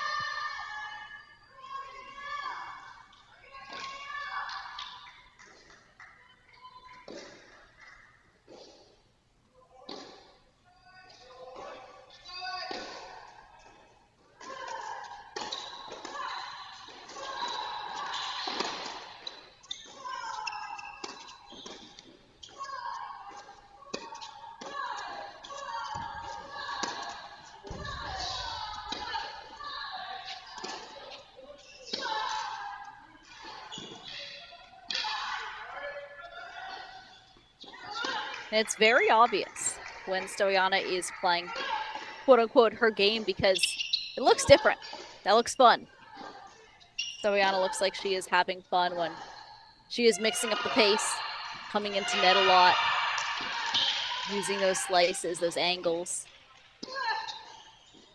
But for now, we are going to hop back onto court number 5, where Taisha Pachkaleva is up a set in 4-3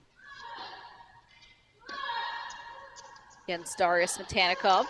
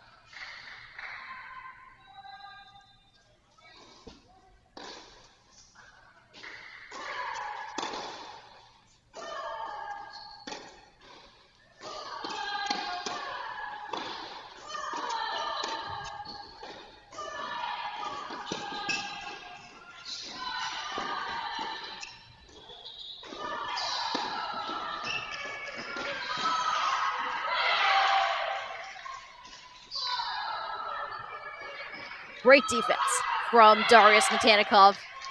Again, using that speed, that athleticism. Just scramble out there. Get one more ball back. And sometimes those points are, although they're not actually physically worth 2 points, they emotionally feel like that. And wait, we'll have to see if Pachkaleva is able to quickly recover to bounce back from that missed swing volley.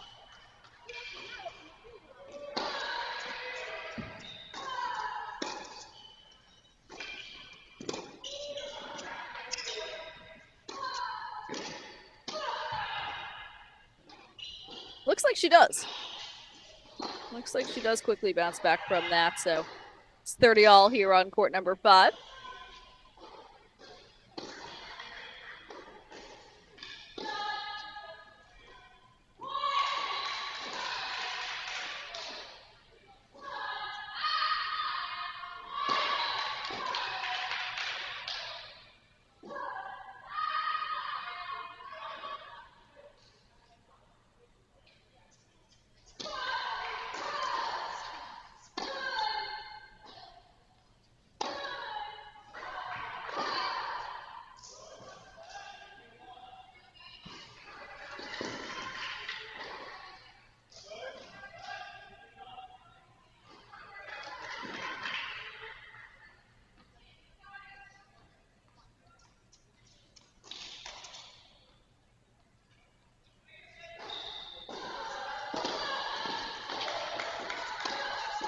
There are 2 breakpoint opportunities here for Taisha Pachkaleva to extend her lead to 5-3 in the second set.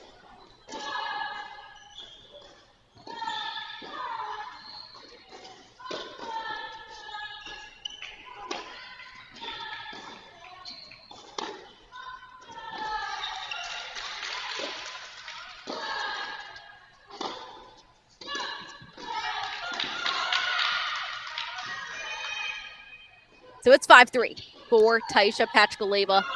Meanwhile, let's check in with Malika Rapalou on court number 3, as she is up now a set and 5-2. And as they change ends, we can head back to where we just were on court number 5.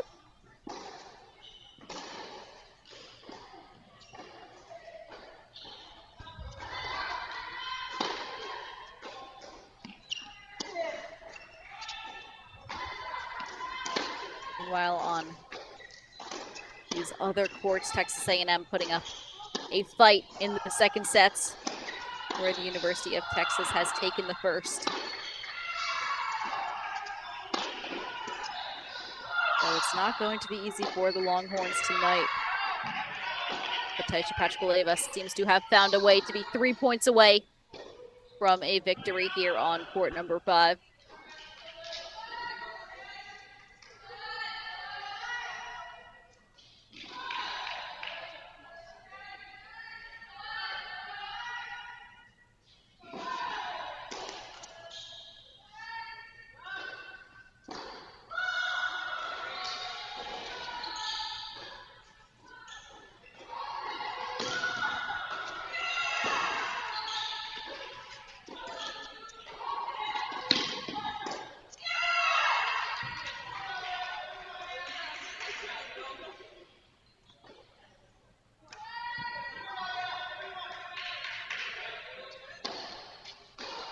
So Pachkaleva looking to use that big first serve to set up the court.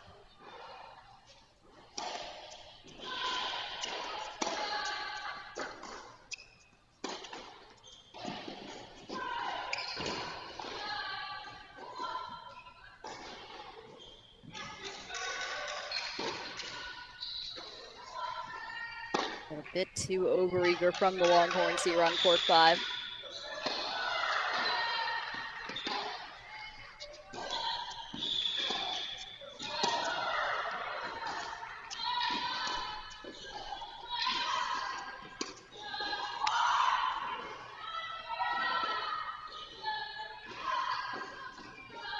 So now, all of a sudden, some break points for Smetanikov. We thought that Pachkaleva had broken open the key to taking down Smetanikov, but not so fast, folks. A few loose errors from Pachkaleva. Now hands Smetanikov still 2 breakpoint opportunities.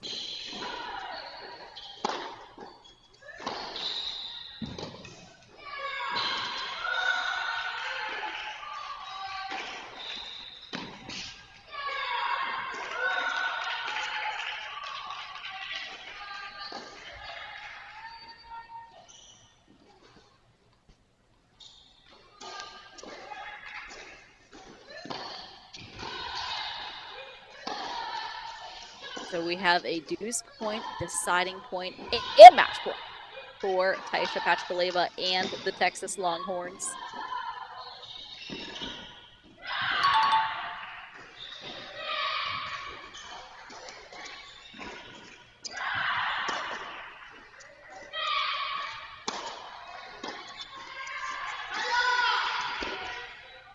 And that is game, set, match for Taisha Pachkaleva.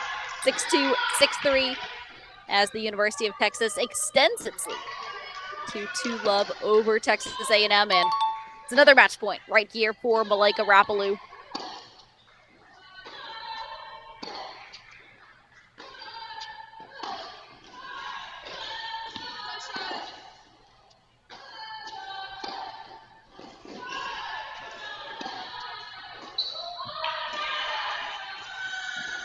And that's a 6-2, 6-2 win for Rapalou at court number 3, flexing her weapons today against Mia Kupris.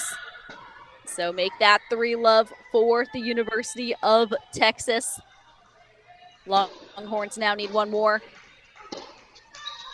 A&M in a bit of a hole as they work to climb out of this one, but Luciana Perez is helping with a 4-2 lead in the second set over Charlotte Chavatapon. Meanwhile, on the remaining courts, we have Texas A&M's Mary Stoyana, who took the first set over Sabina Zainalova. And Zainalova does have a 4-1 lead in the second, though.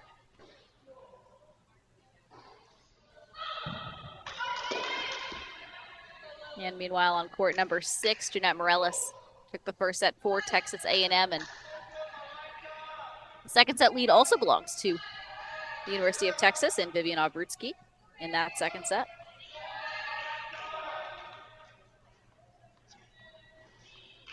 So it is 3-love for the University of Texas. And question that I have asked multiple times today and will likely ask over the weekend is, where will that 4th point come from?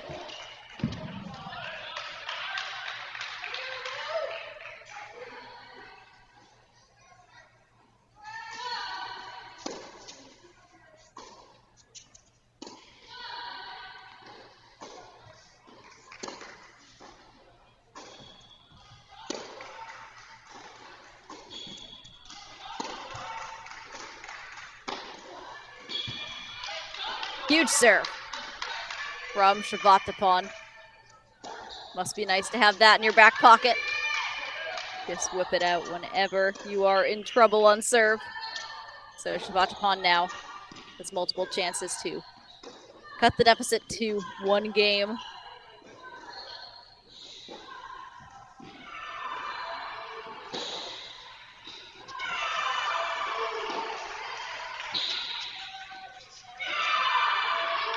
Nice get from Luciana Perez, dips it deep to the Shavatapon feet.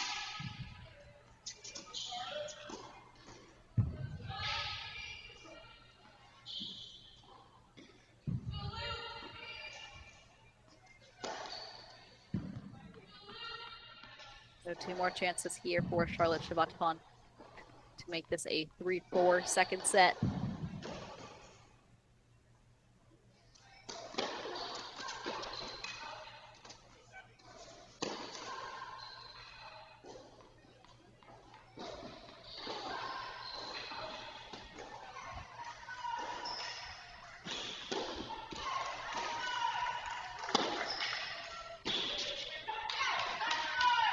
That's great tennis from Shavatapon. So 6-3, 3-4 now for the Longhorns on court number 4. Luciana Perez stays in front. And meanwhile, let's check in with court number 1. As Mary Stoyana took a gritty 6-4 first set.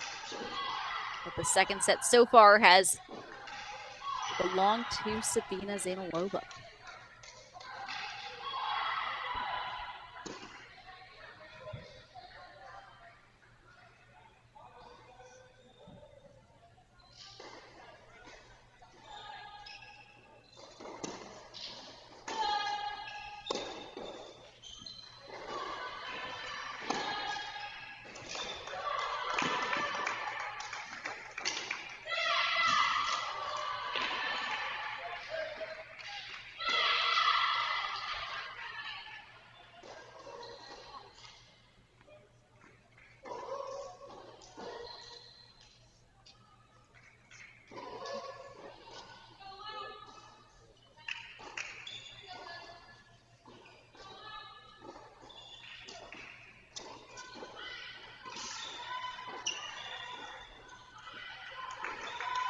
Great return from Stoyana.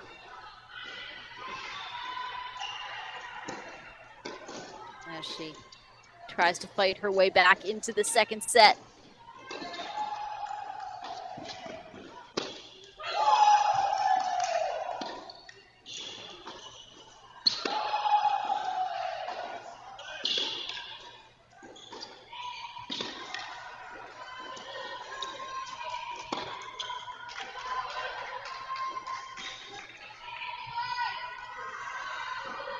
Nice hands from Stoyana. Again, we know she is back to her comfort zone when she's sliding into a drop shot lob. So break point chances here for the Aggies on court number 1.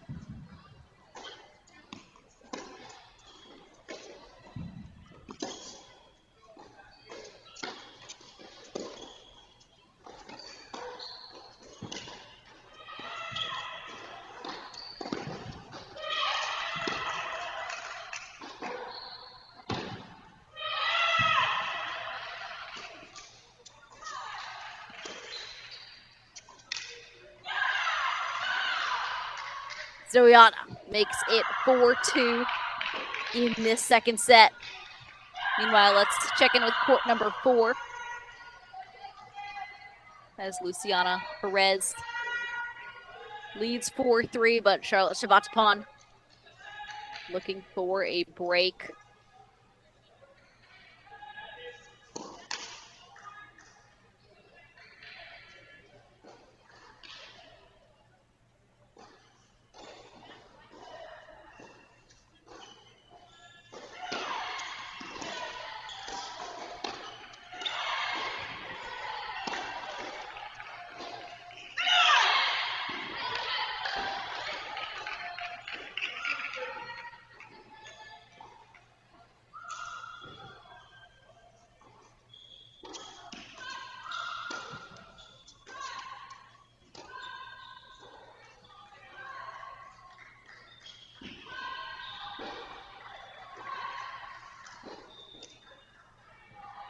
I'm looking at Luciana Perez for Texas A&M.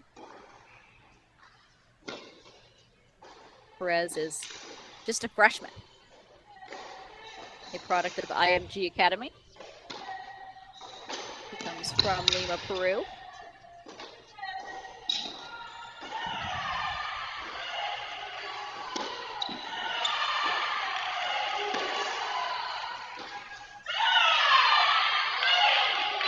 far this season. She has wins versus Harvard, Abilene Christian, San Diego, TCU, and Miami, including a gritty win over Leon Nishuken. 7-5 in the third at Miami.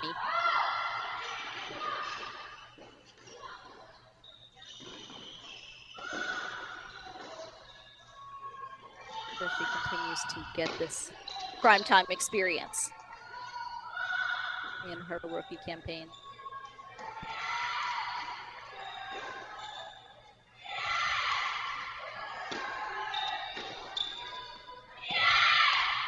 Huge serve from Perez. 2 chances to extend that lead to 5-3 in the second set.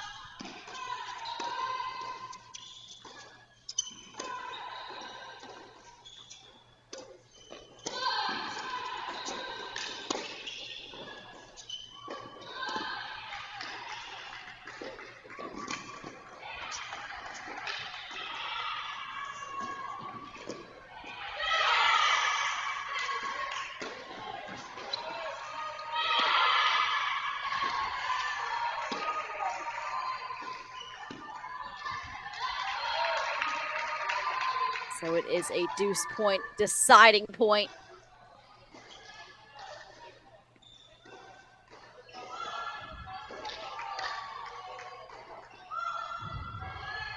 Meanwhile, court number 2, early on in the third set. We will head there shortly when one of these second sets wraps up.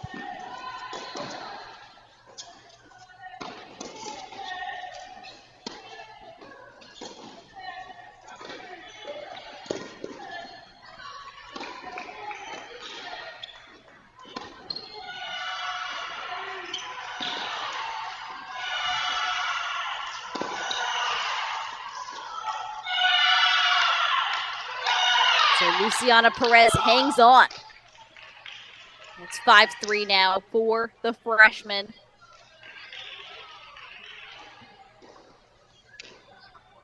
Texas A&M putting up a battle on all of these remaining courts.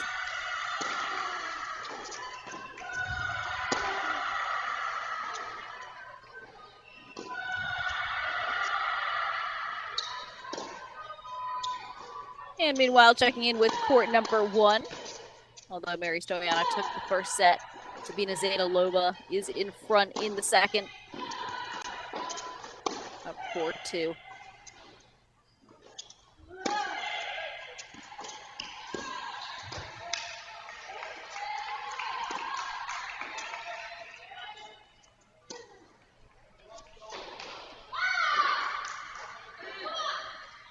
So 2 break points belong to Sabina Zainalova as we come back here to court number 4.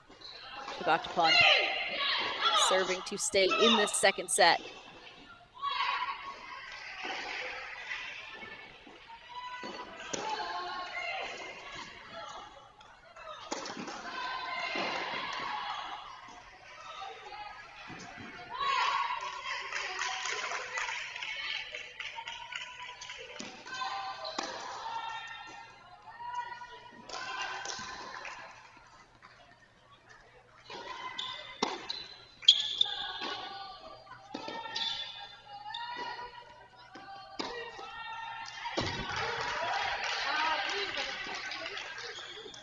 So Shabbatapon gets on the board here in this 5-3 game on court number 4.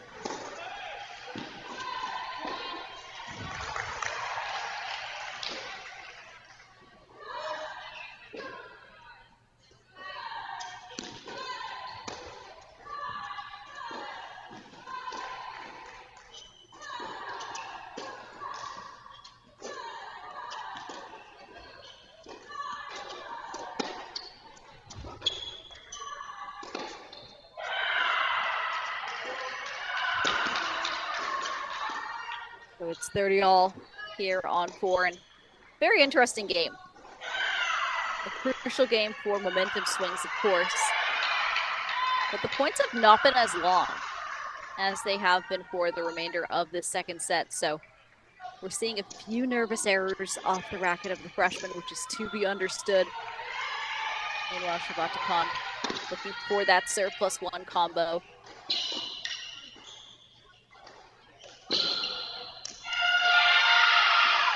The freshman is there.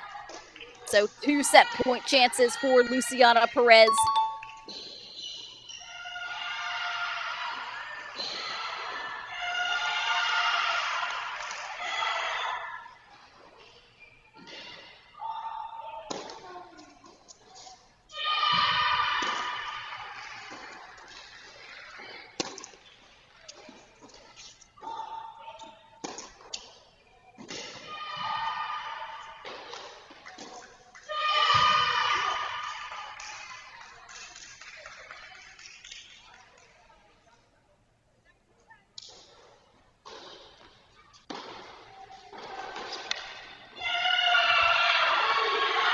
And that is a second set, so we are headed to a third. We're going the distance on court number 4 as Luciana Perez takes the second set 6-3.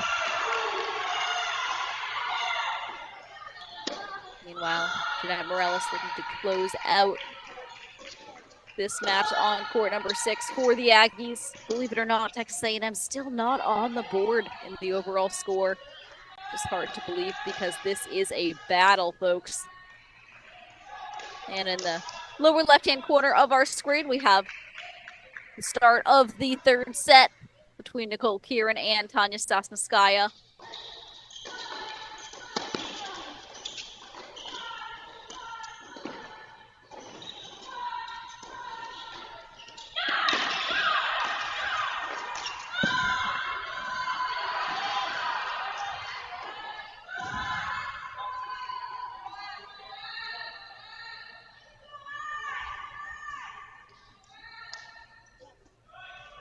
Fourth point is not going to be easy for the Longhorns, as A&M is battling out here, holding their ground, staying low to the ground, getting a lot of power from their legs, not getting as pushed back as we saw some of these first sets where it looked like A&M was a bit overwhelmed. The Aggies have adjusted. And especially on a point that we saw right here on court number 6, that's a perfect example of the fact that Jeanette Morales, in that first set, she was stepping in. Vivian Obrutsky started doing the same at the start of that second set, but Morales has adjusted. These players adjust, sometimes even in the middle of a point. But certainly, as game styles shift, they're able to chameleon, they're able to shape-shift a bit, so they can continue to stay comfortable and play their game.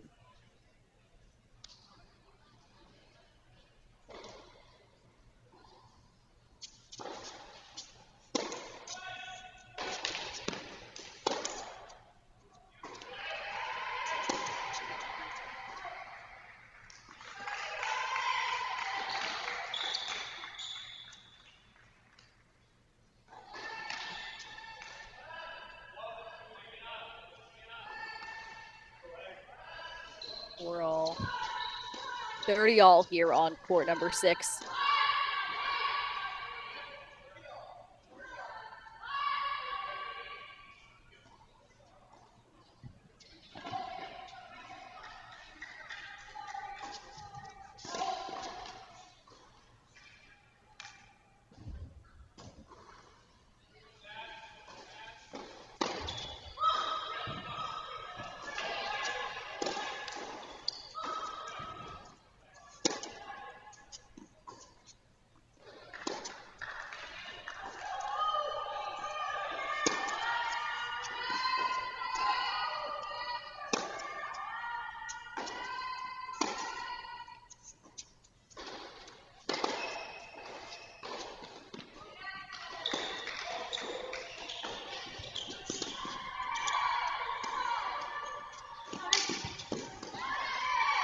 Huge ball from Vivian Obrutsky, who is battling looking for a crucial hold here on court number 6 to stay in this match.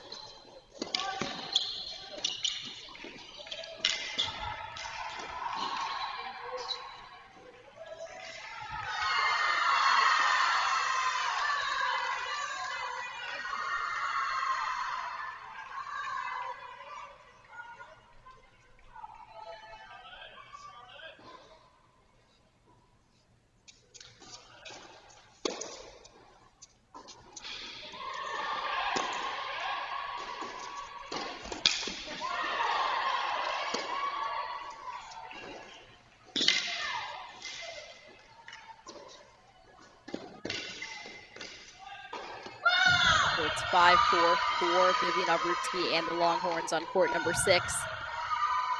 Meanwhile, here on 1, chance for Mary Stoyana to tie it right back up in the second.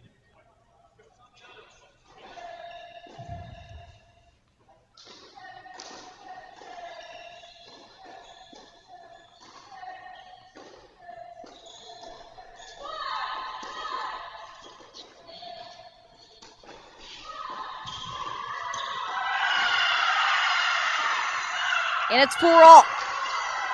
Stoyana is fired up, and so are the Aggie fans.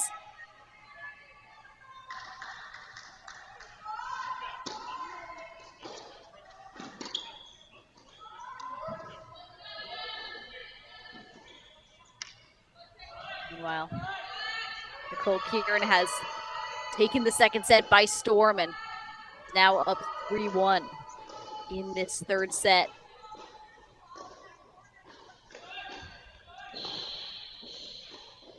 Again, Texas needs one of the remaining 4 matches. Texas A&M leads 4. But at this point, it's not completely impossible.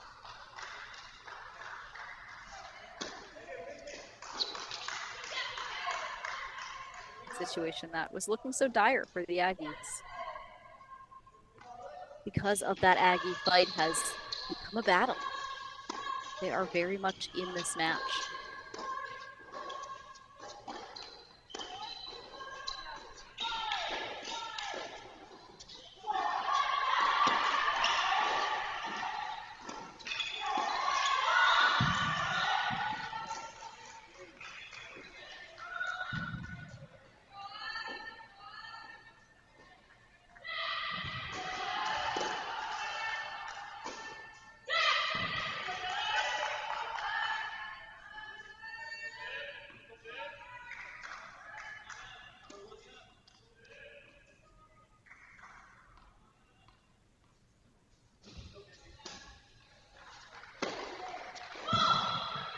Huge serve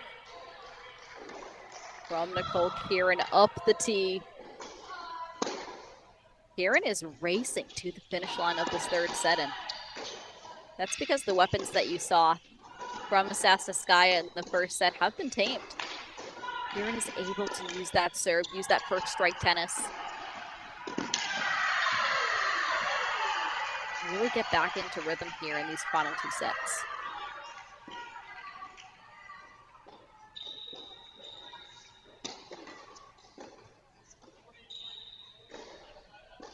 Well, besides that.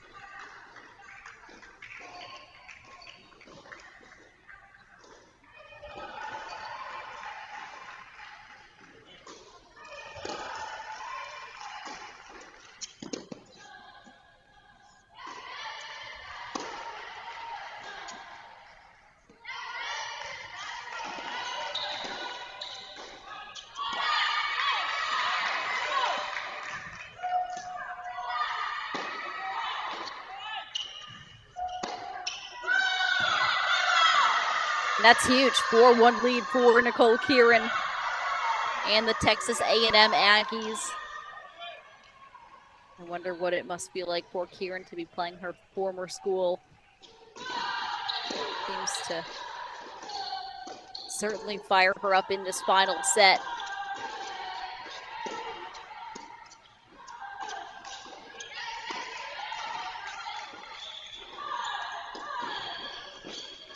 Meanwhile, Vivian Obrutsky looking to send this match to 3 sets as well.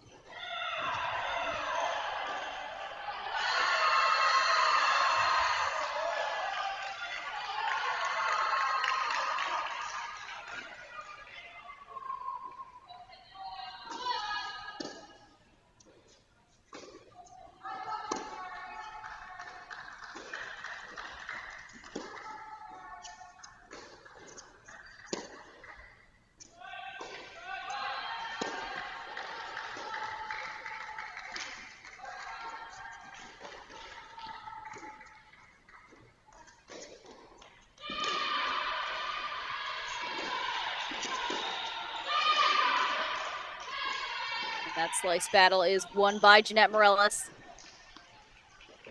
who still has a lot of belief in this second set.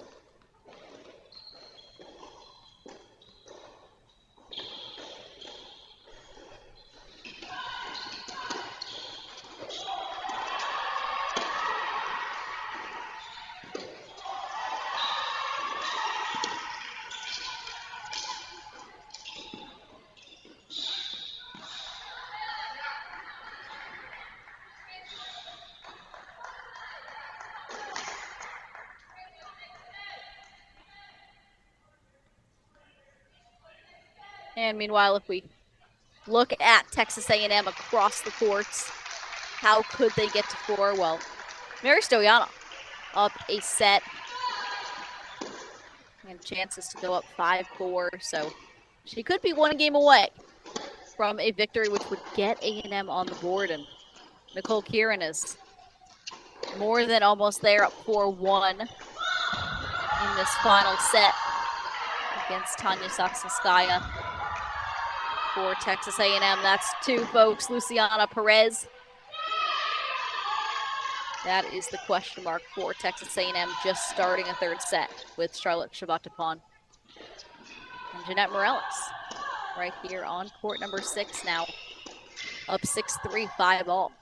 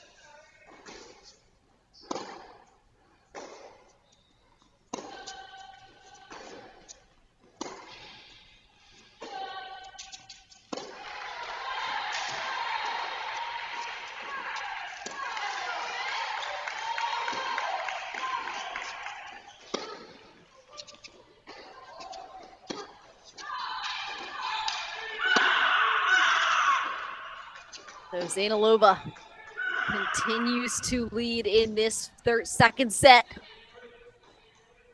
Almost said third set. This match has been so long, it feels like it.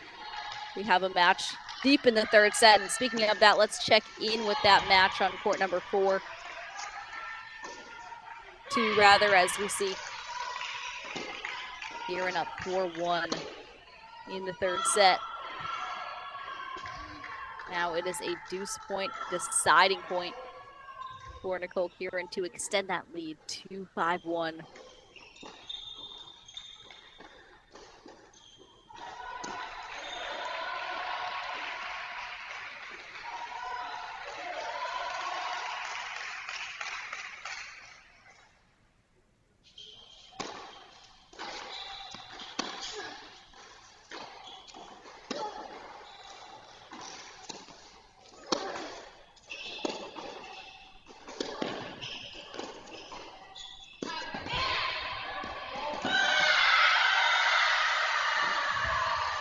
So that's 5-1, folks. That ball landed in. Nicole Kieran sends her lead to 5-1. Now she's just one game away from putting the Aggies on the board. But momentum-wise, that could do a lot more than that.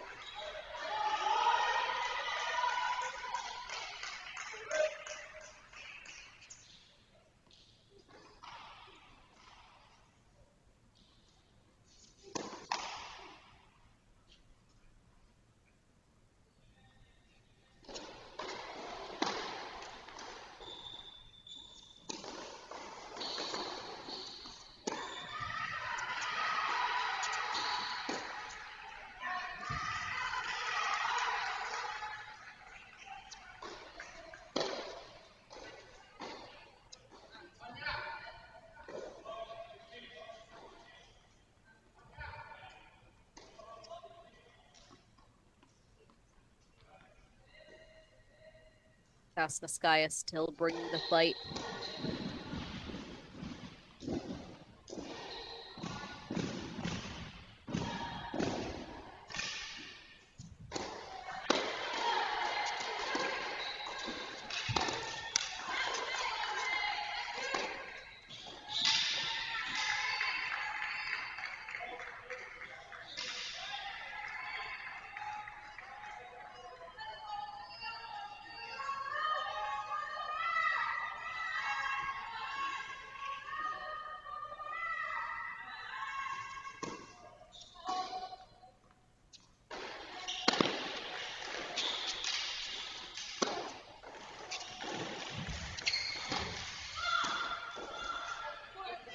And Kieran has done a really nice job of not only keeping that ball deep, but keeping it moving, keeping it out of the middle, not giving Sasnouskaya a chance to do what she loves, which is really stand in the middle of the court, make everything a forehand.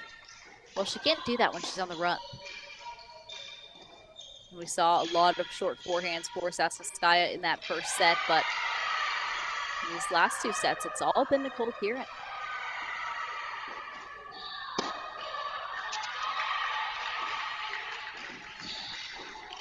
But Sasnouskaya did read that one. A bit telegraphed off the racket of Kieran, but she still has a large lead in this third set, setting up multiple breakpoint chances here for Sasnouskaya.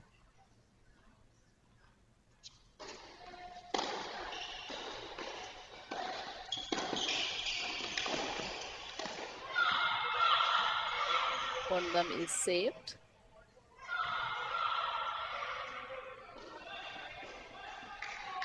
Again, Nicole Kieran, the former Longhorn, squaring off against the new Longhorn in Tanya Sasnouskaya.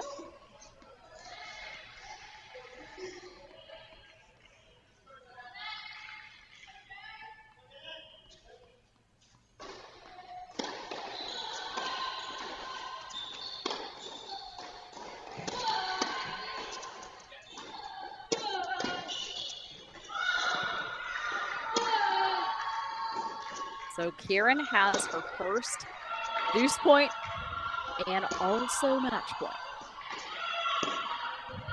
So Aggie fans, it is time to potentially get on the board. After 2.5 hours grinding, the Aggies have the chance to put a 1 on the scoreboard.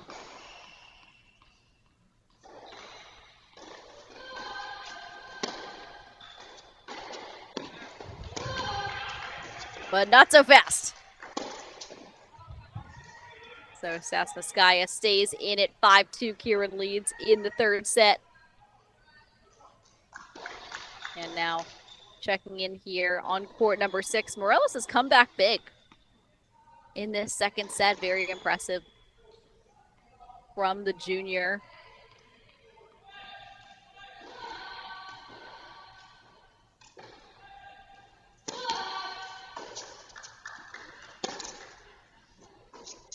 Meanwhile, in the upper left-hand corner of our screen, let's quickly make court number 1 and court number 4. As Charlotte Shabatapon does have a big lead in the third set, which could hinder this Texas A&M comeback trail. It is a trial until it becomes a trail. Shabatapon up 3-love.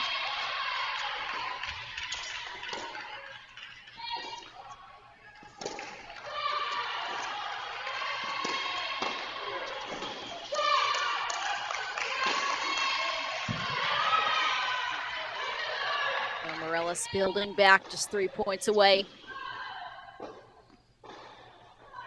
from, as I have said multiple times before, putting 1 point on the A&M scoreboard. It is easier said than done when you are facing the University of Texas. As we have a deuce point, deciding point, momentum point, may I add, for court number 4.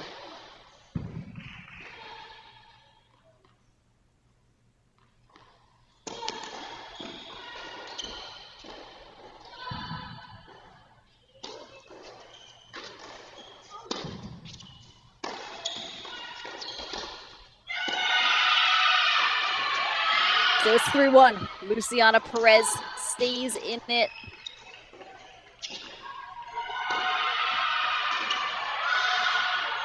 So Vivian Abruzzi now has earned a few chances to break Morelos in the second set to a tie break.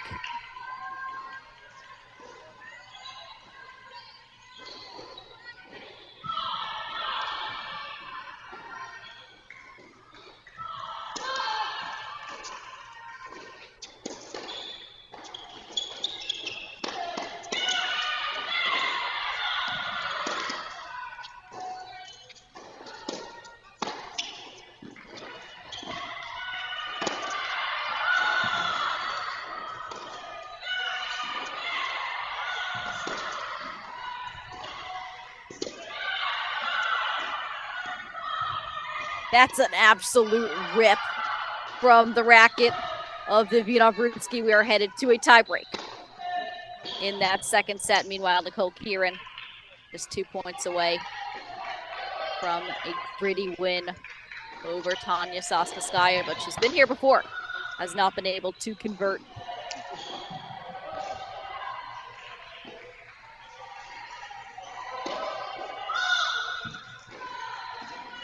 It's a huge return from Nicole Kieran, so we have multiple match points, folks, for Nicole Kieran and the Aggies.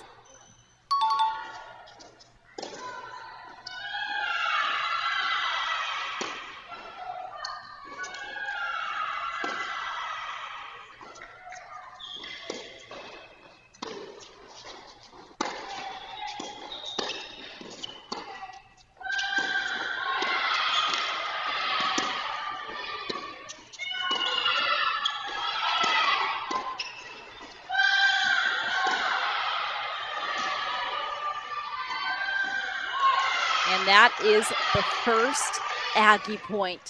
After 2.5 hours, Nicole Kieran gets it done 4-6, 6-2, 6-2 over Tanya Sasnouskaya. Texas A&M can breathe a sigh of relief. At least some scoreboard pressure is now on the University of Texas. And it could be more if Jeanette Morales can get through this tiebreak in the second set.